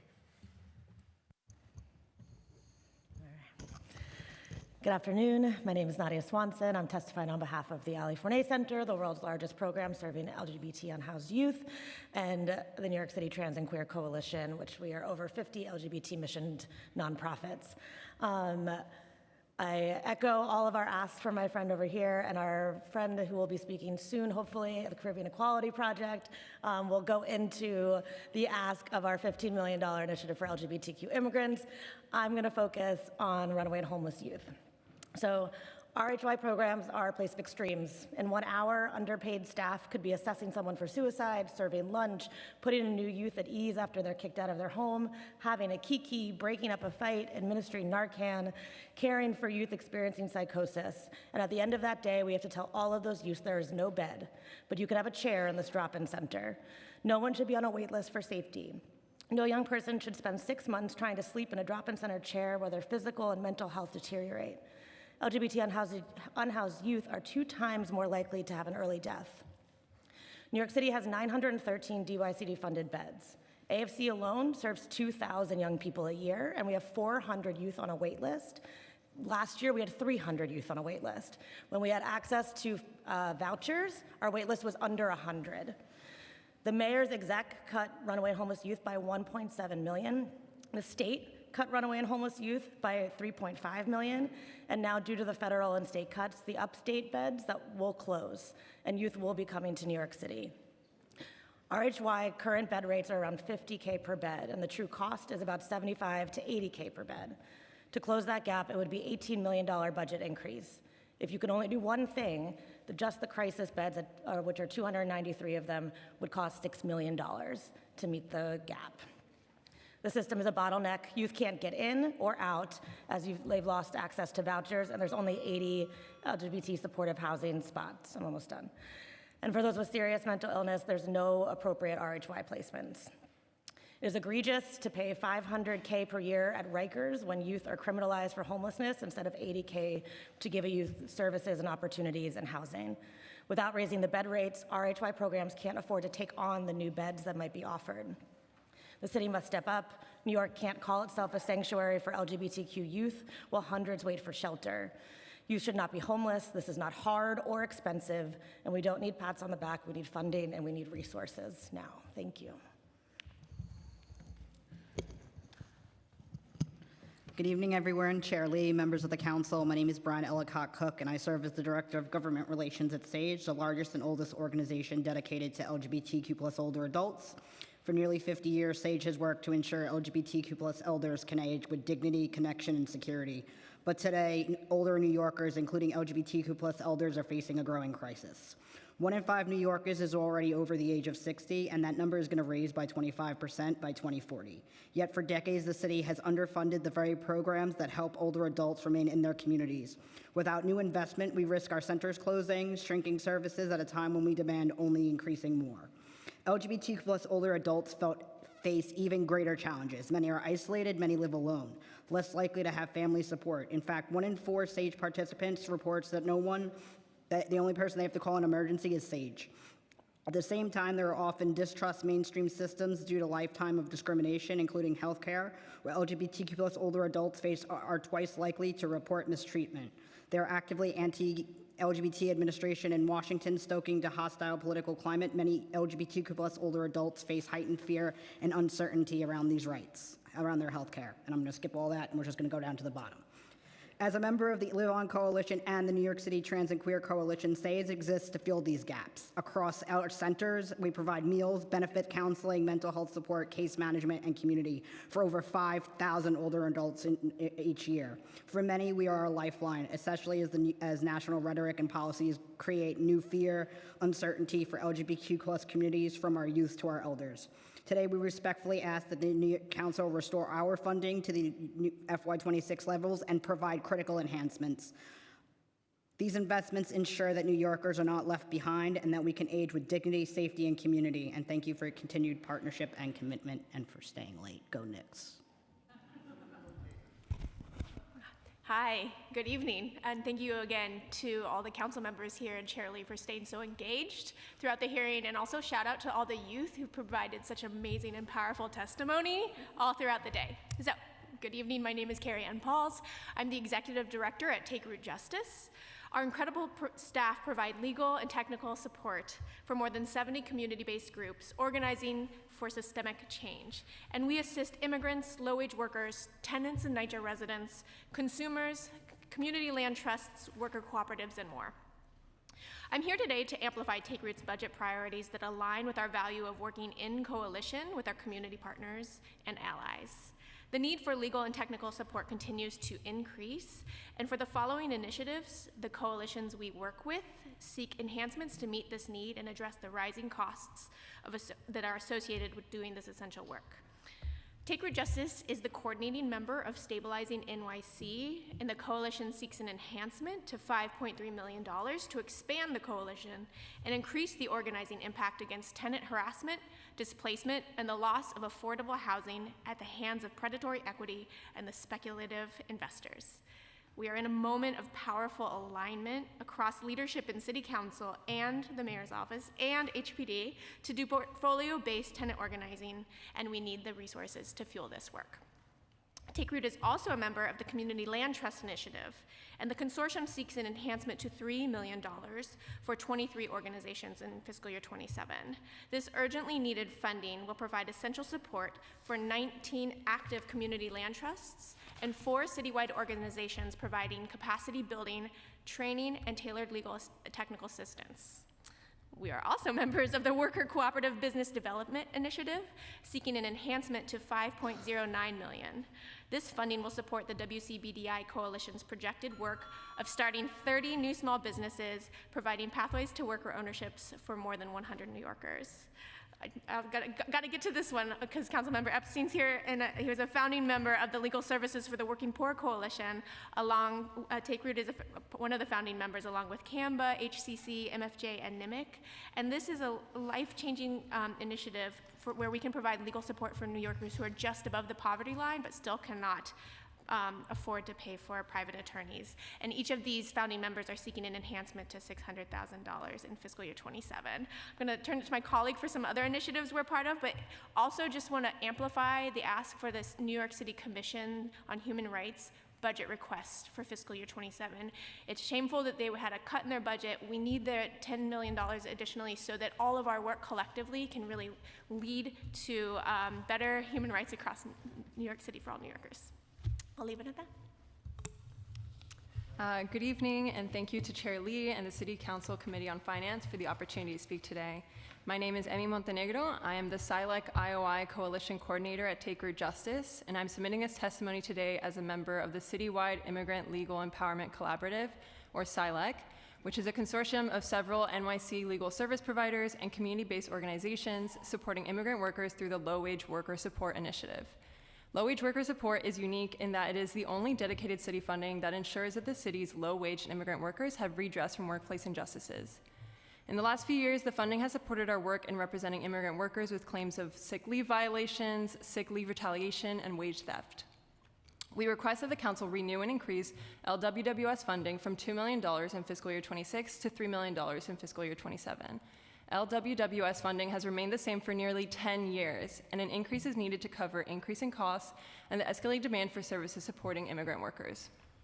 Since fiscal year 25, SILEC LSPs have recovered approximately $6.3 million in unpaid wages and damages. We've advised and represented nearly 1,000 workers and conducted over 50 Know Your Rights trainings. LWWS funding makes this work possible by providing financial recovery, education, and empowerment for low-wage and immigrant workers. This crucial funding has lagged behind other priorities, requiring last-minute saves from both workers' rights advocates and the City Council to work to renew the funding. We respectfully request City Council to demonstrate its ongoing commitment to the city's low-wage immigrant workers by renewing and expanding the Low-Wage Worker Support Initiative from $2 million to $3 million. This expansion will stabilize the funding so low-wage immigrant workers can continue to receive this essential advocacy through vital civil legal services and community outreach. Failure to renew and expand this funding will have a devastating impact on low-wage immigrant workers, leaving them without high-quality and culturally sensitive representation in their efforts to obtain economic and worker justice. Now, more than ever, in this dangerous time of attacks on immigrant rights and on our democracy, low-wage and immigrant workers need champions from advocates such as Take Root Justice and our allied SILAC partners.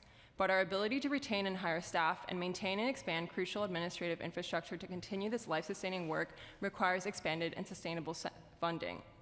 We thank the City Council for your continued support for low-wage immigrant workers through this essential funding. Thank you. Thank you so much for the important work you're doing. And did you want, I don't know if you wanted to comment or not. Am I putting you on the spot? Okay, no. I do have a question for folks. Okay, sure. I think, Carrie Ann, I think she get credit for a lot of those coalitions, by the way, not just one. Is it checkbox or all of them? I want to know, like, enhancements. As in renewals, I just want to make sure we understand what the enhancements are.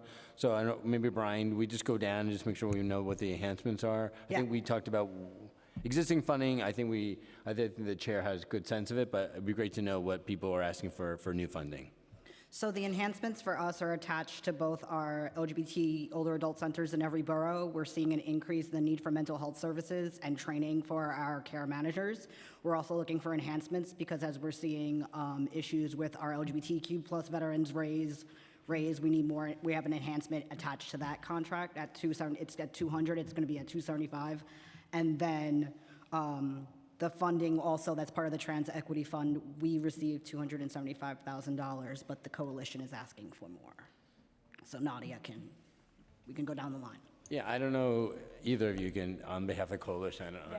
I mean, Hedrick Martin's in my district, so, nothing against you, Vlad, but, Your neighbors, that's fair, that's fair. And I'm in your district. But I'm going to let Vlad say the whole coalition asks, and then I'll talk about runaway and homeless youth ones. Go ahead. Okay, so quickly for the asks that the coalition is looking for, currently the Trans Equity Initiative is funded at $6.5 million. We're looking to get it to $10 million, so that's 3.5 in terms of an enhancement. The Gender Affirming Care Fund, we're looking for $15 million. That would be a new initiative, correct? The $10 million for the support for persons involved in the sex trade fund is currently at $3.5 million, so it would be an enhancement of $7.5 million. And the $15 million that we're looking for, the LGBTQIA plus immigrant fund, is also a new initiative, so that would be a $15 million initiative. The center is looking for enhancement or new initiatives across 3 initiatives in the mental health space, Dove, and yikes. I'll get back to you on the third one. Cool. So for runaway and homeless youth, we ultimately would need an $18 million increase to the budget to just meet what the real cost is for what we're doing right now, not even just to build and add beds, but hopefully then we can use that money for other great stuff. So crisis beds are like the ones that are most in need right now. That's where youth are going first from a drop-in center. And that would be $6 million to just meet the need, the real cost of what those beds are. There's also our coalition of providers for peer navigators and housing navigators, both at $1.6 million, are our other major budget asks this year.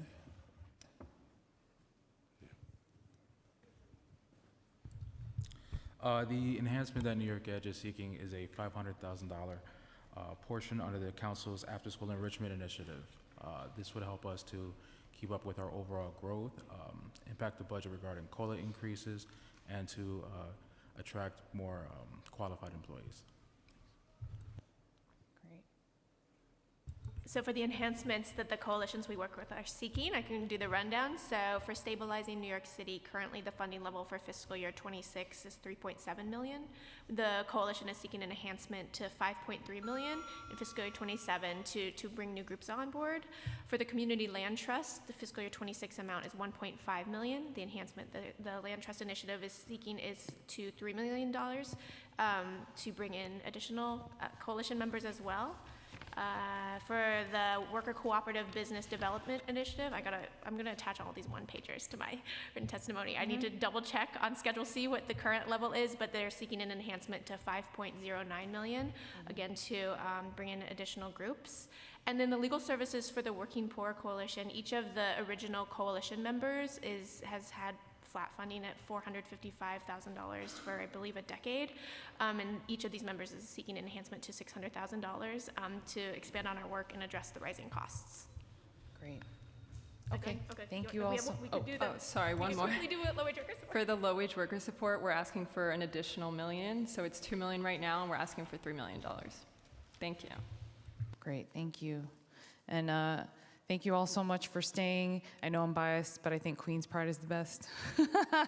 I know he's looking at my, like in terms of all the different Pride parades that we're celebrating this month, I think Queen's is definitely the best one, but yes. Oh, you have a question? Okay. And yes. I'll just add more of a comment. Brian, as a Staten Islander, you make our borough very proud, and I'm looking forward to seeing you at our Veterans Committee LGBT oversight hearing on June 22nd, and I hope all of your organizations have the word about that. Thank you very much. Serving our seniors and our kids. Thank you. Okay. Next up, we have Carol Myers, Eustacia Smith, Katie Mui, Maritza Rico, and Edgar Pantoga.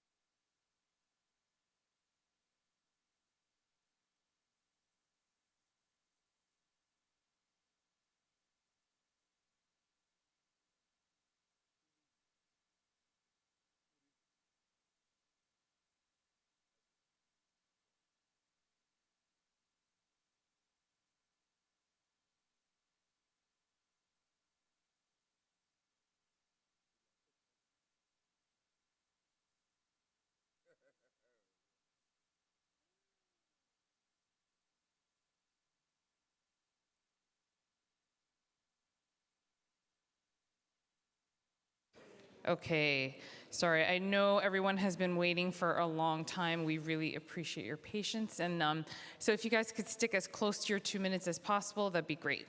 Awesome, thank you.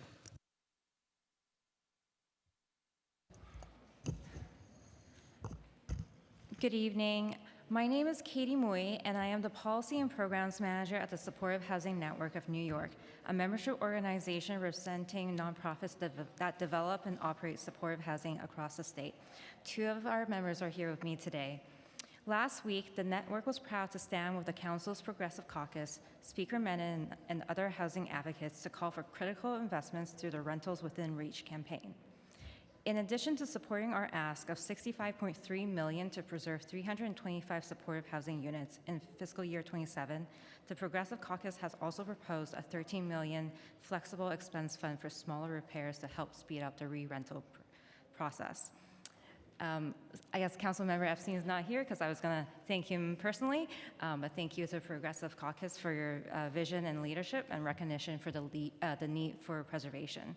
For decades, New York City has invested hundreds of millions of dollars to create supportive housing for New Yorkers in need of stability.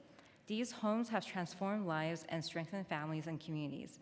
But like any long-term investment, supportive housing requires ongoing care and maintenance to remain a vital part of the city's safety net. Our nonprofits are struggling due to contract rates that have not caught up with rising costs. They lack the capital and operating support required to make major repairs, improve accessibility for tenants aging in place, and retrofit properties so they meet modern energy efficiency standards. Without these new investments, about 20% of existing supportive housing stock are at risk of going offline and staying vacant longer. At the same time, New York City stands to lose millions in funding in the coming years as the federal government disinvests in permanent supportive housing through the COC program. Providers rely on this previously guaranteed rental assistance to maintain their buildings and units. Without this, 5,000 formerly homeless New Yorkers, including families and survivors, are once again at risk of losing their homes. When the federal government targets evidence-based housing solutions and criminalizes our most vulnerable, the city must step up. That's why the network is urging the council to invest $78.3 million to preserve 325 supportive housing units and renovate another 1,000 units this fiscal year. Thank you. Thank you, Chair. My name is Maritza Rico. I am the Manager of Policy and Advocacy at New Destiny Housing. And as you know, New Destiny is the only organization in New York focused entirely on permanent housing for survivors of domestic violence. We operate the first and largest federally funded rapid rehousing program for survivors in the city, and we are also the biggest provider of supportive housing for New Yorkers impacted by domestic violence. As you might also know, domestic violence is the leading cause of family homelessness in New York. Only 9% of survivors in DV emergency shelters move to permanent housing, and over half of them cycle to another shelter after the 180-day limit. I've submitted an extended testimony, so I'll just go over our priorities. First and foremost, protect New Yorkers who rely on federally funding housing programs. This includes all the continuum of care programs. Create a City FEPS carve-out for NYCHA EHV households. Establish a dedicated carve-out so that all 5,200 NYCHA EHV households can receive City FEPS and stay in their homes. And invest $10 million in Home Plus. Fully fund this critical life-saving program that helps survivors stay safely in their homes through flexible funding. Prioritize DV survivors across housing and homelessness plans. Improving our space referrals, expanding NYC 1515 supportive housing eligibility to include single adult survivors. Thank you. I will use the last 20 minutes just to humbly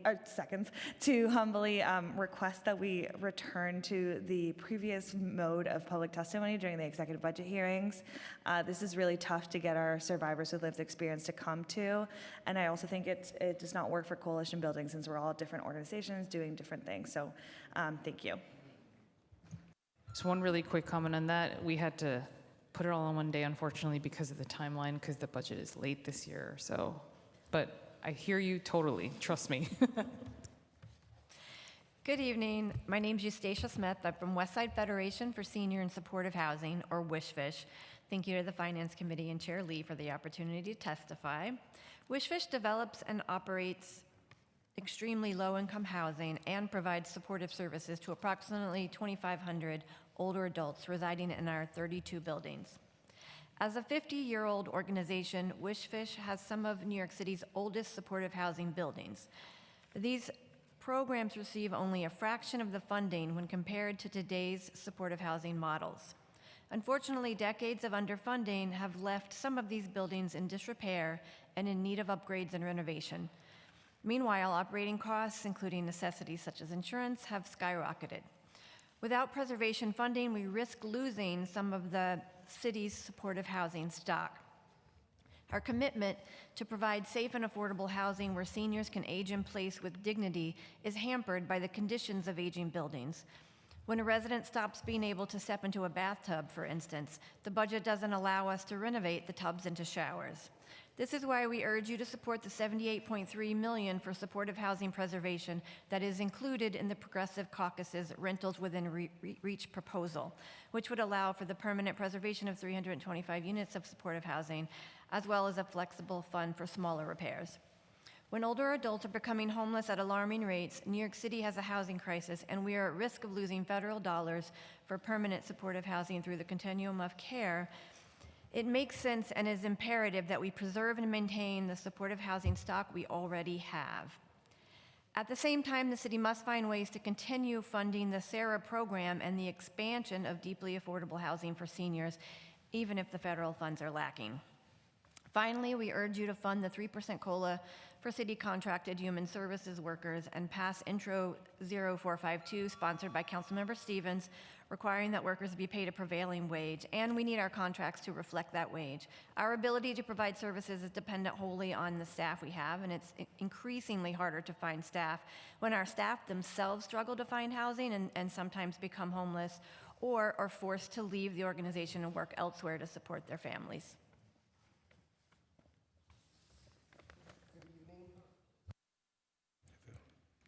Good evening, esteemed council members. My name is Edgar Pantoja, and I'm the board president of Amalgamated Housing Cooperative. Amalgamated is located in Community Board 8 in the Bronx, and we are the oldest limited equity housing co-op in the country. We will be celebrating our 100th anniversary next year. Amalgamated has a portfolio of 11 buildings with a combined unit count of 1,486 apartments and a population of approximately 3,000 voting-aged cooperators. Amalgamated's mission is to provide quality housing and a strong community for people of moderate income, but we simply can no longer do that without financial support from the state and the city. My co-op and many like it are in a financial crisis right now. I'd like to paint a picture of why the city's capital plan must include support for the preservation of existing affordable cooperatives and not just new developments. Our biggest challenge is keeping housing affordable while addressing large expense items like capital building repair needs, multiple unfunded mandates, and rising insurance and utility costs.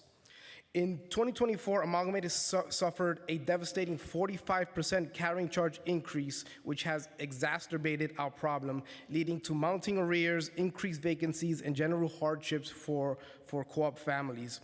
An internal analysis has identified that 60% of our households are now considered rent burdened, according to HUD standards. So families are leaving. Families are struggling financially, and every time the carrying charge is raised, it just gets worse. Our IPNA has identified a total of 94 needed improvements or end-of-life replacement projects. The bottom line is our capital needs are estimated at over 100 million. The city's housing plan can help by providing funding that is specifically dedicated to preserving existing affordable housing. We also urge the council to include funding in the city's budget for all limited equity co-ops, irrespective of whether it is supervised by HPD or HCR. At present, the block-to-block housing plan seems to only include HPD co-ops, but we amalgamated family workers, we also live here. We are also New Yorkers. Thank you. Thank you for your time. No, thank you so much. Yes, rising insurance costs are definitely impacting a lot of the housing units. And then thank you so much for all the folks that are here on behalf of the Supportive Housing Coalition. We really appreciate the work you do. So thank you so much for staying. Okay, and we have youth in the house. And they have to get out of here soon. So I'm gonna call you guys up at I don't know if it was supposed to be separated by issue area, but I'm gonna call you all up at the same time. So we have Jesus Cano, Holiday Woodside, Yaretsi Valera, Victoria Avalar, Paula Intriago, Angelique Lopez. We also have Biane Garcia, Ivana Vasquez, Claudine Tracy, sorry if I'm reading that wrong, Maxima Rodas, Norma Simon, and Jacqueline Harrington. Okay, can you just fill out the card and then you can just come up now.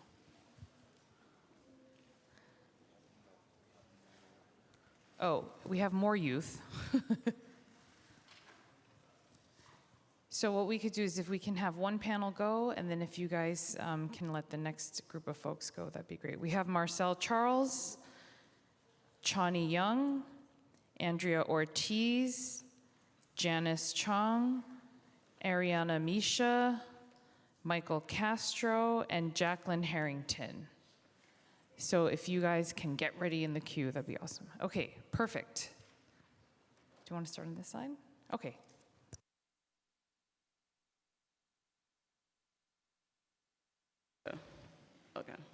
Okay, yeah.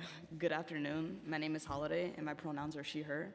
I recently graduated from a community school in Brooklyn, and I'm a youth leader with Make the Road New York. I'm here today because our city should be investing in students, not policing us. As a Black student, I worry about the ways the schools can criminalize young people through school police, surveillance, and harsh discipline, instead of supporting us with restorative justice and mental health resources. I know what it feels like. I've been searched multiple times while going through the school scanners. I followed every rule and did nothing wrong, but a school cop still pulled me aside. I remember feeling embarrassed, nervous, and singled out in front of everybody in the school. At that moment, I feel less like a student and more like someone who has been treated as a suspect. No young person should have to feel that way at school. Those experiences make me think about my younger brother, who's currently in high school. More than anything, I want him to be safe when he walks through the school doors each morning. I want him to be surrounded by adults who support him, care about his well-being, and help him succeed. I do not want him to worry about being searched, singled out, and criminalized for simply being a student. What helps me succeed in high school was never a school cop. It was the counselors, youth leaders, and people who believed in me and supported me. I know how important those resources are because the staff at the Student Success Center helped me complete my FAFSA and TAP applications, which can be confusing and overwhelming to navigate on our own. Their guidance gave me the support and confidence I needed to take an important step towards my future. That is why it is frustrating to see funding continue to go towards policing while programs that actually help students succeed are facing cuts. If resources like the Student Success Center are reduced, many students will lose access to critical support with financial aid, college applications, and other opportunities that help make higher education possible. I am happy to see reductions in vacant school police positions, but that should not be only the beginning. I urge the City Council to stop hiring new school police and eliminate vacant school cop positions, and reinvest in those funds into student success centers, restorative justice programs, counseling, and other resources that truly make schools safer. We do not need more policing in our schools. We need support, more opportunity, and more investment in our futures. Thank you.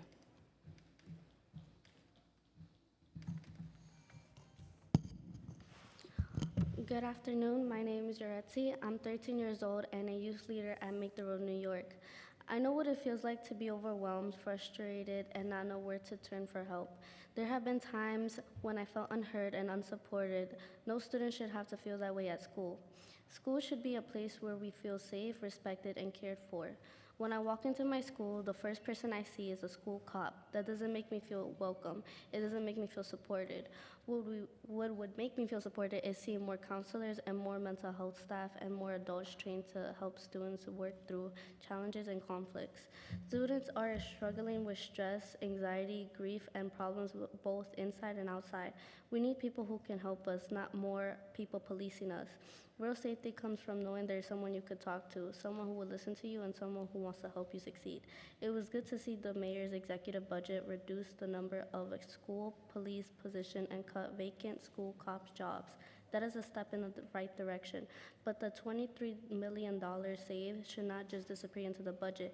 That money should go directly back into our schools. It should be used to protect and expand restorative justice programs, mental health services, and the support systems that students actually need. Young people are being told that there isn't enough money for the programs that help us, but somehow there's always money for policing. We are tired of being treated like a problem to be controlled instead of young people with dreams, hopes, and limitless potential. The safetiest schools are not the ones with the most police. The safetiest schools are the ones where students feel supported. Take the money saved from the schools, school police, and invest in us, invest in counselors, invest in mental health, invest in restorative justice, invest in our future, because we don't just deserve to get through school, we deserve to thrive. One last thing, I was supposed to testify at 2 hearings today, this hearing and the public safety hearing.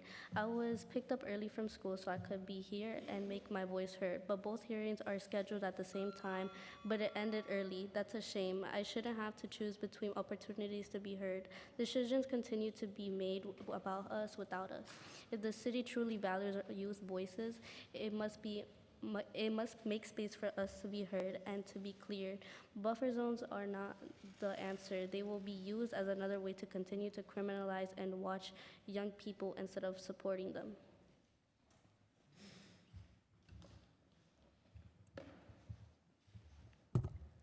Good afternoon, my name is Victoria and I'm a youth leader with Make the Road New York. I'm an 8th grader at a middle school in Queens. Council member Thomas Henry represents where I live and where I go to school. Last year, I had problems with another girl in my grade, and it went on the whole school year. I felt so overwhelmed and I didn't know what to do. I was in a very dark place, and what I really needed was for someone to listen and to understand me. There are more school police than guidance counselors and social workers combined. That's not right. I shouldn't be forced to interact with school police more often than I get the chance to meet with the counselor. Cops do not make me feel safe, not in my community and not in my school. I believe that the entire conflict, never mind. This person could have been prevented if there's been a social worker at the school. I was in a conflict with this person, a physical altercation, and they called the police on me instead of a guidance counselor or a social worker. That made me feel very attacked and incriminated. School is a place where all young people should feel safe and seen and supported. There's no evidence that school police have prevented conflicts in schools. In reality, school cops usually escalate any conflict, which makes the situation worse. Young people like me deal with so many issues at home, and it always impacts us in school. My parents got divorced when I was 9 years old, and now it's just my mom, my sister, and me. Since then, my grades have been dropping down. If we invested in more money in social workers, guidance counselors, and restorative justice work counselors, more students like me would get the help we need and deserve. With the new mayor, we have an opportunity to do better. I'm calling on the city council to stop hiring new cops and cut the current hundreds of vacant school cop positions. If we did that, we could immediately have $100 million with all that money. Our city could invest with that and stuff that actually helps people feel safe. Fully funded schools, mental health counselors, and after-school programs. When we prioritize the education of young people, we build safer and stronger communities for everyone. Invest in young people, not school cops. Thank you.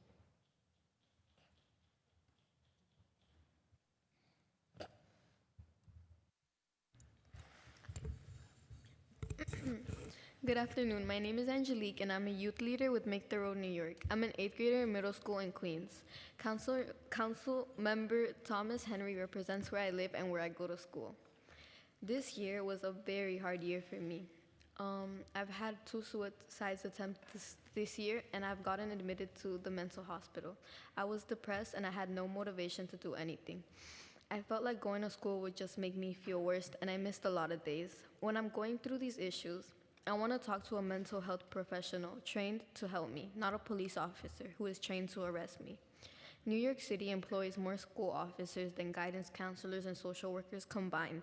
That's not helpful, and that's not where New York City should spend over $400 million a year. Last year, a school cop searched my friend without her consent.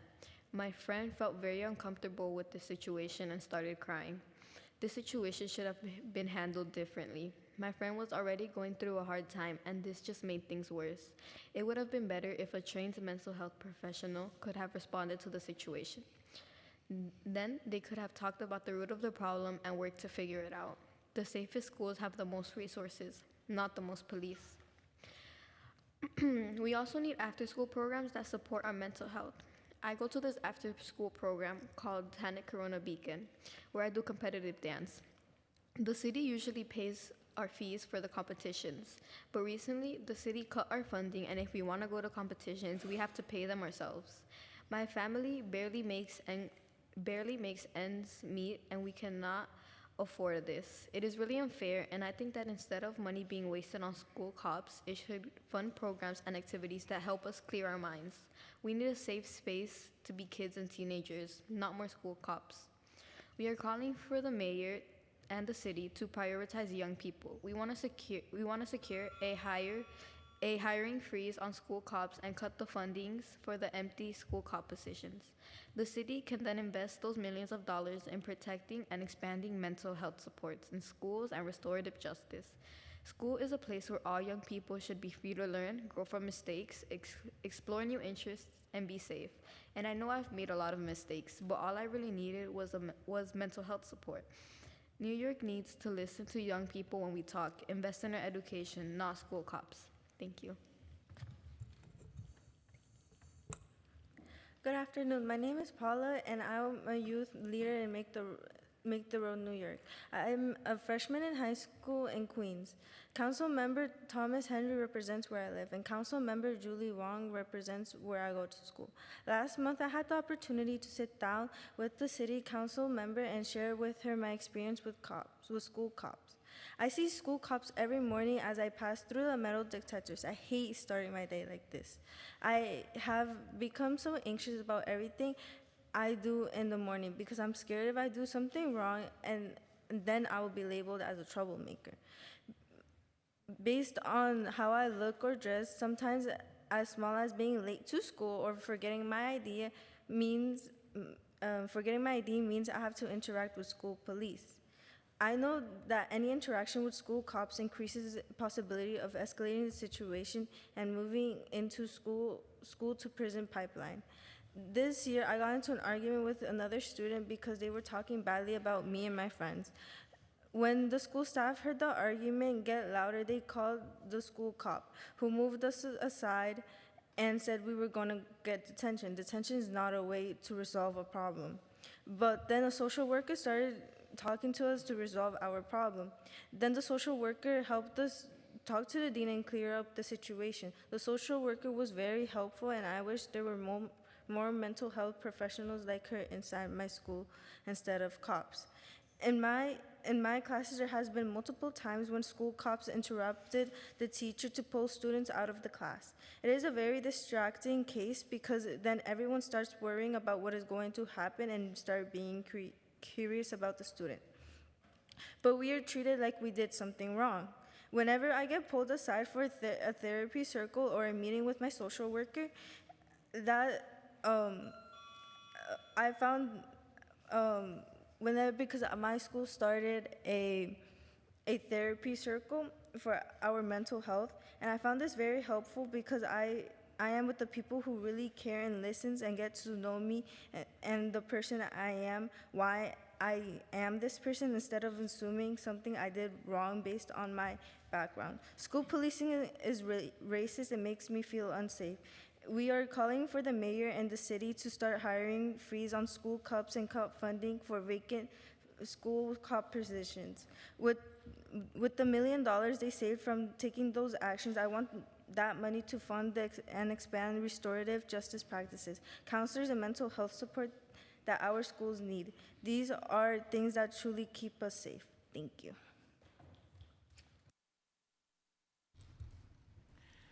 I came with my own entourage here. Good afternoon, Madam Chair Lee and members of the council. Thank you for the opportunity to testify today. My name is Maxima Rodas, and I'm a trans immigrant woman from Argentina, South America, and I'm also a leader with the Trans Immigrant Project at Make the Road, New York. As a transgender immigrant, I know that it means to experience housing instability and to rely on community support to survive. Having a safe and dignified place to live and call home. A network of people supporting me, a clinic or a hospital where I can have my PCP, case manager, peer navigators, support groups for harm reduction and mental health. How to navigate in the care health system, and how now more than ever help and support for legal services. All of these resources helped me to achieve my own betterment in my life. To ensure that our communities do not continue to face these challenges, we need New York City to commit to a budget that includes And I'm going to just refer the pointing here as the same referrals from the center, Mr. Dimitri Sanchez, $10 million for the Trans Equity Initiative Fund, $15 million for Gender Affirming Care for Youth Fund, $10 million for the support for persons involved in the sex trade fund. And finally, it is critical to allocate $15 million for a new LGBTQI+ immigrant fund. Investing in these funds will provide immediate support to trans and gender expansive New Yorkers through housing assistance, healthcare access, employment opportunities, legal services, community support, and emergency resources. I know firsthand how transformative community support can be during moments of instability, and I want every single TGIC person in this city to have access to the same opportunity to thrive, not just survive. Thank you for your time and consideration. I urge the Council to fully fund these critical investments and stand with our communities, because we're not gonna be erased. We are here and we're not going anywhere. Thank you. Thank you. Good evening, esteemed council members and Honorable Chair Linda Lee. We've met before. Thank you for the opportunity to speak today. My name is Janice Chong, and I'm a youth leader at the Yaya Network, and I am an intern at the Dignity in Schools campaign of New York. I was a student in the New York City public school system from K to 12, and I graduated high school just last year. I am now an incoming sophomore at Georgetown University, but I am still here to fight for the next generation of public school students' well-being. This year's executive budget proposal threatens to cut important funding towards restorative justice, the mental health continuum, immigrant family communications, and other essential equity-based services. These cuts will directly impact students. As a former high school student who didn't have access to restorative justice services in her school, and who only became deeply ingrained in restorative justice practices because of external programs like the Yaya Network and DSCNY, I know firsthand how dangerous it is to not have any restorative justice programs in schools. Last year, I testified in front of Councilmember Rita Joseph and the Committee on Education about an instance when a student at my high school experienced a mental health crisis that involved a knife threat. Instead of seeking a restorative justice or mental health counselor to de-escalate the situation, my school's administration decided to go on a shutdown and use police force. The presence of police and the overall shutdown scared my classmates, and it especially scared the young person who was going through a crisis, who ended up fleeing the school. To this day, I believe that if a team of counselors that were trained in trauma-informed de-escalation techniques made contact with the student before the police attempted to, the student would not have felt the need to flee. This is not the only instance in public schools where restorative justice or mental health access could have helped young people in public schools. This is why it's important to fully fund restorative justice, mental health, and immigration protections in schools. By freezing the hiring of school police, eliminating vacancies, and reinvesting approximately $90 million in savings into restorative justice, the mental health supports, and immigrant protections, the city will be positively impacting every student and young New Yorker. If empowering the youth is your goal, then funding restorative justice, the mental health continuum, and immigrant protections will be your priority. Thank you.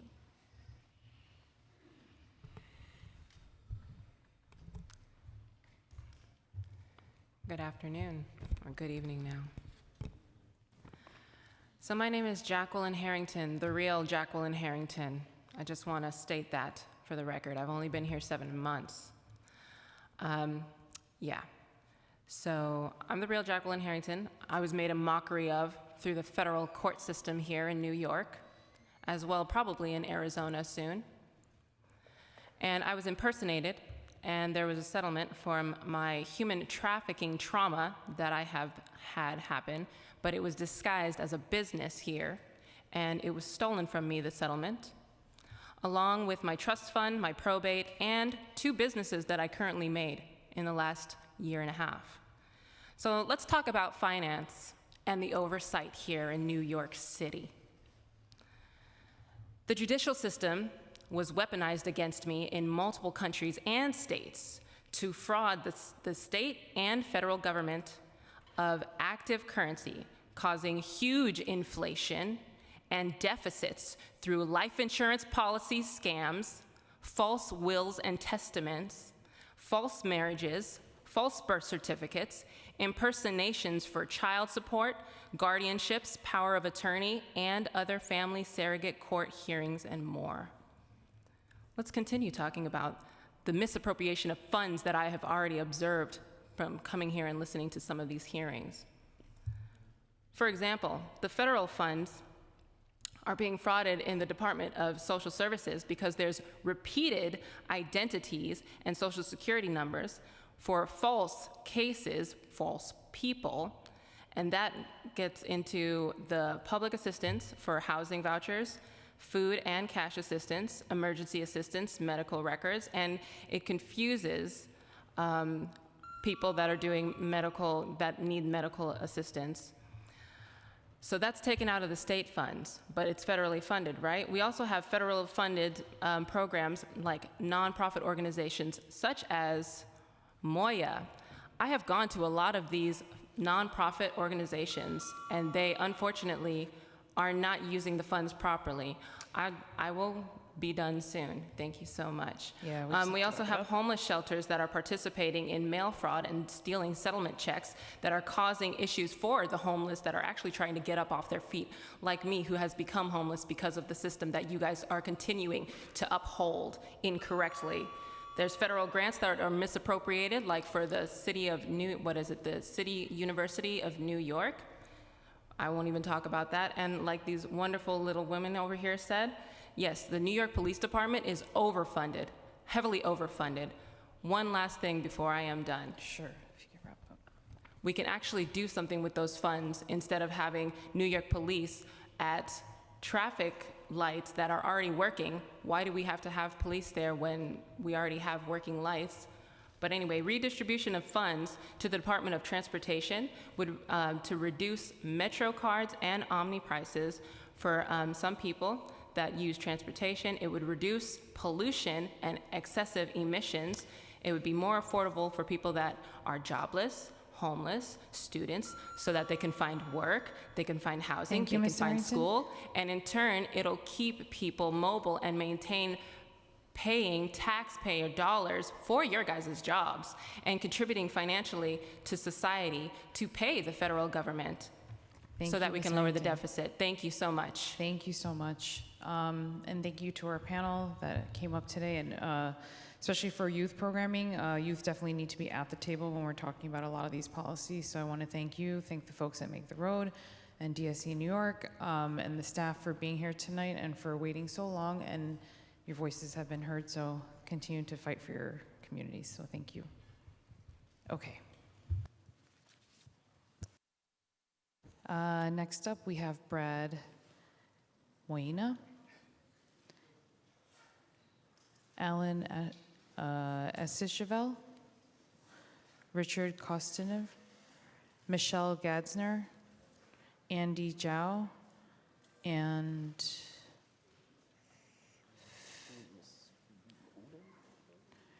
Riaj Udin. I think it says Id or Fid, Riaj Udin. If you guys can come up. Oh, yeah.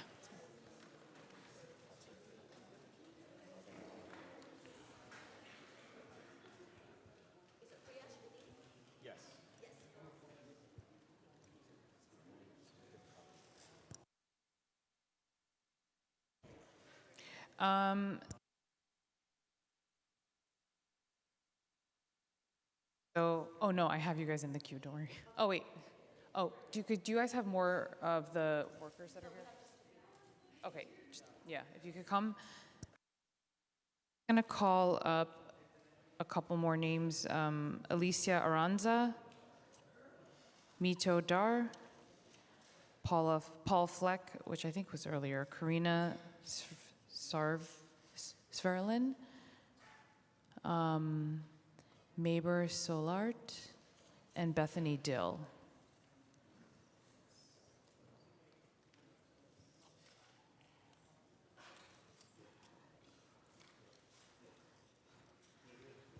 And just so you guys can get ready, we have, oh, who? Oh, okay. Okay, feel free to begin. Good evening. Thank you, Chair Lee, and honorable members of the Finance Committee. My name is Mithu Dar, Managing Attorney for the City Council Program at CUNY Citizenship Now.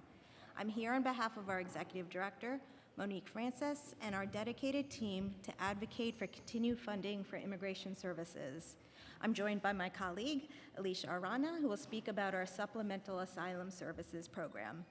Now, more than ever, immigrants in the city need our leaders to stand up for their rights. Increased ICE activity, visa bans, prolonged processing times, and constant policy changes have created widespread fear and uncertainty. A recent policy memo has significantly restricted access to green cards, while DACA recipients are waiting up to 8 months or more for work authorization renewals, causing many to lose their jobs, health insurance, and stability through no fault of their own. CUNY Citizenship Now is a lifeline providing free, trusted, pro se legal immigration services at a time when misinformation and fear are at an all-time high. Founded in 1997 and expanded in 2010 to the City Council, we serve all 51 City Council districts and have assisted more than 80,000 immigrants through the City Council program alone. This fiscal year, we received over 52,000 calls, assisted more than 3,500 individuals, and helped 2,225 New Yorkers with their citizenship applications. We are working closely with council members to rebuild trust in communities facing fear and uncertainty in today's immigration landscape. In addition to our one-on-one services that we provide at council member offices and designated locations, each month we also hold Saturday citizenship events sponsored by council members, along with an annual spring citizenship drive that served nearly 3,000 participants in one day. This year, we also introduced monthly council member-sponsored virtual consultation days and expanded evening hours to better serve New Yorkers who cannot access services during regular business hours. We've partnered with council members on 44 community engagement initiatives, including tablings, presentations, and Know Your Right webinars. We've also had council members featured in videos and public information campaigns within our program. The work is powered by a dedicated team of more than 50 attorneys, paralegals, and administrators, along with 300 trained volunteers, many of whom gone through the process themselves, and they want to know how to give back to the community. Without sustained funding, thousands of immigrants will be left without vital legal support. For fiscal year 2027, we respectfully urge the council to restore our $4.6 million allocation through the City Council program. Thank you for your leadership and your partnership in supporting immigrant New Yorkers. Thank you. Thank you, Chairperson Lee and honorable members of the Finance Committee. My name is Alicia Arana, Supervising Attorney at CUNY Citizenship Now. I am here on behalf of our Executive Director, Monique Francis. The Aslan Supplement Asylum Services Program, known as the SAS program, provides review, correction, and strengthening of existing asylum applications, procedural guidance to prepare participants for asylum interviews and immigration court hearings, and critical support aimed at preventing detention and removal for vulnerable individuals. In just 5 months, the program has served 240 New Yorkers and delivered 562 units of service. For fiscal year 2027, for the Aslan Supplemental Asylum Services Program, we respectfully request the restoration of $845,951 to ensure the continuation of this essential work. We work in partnership with faith-based organizations and nonprofit groups serving African and South American communities. These communities are among the most vulnerable and most underserved. We partner with Africana Community Partnership based in Harlem, where we provide on-site legal services and language access support for African and Black migrants. Volunteers provide interpretation and translation in French, Arabic, Soninke, Pular, Wolof, and other commonly spoken languages. We partner with the Bronx Bronx Observatory program based at Lehman College, where CUNY students and community liaisons identify asylum seekers in the Bronx and refer them to available legal services. We assisted in 2 of their legal clinics hosted by Los Amigos de Tolentino, a faith-based group from the parish of St. Nicholas of Tolentine in the Bronx. Through these clinics, asylum seekers have expanded access to free legal screenings and consultations. Through our partnership with the American Immigration Council, we address the lack of affordable legal representation by connecting eligible participants with pro bono attorneys. To date, we helped 12 participants secure full legal representation through this partnership. More than 90% of the individuals we serve fall below 400% of the federal poverty level. With this in mind, we allocated $60,000 of our council funds to support asylum-related filing fees and work authorization application fees. The SAS program is staffed by 7 team members: supervising attorney, 2 attorneys, 2 paralegals, program operations manager, and project coordinator. Thank you for your leadership, commitment, and partnership in supporting immigrant New Yorkers. We look forward to building on this work together to ensure that every immigrant in our city has access to high-quality legal services and the opportunity to live with stability, dignity, and full participation in their communities.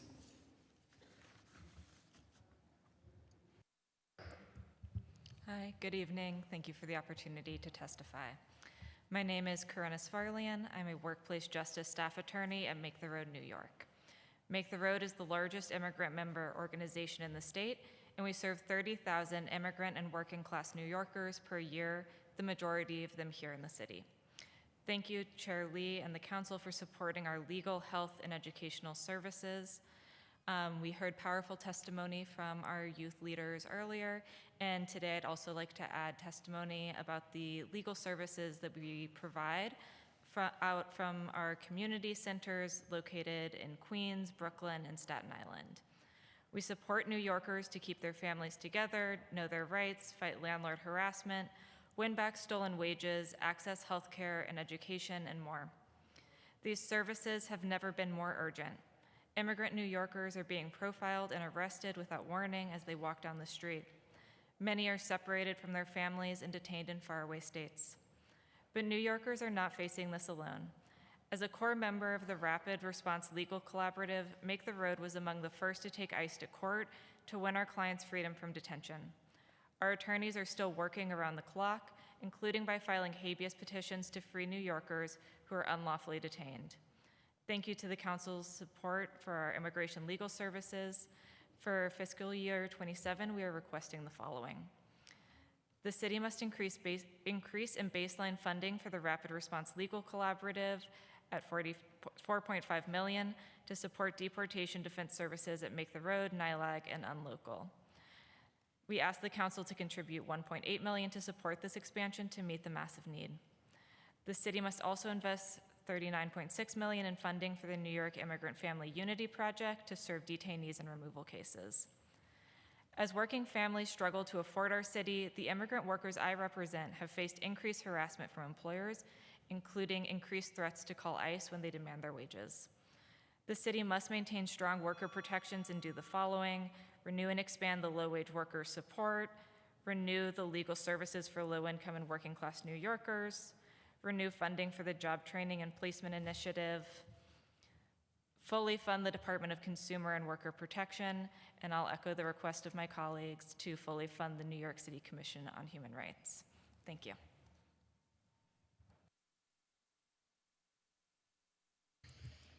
There you go.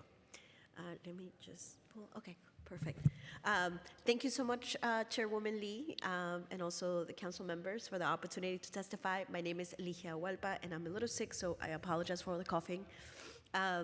So I'm here today to urge the council to continue to invest in workers who keep New York City running every day, like day laborers, domestic workers, street vendors, and many other workers who run the city of New York, and do some of the most essential jobs, and too often are underpaid, are exploited, excluded from economic opportunities.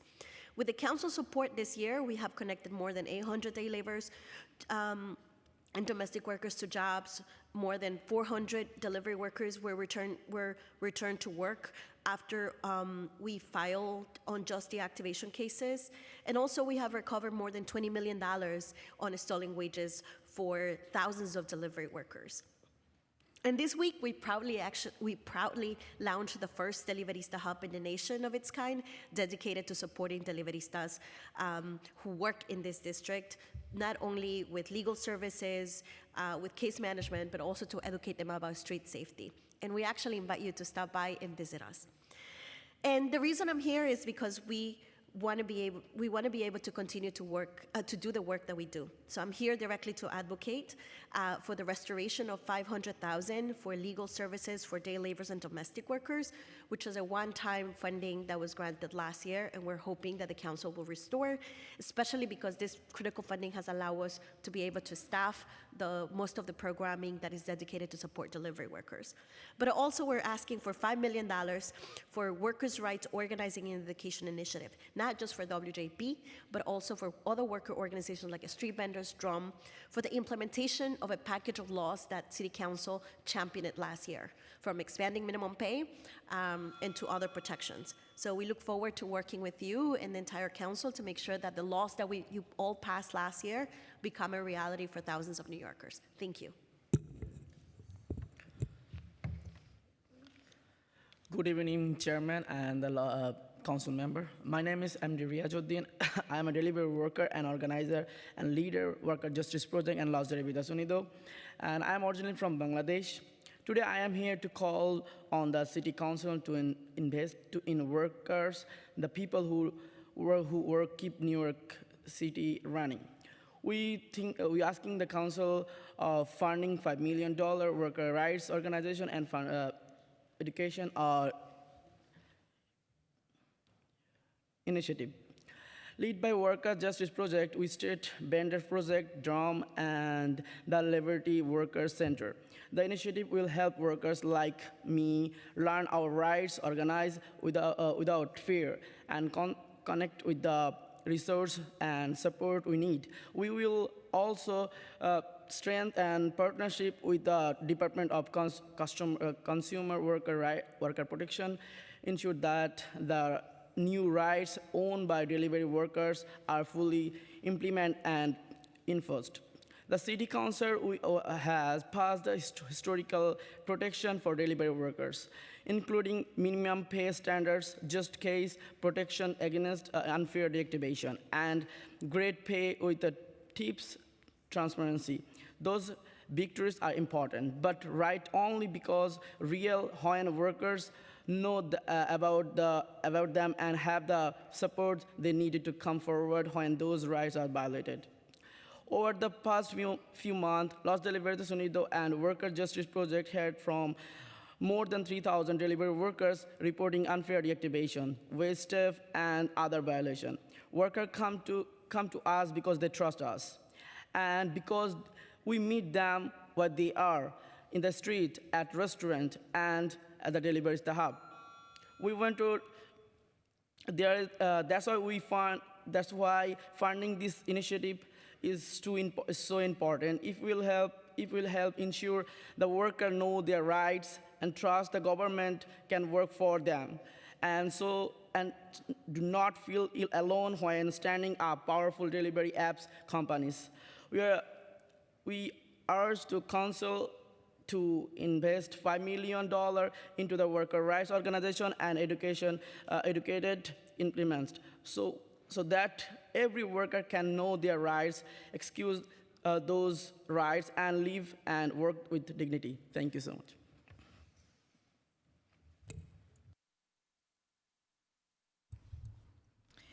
Good evening.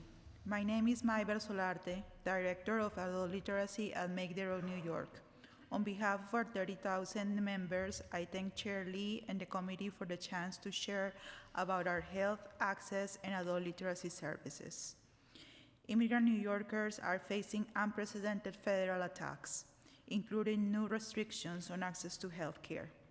It is so important for the Council to keep supporting health access and adult education initiatives that help bridge deep health and economic disparities in our city. Make the Roads Health Services are helping immigrant New Yorkers navigate the loss of health insurance and other benefits due to H.R. 1. We ask the Council to expand funding for the Access Health Initiative to $4.5 million to help us reach more people in the midst of major policy changes. Maintain funding for the Managed Care Consumer Assistance Program at $2.01 million. Maintain funding for the HIV/AIDS Pathways to Care Initiative and Immigrant Health Initiative. Push to restore and baseline the NYC Benefits Program at $9.75 million. Push to expand funding for the NYC Care Program to $120 million for an expansion to healthcare facilities outside of NYC Health and Hospitals Network. Immigrant New Yorkers are also relying on our adult literacy classes to advance their careers, pass their citizenship exam, and more. We ask the Council to expand the Adult Literacy Forward initiative to $18 million and put all discretionary funding for adult literacy under that initiative. Renew $449,637 for Make the Road under the Adult Literacy Forward, a nationally recognized innovative model of funding that has improved outcomes for students and families. Thank you for your support.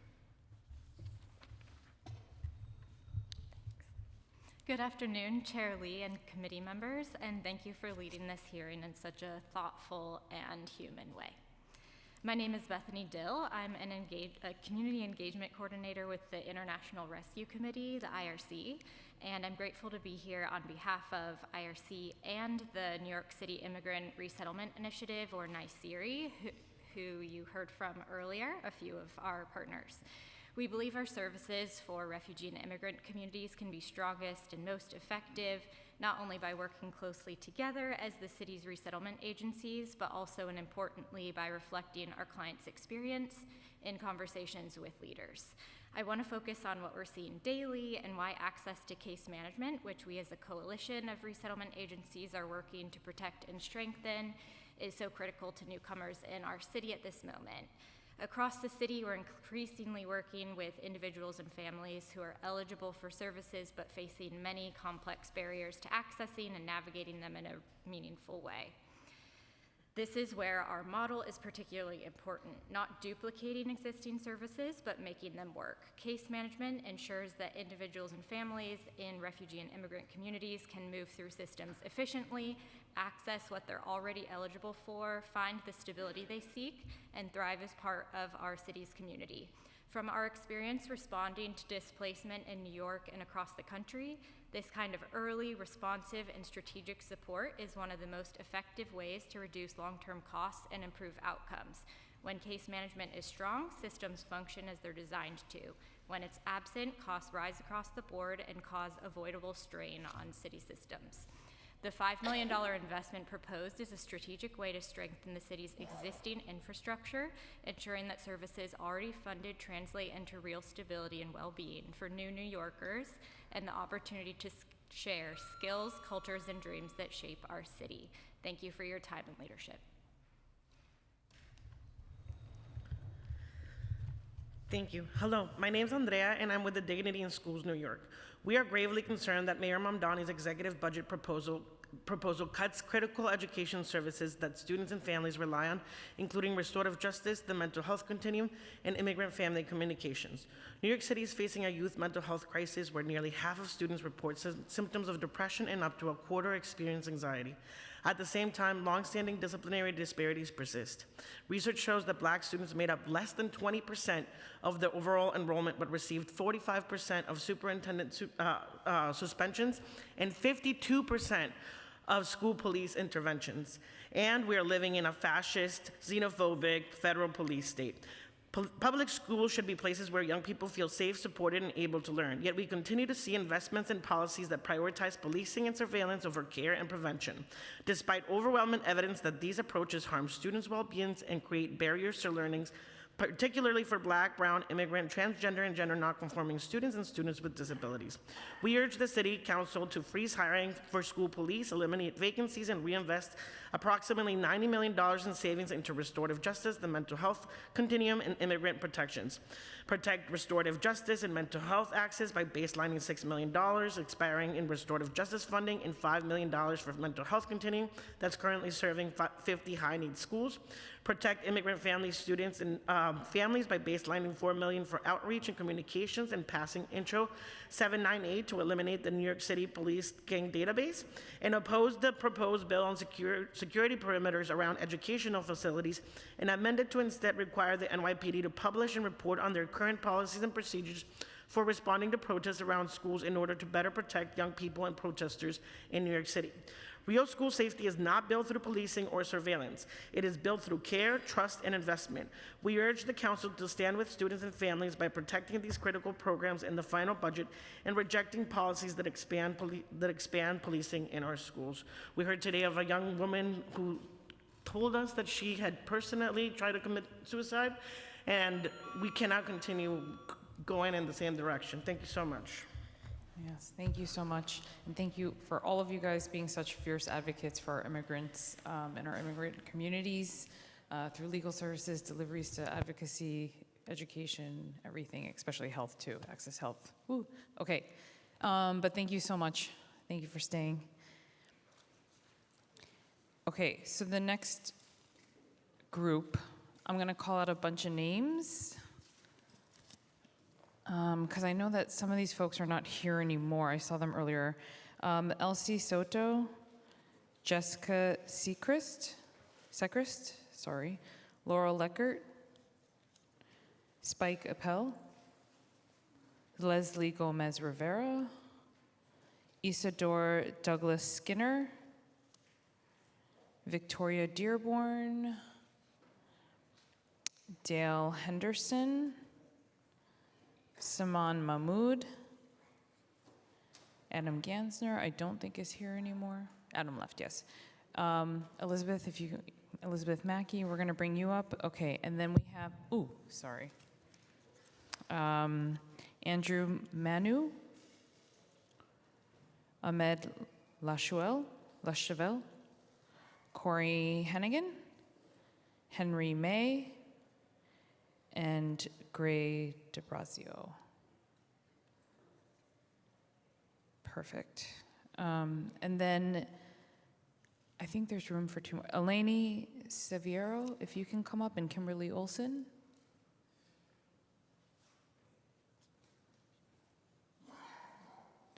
Oh, and I just have to read these names for the record, sorry. I don't think they're here, but David Freudenschel, Ximena Pena, Melody Capote. Oh, she's here, okay. Yeah. Is she here? Okay. Yeah, come up. Okay, perfect. And feel free to begin. Let's start on this end over here. So Elizabeth, feel free to start.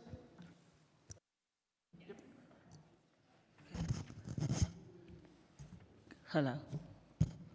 Good evening, everyone. Thank you. A long day. So let me begin. My name is Elizabeth Mackey, and I'm just going to be speaking independently, even though I'm connected with several organizations, but I'm just going to be talking independently on my own. So I am a resident of Brooklyn, New York. I'm a community leader. I'm an advocate. And currently I became an organizer because I completed several courses at City College this past June. And I'm with several non-for-profit organizations throughout the city and the state of New York. So as I was looking all day, it says a government of the people, by the people, for the people, by Abraham Lincoln. So the reason why I'm here to testify is because 3 years ago, I became homeless. I used to work for the city. 29 years with Administration of Children's Services, and I fell short and I became homeless. So my compassion is to work with several organizations when it comes to homelessness. And here I am compassionately working with different organizations. So 3 years ago, I became dealing with the shelter system, and I received the City FEPS voucher, which it helped because the rent became very high, very expensive, that I was no longer could afford the rent. So my basic of my testimony is dealing with the City FEPS and the high of the affordability of rent out here. So we have a mayor that wants the affordability of rent, of the affordability of a city. And I know that many of us, depending on these vouchers, and a lot of the testimony that I heard that we're talking about housing, the affordability of having housing, that a lot of organizations want the people to live in affordability of housing. However, there's issue with our voucher program, in which we do know. And if you go down to the main office regarding the voucher program, I want people to realize that the voucher is controlled under HRA. I want personally for HRA to pay my landlord. I want HRA to pay my landlord. I do not want to go back to live in the disgraceful of shelter. Understanding of shelter temporarily, understanding it gave me covering. But there's nothing like having your own. There's nothing like having your own key. And there's hundreds of people like me that a system that is supposed to help you is failing us. Failing us so much that is so much people is in housing court because of a system how it's turning back into the shelter system because they fail to pay the landlord. So when we have Mr. Madani, the mayor, saying about bad landlords, the city is a bad landlord too. There's a bad landlord in the state of New York City that is failing us very, very bad. It's a revolving door that needs to get fixed because we're failing ourselves to be in a city that is the richest. That's what they say. New York City, New York State is the richest.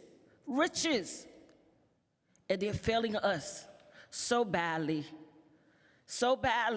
that it's so hard for us as a people to literally live in a city that is failing us. So I'm asking for a city that is so rich to stop failing us. I was born and raised, came short, that I needed depending on a voucher that is failing me and others. And it shouldn't have to be that I have to be in court to deal with a city that fails me.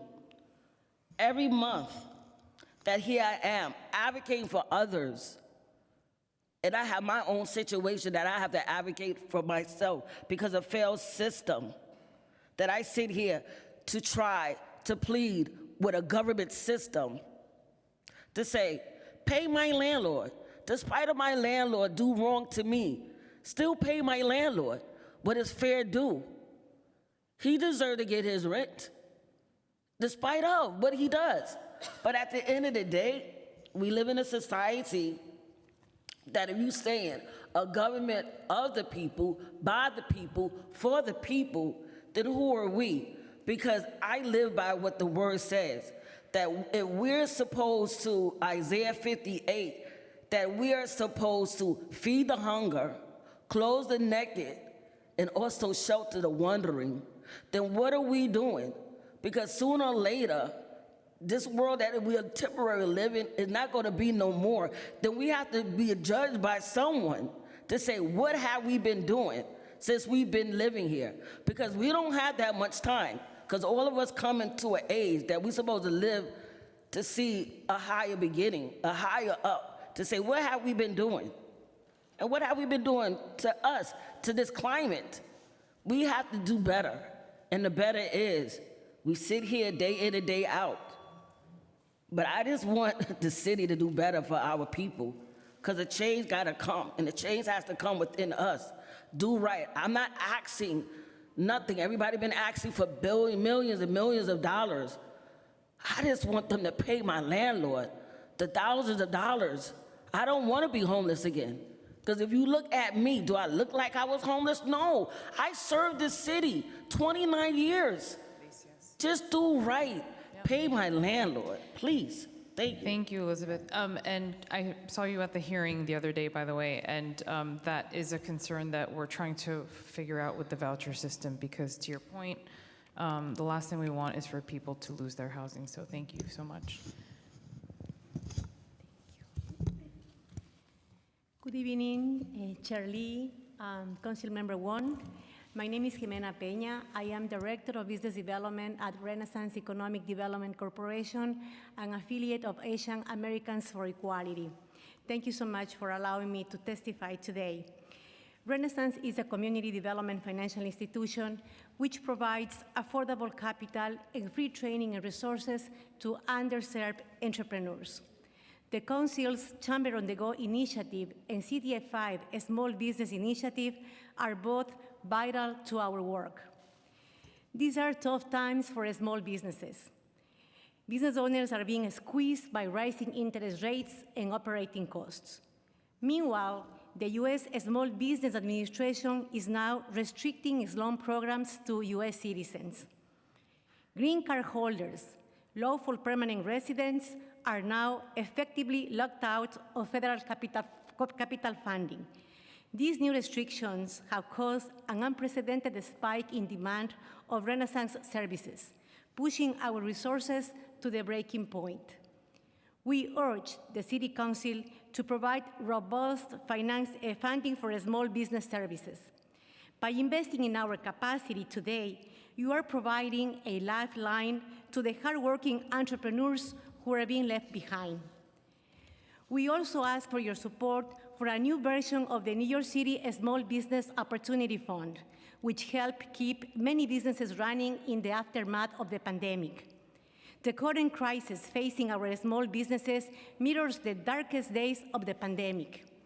If our neighborhood mom and pops, the backbone of New York City's economy, are to survive, they need immediate, accessible, and affordable capital and technical assistance. A program like this one could be their last hope. Renaissance and AFI are grateful to the steadfast support through the years, and we are eager to partner with you to make sure small businesses continue to be the lifeblood of our immigrant and working class neighborhoods. Thank you. Good evening, Chair and Council members. My name is Elsie Soto, and I am the Director of Friends of Hart Island. I also hold degrees in public health, health education, and disability studies. But most importantly, I am an advocate for both my father and brother who are buried on Hart Island. For those who are unaware, Hart Island is New York City's municipal cemetery located in the Bronx. But this is not just a Bronx issue. Hart Island serves New Yorkers from all 5 boroughs, and the city's budget needs to reflect that. While we appreciate the progress that has been made when Hart Island was transferred from Department of Corrections to Parks Department, families are still struggling just to spend meaningful time at loved ones' grave sites. Right now, gravesite visitation is only offered 2 days a month on the weekends only, with visits lasting about 1.5 hours, while public tours are also offered 2 days a month, but those tours can last up to 2.5 to 3 hours. Families should never have less time at their loved ones' grave sites than the general public visiting the island. We are simply asking the city to expand services that already exist. More family visitation days with a weekday visitation option, longer visitation hours, expanded transportation access by extending the existing bus service to the Pelham train station, which is the closest train station to City Island where the ferry is. Transportation remains one of the biggest barriers for families. The Pelham train station is about 3.6 miles from the ferry departure point, and there is only one MTA bus service in City Island that runs every 20 to 25 minutes. Missing that bus could mean missing your visit entirely. There is already a passenger bus being used for Hart Island visitors, but currently only drops people off at City Island Avenue, forcing families to wait for another bus that can often be unreliable. And as we all know, MTA on the weekends, if you're taking the G train, you're never gonna get there. So I think about people who are visiting from Staten Island. That trip, it sounds like a joke, but they have to take a bus to a ferry, to a train, to another bus, to another ferry. It sounds like a joke, but this is reality for a lot of New Yorkers. And it turns out that families are spending more time traveling to Hart Island versus actually spending time there. Okay, I'm almost. Accessing a loved one's gravesite should not be this difficult. Parks Department held a Hart Island transportation study and community meeting in 2022, where I did propose this same exact thing, a bus service, pardon me, from the Pelham train station. However, years later, we're in 2026, nothing has been done. Hart Island holds over 1 million New Yorkers, including those lost to pandemics like HIV/AIDS, overdose, poverty, houselessness, and COVID-19. Our families deserve dignity, compassion, and access. As the council discusses this year's budget, I ask that you remember that behind every grave on Hart Island is a family still trying to heal. Thank you.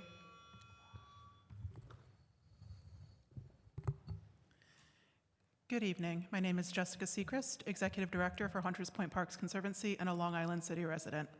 Hunters Point Parks Conservancy was deeply disturbed to learn that City Hall does not plan to honor their commitments to the community as part of the 1LIC rezoning. The mayor's proposed budget pushes several essential improvements to the neighborhood back 5 or more years in a neighborhood where city investment is already failing to meet the demand created by the more than 20,000 new units that have been built in our community since 2010. This is the largest rezoning in New York City's history and will bring in nearly 15,000 additional units on top of those 20,000 in the fastest growing community, in one of the fastest growing communities in the country. This housing will bring families and individuals, including those living in the more than 40,000 deeply affordable housing units included in the plan, who deserve access to schools, parks, and safe connections within the neighborhood. We know how essential parks and community spaces are to the health and well-being of our communities, but by delaying funding for improvements to Queensbridge Park and the reclaiming of Queensbridge Baby Park by more than 5 years, City Hall is telling residents of the country's largest housing project that their children don't deserve access to safe, clean, green spaces. Community Board 2, which includes most of Long Island City, is third from the bottom in park space per capita. Multiple public reviews of the 1LIC neighborhood plan acknowledge that the neighborhood's parkland and open space are severely lacking and will worsen with new residences without intervention, which the city has acknowledged. Despite this, the budget pushes back several commitments to open space. Funding has been delayed for the waterfront esplanade and new open space construction, Queensbridge Baby Park, which is reclaiming parkland seized by the city for parking, and the renewal of Queensbridge Park.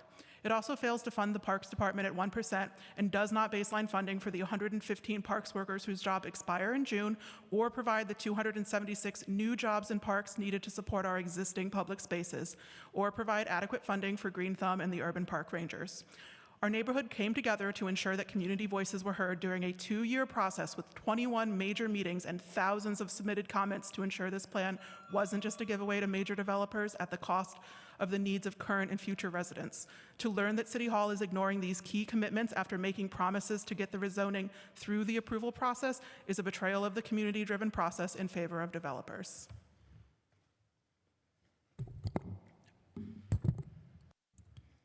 Just before I start, I'm also a Queens CB2 resident. I agree with everything she said. So good evening, Chair Lee. Thank you for the opportunity to testify. My name is Corey Hannigan, and I'm the Policy and Government Relations Director for Safe Streets at Transportation Alternatives. New Yorkers deserve a transportation budget that reflects how they actually move through our city, and one that meets the urgent safety, transit, and accessibility challenges we face today. The vast majority of New Yorkers walk, bike, or take transit, yet our city investments have not always matched that reality. During the previous administration, DOT lacked the support and staffing necessary to meet the goals laid out in key city blueprints like the streets plan. New Yorkers were promised safe streets, faster buses, and better public spaces, but those promises were often left unmet. We'll never know how many New Yorkers were killed or seriously injured because DOT didn't have the resources it needed. Today is a new era, and we're encouraged to see Mayor Mamdani's commitment to invest in safe and world-class streets. We hope that these investments will be sufficient for DOT to meet and exceed the streets plan benchmarks, including the unmet targets from the previous administration, to transform our city into one where bus riders aren't trapped in traffic, people on bikes have safe and protected rides end to end, and pedestrians have more and better sidewalk space. Among this, two immediate priorities stand out. First, we're calling for $15 million in fiscal year 27, specifically for hardened daylighting. Repurposing the parking at pedestrian crossings to increase visibility could help prevent crashes like those that killed 9-year-old Kamari Hughes and Dolma Nadoon. Sadly, just 0.8% of New York City's intersections received hardened daylighting last year. Second, the current $2 million annual allocation for open streets citywide is simply not enough to keep pace with rising costs. And the city must also establish a reliable reimbursement timeline for open streets partners, many of whom are advancing public space improvements with little to no financial support. New Yorkers should not have to personally shoulder the costs of operating public infrastructure. We recognize that this all requires new revenue. Fortunately, we have an opportunity sitting at our doorstep. Today, only 2.5% of our parking spaces are metered, far below peer cities like San Francisco, Los Angeles, or Boston. Expanding demand-based metered parking on just 25% of eligible commercial corridors would better manage our curb space while generating as much as $4 billion annually for neighborhood improvements. The greatest city in the world deserves the greatest streets in the world, and that requires sustained, ambitious investment. By increasing dedicated funding to DOT and pairing it with smart revenue solutions, New York City can build a transportation system for the future, not one catching up to the past. Thank you.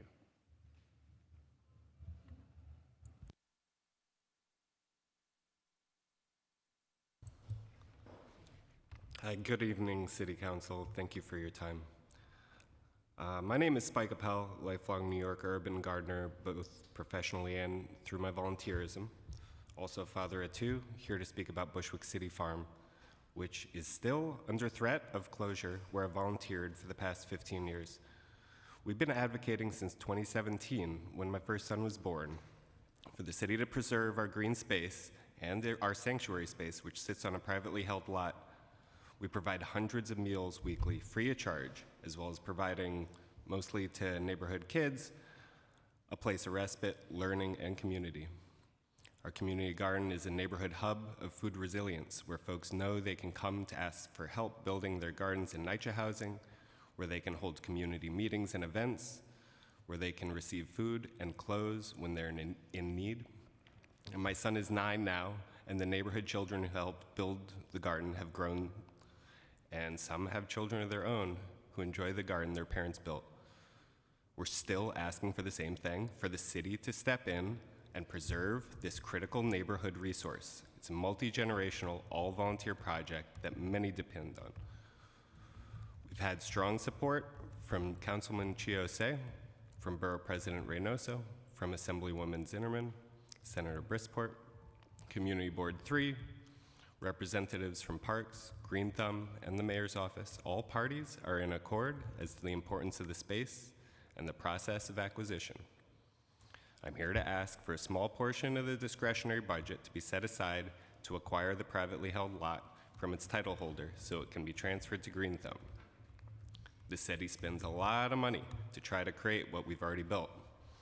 We need a funding commitment to be set in this budget to continue the acquisition process. The city rules state they have to pay a fair market value, but it can't make an assessment until a funding commitment is made. We've been asking for this for 9 years now, and the price tag keeps getting higher. Please recognize the city's responsibility to protect this critical green space, which remains a lifeline to our community of Myrtle Broadway. We'll skip a little bit here, because everyone's tired, and I don't want to get more angry at the situation. But we volunteered 15 years of service to the space and the community. We haven't asked for any support for our day-to-day operations. We independently fundraise for everything. Please join the chorus of support for our farm and pledge funding to enshrine these efforts for the next generation to carry the work forward. We need it to happen in this budget.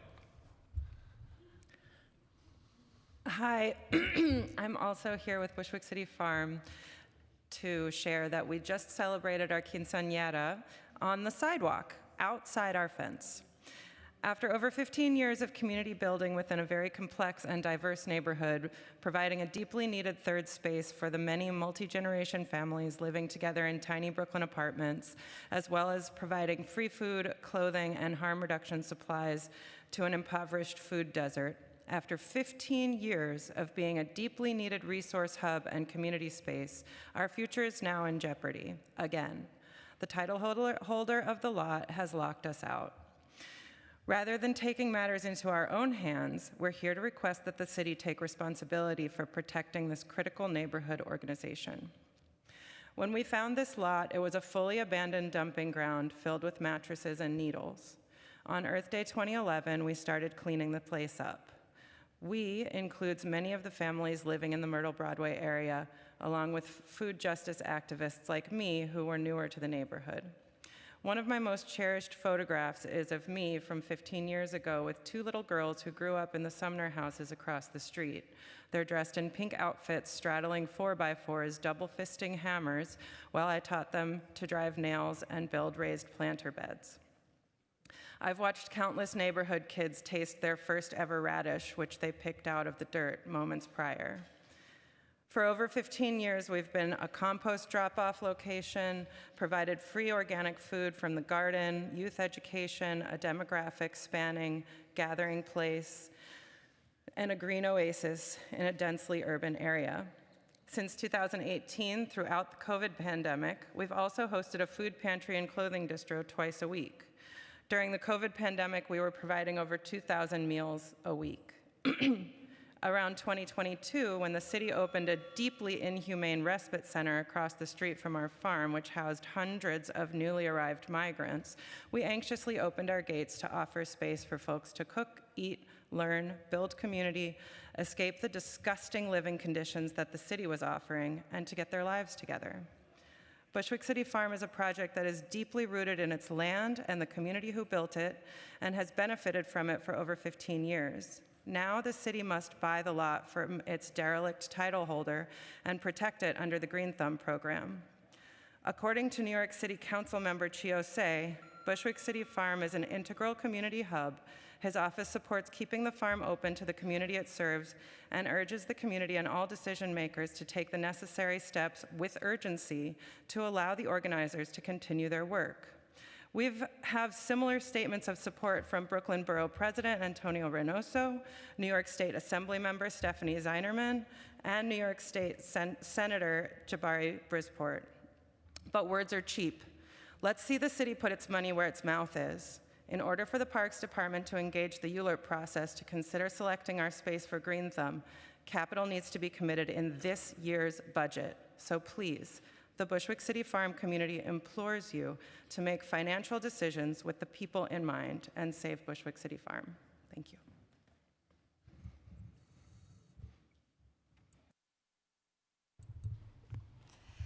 Thank you to Chair Lee, to Councilmember Wong, as well as to the incredible City Council staff for today's hearing and for your endurance. My name is Kimberly Olson, and I'm proud to be the Executive Director of the New York City Arts and Education Roundtable. I'm testifying as part of the It Starts With the Arts campaign, calling on our city to restore and baseline $30 million for the Department of Cultural Affairs and to invest in arts education via the Support for Arts Instruction Initiative. The future of New York City starts with the arts. This is a future where every student has access to arts education and every arts education worker can afford to call New York City home. In New York City, arts education is actually a cross-agency effort. It employs a workforce of 11,000 artists, known as teaching artists, and 2,887 certified arts teachers. Together, these artists and educators deliver arts instruction, but also contribute to the economic and cultural vibrancy of every neighborhood in New York City. But New York City doesn't make that easy. Inconsistent year-over-year funding, coupled with contract and payment delays, means late or unrealized programs, loss of employment, and then lost educational opportunities for our young people. This teaching artist workforce is also earning an average income of $35,000 to $50,000 a year, less than the benchmarks in our city's true cost of living report that came out earlier this year. Teaching artists can't afford more of these bureaucratic hurdles or to wait to see if their program's budget is going to be kept or cut. Yet, our city relies on this workforce. 72% of schools have a CDF-funded program in their school. 1 in 4 schools rely on cultural organizations to provide external funding to support arts instruction. This funding from DCLA and the Support for Arts Instruction Initiative help make this possible. Therefore, I join my colleagues in urging the city to take action to protect our workforce and invest in our students. This means restoring and baselining an additional $20 million for DCLA, restoring and enhancing support for arts instruction to $6 million, increasing transparency on the MTAC contracting process and on transparency for arts and in schools. And I also stand in coalition with my colleagues from the Coalition for Equitable Education Funding, calling on our city to restore and baseline program funds in restorative justice, immigrant family outreach, student success centers, and much more. Thank you so much for your time. Good evening, Chair Lee and Councilmember Wong, members of the City Council, and Council staff. Art workers reside in all your districts. Cultural programming benefits many of your constituents, and today I'm speaking about the critical need for city investments in arts and culture in the executive budget. My name is Eleni DeServo, Senior Director of Government and Community Relations at Lincoln Center for the Performing Arts. We urge the city, alongside cultural colleagues, to fully restore and baseline $30 million to deliver sustained investment in the cultural sector administered by the Department of Cultural Affairs. We ask that the cultural allocation account for year-over-year funding adjustments to cover rising operating costs and wages for the cultural workforce.